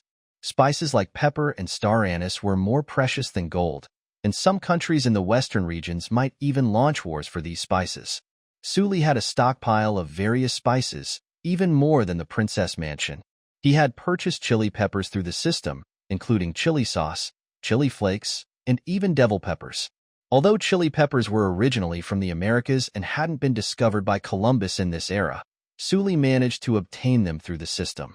Unfortunately, he couldn't fully enjoy the spiciness of chili in this era, where the flavors were mostly derived from leeks, peppercorns, and other ingredients that paled in comparison to chili. Thinking about the future freedom to enjoy chili, Su Li took advantage of a moment when he was starting a fire and had a few more flower pots brought over. He planted the chili seeds in the warehouse and placed the flower pots alongside those containing sweet potatoes and potatoes. After 2 months, the crops were nearly ready to be harvested. The potatoes' leaves and the sweet potatoes' vines complemented each other, presenting a vibrant and pleasing sight. In regions with warmer climates, sweet potatoes and potatoes typically mature within 3 to 4 months. Su Li had planted more than a dozen pots of each, and when it was time for the harvest, given their high yield, he could expect to gather over 200 pounds of seeds. The sweet potato vines could also be propagated for further planting, potentially spreading throughout the Guangdong region within 2 years. In the future, sweet potatoes and potatoes would become a staple in countless households, benefiting numerous people. The people of the Xia dynasty could even experience the freedom of enjoying roasted sweet potatoes and fried potatoes thousands of years ahead of their time. Husband, what kind of flower is this? Princess Changle watched as Su Li finished planting the peppers and carefully handled the sweet potatoes in the flower pot. Her curiosity piqued. This isn't a flower. It's food, Su Li said. Producing 1,000 caddies per acre when it's planted and spread to millions of households, countless lives will be saved, and the fear of starvation will be eliminated. Su Li spoke. Princess Changle stepped back, fully aware of the significance of producing such a large quantity of food. Don't worry. These crops are easy to grow and maintain. Just give it another month or 2. Su Li smiled. Princess Changle observed the seemingly ordinary sweet potatoes from a distance. She understood that her husband had many secrets, but she trusted his intentions and actions. The couple then moved to the barbecue grill. Lamb skewers, chicken wings, large drumsticks, shiitake mushroom skewers, and beef skewers, a forbidden treat in this era, were all on the menu. In the small courtyard, only Changle and Su Li were present. Su Li embraced Princess Changle from behind, guiding her in the art of barbecue. He sprinkled the pre-prepared ingredients over the food while Changle cooked. As they cooked and interacted, they enjoyed their time together, despite any shyness. This was a scene Princess Changle had fantasized about countless times, and now her dreams were finally realized. She could finally interact with Su Li in the way she had hoped. With the fire roaring, the tantalizing aroma filled the air as they sprinkled the prepared ingredients. The fragrance was intoxicating. It smells so good, Princess Changle's nose twitched. You're right, the scent is amazing, Changle said. Such is the nature of young lovers in the honeymoon phase, utterly enamored with each other. You've got it wrong. It's all thanks to these spices. Su Li chuckled. In reality, roasting was one of the main food preparation methods in ancient times. Its history could be traced back to the spring and autumn period when barbecue referred to roasting meat. As it was widely known, the deliciousness of barbecue primarily depended on the barbecue ingredients. The art of grilling itself was simple and easy to learn. It could be done with one's hands. Su Li's aromatic results were largely due to the variety of seasonings obtained from the system's marketplace, including chili, a spice that perfectly complemented barbecue flavors. A sprinkle of chili flakes here. A touch of cumin there. How did that saying go? Even if you grilled the sole of a shoe with so many barbecue ingredients, it would have flavor. Princess Changle's first taste of chili was an eye-opener. The immediate, tantalizing stimulation it provided to her taste buds compelled her to exhale while her small hands kept stirring. It was spicy but delicious. Finally, Suli had a rare moment to calm down and reward his own taste buds. Suli had always loved barbecue in his previous life. Even though it was unhealthy, the taste was simply irresistible. He hadn't had the opportunity this lifetime, and later, even when he had the condiments, he didn't have the time due to point swiping. While holding Changle, they enjoyed the barbecue, sipped on cola, and swiped points, a threefold delight. It wasn't just about the barbecue. Suli also brought out some snacks stored in the warehouse. He even opened 2 bottles of wheat juice to enhance the mood. The entire yard was just Suli and Princess Changle, creating a tranquil and warm atmosphere. This was precisely the kind of ambience Suli enjoyed. He didn't yearn to make a name for himself in history. Although he had some such aspirations, he was more inclined towards a stable life, content with living peacefully. After more than 4 months of point swiping and spending time together day and night, saying they had a deep affection for each other might be a bit excessive. But it would be ridiculous to deny that there was no genuine emotion between them. Now, with the shared mood, Changle had just awakened. The young couple fed each other, and their feelings continued to intensify. Changle leaned on Suli, her petite figure soft and relaxed in his arms. The low-alcohol wheat juice hadn't made her drunk, but its effects left her feeling slightly dizzy. "Darling, I'm tired." Changle leaned into Suli's embrace, her emotions in disarray. Suli looked up to see that the sky had grown dark. After indulging in a lengthy barbecue, the twilight had descended, and the flickering flames from the grill in the yard danced sporadically, their fluctuating flames creating an unstable light. As the flames touched Princess Changle's face, the light reflected on the lovely figure in his arms, making it even more enchanting. "Then let's go to sleep." Suli lifted Princess Changle. However, before entering the room, Suli didn't forget to extinguish the barbecue flames to prevent a fire. With the creak of the wooden door, the small room closed shut. Suli used a match to light the room's lamp and guided Changle to the bed. Princess Changle nestled against Suli's neck and rested on the bed, feigning drowsiness. In reality, she wasn't truly sleepy. Changle didn't know what couples should do after getting married, or how they would have children. But her Bodis instinct caused her to feel confused indeed. This was human instinct. Suli slowly lay down beside Princess Changle. Before he could move, Changle had already nestled into his arms and adjusted herself to a comfortable position. "Darling." Changle leaned against Suli's embrace, feeling the warmth of his arms. This embrace was incredibly familiar. After all, Suli had been holding her to sleep for more than 3 months. Every night, she fell asleep in his warm embrace. Suli felt Changle's restless movements in his arms. The little Princess Changle was lying in his arms, speaking to him. The girl's intense and passionate emotions made Suli feel guilty. After all, he had been using Princess Changle to earn points for quite some time. Even during that slightly solemn wedding, Suli was nearly overwhelmed with happiness. The system couldn't be activated at that time, and his life felt bleak. So, learning that he would marry a comatose princess almost made him laugh uncontrollably. Wasn't this an easy way to earn points? After that, Suli took care of Changle wholeheartedly for a long while, doing his best to serve her. Although Changle hadn't done much physically, she had helped him in many ways. Taking care of her made Suli's conscience more at ease. As time went on, it was inevitable for feelings to develop.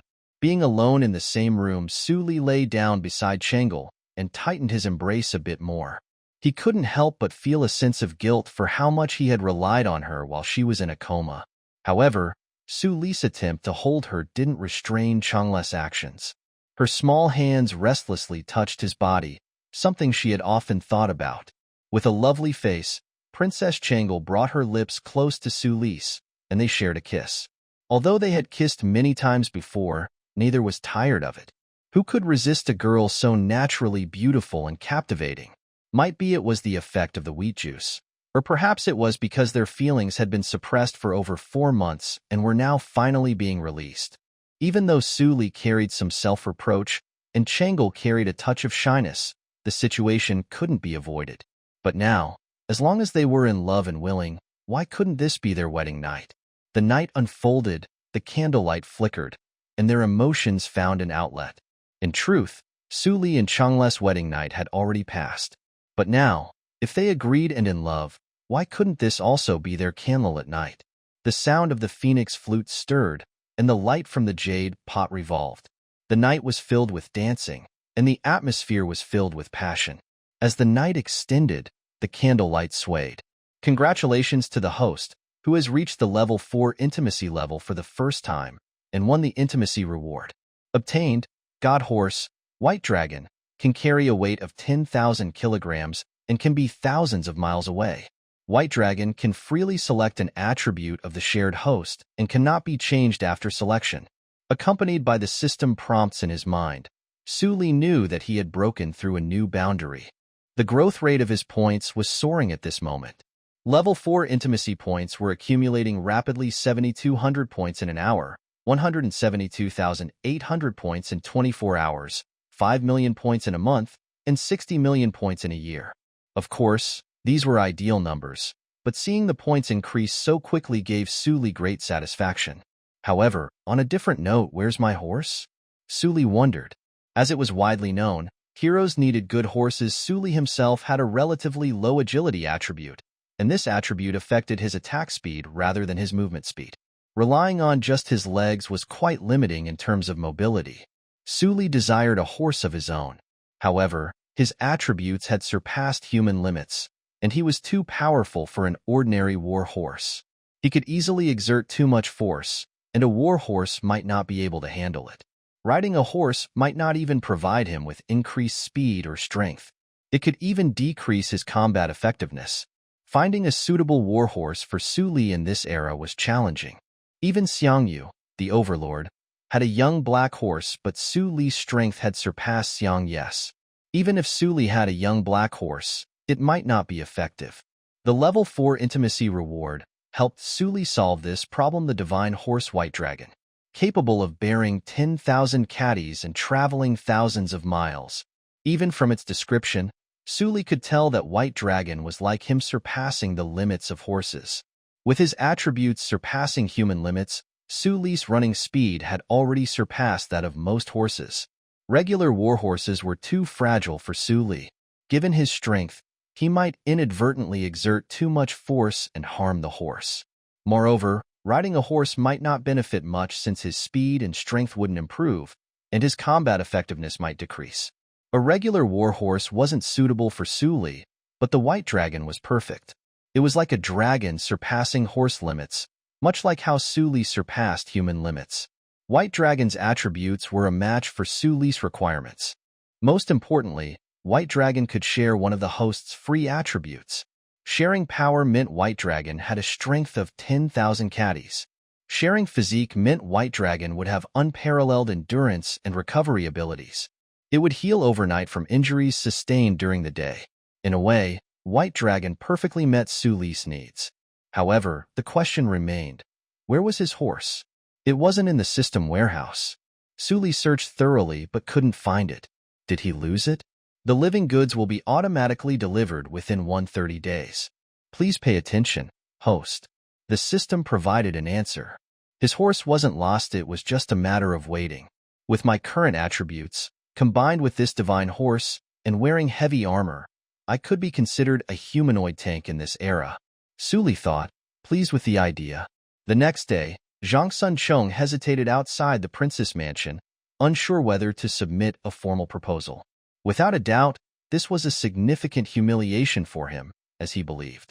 He had a past engagement with Princess Changle, so he used to come and go without needing to make any formal gestures. I wonder if my cousin still cares about me, Zhang Sunchong thought. Having grown up together and once been engaged, he recalled how he had excelled at poetry gatherings and believed his charm must have left a lasting impression on his cousin. But then again, Su Li is just a peasant, Zhang Sunchong muttered. He couldn't understand his cousin marrying a peasant. Despite Su Li's good looks, he felt a peasant like him couldn't compare to his status. His cousin was inclined to literature and poetry. How could a peasant understand that? He probably wouldn't even comprehend a single line of poetry she spoke. Though he knew deep down that Princess Changle was no longer his and their relationship had faded, he still found himself at the princess mansion, He couldn't shake off the thought that his cousin might still have feelings for him. A mere peasant should know his place, he thought, reflecting on the day Suli had seemingly disregarded him and had an intimate interaction with Princess Changle. The memory of his second visit to the mansion, where he was turned away, also stung. Why should a peasant like you have the right? He pondered, convinced that Princess Changle must still hold some feelings for him. Before, it was merely due to her unconsciousness that Suli had taken advantage and assumed the role of the master of the mansion. But I want to show you that even if the engagement is null, your position in the mansion can't compare to mine. Zhang Sunchong thought determinedly and submitted the formal proposal. Inside the room, Suli held the blushing Princess Changle in his arms. I can't walk anymore, Princess Changle admitted shyly. It's all right. He'll take care of you, feed you, and make sure you rest, Suli reassured, smiling as he gently wiped Princess Changle's face with a warm cloth. Last night, Suli had acquired an additional 7,200,097 points in the system, along with a divine steed, the white dragon. Although he hadn't received the horse yet, he was in high spirits. Open the system store, Suli exclaimed, seizing the joyful occasion to explore potential good purchases for the day. Product 1. A small gift pack of attribute points, price, 10,000 points. Commodity 2. Aging Grace Pearl, time flies, youth remains, value, 200,000 points. Commodity 3. City Breaking Halberd. Halberd is 3 meters long and weighs 800 caddies. It is made of meteorite iron. It is unparalleled in sharpness. It can break through every attack. It can grow and can be strengthened by consuming points. Value, 100,000 points. Commodity 4. A box of Coca-Cola. Value, 1 point. Commodity 5.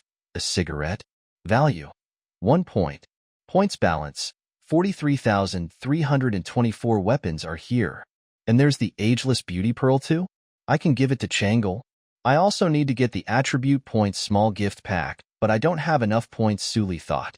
It had been over a day since all his points were used up, and considering last night's special situation, he had managed to save up another 40,000 points.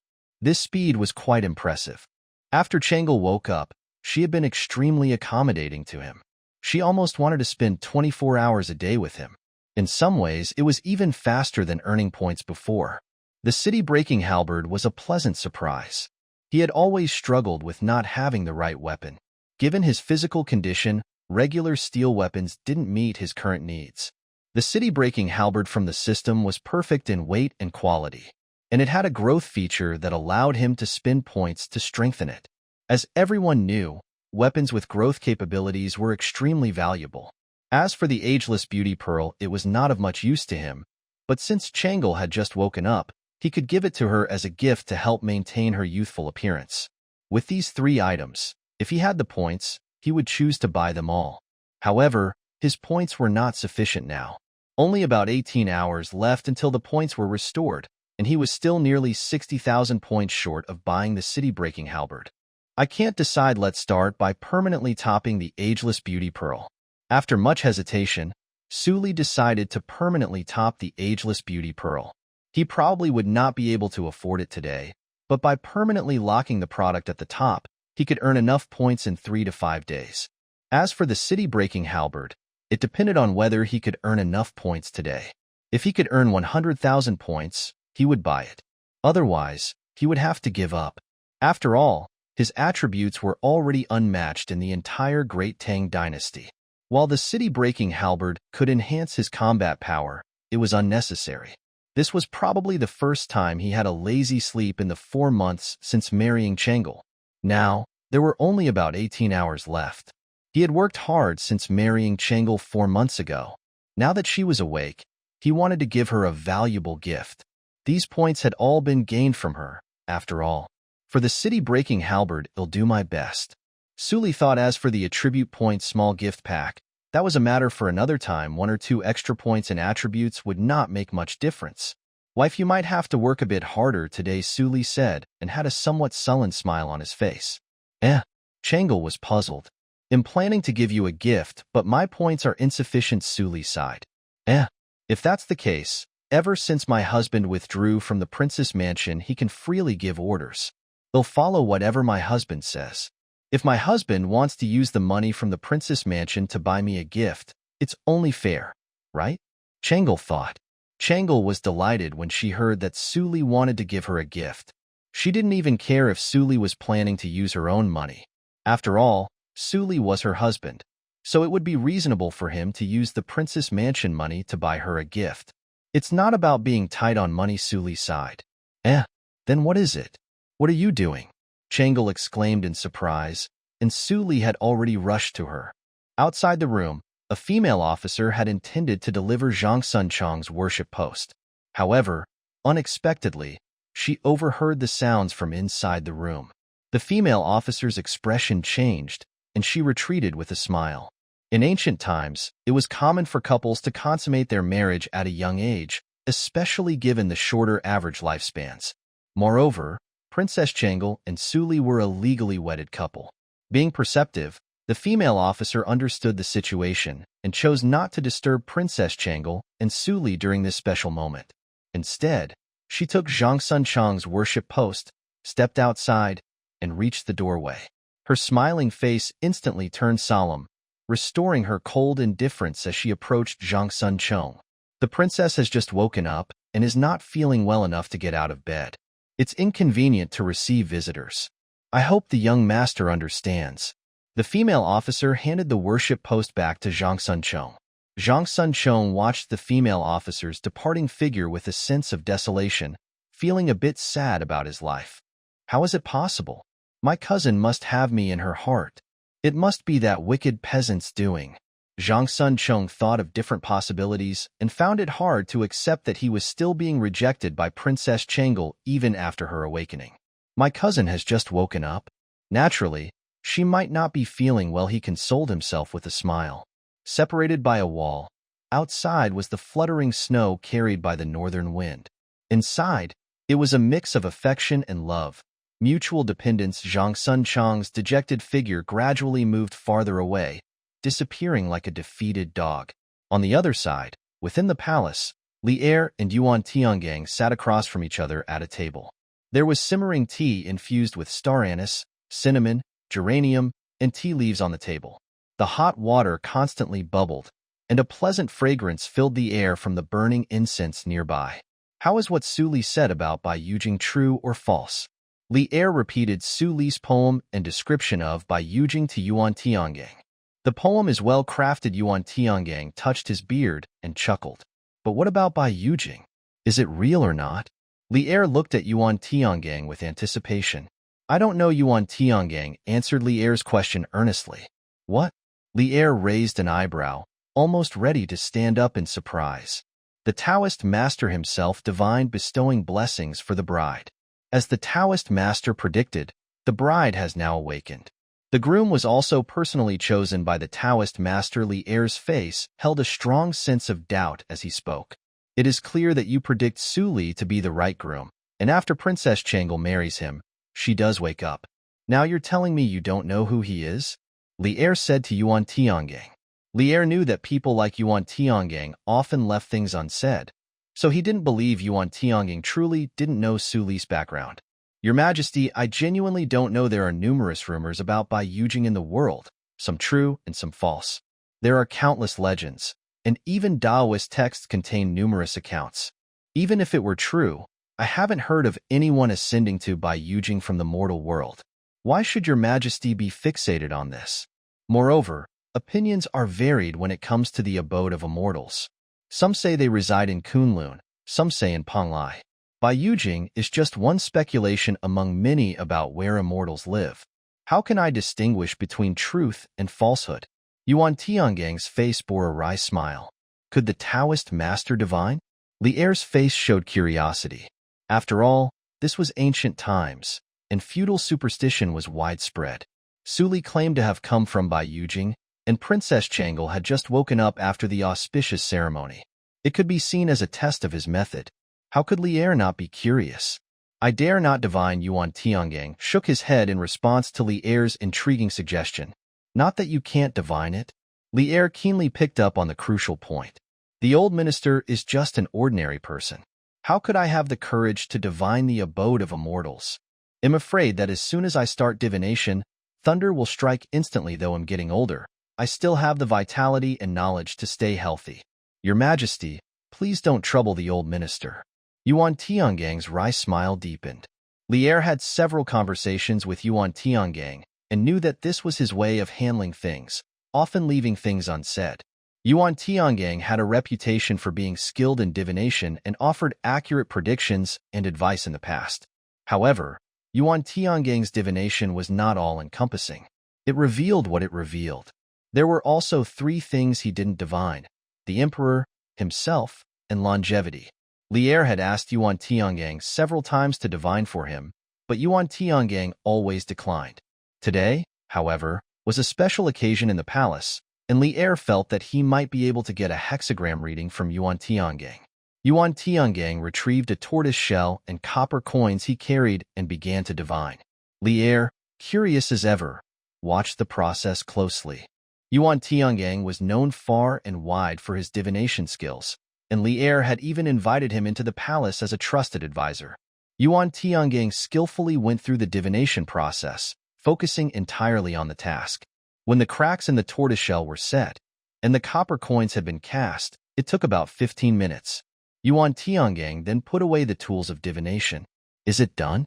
Lier inquired, looking at Yuan Tiangang. "It's done." Yuan Tiangang nodded. "How's the hexagram?" Lier asked, his curiosity piqued.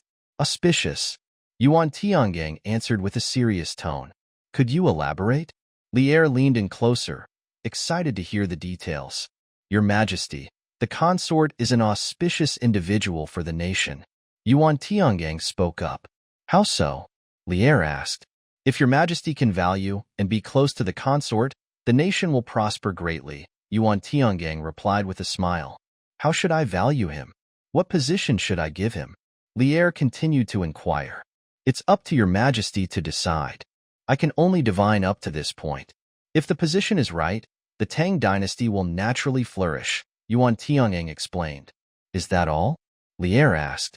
"Any great auspicious sign indicates good luck and prosperity. There are often extraordinary events associated with such individuals. If your Majesty gets close to the consort, the luck of the Tang dynasty will gradually rise." Yuan Tiangang rose from his seat, swaying slightly.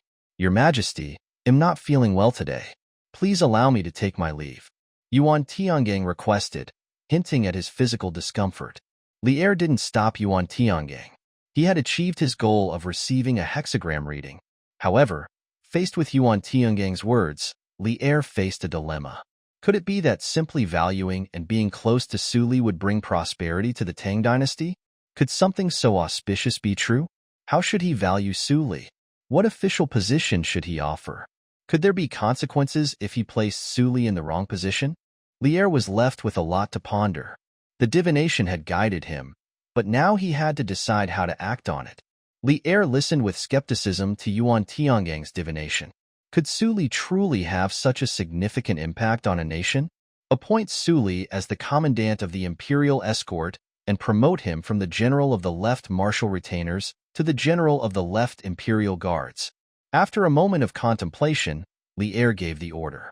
Lier hadn't yet decided on Suli's role, and as an emperor, he couldn't suddenly promote Suli solely based on Yuan Tianggang's comment. But it was undeniable that Suli needed an official position. Due to the rushed wedding for auspiciousness, Suli remained deprived of his rights. Even calling Suli a consort was inappropriate, as Lier didn't bestow that title upon him during the marriage. Putting aside how to make the best use of Suli, now that Chang'e had awakened and was focused on Suli, their marriage was established, and Suli deserved a proper status. Regarding Su Dingfang's appointment as the general of the left guard, it was Lier's decision. Lier's knowledge of Suli was limited to his calligraphy skills. How to best utilize him was unclear. However, Su Dingfang was Su Li's elder brother. With this family connection, there was no need for Lier to be overly cautious about Su Dingfang, who Li Jing implicated.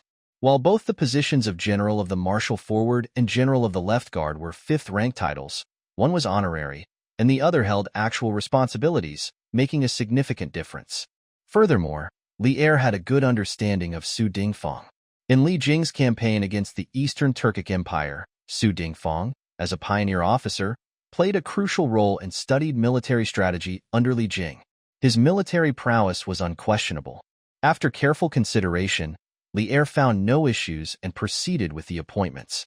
On the other side, it was midnight inside the princess mansion. Not only did I accumulate enough points for the city-breaking halberd, but I also obtained the attribute point gift pack, Su Li said with a hearty smile as she looked at the soundly sleeping Princess Changle in her arms. Upon opening the attribute point gift pack, Su Li gained 2 additional free attribute points. Without hesitation, he continued to allocate them to strength and physique. At this point, he was pursuing maximum development. The further he progressed, the greater the attribute benefits. After enhancing his strength and physique, he would then consider balanced development. The next day, Su Li again woke up beside Princess Changle after 3 hours. This time, they didn't sleep until they woke up naturally because Li Er had sent an angel to deliver a decree. Appoint Su Li as a cavalry captain, elevate him to the 3rd class rank, and grant him a jade buckle, brocade boots, ceremonial tablet, sandalwood, and a set of saddle and bridle. Present him with 100 pieces of red silk, a bridal gift of 1,000 taels of gold, and bestow upon him a fiefdom of 800 households. Allocate a commanding officer with a rank below the 7th class, an attendant with a rank below the 8th class, and an inspector with a rank below the 9th class within his residence. Also, provide him with 10 servants as an accompanying entourage. The celestial envoy spoke solemnly.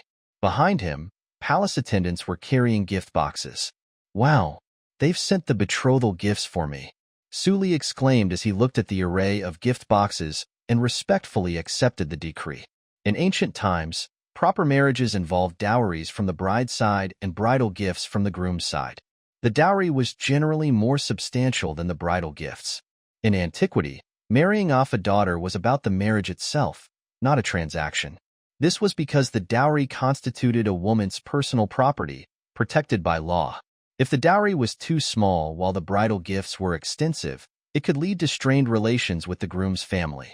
The bride might lack confidence and standing in her new household without an adequate dowry.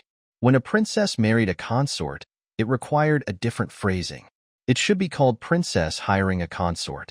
Typically, the more favored the princess, the more extensive the dowry given to the consort, and the higher the official rank of the consort. The dowry given by Li Er was undoubtedly generous. The original rank of a consort's lieutenant was the 5th class, and Li Er directly promoted Su Li to the 3rd class. But even more remarkable was that he granted him a fiefdom of 800 households. Even considering the dowry for marrying a princess, this could be regarded as an unusually generous gesture.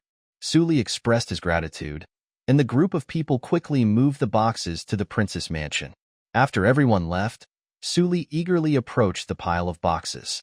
"Let me see. Since arriving here, Su Li had never seen what 1,000 taels of gold looked like. It was a bit embarrassing, to admit. In this life, he was truly just a simple peasant. Although there wasn't much to spend money on in the princess mansion, in theory, Su Li didn't possess any personal property, as the wealth of the princess mansion was entirely Princess Changla's. The dowry Li Er gave was essentially Su Li's to manage freely. This doesn't seem like 1,000 taels. Su Li was shocked when he saw the thin layer of gold coins. He then looked at the so-called 100 pieces of red silk. They weren't all top-quality silk. Instead, there was a mix of various fabrics. While there might indeed be 100 pieces, their value might need to be somewhat discounted. The dowry isn't as substantial as it seems. Su Li's enthusiasm waned.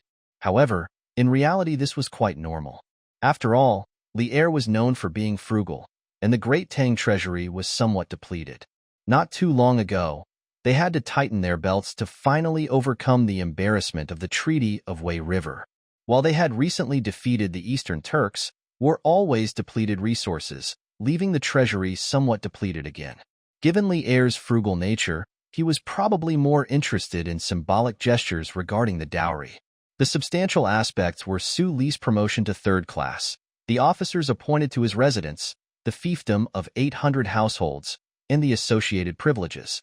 Theoretically, these 800 households wouldn't have to pay taxes to the state in the future.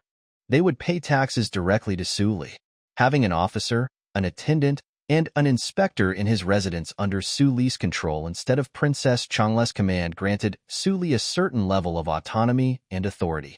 The fiefdom of 800 households would also provide Suli with a stable income. Focusing on these symbolic gestures, Suli sighed with some exasperation. His relationship with Princess Changle was deeply intertwined. There was no need for these empty gestures. On the contrary, it was the consort who actually needed these things. Lier wasn't providing them anymore. However, on second thought, this could be seen as a way for the emperor to express his recognition. The message was straightforward. The consort could independently set up officers to exercise authority. He permitted this. The staff in the princess mansion could become arrogant and overbearing if unchecked. Without the emperor's backing, they might exploit their close relationship with the princess to act contrary to expectations. I don't need them, Suli murmured and found it uninteresting and criticized Lier for not being generous enough. After sending the celestial envoy away, he undressed, lay back on the bed, and continued sleeping while holding Changle. Due to the intense activities from yesterday, Princess Changle wasn't awakened even when the celestial envoy arrived to deliver the decree. Suli had come and gone, yet Changle continued to sleep soundly, her small mouth slightly agape, a glistening strand of saliva flowing down her neck. They slept for a while longer, and Suli felt rejuvenated. Princess Changle also woke up and got ready alongside Suli, helping each other freshen up. When they stepped out, a female officer smiled, saying, "Princess, consort, the meals are ready and hot. Would you like to have your meal?" Suli nodded in agreement. Yesterday, while enjoying the barbecue, he had given some of the seasonings to the chefs in the princess mansion and explained the specific purposes of the seasonings. Cooking was better left to the professionals. Suli's culinary skills largely depended on the seasoning's advantages, while the chefs in the princess mansion were experts in their field. With modern technology's assistance and expertise, their prepared meals would surely be more delicious than Suli could produce. Sure, Changle blushed a bit as the female officer smiled at her. She felt a bit embarrassed. Although they had gone through quite an ordeal yesterday, Changla's attributes had been greatly enhanced, and her body was far from ordinary. With the potential lingering effects of the Bodi fruit's medicinal power, she woke up feeling at ease and without any major issues. As Suli and Changle knelt at the low table, a series of dishes were brought out one after another. "Why is it so lavish?" Suli expressed her surprise.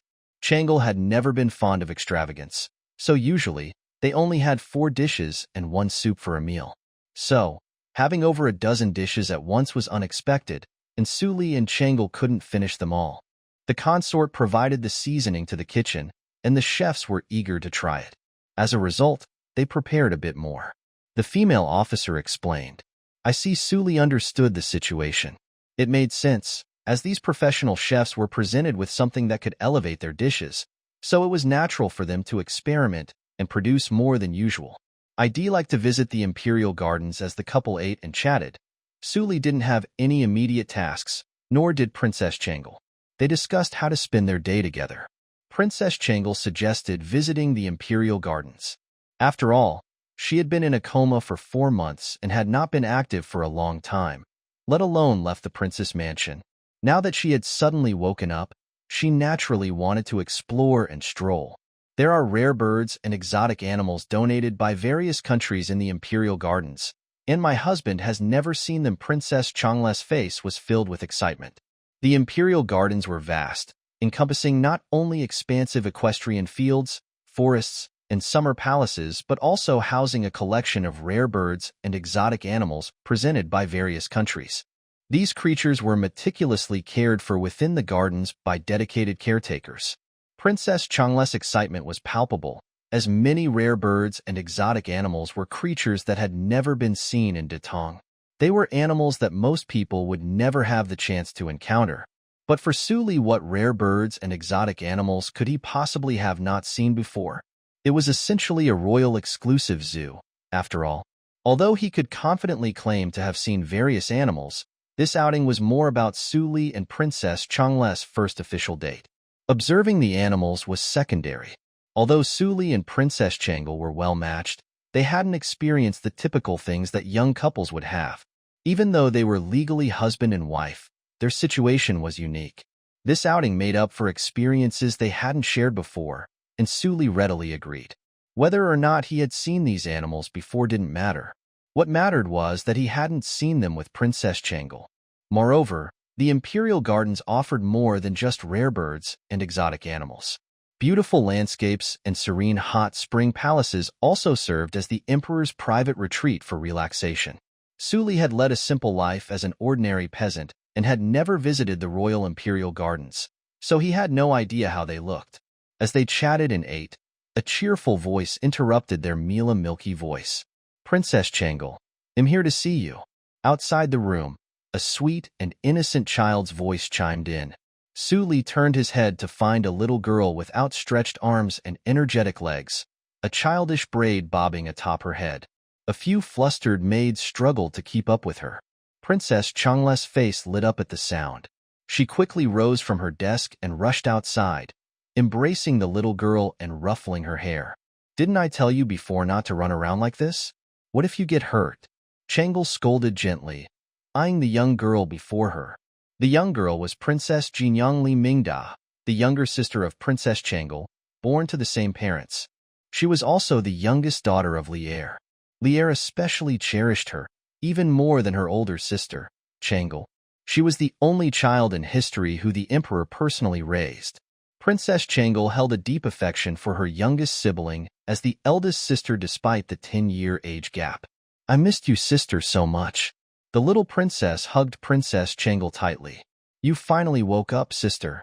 Little princess looked up after a prolonged hug, her eyes brimming with tears. This wasn't the first time Suli had seen Princess Jinyang. The young princess had visited the palace several times with the empress. Initially, they didn't tell little princess about Princess Changle's coma. However, little princess eventually sensed something was amiss and, missing her beloved sister, demanded to see her. The empress, unable to refuse, brought her to the palace. The first time little princess cried inconsolably, Suli comforted her, explaining that Princess Changle could hear her voice and would be sad if she cried so much. Surprisingly, little princess stopped crying and even began sharing amusing stories with Princess Changle to cheer her up. Little princess demonstrated remarkable maturity despite her age, especially in her protective nature towards those close to her. Although Suli disliked misbehaving children, he found little princess' innocence, kindness, and charm endearing. "Why did you come by yourself?" Princess Changle asked, squatting down to her level. "I fell asleep yesterday, and mother didn't bring me," little princess explained. "And I didn't come alone. I have people behind me," she added, pointing to the attendants following her. "It's okay. You're not going far. But you shouldn't run around like this in the future," Changle advised, wrinkling her brow. "Little princess has a slight respiratory ailment. It's not severe, but running like this might affect her breathing," Changle explained. Princess Jinyang, like Princess Changle, inherited Empress Zhongsun's asthma. However, Princess Jinyang's asthma was milder than her sister's, barely showing any symptoms. It was discovered during a medical examination. "Got it?" Little princess nodded earnestly, then turned her gaze to Suli with a smile in her eyes. "Jinyang, meet my husband." Little princess mimicked a courteous bow to Suli.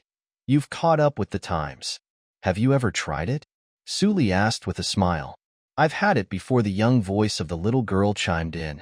"Sister, brother-in-law, you go ahead and eat first." The little princess trotted over and knelt to the side.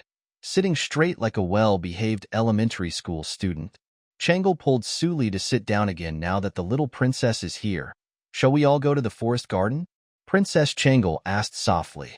Suli nodded. The little princess was adorable and well-behaved, so Suli didn't mind taking along such a little companion. The little princess did come after eating with a full stomach. But with technology and hard work combined with the top chefs of this era, how could a 3-year-old girl resist a dozen dishes? Sitting aside, the scent of food kept wafting over her. The little princess kept sniffing with her nose. "It smells so good. It smells even better than the food in the palace. I really want to eat it." The little princess lowered her head to look at its round belly, remembering it had said it wasn't hungry, feeling somewhat disappointed. She would have to sneak a few bites of that enticing smell if alone with her sister. But another man was present, and the little princess wasn't very familiar with Suli. Her interactions with Suli had been limited to the few candies Suli had given her. With an outsider present, the little princess didn't want to change her mind. Moreover, she was already full, and even if she wanted to eat more, her stomach had no room. I shouldn't have had lunch earlier, the little princess thought dejectedly. What kind of concerns and sorrows could a child have? It was all about eating, drinking, and having fun. Suli noticed the little princess' seemingly composed demeanor on the side, but her nose twitched. While her expression seemed proper, she occasionally revealed a hint of longing, her eyes fixed on the dozen dishes on the table. Suli couldn't help but chuckle at the little princess' behavior and poked Princess Changle playfully. Princess Changle laughed at the scene, aware that the aroma swayed her little sister. Well, how about having a bit more? Princess Changle smiled as she picked up a piece of spicy chicken. Sister, I really can't eat any more. The little princess looked up, a crestfallen expression on her face, patting her small belly. Well, there's nothing I can do then. Princess Changle's smile deepened. Suli watched the disappointed expression on the little princess' face and laughed wholeheartedly. Given her reaction, she might lament missing this delicious meal for quite a while. All right, you can have dinner here, and then return to the palace. Princess Changle reassured with a smile. Here, have this for now. Suli produced a lollipop seemingly out of thin air. Helping the little princess unwrap it, Suli handed it over. The little princess vividly remembered the white rabbit milk candy Suli had given her before. The aroma was strong and unforgettable. Seeing Suli pull out an unfamiliar candy, the little princess immediately smiled sweetly. Thanks, brother-in-law. Instead of taking the candy immediately, the little princess stood up like a miniature adult, bowed to Suli, and eagerly popped the candy into her mouth once she received it. The sweet candy delighted her taste buds, erasing the disappointment from the little prince's face and replacing it with a contented expression. Though they hadn't met often, the little princess was cheerful. Suli quietly sifted through her memories. Historical records indicated that Princess Jinyang had been clever and charming since childhood, receiving great favor from the emperor of the Tang dynasty. Unfortunately, due to illness, the little princess passed away prematurely before even reaching the age of 12. I should leave some information about medicine for later, Suli thought. This little mature and joyful person hadn't even had a chance to grow up and experience the world's wonders. She left this world in her youthful prime, which was a pity. However, historical records didn't clearly state the cause of the little prince's death. Suli speculated that it was likely due to a respiratory illness. After all, Empress Zhangsun had a genetic predisposition for asthma. Asthma was a condition with no effective treatment in this era. Its severity determined whether it would be fatal or not. Perhaps during a particularly severe attack, the little princess had suffocated and left this world. However, given Suli's experience treating Princess Changle's asthma, he knew it would cost at most 30 to 50,000 points. By purchasing more life potions and similar items, he might be able to save the little princess from an early demise. Suli and Princess Changle enjoyed their meal together while the little princess sat contentedly nearby, savoring her candy. Once satisfied, Suli and Princess Changle embarked on a little outing. Suli, Princess Changle, the little princess, the prince's female attendants, and others formed a group of more than 20 people who set out in carriages for their outing. The forest garden was located outside Chang'an City, not too far away. They reached it after about half an hour. Forest garden encompassed mountains, rivers, pavilions, and vast meadows. This forest garden was one of the largest imperial gardens in the region. It even included hot springs, and Emperor Taizong would come here yearly to escape the summer heat. South Forest Garden, Suli murmured. Through Princess Changle's explanation, Suli learned that the imperial gardens around Chang'an occupied nearly a third of the city's area. If the imperial farms were included, cultivated lands under royal ownership added up to almost 2/3 of the city's land. Indeed, in feudal society, the emperor is the largest landowner. Suli sighed. Unlike in novels, Where emperors often claimed that the treasury was empty and that they were serving the country, emperors possessed substantial private property. This had been the case in various dynasties. The royal family typically owned the best farmland near the capital. However, this wasn't relevant to Su Li's situation. And objectively speaking, 2/3 sounds big, but in fact, it did not squeeze the people's living space.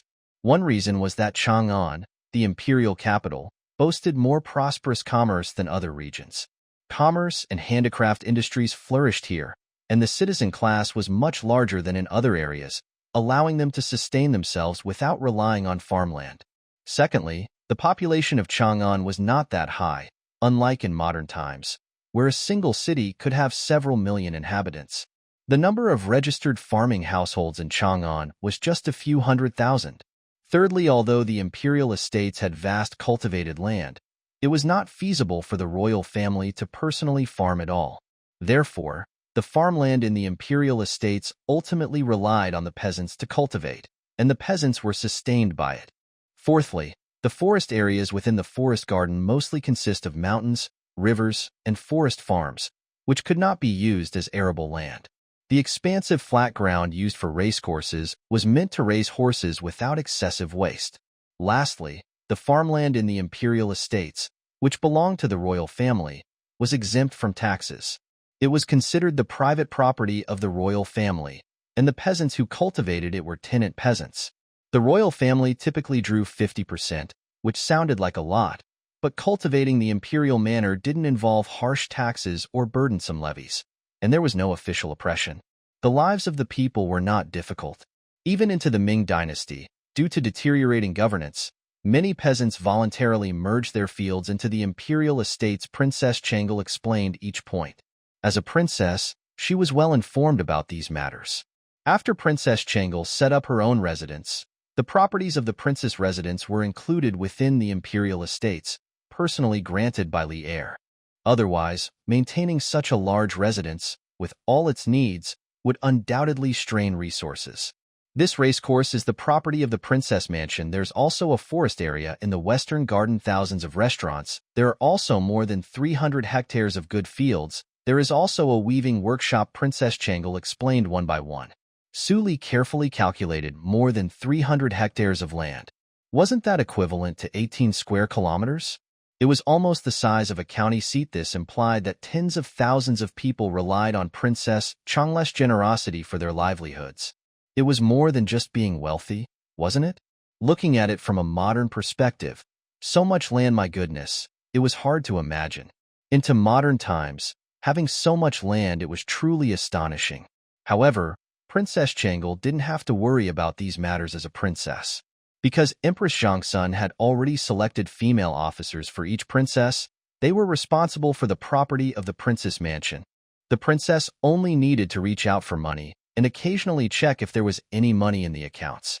A luxurious princess could spend extravagantly without considering the consequences. For such a simple life as Princess Changle's, with such a huge industry, he was afraid she didn't even know how much wealth she had accumulated. Then you must have saved a lot of money? Su Li estimated that with the industry of Princess Changle's mansion, her simplicity, and the fact that the female officer was not like a corrupt person, the wealth accumulated by the princess mansion was enough to easily raise thousands of soldiers and horses. About that, my father borrowed it a year ago, Princess Changle said embarrassedly. Princess Changle didn't originally have so many industries. The current extensive industry was the result of Li heir's continuous rewards. My father attacked eastern Turkestan a year ago, and the treasury was empty, and I had no place to use money, Changle said.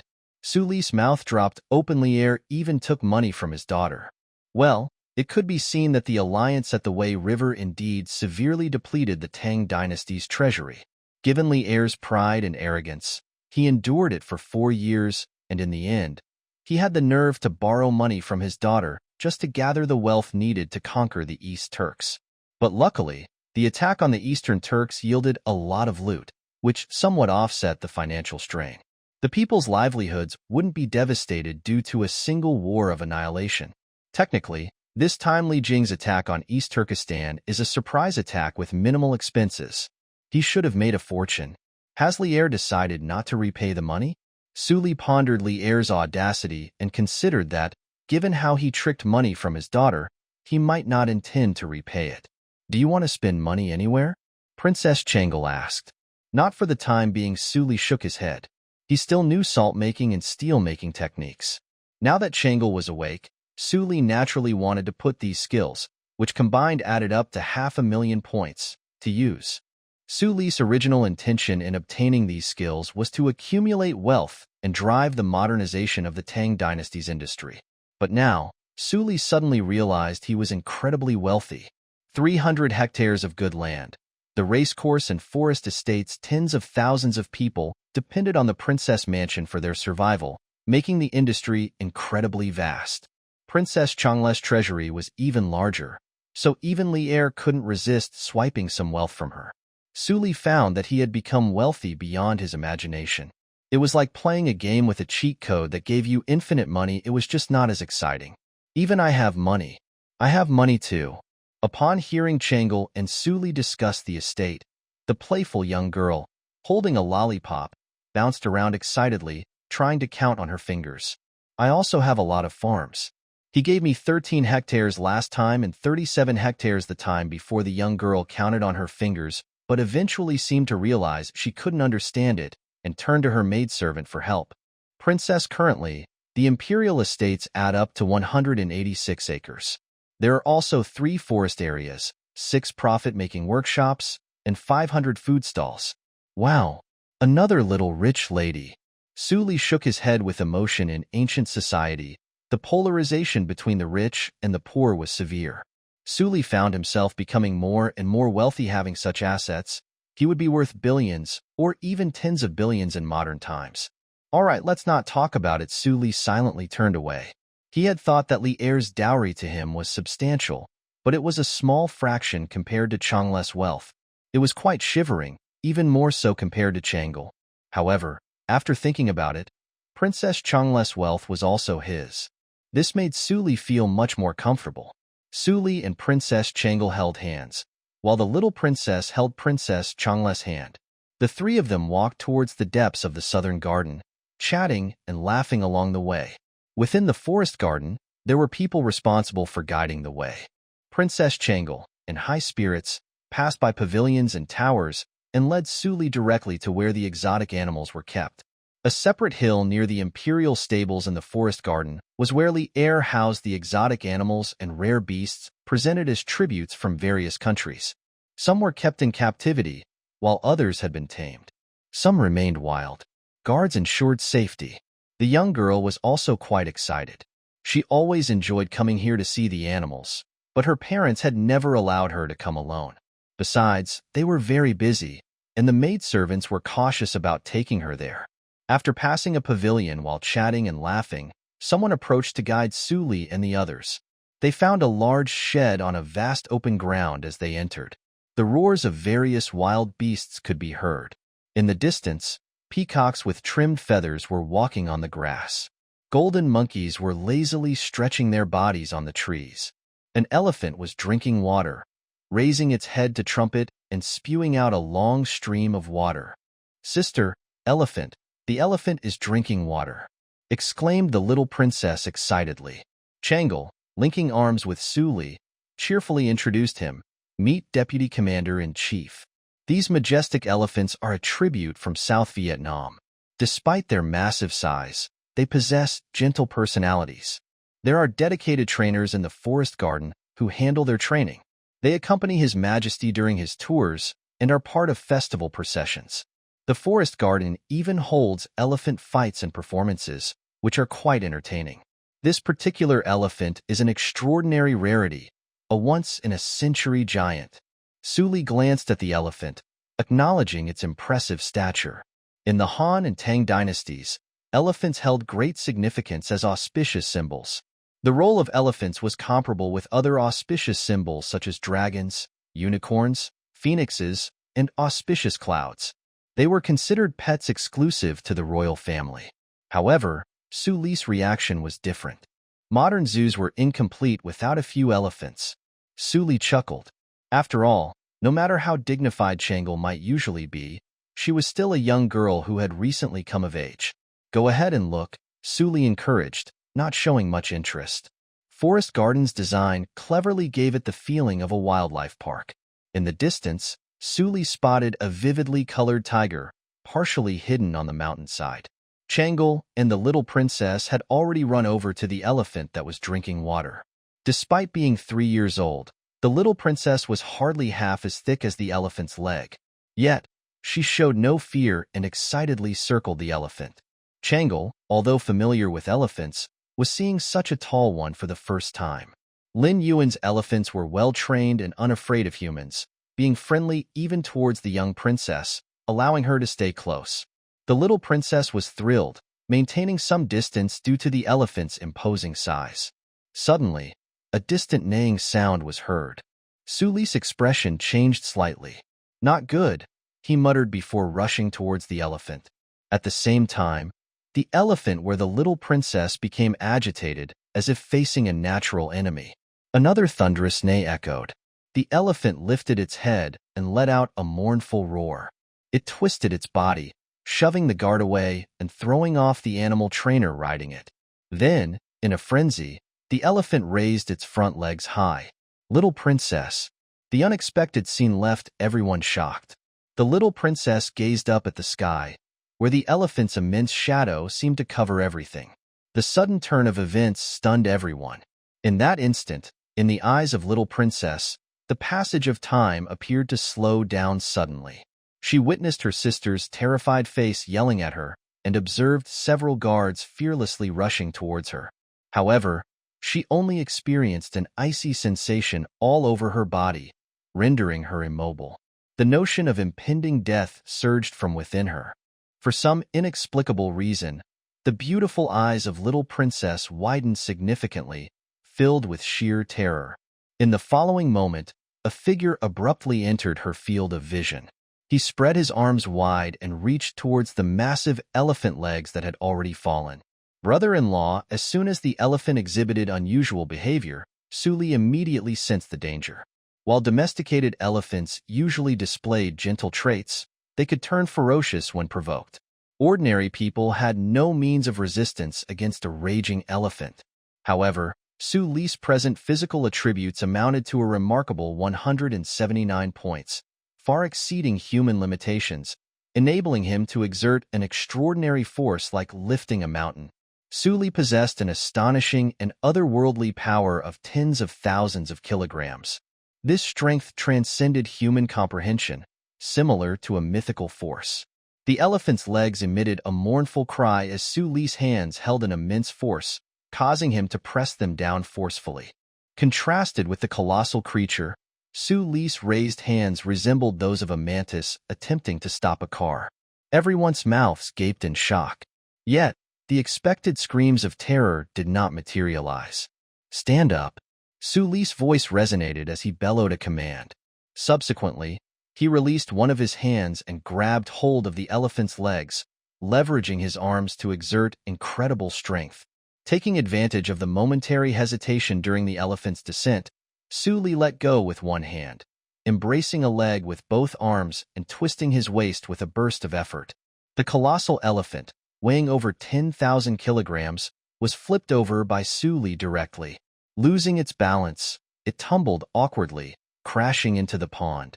With a resounding splash, an enormous spray of water drenched several nearby guards, leaving them soaked to the bone.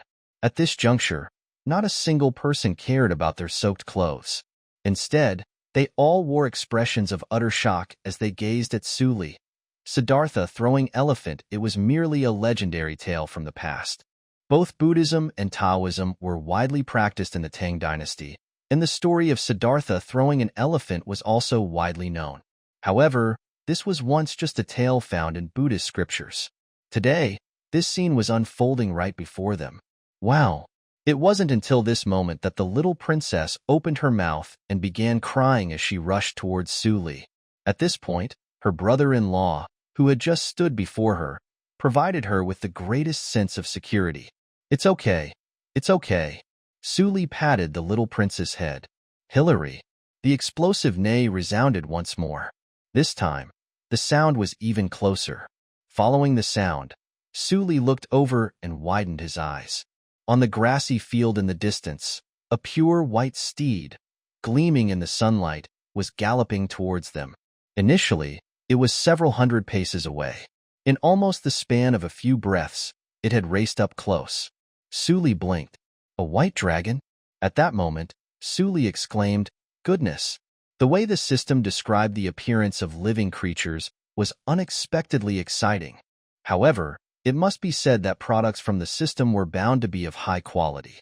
Suli wasn't skilled at horsemanship and couldn't determine whether the white dragon before him could carry 10,000 caddies or travel thousands of miles. However, just from its height that exceeded him by 2 heads and its pure white hair without a single stray strand, anyone would marvel at it being a magnificent steed.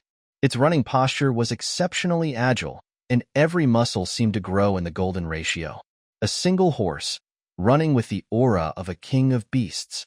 No wonder, even from this distance, its neighing alone could make the elephants tremble and become agitated. When White Dragon spotted Suli, it let out a joyful chirp and dashed straight towards him. "Be careful, dear." Changle couldn't help but softly exclaim. That horse appeared to be a magnificent steed, exuding extraordinary energy. Not to mention the horse's significant weight, a collision at its thundering speed would be unbearable for anyone. As one challenge subsided, another swiftly emerged.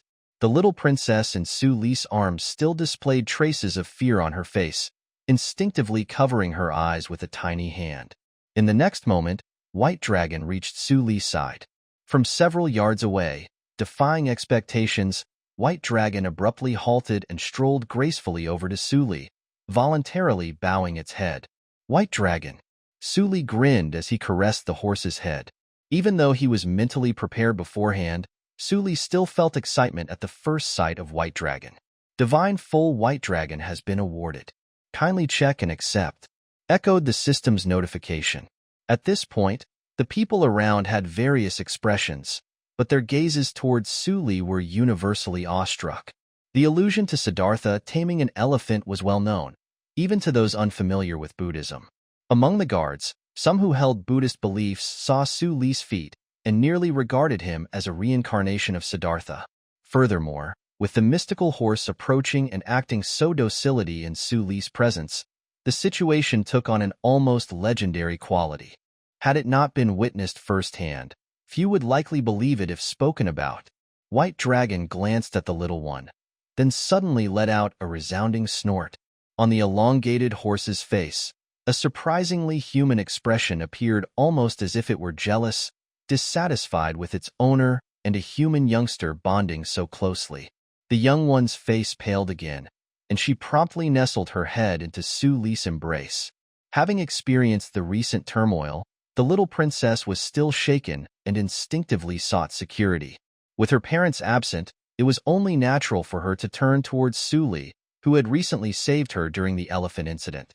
Suli patted the little princess back reassuringly with one hand, while using his other to exert a sudden force on the horse's head. Under immense pressure, White Dragon's 4 hooves began to give way as if he was about to kneel. But then, the force above his head suddenly eased, and White Dragon let out a subdued neigh, his gaze towards Suli holding a hint of complaint. "Just born and already causing trouble. Consider this a small reprimand, and remember not to act recklessly in the future," Suli said in a calm tone. While the divine horse was a product of the system and bound by loyalty, it didn't mean White Dragon lacked his own personality. He merely heeded Suli's words. With Suli's words hanging in the air, White Dragon moved closer and nuzzled against Suli's neck with his horse's head. The long mane brushed the little prince's face, tickling her despite her shock. She couldn't resist lifting her head again, making eye contact with the horse. Suddenly, shouts erupted in the distance. The divine horse was headed in their direction. "Both princesses are over there. Protect them." Chaotic sounds of galloping hooves filled the air as a dozen horsemen rode towards them on swift steeds, ropes tied to their bodies and armed with strong bows and crossbows. "Princess, be cautious. This horse has an explosive temperament. Don't let it harm you," the leading horseman warned, instructing the guards to shield Changle and the little princess. Meanwhile, the horsemen raised their crossbows, all focusing their sharp gazes on White Dragon. Once they detected any unusual behavior from White Dragon, they were prepared to shoot it down mercilessly. Just a moment ago, this divine horse had suddenly entered the racecourse of Lin Yuan. The equestrians were all skilled at horse handling and could immediately recognize the extraordinary nature of White Dragon. They armed themselves and prepared to capture White Dragon alive. Unexpectedly, more than a dozen riding slaves, experts at taming horses, couldn't do anything against this particular horse. Their attempts to encircle and intercept it also ended up angering White Dragon. This divine horse was incredibly fast and powerful, with momentum even more fearsome than typical horse champions. Many prized horses raised in Forest Garden couldn't muster the courage to face it. Even when the riding slaves switched to using battle-hardened warhorses, they could barely manage to form an encircling pattern. As for the outcome, well, it's quite a sad story. Under White Dragon's erratic charges, it tragically killed 8 warhorses and injured 6 equestrians. Later, the horsemen resorted to using crossbows, but even the formidable crossbows that were usually effective on the battlefield posed no threat to White Dragon. With a simple motion, White Dragon could easily outrun the range of their arrows. Not only that, but White Dragon swiftly left the confines of the stable area, leaving these riding slaves utterly terrified. Forest Garden was a royal place for leisure and recreation. If this wild horse were to collide with nobles, their outcomes would not be favorable. The riding slaves, however, pursued White Dragon and saw it approaching Princess Changle and the little princess. This sight left them even more frightened. But as they got closer, the scene before them was puzzling. The same horse that had acted violently just moments ago now appeared extremely gentle. It lowered its head, allowing Princess Changle's consort to pet it. This contradictory scene left them baffled. After all, this was the same horse that had violently killed 8 horses and injured 6 riders. I have tamed this horse. There's no need to worry, Suli said with a light smile. Since White Dragon was a creation of the system, as long as he was with his master, there would be no problems. Leaving White Dragon in Forest Garden, Suli didn't even need to consider it. Lier was also a horse enthusiast, owning the famous 6 steeds. He would surely be delighted to see White Dragon. Considering Lier's shameless actions, even duping his own daughter for money, Suli wouldn't be surprised if Lier tried to claim ownership of White Dragon. However, upon closer thought, the White Dragon was a divine horse created by the system. It was far superior to regular horses, capable of carrying immense weight and traveling vast distances. Suli didn't look down on Lier, but he believed that Lier might be unable to best this horse in combat. Moreover, White Dragon was already his own. He would never let Lier take advantage of him again. Lier still hadn't returned the money he borrowed from Suli's wife. There was no chance Lier would benefit from them in the future. With this incident, the play naturally couldn't continue. The little princess clung to Suli like a koala bear, unwilling to come down. Suli realized the child was terrified, so he quickly pulled out a few pieces of candy and gave one to the little princess, urging her to eat it to calm her nerves. Just then, in the depths of Suli's mind, the points on the system panel suddenly started increasing rapidly. Suli held Changle in one hand and little princess in the other. The points had a double critical strike. Suli glanced down at the little princess hanging from him, lost in thought. Suli was in the midst of self-reflection. He felt so foolish. Honestly, he only realized he could gain points from Changle, and he often felt frustrated due to lacking points. He even briefly considered involving his father-in-law in this scheme. He had been narrow-minded. This mindset had limited his options. The system's rigid requirement for earning points involved physical contact with esteemed individuals. Suli's initial idea was indeed correct. After all, who could surpass Lier's family in terms of status in the Great Tang? Looking back, he probably underestimated little princess due to her young age and habitually ignored her, leading to an oversight. He underestimated her importance. The 3-year-old little princess was Lier's own daughter and his favorite. Lier's most cherished treasure, her status was unquestionably noble. Why didn't he realize this earlier? Suli was curious and used an attribute detector on the little princess. Name, Li Mingda age, 3 power, 48 physique, 46 sensitivity, 53 perception, 77 charm, 71 status. Respected beginner intimacy, 1000 points/hour. Level 2 intimacy, 1800 points/hour. Level 3 intimacy, 3600 points/hour. Level 4 intimacy, 7200 points/hour. Unbelievable. Suli was shocked by the revelation. The speed at which points were being swiped was shockingly identical to Changla's. Truly, she was the only princess in the history of various dynasties over thousands of years to be personally raised by an emperor. However, Su Li's brows furrowed as he noticed that the attributes of little princess strength, physique, and insight were all quite low. While her young age played a role, these attributes were still exceptionally low. In comparison, her intelligence and charm attributes were both over 70 points, which should have been the norm for her age. Could it be due to her congenital asthma? No wonder she passed away at such a young age. Suli thought and raised his brows further.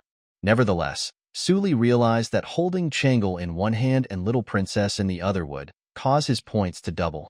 This dual tasking wasn't even tiring. Suli began to come up with a plan. While Little Princess was still young, he could get close to her and accumulate points. It wasn't that he had ulterior motives. He wasn't a beast. But considering her young age, he could swipe points without gender concerns. Once she grew older by a year or two, her awareness of gender would increase, and Suli would need to be more cautious to avoid raising suspicion. Moreover, Suli wasn't entirely focused on his own gain. There were other factors at play. He still remembered that the little princess only lived to be 12 years old in history. 9 years later, what disease did little princess die of? Suli just guessed that it was a medical condition, but no one knew exactly how. Might another solution be needed?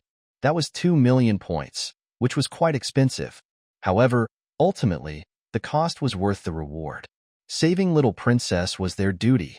After pondering all these thoughts, Suli finally had a clear understanding and felt refreshed.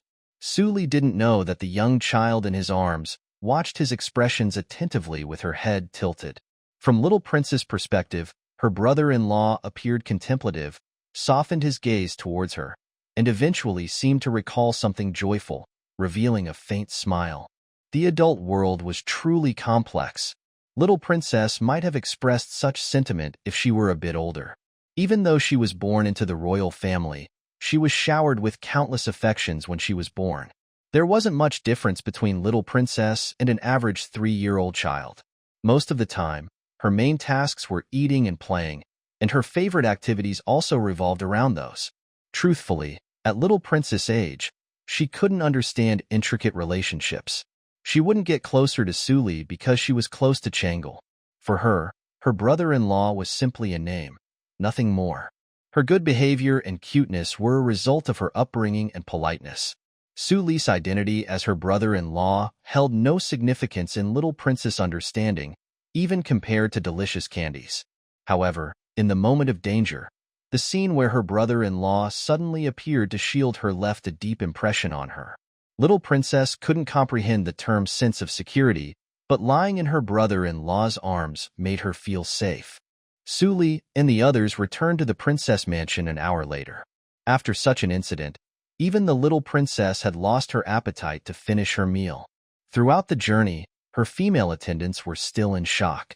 Their faces remained pale even now. Little Princess was frightened.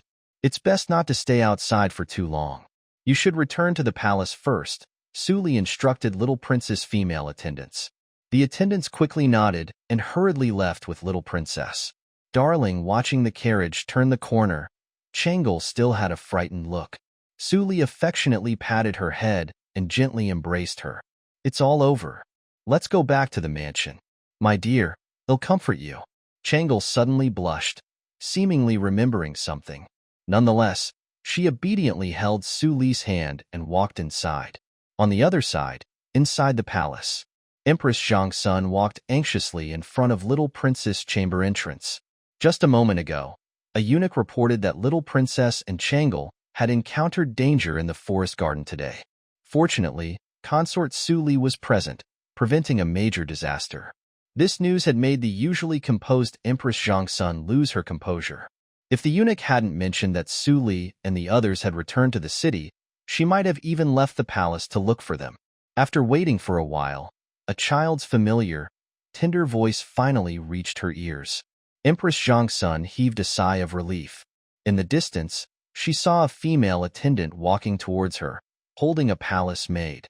Empress Zhang was prepared to scold them, but when she saw the tear marks on her daughter's face and her gentle, vulnerable appearance, the words of reprimand caught in her throat. "Mother." Upon seeing Empress Zhang, little princess called out and immediately burst into tears, reaching out her arms for a hug. After all, she was just a young child who had experienced a great fright. Seeing the person closest to her, she couldn't hold back her emotions. Little princess' cries were heart-wrenching, a mixture of fear and grievance evident in her small demeanor, making Empress Zhang feel sympathy. Empress Zhang quickly took her daughter into her arms, comforting her gently with soothing words. The attendants and maids accompanying little princess had already been quite shaken, and their fear was compounded. Witnessing this scene, they couldn't hold back their emotions any longer. Instantly, cries filled the air around them. After a while, the surroundings finally quieted down. "Your servant failed to protect the princess. Please punish me, Your Majesty." The female officer knelt on the ground, asking for forgiveness from Empress Zhang. Although Empress Zhang was generally benevolent, such a significant incident wouldn't be easily overlooked. Even though Empress Zhang treated people generously, she understood that a mistake of this magnitude wouldn't be easily forgiven.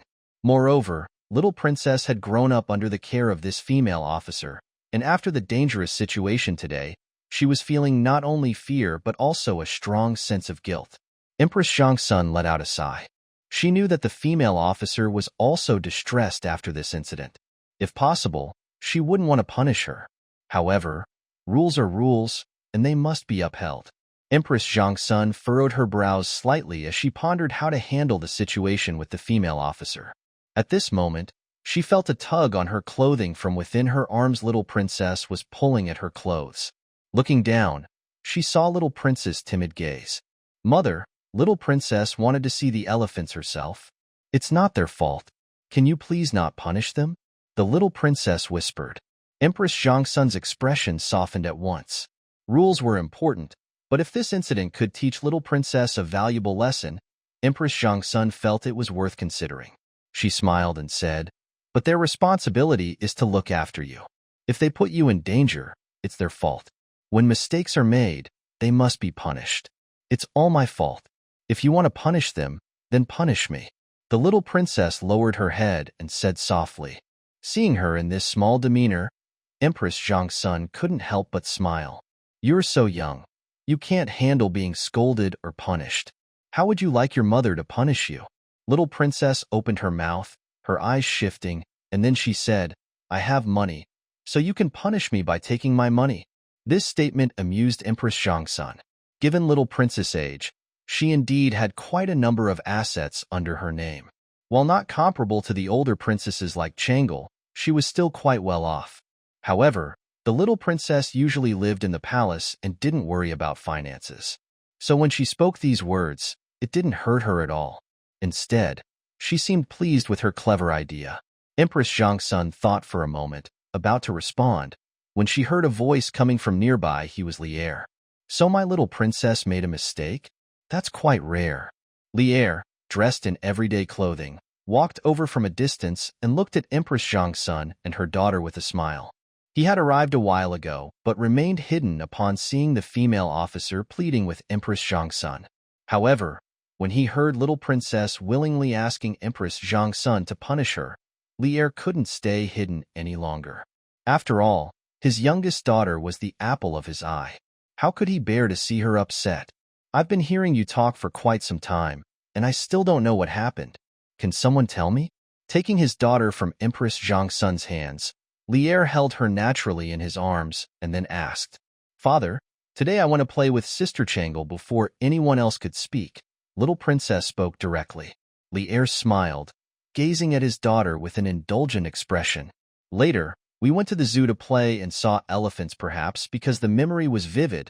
Little Princess' description became more coherent at this point. Li'er's face remained unchanged, even when he heard that the elephant had been frightened and Little Princess had been in danger. He figured that since his daughter was safe now, there hadn't been any real danger later on. Curiosity getting the better of him, Li'er asked. Did you say Suli grabbed the elephant's leg and threw it into the pool? Little Princess nodded eagerly, her eyes shining with excitement. Li'er couldn't help but shake his head and chuckle, saying that Suli saved Little Princess. Li'er believed. But throwing an elephant? What a ridiculous idea. The elephants kept in Lin Yuan were the Imperial Guard of Honor, and Li'er had seen them many times. These elephants were massive, several times larger than ordinary wild elephants, true giants. Each of them weighed around 4,000 to 5,000 catties. Even if it were the reincarnation of King Xiangyu of Chu, trying to move such colossal elephants would be nearly impossible, let alone throwing one. Li'er couldn't help but laugh at the thought of Suli throwing an elephant. It was simply unimaginable. Listening to Little Princess talk, Li'er couldn't help but be amused. Though he believed Suli had saved her, he couldn't help but think that Little Princess might have added some of her imagination to the story. After all, in moments of crisis, hallucinations were not uncommon. She might have mixed up her own fears and the real events. Li'er shook his head with a smile. Throwing an elephant is something beyond human capability. After all, Little Princess was only 3 years old. He didn't fully believe the story she was telling. Although children might not intentionally lie, they often struggle with language organization and expression. Thus, their retellings of events could become messy and confusing. In their eyes, they might be unable to distinguish between their imagination and reality. Upon hearing this, Little Princess grew anxious and immediately responded, "Father, I never lie. What I say is true. If you don't believe me, you can ask them." Li'er turned to look at the female officers and maids, only to realize later. Indeed, there were so many people at the scene. He could check Little Princess' stance's validity by asking these people, "Tell me, what exactly happened?" The female officer quickly lowered her head and said, "Your Majesty, I personally witnessed it. Every word Princess Jinyang said is true." Li'er couldn't help but furrow his brow. If only Little Princess had said this, he might not have been able to believe it. However, the palace's female officers couldn't possibly lie to him. Was Suli the reincarnation of Siddhartha? Actually, by now, Li'er had already believed most of it. But if what happened today was really, as Little Princess and the female official said, it was not a minor matter. After thinking for a moment, Li'er called for a servant. "You go to the forest garden and inquire about what happened today. Record all the details and return quickly." Unknowingly, dusk arrived. After having dinner with Empress Zhangsun and Little Princess, Li'er reviewed memorials alone in Ganlu Hall. Before long, he heard the announcement that the chamberlain he had sent to the forest garden had returned. "Your Majesty, I went to the forest garden and separately questioned the guards and hunters who were present. According to their accounts, both princesses went to the forest garden at noon and later went to the animal garden to play. The information the servant gathered was much more detailed than what Little Princess had said. Everyone present at the time was questioned, and the results they mentioned left Li'er speechless for a while. Throwing the elephant, it was actually true. Not only that, but there was also the incident of the divine horse recognizing its master. The divine horse was rampaging through the forest garden, but after seeing Suli, it willingly approached and recognized him as its master. These things, even just hearing them, sounded unbelievable. And indeed, even the storytellers in Chang'an's various tea houses and restaurants wouldn't dare to come up with such a story. In the Buddhist scriptures, the all-powerful Buddha had a legend of tossing elephants. Who could have anticipated that such an event would occur in reality? Even Li'er was momentarily shocked after confirming this news. He gestured for the attendant to step back. Looking at the memorials on the table again, he no longer had the mindset to handle state affairs. In the grand hall, the flickering lights highlighted Li'er's resolute face, making it appear even more enigmatic. After a while, he let out a sigh, and a smile appeared on his face. This young man. In the Tang dynasty, no one dared to question Li'er's wisdom, and no one would doubt his bravery either. It could be said that Li Er himself conquered a significant portion of the Tang dynasty's territory. By choosing the more promising role of emperor, Li Er went on to achieve remarkable feats. In the past Battle of Tiger Prison, Li Er defeated Do Jin's army of 100,000 with only 3,500 men. In Su Li's familiar history, Li Er's conquest of Korea in the 18th year of Zhengguan marked a pinnacle moment in his military career. How impressive was it? Just a few numbers would suffice. With 800 Tang troops, they could defeat 10,000 from Goguryeo. With 10,000 Tang troops, they dared to surround Goguryeu's 40,000 troops, leaving the enemy unable to cope. Using only 50,000 troops, the Tang army annihilated 150,000 from Goguryeo in a head-to-head confrontation. Such achievements could only be compared to Zhu Zongba's humble origins in various dynasties' history. Upon closer examination, Zhu Zongba still ranked behind Li Er. With such exceptional military talent as a foundation, Li Er understood the importance of personal courage on the battlefield. The Tang dynasty boasted countless fierce generals, including the immensely strong Wei Qigong and the highly skilled Qin Xiong. However, the strength of tossing elephants exceeded Li Er's imagination of human capabilities. Searching through his memory, it was likely that only the legendary Xiangyu, the overlord who could move mountains, could reach such heights. No, even Xiangyu probably didn't possess such ability. Xiangyu was just supernaturally strong in his youth, capable of lifting a cauldron weighing over 1,000 caddies. But such a figure was already the formidable general that monarchs of various dynasties had longed for. Which ruler wouldn't desire a powerful warrior like Xiangyu under their command? Even if he did not know tactics, relying on personal bravery alone, he could successfully charge into battle. When Li Er was conquering the realm, he also thought that having a general like Xiangyu would alleviate his worries against tough opponents. Unfortunately, this could only remain a thought. After all, there had been only one such individual throughout the ages.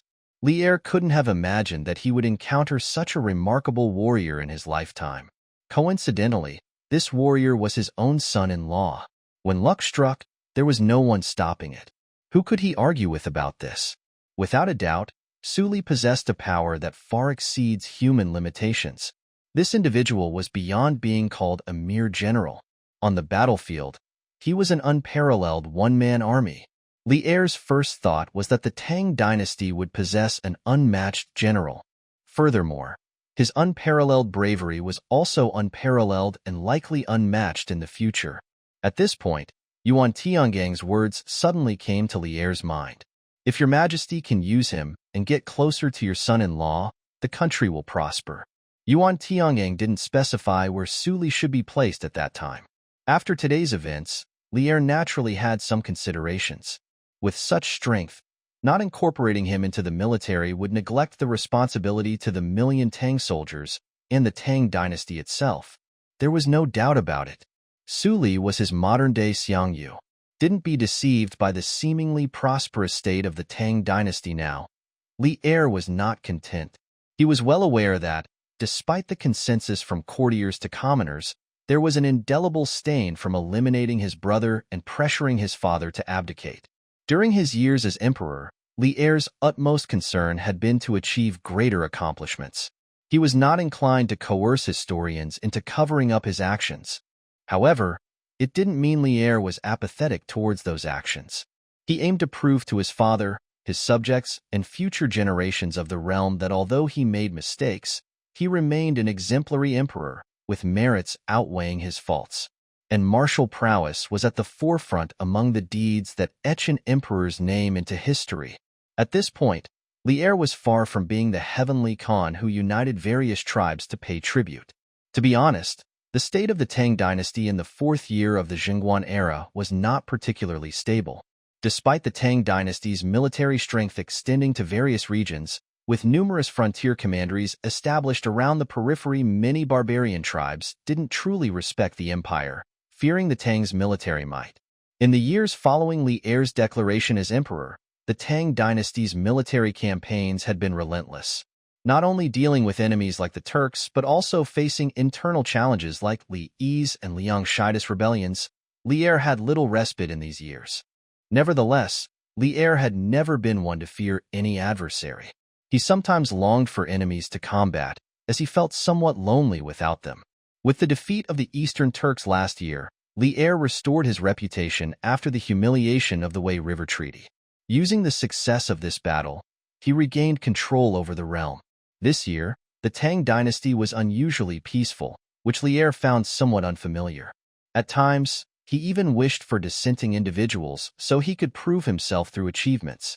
And not to mention, now that he knew Su Li possessed the potential to become an unparalleled general.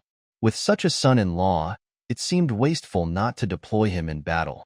Considering all these factors, Li'er unknowingly became deeply engrossed in these matters.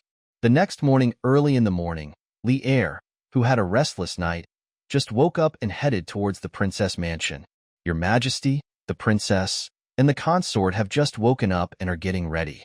Upon hearing the report from the female attendant, Li'er glanced at the already high sun and frowned.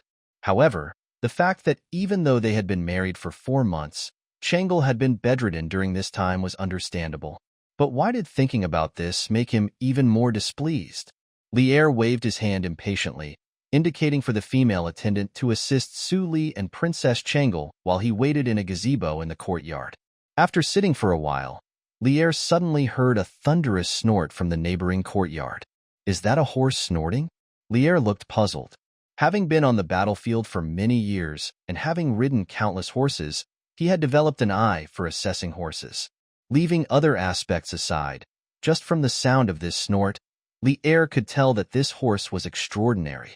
Like muffled thunder, the sound was strong and powerful, indicating significant energy. For a horse, possessing such an aura suggested incredible explosive power. Any horse with strong explosive power would be highly regarded on the battlefield. Well, he had some spare time anyway. After consideration, Li'er walked towards the neighboring yard with deliberate steps. Passing through a small gate, he saw the adjacent courtyard transformed into a stable. No, it could not be called a stable anymore. The entire yard was covered with hay sheds and designated areas for feeding and watering the horse. There were also hay mats to prevent the horse's hooves from wearing down on the stone road. The most surprising thing was that there was only one horse in this vast area. Seeing this, even the experienced Li'er couldn't help but be amazed. What kind of horse was this? I had never been this extravagant. Then, his attention naturally turned to the horse in the yard. Tall and imposing, completely white without a hint of blemish. At first sight, Li'er couldn't look away from the magnificent creature before him. Based on its appearance, this horse far surpassed the 6 horses he had ridden. This must be the legendary miraculous white horse that the princess mentioned. Truly a divine steed. Li'er smiled, lost in thought. Under the excitement, he couldn't resist approaching the white dragon. At this moment, the white dragon was taking shelter under a tree. Seeing an unfamiliar person entering the yard, there was a touch of human-like curiosity in its large eyes. Recalling Su Li's warning the day before, White Dragon restrained its temper and emitted a displeased snort. Li'er was engrossed in touching the horse, thoroughly enjoying the experience. Suddenly, the loud snort from White Dragon startled Li'er. With a smile on his face, he nodded in satisfaction. This is indeed the magical white horse the young princess mentioned. It truly lives up to the legend. Li'er's excitement was evident.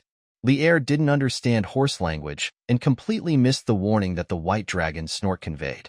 On the contrary, as someone who loved horses, encountering such a magnificent horse ignited a desire to try riding it. However, this horse had no harness.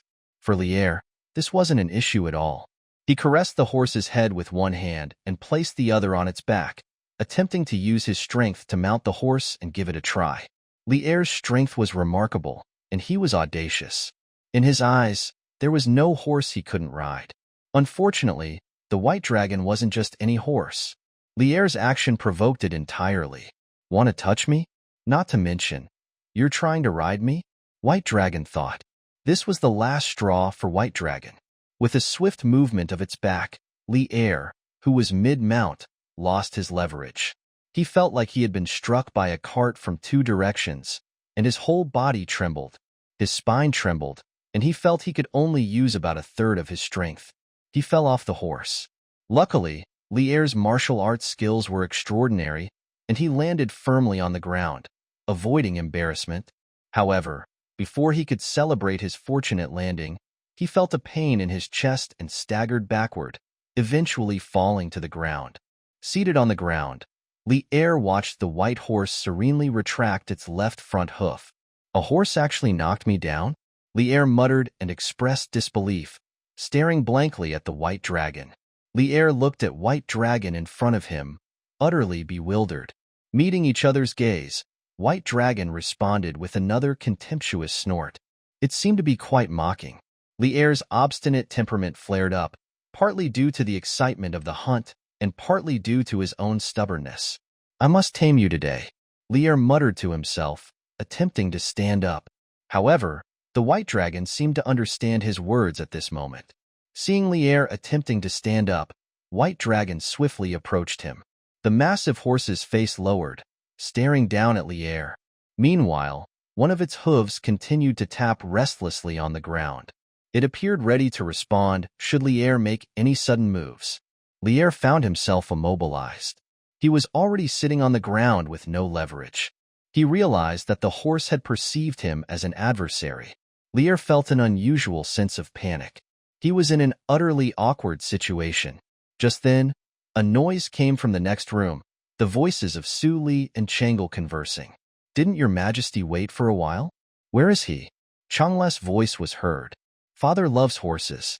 He must have heard White Dragon's commotion and couldn't resist checking on it in the next room, Chang'e explained. "Oh no." Lier felt a rare sense of unease. He was embarrassed beyond belief. About to get up, he heard movement at the door. Raising his head, he saw Su Li and Chang'e standing there. Seeing Lier sitting unceremoniously on the ground, both Su Li and Chang'e wore quizzical expressions. The two quickly understood the situation by looking at the confident White Dragon and then at Lier. "This remarkable horse fascinated me greatly." Lier's face turned red with embarrassment, and he opened his mouth to explain. Su Li nodded with an understanding look on his face. Observing Lier's seated predicament, Su Li knew what had happened. He had accidentally witnessed the awkward scene of his father-in-law, but tactfully chose to stay silent. He also cast a discreet glare at White Dragon. Su Li knew the horse's explosive temperament, but he hadn't expected White Dragon to kick anyone. Nevertheless, White Dragon at least took Su Li's words to heart. Otherwise, with White Dragon's divine strength, one strong kick and Lier might have met his end. Princely Chengqian might have to consider succeeding to the throne directly. However, White Dragon didn't comprehend Su Li's intention. Instead, it raised its head and playfully shook its face towards Su Li. Although White Dragon understood human nature, it couldn't understand human language. Its temperament was extremely explosive, and it only listened to Su Li. On the other hand, Chang'e, wearing a concerned expression, approached and helped Lier up from the ground. "Father, White Dragon has a fiery temperament. It doesn't like strangers approaching. Please check if you're hurt," Chang'e said, and she was concerned. Lier was caught red-handed by his daughter, and his face reddened. "Just a horse. How could it hurt me?" Lier's tone was slightly indignant. Seeing Lier's embarrassed state, Su Li couldn't help but smirk. White Dragon eased up. In reality, Lier wasn't harmed. Now that his daughter had revealed the situation, Lier's momentary embarrassment was overshadowed by his disposition. Without acting like anything was amiss, Lier stood up and, with a serious expression, began to speak. "Chang'e has already awakened, and there's nothing to worry about at the prince's residence. Since you're just a captain-in-law, your official rank is 3rd class. But it's not a real position, so you'll need to engage in some activities. Whether in military or political matters, do you have any ideas?" Lier seamlessly presented his own issue.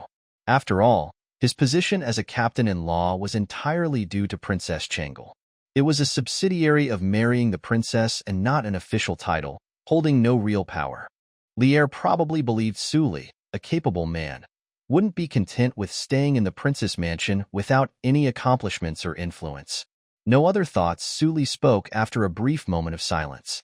To be honest, Su Li didn't want an official position. Being an official meant having to go to work. Sure, He could slack off at work, but at the very least, he would have to go to the office, right? Suli had no ambitions for power and no intention of amassing wealth. Now that Changle had awakened and they were enjoying their newlywed days, who would want to go to work when they could spend time at home? As for whether others might think he was being unproductive and living off someone else's success, Suli could only say that living off someone else's success was quite enjoyable. Lier brought up the topic of Suli's potential in the military. I heard that you have great strength and exceptional courage. How about serving in the army? As he said this, Lier scrutinized Suli. Until then, Lier had difficulty understanding how someone with Suli's physique could possess such immense strength. With this statement, Suli immediately understood Lier's implication. Considering what happened in Forest Garden yesterday, which concerned the safety of the little princess and Changle, it was impossible to hide the truth. Now that Lier knew about Suli's remarkable strength, he was bound to have expectations. In Suli's mind, however, his fate had always been under his control. He wouldn't let anyone, including Lier, dictate his life. Suli might entertain the idea of being on the battlefield, given that which man hadn't dreamt of wielding power on the battlefield? But not at this moment. As a time traveler with a system, Suli wouldn't let others shape his life, not even Lier. Lier might want to use his abilities, but why should Suli comply? Suli believed in controlling his destiny. While going into battle might be appealing, Suli couldn't let anyone else dictate his actions, even if it was Lier. Suli aimed to enjoy himself and experience an adventure. He had gained extraordinary power through hard work and point accumulation. But this didn't mean he would run to the battlefield just because Lier suggested it. Suli wasn't Lier's puppet. He wouldn't throw away his autonomy and become a tool for Lier's commands. A modern person with incredible strength naturally wants to experience a powerful adventure. However, becoming a tool for Lier's orders would go against Suli's wishes. Suli's thoughts raced as he searched for a reasonable reason to decline Lier's request. Ignoring Lier's emperor status, they were related by marriage. If Suli refused outright, his wife might take issue regardless of Lier's reaction. Before Suli could speak, Changle, who was nearby, spoke up first. "Father, I've been bedridden for 4 months. I just woke up. I still feel unwell sometimes and can't bear to be away from my husband." Changle looked at Lier with slightly evasive eyes. Speaking of it, this was the first time she lied, especially to her father. Suli looked surprised at Changle. He hadn't even thought about having Changle come out to help. At this moment, he felt a slight warmth in his palm. Changle had reached out his hand. Changla's heart gradually calmed down by holding her husband's hand. Since she woke up, she wanted to be close to Suli as much as possible. Even doing nothing but being close to him brought immense satisfaction to Changle. She cherished the care Suli had shown her since she became conscious. She had decided to stay with this man, no matter what. Finally waking up, she wanted to be by her husband's side constantly. Changle had so much she wanted to do with her husband. Even if they did nothing, being close was enough to make her content. She craved his affection and indulged in it.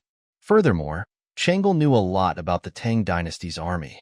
In recent years, the Tang dynasty had been engaged in continuous warfare, and the soldiers who went out for battle spent any time at home.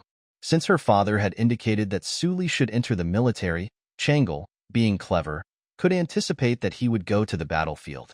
However courageous Suli might be, Changle still worried for him. Even if Suli were invincible on the battlefield, it was still not a favorable place. Constant combat day after day could take a toll on one's mental well-being. Changle had seen many battle-hardened veterans who had their fair share of issues. For example, Right Marshal General Yang Jianfeng appeared kind, but he was known for his brutality on the battlefield. Changle didn't want her husband to develop such habits on the battlefield. Moreover, Changla's fantasies of having a peerless young general as her husband were fading. She worried that Suli might become accustomed to violence or be injured. When one loves someone, double standards often arise. Lying for the first time, Changle felt a bit anxious. She wasn't afraid of Lier. She was more concerned about her husband's potential dissatisfaction. Su Dingfeng, Suli's elder brother, often visited during her bedridden period. Su Dingfeng often praised Suli's martial prowess and lamented that he hadn't joined the military. Chang'e knew about Su Li and Su Dingfang's numerous sparring matches. In Su Li's hands, Su Dingfang was powerless. With such strength, did Su Li have no intention of fighting himself? Would he consider her selfish? But Chang'e just wanted to be close to him. Thinking about all of this, Chang'e suddenly felt a bit sad. At this moment, she suddenly felt a gentle tightening of her palms. Looking up, she met Su Li's affectionate smile and his subtle nod towards her. Hearing Chang'e mention her discomfort, Li'er immediately became concerned. "You're not feeling well? What's wrong? Should I send some Imperial physicians to your residence?" Su Li glanced at Chang'e's expression and couldn't help but feel moved and concerned. The Bodi fruit was a product of the system, and with just one consumption, it could cure any ailment. There wouldn't be any adverse effects left behind. Chang'e's lie was because she wanted to stay close to her husband, not wanting to be separated from him. Considering this, Su Li addressed Li'er, "Your Majesty, even in the case of a prolonged bedridden period, lack of physical activity can lead to extreme weakness. Chang'e's situation is more severe than a typical extended bed rest. She requires my specialized massage and manipulation techniques to prevent any future issues." After speaking, Su Li lowered his head to look at Chang'e snuggled against his chest, feeling his heart soften. This silly girl Chang'e's desire to stay with Su Li, not wanting to be apart even for a moment, was now apparent. In truth, Su Li felt the same way. Su Li indeed desired to make a name for himself in the military, but seriously speaking, that was just to fulfill a dream. He would have avoided it if he were still an average guy with no capabilities, even if he had the chance to fight on the battlefield. But now, his strength had surpassed that of even Chu's overlord, Xiang Yu. He had become a force beyond human limits. This changed things. In the past, Su Li would control game characters that effortlessly mowed down enemies on the battlefield, and he had longed for that experience. Without that capability, it was all just wishful thinking. At least in the 4th year of Zhengguan, the Tang dynasty was surprisingly peaceful. He couldn't experience the thrill of slashing through countless foes. Instead, he would have to spend every day in the military camp. During this time, he could just stay home, snuggling with his wife, and wasn't that enjoyable? Su Li wasn't naive, and not to mention Li'er had brought up this request. With Li'er's insight, he couldn't fail to see Su Li's value. Currently, Li'er showed respect and asked for his help. Since Li'er ascended the throne through fratricide and forced his father to abdicate, there had always been accusations that his position was illegitimate. Over the years, plenty of local sages and scholars disregarded him. In this aspect, Su Li didn't need to give him any face. They wouldn't force their son-in-law to do something, even if it was an ordinary father-in-law. Even with a real son, there were times when they rebelled. Could he, as a father-in-law, really dictate things? With Su Li's current abilities, he didn't fear the emperor's authority. Chang'e's feelings were just beginning to bloom, and she didn't want to be apart from him. Wasn't Su Li in the same boat? This was a mutual endeavor of a husband and wife. Admittedly, in the beginning, taking care of Chang'e was motivated by gaining points. But who could remain emotionless when in love? With time, Su Li developed deep feelings for Chang'e as he cared for her.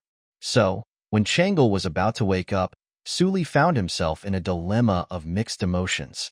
He had worked hard to help Chang'e recover, and now Li'er wanted to send him away with just a sentence. Li'er had never anticipated that his beloved daughter and son-in-law would try to deceive him. Li'er couldn't even understand that his beloved padded jacket, referring to Chang'e, had already sprung leaks everywhere. If you feel unwell, rest more and avoid moving around recklessly. Su Li, you should stay by Chang'e's side during this time. Your medical skills are good, so take good care of her. Chang'e is still young. Don't leave any lingering illness behind. Li'er's eyebrows slightly furrowed as he spoke. Chang'e's single statement was enough for Li'er to believe it instinctively. After all, in his memory, Chang'e had never lied to him. He couldn't know that Chang'e's health was unprecedentedly good at the moment, without any adverse effects. Her lie was because she found her father too meddlesome, affecting her closeness with her husband. Chang'e just wanted to be with Su Li and never be apart. Even if Su Li were to serve as an official in the court, Chang'e wouldn't want to be separated. Whether leading troops or serving as an official, there would be duties to fulfill. and you couldn't be late or leave early. For Changel, this was the scariest thing imaginable. How could she endure being apart from Suli for such long hours? If Lier knew Changle's true feelings, he might just be angry. Lier had always believed that even though he wasn't widely recognized, he was still a qualified emperor. At least, he was striving to best use people and their talents. Whenever he encountered a talented individual, he would find ways to incorporate them under his banner. He believed that this attitude had brought him ample rewards. Even during the Xuanwu Gate incident, he had entrusted important tasks to Xue Wanche, who had fought fiercely for Li Jinxing. But none of the heroes he had gathered could compare to Su Li. Able to cast elephants and braver than any overlord, such a formidable general made Lier envious. So much so that after hearing about the incident at Lin Yuan yesterday, he couldn't sleep well the whole night. The thought that kept swirling in his mind was that Su Li must lead the troops. The more he thought about it, the more he believed that the Yuan Tiangang's auspicious sign must be related to the military. After thinking all night, Lier eagerly rushed to the princess mansion early in the morning. However, Changle's few words quickly dashed his hopes, and Lier had no choice. Regarding Changle's health, Lier couldn't afford to ignore it. Seeing that Changle's words had dissuaded Lier from unnecessary thoughts, Su Li felt relieved. After all, it wasn't easy to deceive Lier. But when Lier's gaze landed on Su Li, he felt helpless. Lier's eyes at this moment held not only regret, but also a hint of resentment. Honestly speaking, Su Li understood Lier's thirst for talent. With his remarkable strength, no emperor would overlook him. However, Su Li didn't possess any grand ambitions. His priority was enjoying his time with his wife and accumulating points using his system. He didn't seek power or wealth since he knew the limits of human desires. While he recognized Lier's efforts as an emperor, he wasn't interested in political power. Su Li believed he couldn't always have his way, even as an emperor. He saw through the superficial enjoyment that wealth could bring and didn't find it appealing. Su Li's main desire was to experience the thrill of battle on the battlefield, showcasing his extraordinary strength. He had no intention of becoming an officer. His power was far beyond the normal limits, and he considered himself the pinnacle of human combat strength. After discussing this matter, Su Li shifted the conversation, hinting that Changle had just woken up and Lier was busy. Su Li implied they hadn't had breakfast and wanted to be alone, but Lier didn't catch on. Instead, he mentioned trying the food at the princess residence. Although Su Li was hesitant, Lier, appearing distracted, walked ahead alone. Even though Lier understood the hint in Su Li's words, he couldn't resist the allure of having such a supreme general around. He wasn't ready to let go of the idea just yet. Thinking about Su Li's extraordinary strength and contemplating the situation, Lier suddenly came up with a question. How skilled is Su Li in the art of war strategy? Lier paused his steps, turned to face Su Li, and inquired, Su Li, have you ever studied military texts? Su Li was shocked. It seemed that Lier was still persistent in his curiosity. However, this time, he didn't need to come up with any reasons or excuses. Embarrassingly, Su Li had never really delved into military strategy in his 2 lifetimes combined. He was not knowledgeable in the art of war, having only picked up bits of military information from the era of information explosion. In this era, he might be able to bluff his way through using his limited information, but he lacked any substantial knowledge. Military tactics and strategies were not to be taken lightly. Regardless of the era, being a skilled military leader wasn't an easy task. It involved numerous intricate details. A capable general could swiftly formulate the best tactics based on their strengths and adapt to complex situations. On the other hand, Su Li was completely clueless about these matters. He didn't hesitate to admit it. Your Majesty, I've never studied military texts, Su Li responded honestly. Lier frowned and continued, So, you're not familiar with the art of war? Su Li didn't reply verbally but nodded earnestly, signifying his lack of expertise. That's a shame. Lier expressed regret with a disappointed shake. It made sense. Su Li was only 23 years old, having grown up in a rural area. Even if he came from a mythical realm with hidden knowledge, expecting him to know everything wouldn't be reasonable. Lier chuckled at his own thoughts. Indeed, Su Li's abilities were astonishing, and his shock caused him to overreach his expectations. It would be unrealistic to assume that Su Li possessed expertise in both martial and strategic matters. After all, heavenly beings like Su Li weren't usually expected to engage in warfare like mortal men. As Lier thought about this, he couldn't help but shake his head and chuckle at his own assumptions. Su Li's abilities have amazed him, and perhaps a bit too greedy for more. In theory, Su Li's incredible strength, capable of throwing elephants, would allow him to dominate the battlefield even without knowledge of military tactics. His extraordinary bravery alone could lead him to success. However, Li Er's expectations for Su Li go beyond that.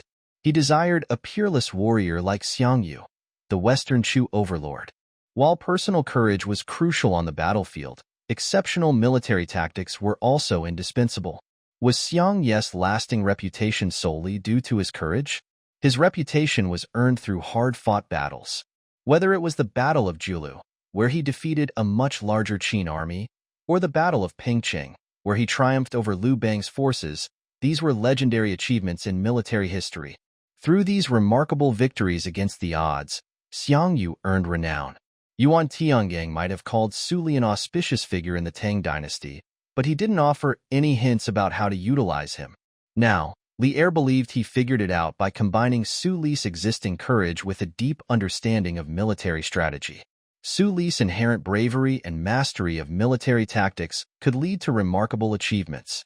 Even Li Er found it hard to understand the heights Su Li might achieve. Thinking about this, Li Er felt a sense of excitement. Had Su Li not read military texts to learn about tactics? This wasn't a problem at all. Among the renowned generals under my command, finding a capable teacher to instruct him was a simple matter. With this idea in mind, Li Er started considering who should be Su Li's teacher. After a few moments of thought, Li Er settled on a candidate. Acting Duke Li Jing. At this time, Li Jing, who had recently defeated the Eastern Turks, had returned to Chang'an after relinquishing his role as the chief commander of the Ding Xiang Road military. He embraced retirement and resumed civilian life. Although he had the accomplishment of defeating the Eastern Turks, Li Jing's popularity among the public wasn't particularly high compared to fierce generals like Wei Qigong and Cheng Yaojin. The reason was simple: common people preferred grassroots heroes like Wei Qigong. In reality, within the Tang dynasty army, everyone knew that Li Jing was the most skilled in the art of war. The art of war has always been seen as a complex skill, and most people might never understand its intricacies in their lifetime. Therefore, the legendary tale of Han Xian, the military genius, receiving Tai Gong's art of war from a mysterious figure at night, captured people's imaginations. An extraordinary figure, Han Xian could not be understood through common reasoning. In reality, the transmission of military strategies was not as miraculous as the legends portray. Coming from a prestigious background with a strong family heritage was already an advantage. Becoming a renowned general was a natural outcome if guided by a skilled mentor and possessing intelligence. Li Jing possessed all these advantages. Even Li Er had to admit that most of the generals under his command, compared to Li Jing, were not much different from ordinary soldiers. Li Jing's maternal uncle was Han Qinhu, a renowned general of the former Sui dynasty. Han Qinhu was one of the top 4 generals of the early Sui dynasty, known for single-handedly defeating both northern Qi and southern Chun. His bravery and understanding of military tactics set him apart from other Sui dynasty generals. Han Qinhu personally mentored Li Jing from a young age. In his later years, Han Qinhu mentioned that Li Jing was the only one capable of discussing military strategy with him. The evidence showed that Li Jing was far from a theorist like Zhao Kuo. Despite the many notable generals in the Tang dynasty, Li Jing was undoubtedly the most deserving when it came to military accomplishments. It was noteworthy that neither Li Yuan nor Li Er was particularly fond of Li Jing. Initially, Li Yuan and Li Er secretly considered reversing their allegiance due to the chaotic state of the world and their family's military strength. However, Li Jing soon learned about this plan. At that time, he held a prominent position in the Sui dynasty and strongly advocated loyalty and patriotism. Without hesitation, he brought this matter to the attention of Emperor Yang of Sui, Yangguang. As a result, he was quickly apprehended by Li Yuan's army after revealing the secret. Despite this, Li Jing remained flexible and chose to surrender instead. Later, before Li Er killed his brother and usurped the throne, he also tried to gauge Li Jing's intentions. However, Li Jing remained tight-lipped and maintained his silence. This impartial attitude annoyed Li Shimin. So, Li Jing's ranking on the Lingyan Pavilion's list of respected officials wasn't very high. But considering that Li Jing had managed to offend 2 successive Tang emperors and still received important responsibilities, and that he had achieved the top military merit, it was evident how formidable he was. Even though he had been irritated by Li Jing before, Li Er still had to reluctantly admit it. After all, Li Jing was the real deal, achieving invincibility in battles. Regarding the art of war, Li Jing was genuinely strong. If there was anyone suitable to be Su Li's teacher, it was undoubtedly Li Jing. Thinking about this, Li Er told Su Li during this time, "Focus on taking care of Chang'e at home, but don't neglect the art of war. I will find you a teacher. How do you feel about having acting Duke Li Jing as your teacher?" Su Li hesitated. Having Li Jing, the great Tang military god, personally teach him the art of war was a rare opportunity.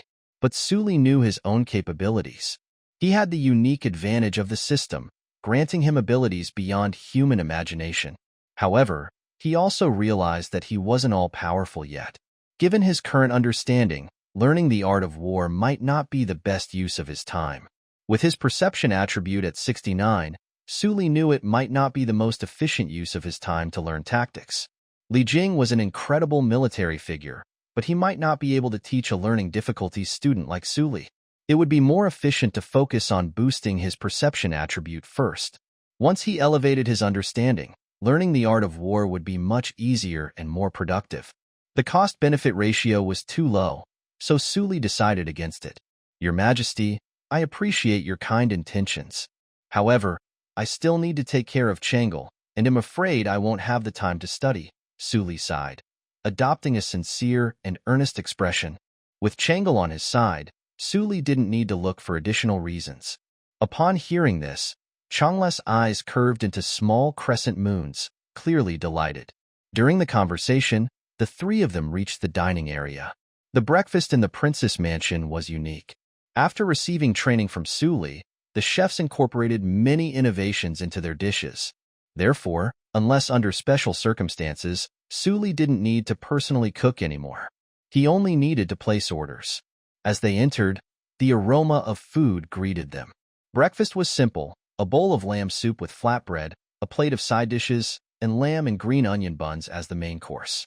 These sharp-edged buns look rather unique. Li Er sat down, pinching a bun with interest and commenting. In the Tang dynasty, buns were also called steamed buns.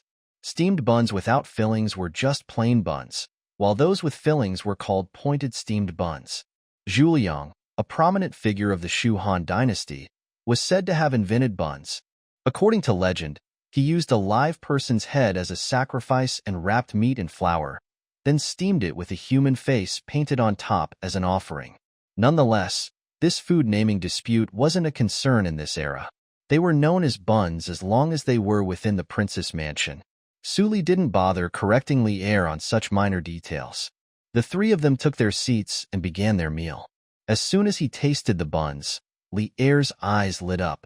Initially, he had only smelled the fragrance, and looking at the dishes on the table, he thought they were ordinary, not thinking much of thinking back to the little princess' exaggerated description of the delicious food in the princess mansion yesterday. Li Er had initially dismissed it as a child's cravings. But as he ate the seemingly ordinary buns, he realized there was something different about them. The incredibly strong, fragrant, and tender taste gave him unprecedented sensation. "How is this done?" Li Er couldn't help but tilt his head, wanting to inquire. However, seeing Su Li and Chang'e eating calmly and nonchalantly, Li Er felt slightly embarrassed. He thought, "They may think I'm making a big fuss if I ask." Subsequently, Li Er continued to try other dishes. Even the lamb in the soup cake was treated specially, devoid of the usual gamey flavor, and the soup was exceptionally delicious, thoroughly satisfying Li Er. Even the seemingly plain side dishes were crisp, delicious, and fragrant. After consuming 2 bowls of lamb soup cake and 3 large buns, Lier let out a satisfied burp and put down his utensils. Eating such a variety of delicacies, the regular home-cooked meals here have a unique flavor. Not bad. Lier nodded contentedly. Afterward, he casually added, the cooks in your mansion are good. They'll have them sent to the palace later. Suli agreed outwardly but felt a sense of disdain internally. After all, the system produced the ingredients used in their daily meals. Even a random seasoning from Suli's inventory was far superior to the diverse spices of the Tang dynasty. Therefore, no matter who it was, whether they were a long-established aristocratic family or a renowned official or general, everyone in the Tang dynasty, in Suli's eyes, was rather unsophisticated. Even Emperor Lier, who had experienced many delicacies, was a well-fed bumpkin. There wasn't much of a difference in essence. After the meal, it was already mid-morning. During this period, take good care of Changel at home.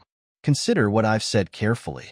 After all, you're still young, Lier said to Suli, leaving him with some advice before patting his belly and departing with the two cooks from the princess mansion.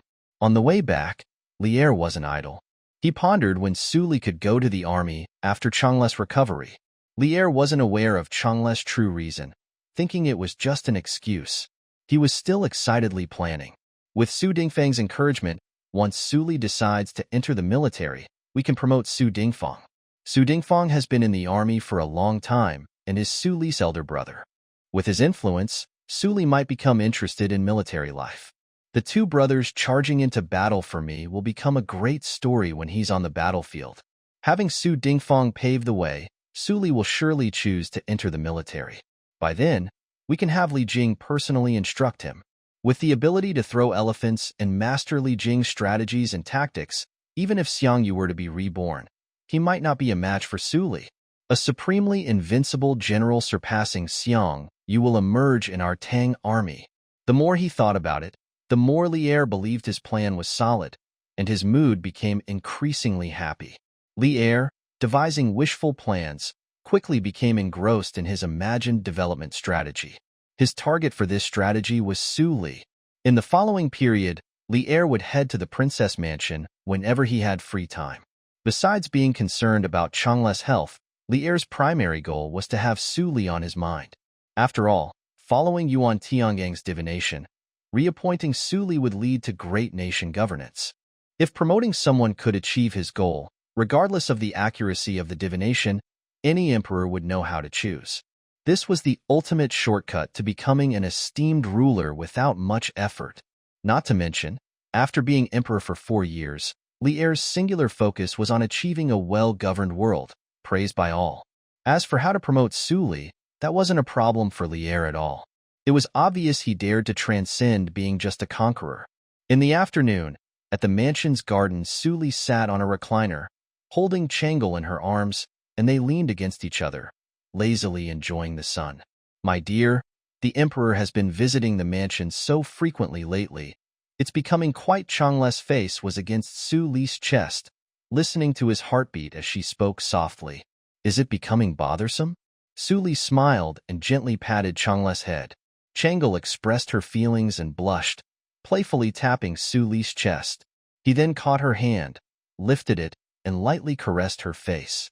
During this time, Changel had gradually grown accustomed to such intimate interactions with Suli, relishing the affection from her beloved. Feeling Changle's soft body, Suli's excitement started to rise. As newlyweds, they were prone to lose themselves in the moment. However, considering the current topic, Suli felt a bit agitated. The reason was simple. He was feeling the pressure that Lier had brought upon him recently. A kind of uniquely magical pressure. Even when Suli first met Lier, he sensed no pressure. Back then, he would spend his days at the mansion accumulating points. Whenever he saw Lier, they wouldn't exchange many words. Suli often found Lier annoying for hindering his point accumulation progress. As a result, after 4 months of knowing each other, their communication was minimal.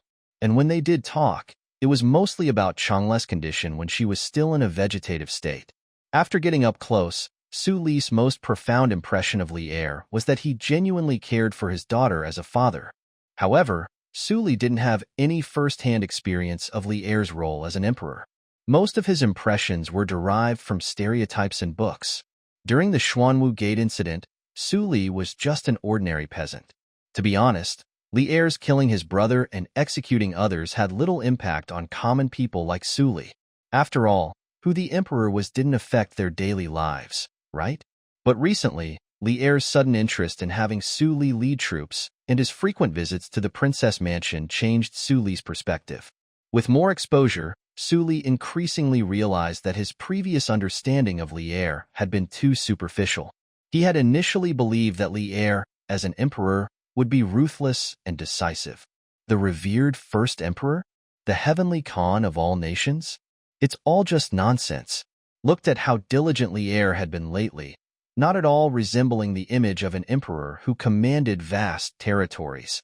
Every time he visited, they would exchange only a few words before Li Er would bring up old matters to influence Su Li.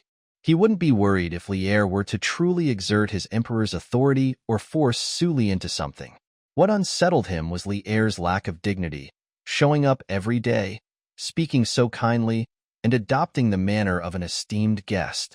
This kind of Li Er truly left Su Li feeling helpless. My dear, why don't you just follow the emperor? I've never seen him so invested in someone. If he doesn't go to the battlefield and only studies military strategy under the Duke, wouldn't that be a good choice? Changel hugged Su Li's arm and whispered. Li Er's strategy hadn't convinced Su Li but had stirred Changle's thoughts. Su Li shook his head. I'm not ready for that. Su Li's understanding of military strategy was limited to basic concepts. He knew he would only ever be a mediocre general, even if he learned more. Of course, for now, with Princess Changle's help, Su Li's attributes would eventually improve. Learning military strategy now would be inefficient. Waiting for his attributes to improve would be more fruitful. Moreover, if I were to learn military strategy, I wouldn't be able to stay home like I do now, Su Li softly added. And I'm sure you don't want me to spend less time with you, right, my lady? Changle blushed suddenly, and this reason alone was convincing enough. Between her father and husband, Changle wholeheartedly stood by Su Li's side. Husband, if you're unwilling, we can think of ways to change my father's mind. Or maybe I should go and ask the Empress Mother. If she intervenes, my father should listen. Su Li smiled and fondly patted Changle's head. He knew that if it were any other issue, Empress Zhongsun might speak up. But at the end of the day, Li Er's intentions were for the betterment of the Tang dynasty. Given Empress Zhongsun's hands-off approach to government affairs, she wouldn't help Changle in this matter. She might even think Su Li indulged too much in a haven of tenderness and did not focus on progress. After all, Li Er and Empress Zhongsun were deeply in love, just like any couple would be more concerned about their common interests. This matter is not something the Empress can assist with. However, we need to find a way to deal with him. Su Li pondered, rubbing his chin. Soon, Su Li had a plan. If he couldn't resolve the issue, he would deal with the person causing the problem. Don't misunderstand, Su Li wasn't trying to eliminate Li Er. Instead, he realized that Li Er had been rather idle lately. He thought that giving Li Er something to do might shift his attention. This way, Li Er might not have the energy to bother him. Following this line of thinking, Su Li quickly formulated a plan. His Majesty mentioned yesterday that he would bring the Empress and the little princess over today, right? Changle nodded, looking at Su Li's smiling face. Somehow, she felt like there was a mischievous intent behind his smile. At dusk, a carriage leisurely stopped at the entrance of the princess' mansion. Li Er stepped out of the carriage and turned to look at Empress Zhongsun, who was holding the little princess.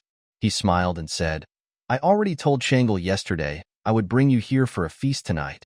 Speaking of which, the food in the mansion is truly outstanding. I brought the cooks from the other princess palaces back to the palace, but their dishes, despite being more creative, never quite match up to what's prepared here. Empress Zhongsun chuckled lightly. No wonder your Majesty visits Changle's place so frequently. It turns out you find your palace's food not as delicious as Changle's mansion. Haha, let's go inside and see what new delicacies are on the menu today. Li Er laughed heartily and stepped through the gates. Under the guidance of the female officer, Li Er and Empress Zhongsun made their way to the garden of the princess mansion. Before entering, they caught a whiff of pleasant fragrance wafting from inside. This aroma, are we having a barbecue today? Li'er pondered aloud, stepping through the entrance. Without delay, he spotted Su Li and Changle seated shoulder to shoulder in the middle of the garden. In front of them lay a copper block with a polished surface. These days, Li'er had often dropped by, aware that the object was called a stove. Now, Li'er was interested in what was being cooked on the stove. Seeing Su Li and Changle about to stand, Li'er gestured for them to stay. What is this, and why have I never encountered it? Li'er gestured towards the stove, inquiring. Su Li grinned slightly and explained, indulging in delicate meals isn't a healthy lifestyle. Occasionally, we should have some coarser fare for a balanced diet.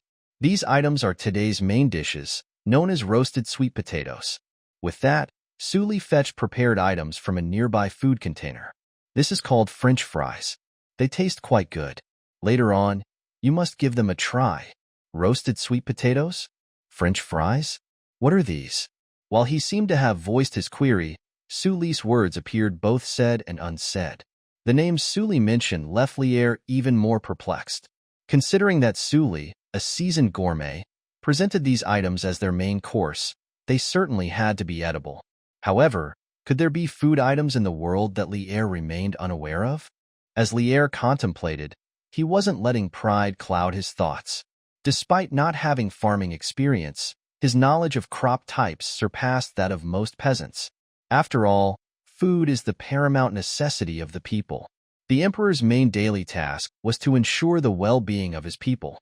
This involved managing the empire, making important decisions, and addressing various issues to ensure the citizens had enough food and were well cared for.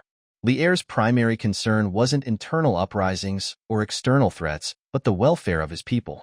The Grand Court gathered some of the most intelligent individuals in the Great Tang. Countless officers worked tirelessly throughout the year, primarily focused on one thing: ensuring that people have enough to eat. Therefore, Li'er's main worry revolved around food security. If the people were well fed, even significant matters in the court became secondary. However, if the people were hungry, the nation's strength became fragile, no matter how prosperous it seemed. Li'er understood that ensuring the people's food supply was crucial. Therefore, he said, water can carry the boat and also cover the boat. As Su Li didn't elaborate further, Li'er remained composed and sat comfortably. Sister, sister. At this moment, the little princess in Empress Zhongsun's arms reached out her chubby arms towards Changle, seeking a hug. Changle happily took her and held her. The little princess' attention was drawn between the roasted sweet potatoes and the French fries, and she appeared hesitant to open her mouth. Her adorable behavior amused everyone. The roasted sweet potatoes are still a bit hot. You can try the French fries first. Su Li handed the little princess a small plate of red dipping sauce. What's this, brother-in-law? The dish was small, but the little princess had to still hold it with both hands. This is called ketchup. Let me show you how to eat it. Su Li picked up a French fry, dipped it in sauce, and fed it to the little princess. The little princess' eyes lit up, and her round face showed immense satisfaction. It's tangy and sweet, so delicious. Before finishing the fries in her mouth, she used her other hand to grab another one, mimicking Su Li's actions. Li'er and Empress Zhongsun followed suit, enjoying the food. Indeed, it's delicious. Empress Zhongsun smiled after a few bites.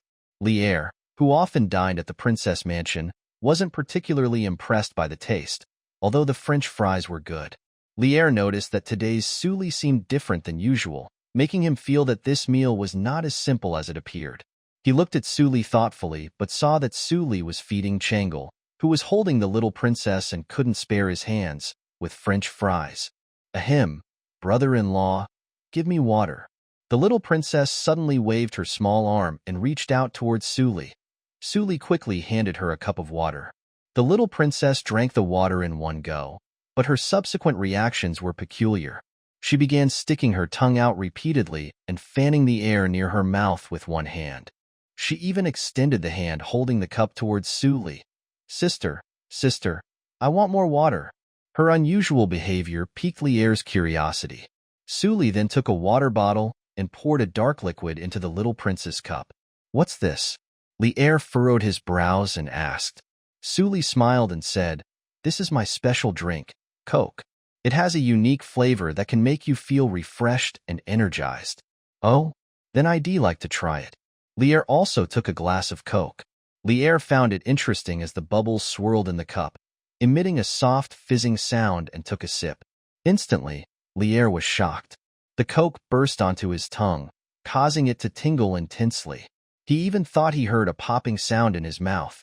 This strong and unique sensation, mixed with sweetness, spread from his tongue to his throat. Lier couldn't help but shiver. Seeing Lier's reaction, Suli couldn't help but chuckle inwardly. Couch Potato's happy water was not just an empty name, huh? Although Lier wasn't fat, he enjoyed the happiness. With just one sip, Lier was already a fan of this drink called Coke. This drink was flavorful and refreshing, unlike bland fruit wines or intoxicating spirits. As Suli said, a glass of Coke left him feeling refreshed. Good stuff. Lier picked up another cup and handed it to Empress Zhangsun beside him. Observing his happy wife and daughter, Lier gave Suli a knowing look. This young man really knew how to live. Leaving aside everything else, his skill in making delicious dishes was impressive. For a royal princess, he would be a suitable match. Moreover, his care for Chang'e was evident. His initial choice to appoint him as his consort was a fortunate decision. The sweet potatoes are ready. Give them a try. Unconcerned about Lier's thoughts, Suli picked up 2 sweet potatoes and handed one to Lier and another to Empress Zhangsun. Neither Lier nor his wife made a move. After all, it was unfamiliar food they had never encountered. With their astuteness, they wouldn't rush to taste it. Suli carefully broke another sweet potato in half and distributed it to Chang'e and the little princess, along with a small spoon to eat. Lier and Empress Zhangsun followed suit. It's sweet, soft, and waxy and tastes good. Unsurprisingly, the roasted sweet potatoes received unanimous praise from everyone. Under the stimulating effects of the Coke, Lier felt his mind becoming unexpectedly clear. At this moment, he recalled his official duties. Where do the ingredients for these roasted sweet potatoes and French fries come from? Lier asked casually. Suli smiled and responded, these 2 types of food are made from sweet potatoes and the other from potatoes, both of which are imported from overseas. New food? Lier inquired. Not overly concerned, he asked, if it's new food, what's the yield like? His natural curiosity as an emperor prompted this question rather than any deep consideration. Since Shinnong tasted 100 herbs and classified them into 5 grains, the term 5 grains had become synonymous with food in the Central Plains. Of course, as new crops emerged, the composition of the 5 grains evolved. The 5 grains of ancient times were not the same as those recognized today. Lier's question was partly rooted in these thoughts. The yield is decent, around 1,000 caddies per acre, Suli answered with a smile. Lier nodded instinctively and continued, that's not bad. They can be treated as regular crops and cultivated in the less fertile corners of farmland then. He paused mid-sentence. Wait a moment. Did you say these new crops can yield up to 1,000 caddies per acre? Lier widened his eyes as he looked at Suli, seeking confirmation. This news came quite unexpectedly, leaving Lier somewhat dumbfounded. 1,000 caddies per acre. Lier was well aware that if this yield was genuine, it would hold profound implications for the Tang dynasty. For the common people of the Tang dynasty, their primary food sources were millet, wheat in the northern regions, and rice in the southern regions. Millet yielded around 100 caddies per acre, wheat produced a little over 300 caddies, and rice, at its best, reached just over 200 caddies per acre. Considering these numbers, the average yield of grain-producing fields in the Tang dynasty was approximately 270 caddies per acre. A yield of 1,000 caddies per acre was nearly 4 times that. This meant that if the entire land of the Tang dynasty were cultivated with these 2 crops, the realm would be free from worries of famine. For any emperor who held such crops, as long as they weren't squandered, their reign would go down in history. If someone possessed such crops, the term 5 grains could easily be updated to 7 grains. No, even if it was later revised to just 2 grains, no one would likely have any objections. A person who introduced these new crops would immediately rise to prominence. These thoughts raced through Lier's mind, stirring a sense of awe. Lier's eagerness was well within Suli's expectations. Suli nodded slightly and remarked, "These 2 items yield at least 1,000 caddies per acre, and that's a conservative estimate." Li'er's expression was filled with urgency as he asked, "Are there seeds available?" Suli spread his hands, indicating the roasted sweet potatoes and French fries on the stove, and replied, "Aren't the seeds right here?" Li'er's eyes reddened at the thought that his grand ambitions, his dream of becoming an eternal emperor, might crumble because of this development. "Have you tasted them? Really?" Suli's nod elicited a complicated expression from Li'er. His eyes shone excitedly, yet there was also an undeniable sense of loss. This kind of disappointment was unprecedented for an emperor who had once been so audacious. He inquired in a somewhat reluctant tone, "These 2 things come from outside the Tang dynasty, right?" Suli shook his head slightly and, with a serious tone, responded, "Sweet potatoes and potatoes both originate from the distant overseas, tens of thousands of miles away from the Tang dynasty. Between these lands lies an endless ocean that human effort cannot bridge." He continued, "Furthermore, although sweet potatoes and potatoes have high yields, they aren't without their flaws. These crops consume land and require rotation with other crops annually, or else, within a few years, even the best fields can turn barren. Additionally, they aren't very nutritious, causing bloating if consumed in excess. They can't replace traditional grains in terms of nourishment." Suli's words were met with surprised gazes from Li'er and Empress Zhangsun. Such divine food with no nutritional value, how could that be considered a drawback? For ordinary people, nutritional value was hardly something to consider. Their primary concern was filling their stomachs. When famine struck and crops failed, even if they knew a certain food would cause discomfort, they would consume it without hesitation. Suli's explanation left Li'er unsatisfied. He seemed to think that, just a few months ago, Suli was a peasant living a simple life. Li'er thought that, as a peasant, Suli would understand the struggles of the common people better than anyone. However, Suli's perspective now seemed far from their reality. Yet, what right did he have to blame Suli for eating his own precious crops? Suli was treating him to something he owned. It wasn't wrong. Although Li'er had these thoughts, he couldn't help but feel uneasy about the situation. "Even if it's far across the ocean, no matter the cost, I will obtain it," Li'er declared with determination. Observing Li'er's reaction, Suli felt a tinge of emotion. Sweet potatoes and potatoes had been introduced to the Central Plains during the Ming Dynasty, but they weren't given much attention. If they had been officially promoted and supported by the government, and if the Ming Dynasty hadn't been so focused on accumulating wealth, it might have thrived for a few more decades. Until the Qing Dynasty, the widespread adoption of sweet potatoes and potatoes was achieved through the efforts of common people over decades and even centuries. Despite flaws in Li'er's character, his immediate concern indicated he was a qualified emperor. Observing Li'er's heavy and wistful expression, Suli smiled while gazing at the flower pot in the courtyard. The potato vines and sweet potato tendrils were swaying gently in the breeze. "I just remembered that I still have some of these 2 things, Suli said with a smile. Li'er was shocked for a moment, then quickly asked, "Where are they?" "Get them quickly." Suli nodded and gestured for Li'er to look behind him. "They're in the flower pot behind you." Suli took a deep breath, making Li'er feel uneasy. However, he didn't have time to say anything else and immediately turned to look behind him.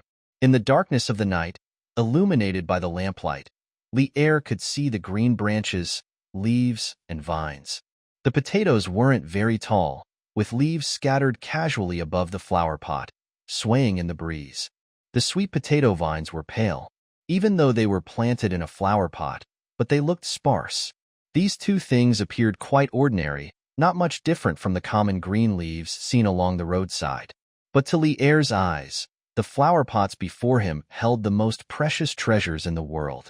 Li'er stood up, walked to the flower pot, and bent down, gazing intently at what was inside.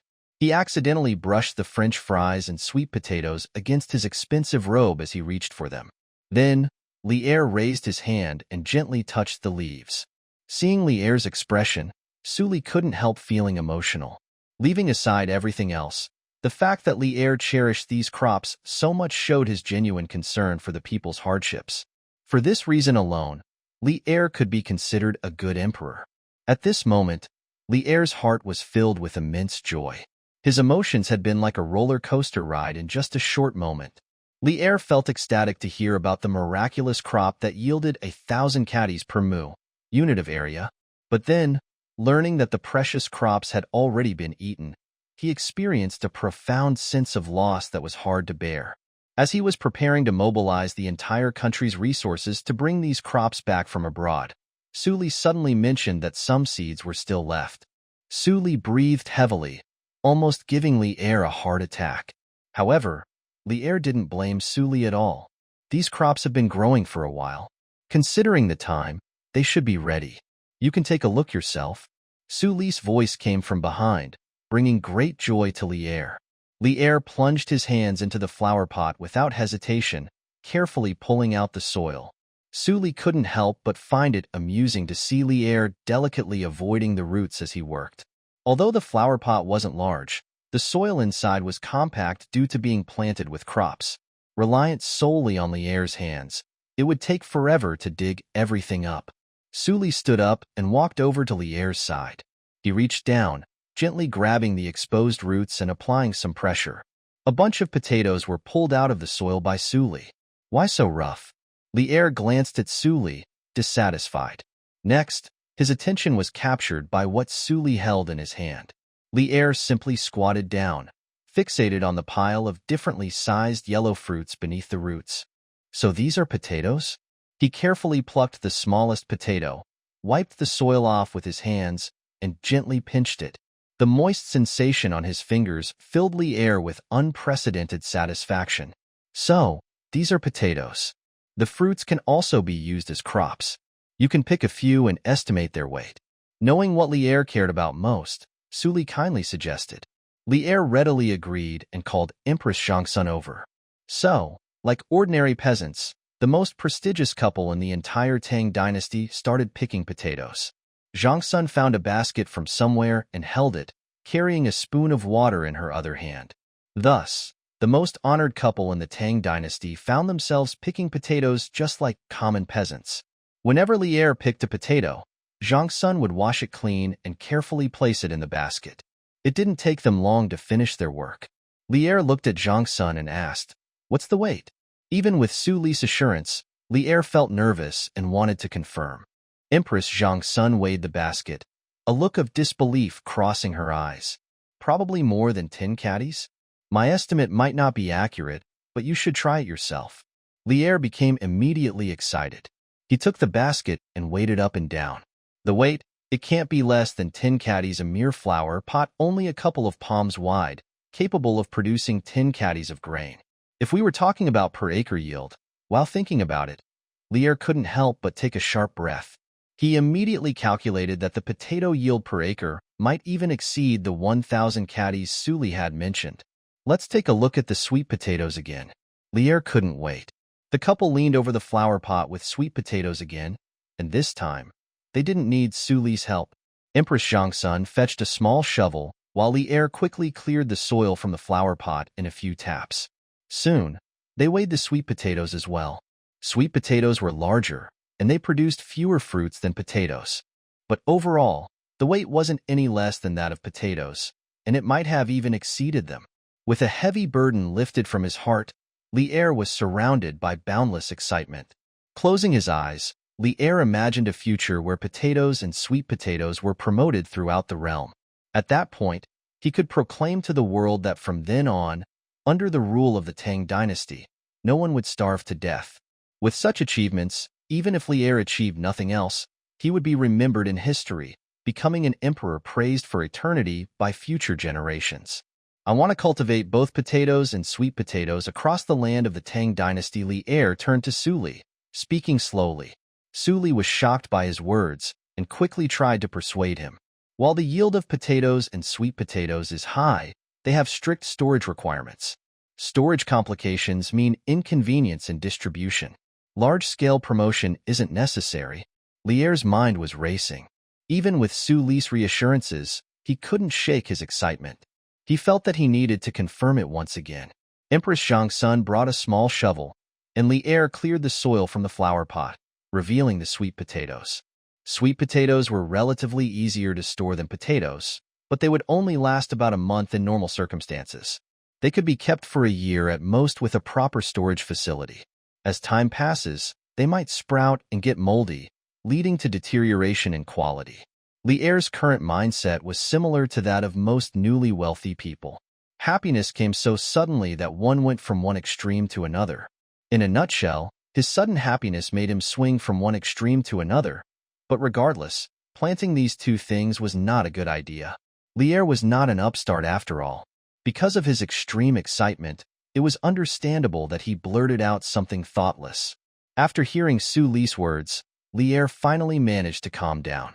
He could tell that the shortcomings of the new grains that Su Li had mentioned earlier weren't meant to discourage him, but to make him more aware. Thinking it over, Lier sighed softly. Regardless, it's still something that yields 1,000 caddies per acre. With that advantage, it's as if heaven has bestowed a benevolent virtue upon us. In this moment, Lier's face suddenly revealed a touch of nostalgia. You might not know, being young. During the earlier Sui dynasty, Emperor Yang Guang pursued grand projects and waged campaigns, causing taxes and labor levies to soar annually, burdening the common people beyond words.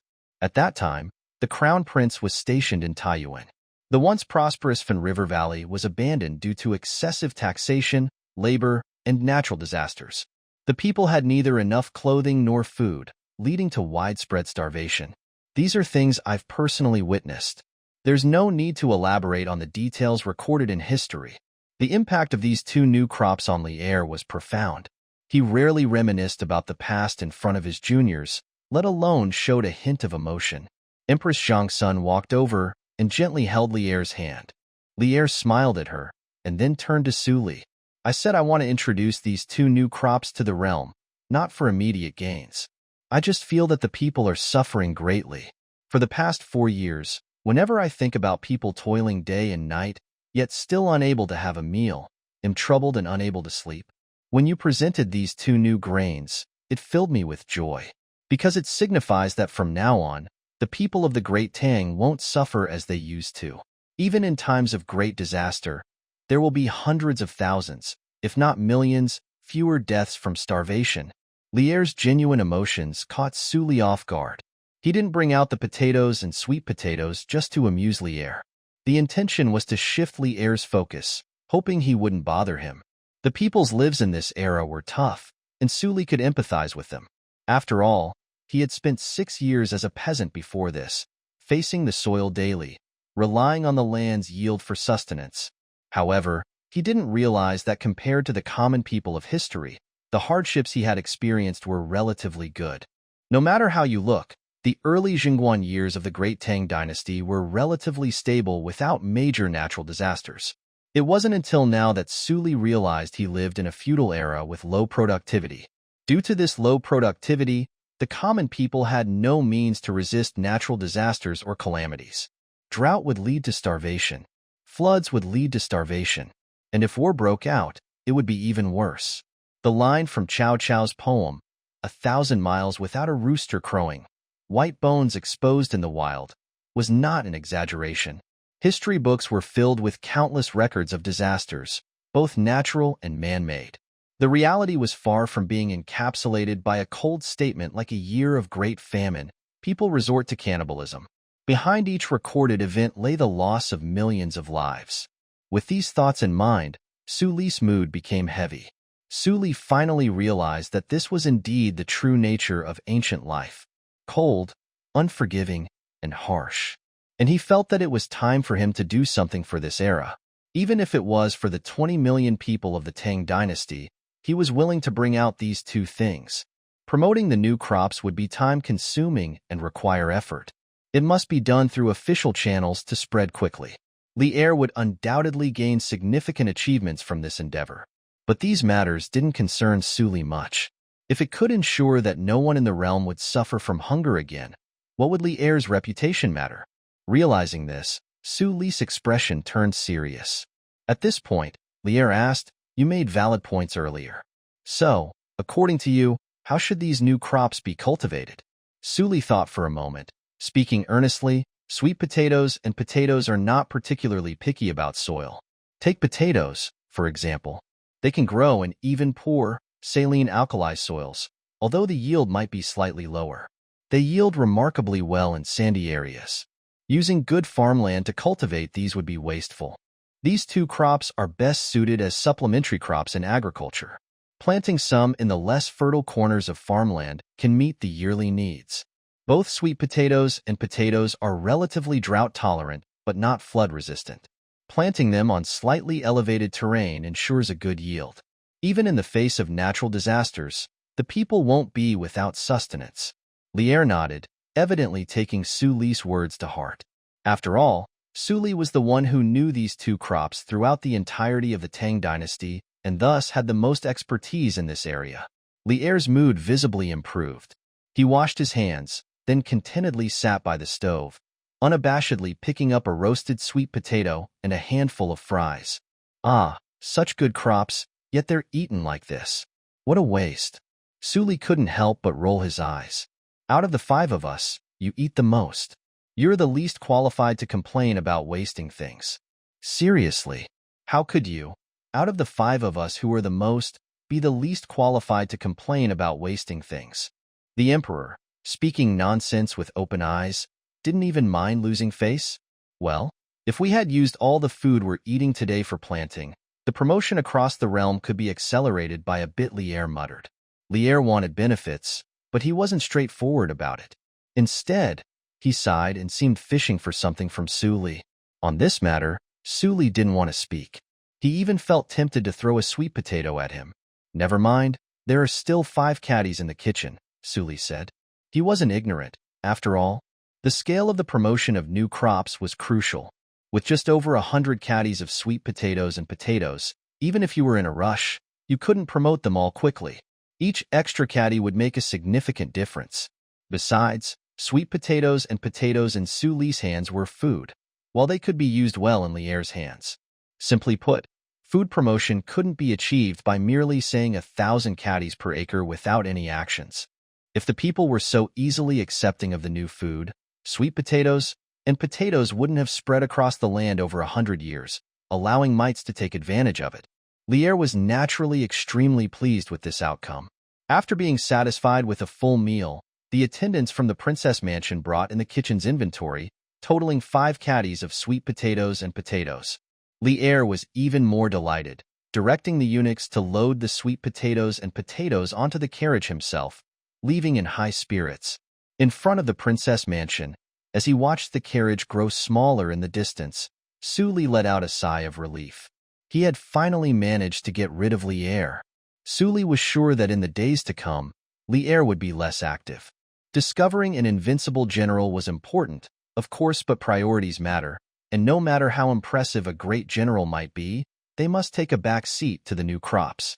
After all, for an emperor, eliminating the threat of starvation to the people was just as significant as expanding territory, or perhaps even more so. Throughout the history of various dynasties, plenty of emperors expanded territory, but even the mightiest dynasties hadn't managed to prevent starvation. The key was that promoting food wasn't just about breeding. It also involved how to promote it, where to promote it, and how to make the people accept it. These were no small challenges. Lier had been mum about how to reward Su Li, even until he left. This behavior puzzled even Empress Zhangsun, who understood him the most. Lier was known for his generosity towards subordinates, and he usually rewarded them on the spot for their merits. If Su Li were just an ordinary subject, Empress Zhangsun wouldn't have said much about it. But as a consort and a member of the Imperial family, Su Li's position was different. Moreover, Su Li had been chosen as a consort by Lier and his wife as a form of compensation for a past incident. It would be a straightforward solution if Chang'e refused this marriage when she woke up. However, Chang'e had recognized Su Li as her husband, and their relationship was so close that they were inseparable. Their bond was the envy of others. Empress Zhangsun could sense that Su Li seemed to harbor resentment towards Lier and herself from their previous experience. She felt that Su Li cared more about how Lier and she viewed him. Empress Zhangsun believed that if they truly treated him as family, any past unpleasantness would naturally fade away with time. By then, asking him to do anything, or giving him something wouldn't be an issue. Lier treated his subordinates with courtesy and respect, but this approach didn't work for Suli. Suli wasn't a common person. He was a consort and interacted with Lier often. He knew Lier too well to be awed by him like an ordinary person would. Empress Zhongsun reminded Lier to consider Suli's feelings and treat him as family. Lier needed to acknowledge that gifts and compliments wouldn't easily sway Suli. Lier couldn't help but sigh and said, "How could I forget? This divine food is like an elixir of immortality to me. But how to reward Suli is actually a problem." Hearing a slight tone of complaint in Lier's voice, Zhongsun Wu Fei couldn't help but be surprised. Can rewards also be a problem? Reluctantly, Lier let out a long sigh. Given his nature, he was always generous, rewarding those who deserved it. What Lier hoped for the most was that Suli would take the initiative to make a request. As long as the terms were acceptable, Lier would certainly be generous. However, Suli gave him potatoes and sweet potatoes without asking for anything. Failing to reward merit was not the behavior of a wise ruler. Moreover, sweet potatoes and potatoes hold significant meaning, and their outcome was remarkable. If the reward was inadequate, Lier himself would feel embarrassed. Lier found himself in a dilemma. But when it came to rewarding courtiers, there were only a few options: promotions, titles, money, and beautiful women. However, Lier had been thinking in the princess mansion for a while and realized that none of these things could sway Suli. The promotion option could be ruled out. Lier considered integrating Suli into the military, but Suli did not notice that idea. Giving him a civilian title was also problematic. After all, not long ago, Lier had personally bestowed upon Suli the title of consort lieutenant, which caused a stir among the courtiers. Though the title of consort lieutenant didn't entail real responsibilities, it was still a significant honor.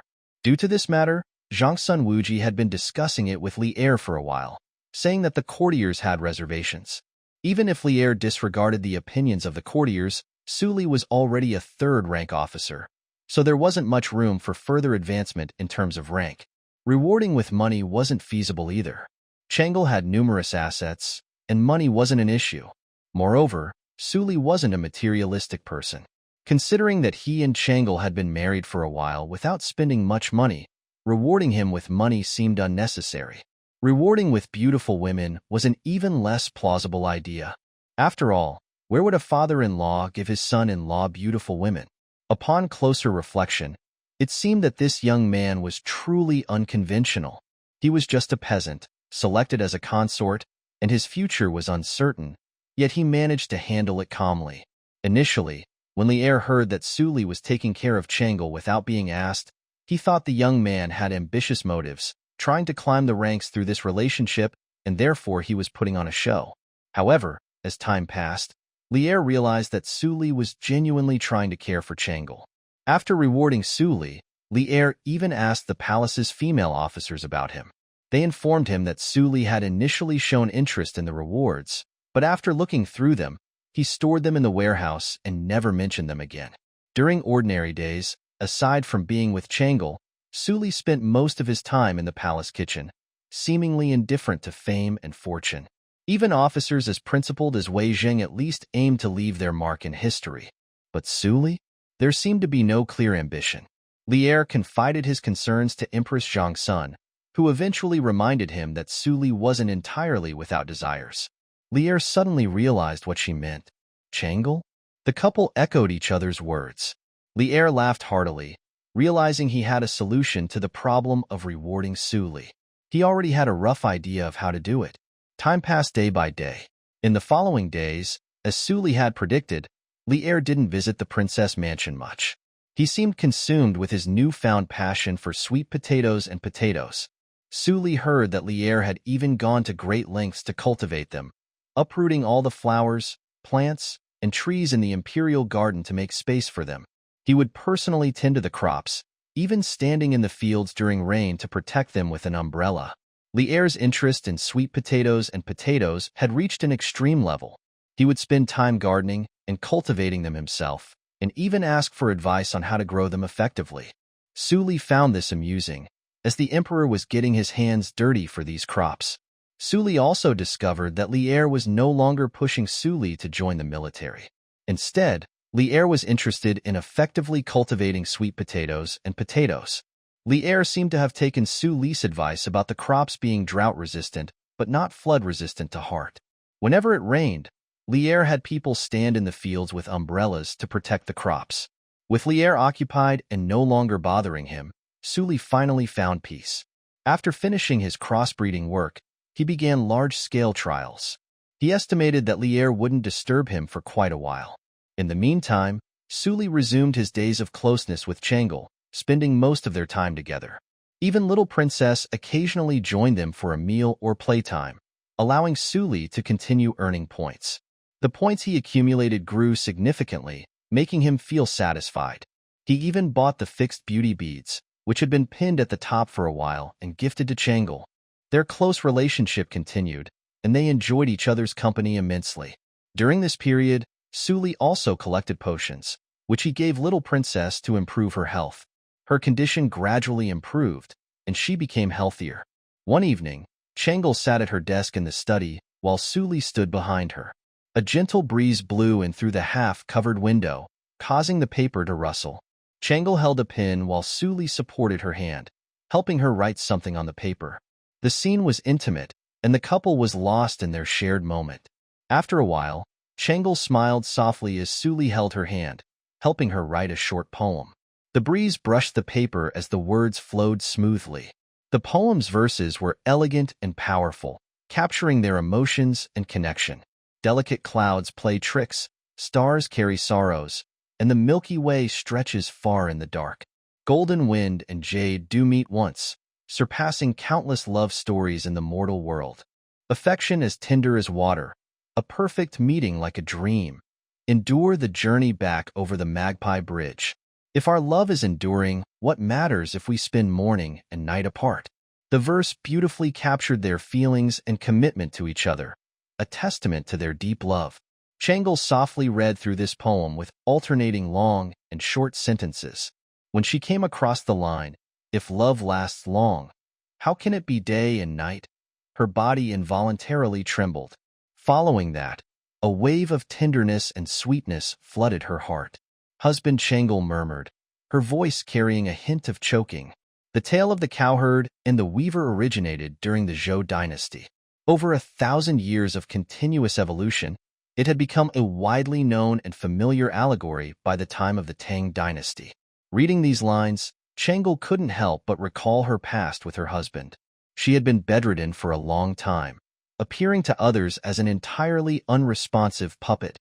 After her husband arrived at the princess' residence, he tirelessly cared for her, never tiring despite the hardships.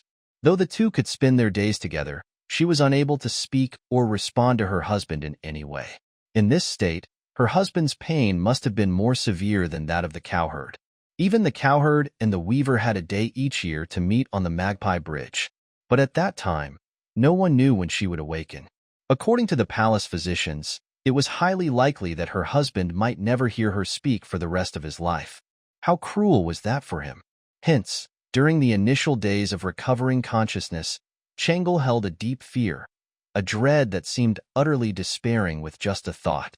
She was afraid that her husband would leave her if she didn't wake up for a long time. It was exactly this fear that led Changel to become deeply attached to Suli. After her recovery, she was unwilling to be apart from her husband, even for a moment. This feeling was felt by those who had experienced the deepest fear. After a prolonged illness, there was no one attending to her bedside. If she and her husband were to switch places, Changel wasn't confident she could care for him for a lifetime. No matter how strong the emotions were, they could not withstand the passage of time. Moreover, her condition wasn't just an ordinary illness. She couldn't speak, let alone communicate with others. In that state, how long could her husband endure? A year? 2 years? 10 years? Changel didn't know the answer and didn't want to ask her husband. This question weighed on her heart, becoming a secret she was unwilling to share with him. However, seeing this short sentence today, Changel understood her husband's true thoughts. If love lasts long, how can it be day and night? If it's you in the end, no matter how late it is, it doesn't matter. This was the answer her husband had given her. Unbeknownst to her, tears welled up in Changles's eyes. She turned around and embraced Suli tightly. Silly wife, it's all in the past. Everything's fine. Suli gently stroked Changles's back, comforting her with a soft voice. The two spent their days in close companionship, their hearts nearly touching. How could Suli not know what Changle was thinking? But there were some questions he couldn't answer directly, so he used poetry to express his feelings for her. He truly didn't think about being a pretentious poet. Writing poetry to alleviate his wife's worries and to make her happy seemed reasonable to him. Changle buried her head in Suli's chest, her shoulders shaking as she finally let her emotions flow, releasing the fear and grievances accumulating within her. As they embraced each other for comfort, a female officer's announcement suddenly came outside the door. Princess Shuiyin is here. Changle hesitated for a moment and then quickly said, "Please, let her in." She hurriedly wiped her tears while introducing the visitor, Princess Shuiyin, to Suli. "Husband, Shuiyin is my dear friend from my past, and her father is Princely Daozong of Jiangxia. She recently went to Jiangxia with her father, so you haven't had a chance to meet her." Suli was surprised by this revelation. Upon hearing the name Li Shuiyin, he felt a sense of familiarity but couldn't quite remember who she was. When Changle mentioned that Li Shuiyin was the daughter of Li Daozong, the king of Jiangxia County, he suddenly recalled. This girl was also a renowned historical figure. Her actual name might not be widely known, but everyone recognized her other name, Princess Wancheng. During their conversation, a graceful girl walked into the study. "Dear, I had heard about your illness and came to visit you as soon as I returned to the city. How are you feeling? Better?" Like a bell, Li Zuyin's voice was melodic, bringing a cheerful tone to the room. "I have fully recovered. I feel even better than before I fell ill." Li Zuyin's face lit up with joy upon hearing this news. Changle approached her, and the two girls immediately embraced each other, sharing stories of their experiences since separation. After a while, Li Shuiyin looked up and examined Suli, gently nudging Changles's arm. "Who is this? Don't you introduce him?" Even though they were in front of Li Er and his wife, Changle was accustomed to being close to Suli. However, facing her best friend's inquiry, she blushed involuntarily. Still, she took Suli's arm and introduced him to Li Shuiyin. "This is my husband, Suli." Li Shuiyin promptly stood up and greeted Suli. Evidently, she had received a proper upbringing and good manners. After the introduction, the two girls sat at the desk and engaged in a lively conversation. Suli observed them with a smile, wondering if he was looking at the renowned Princess Wancheng. With her oval face, delicate eyebrows, and graceful demeanor, Li Shuiyin had an aura of elegance and nobility. Standing at around 57, her height was impressive among women of the era. Her presence exuded both liveliness and tranquility. She seemed outgoing yet poised, radiating a sense of serenity. Her character was clearly cheerful, but she maintained a composed demeanor. However, in front of Changle, she appeared gentle and refined, embodying wisdom and grace. One couldn't deny that anyone who left a mark in the annals of history was extraordinary. This image perfectly matched the historical Princess Wancheng, who had made significant contributions to the Xia dynasty. As Suli observed Li Shuiyin, she was also discreetly observing him. Recently, a story about a peasant being chosen as Changles's husband had spread, which intrigued the aristocracy. Li Shuiyin had heard about this incident and sympathized with her friend, but seeing Suli in person, she found him quite favorable. He was handsome, and she had heard he treated Changle well. Observing Changles's affectionate demeanor and the tender glances exchanged between her and Suli, Li Shuiyin sensed their deep connection. Their affection for each other was strong. Witnessing this, Li Shuiyin couldn't help but feel touched. For Changle, this was undoubtedly a heartwarming outcome. Observing Changles's current state, it was evident that she was doing well and could even be described as extremely content. Li Shuiyin felt a mixture of joy for her close friend and a sense of relief. They continued to chat for a while. "Li Ji, since you've already recovered, why haven't you had the urge to go out and have fun? I heard that you've hardly left the estate during this time," Li Shuiyin suddenly asked. Upon hearing this, Changles's cheeks turned red, and she couldn't help glancing at her husband. The culture in the Tang dynasty was quite liberal and open, not imposing strict restrictions on young women's activities. When the weather was good, it was common to see young women from noble families enjoying outings on the outskirts of Chang'e. Even when the weather was unfavorable, unmarried women who were acquainted with each other would often invite one another for various activities. So, the lives of Tang dynasty noblewomen were colorful and not vastly different from those of ordinary men. Chang'e was still quite young and had been cherished by Li Er and his wife since childhood, giving her a lively disposition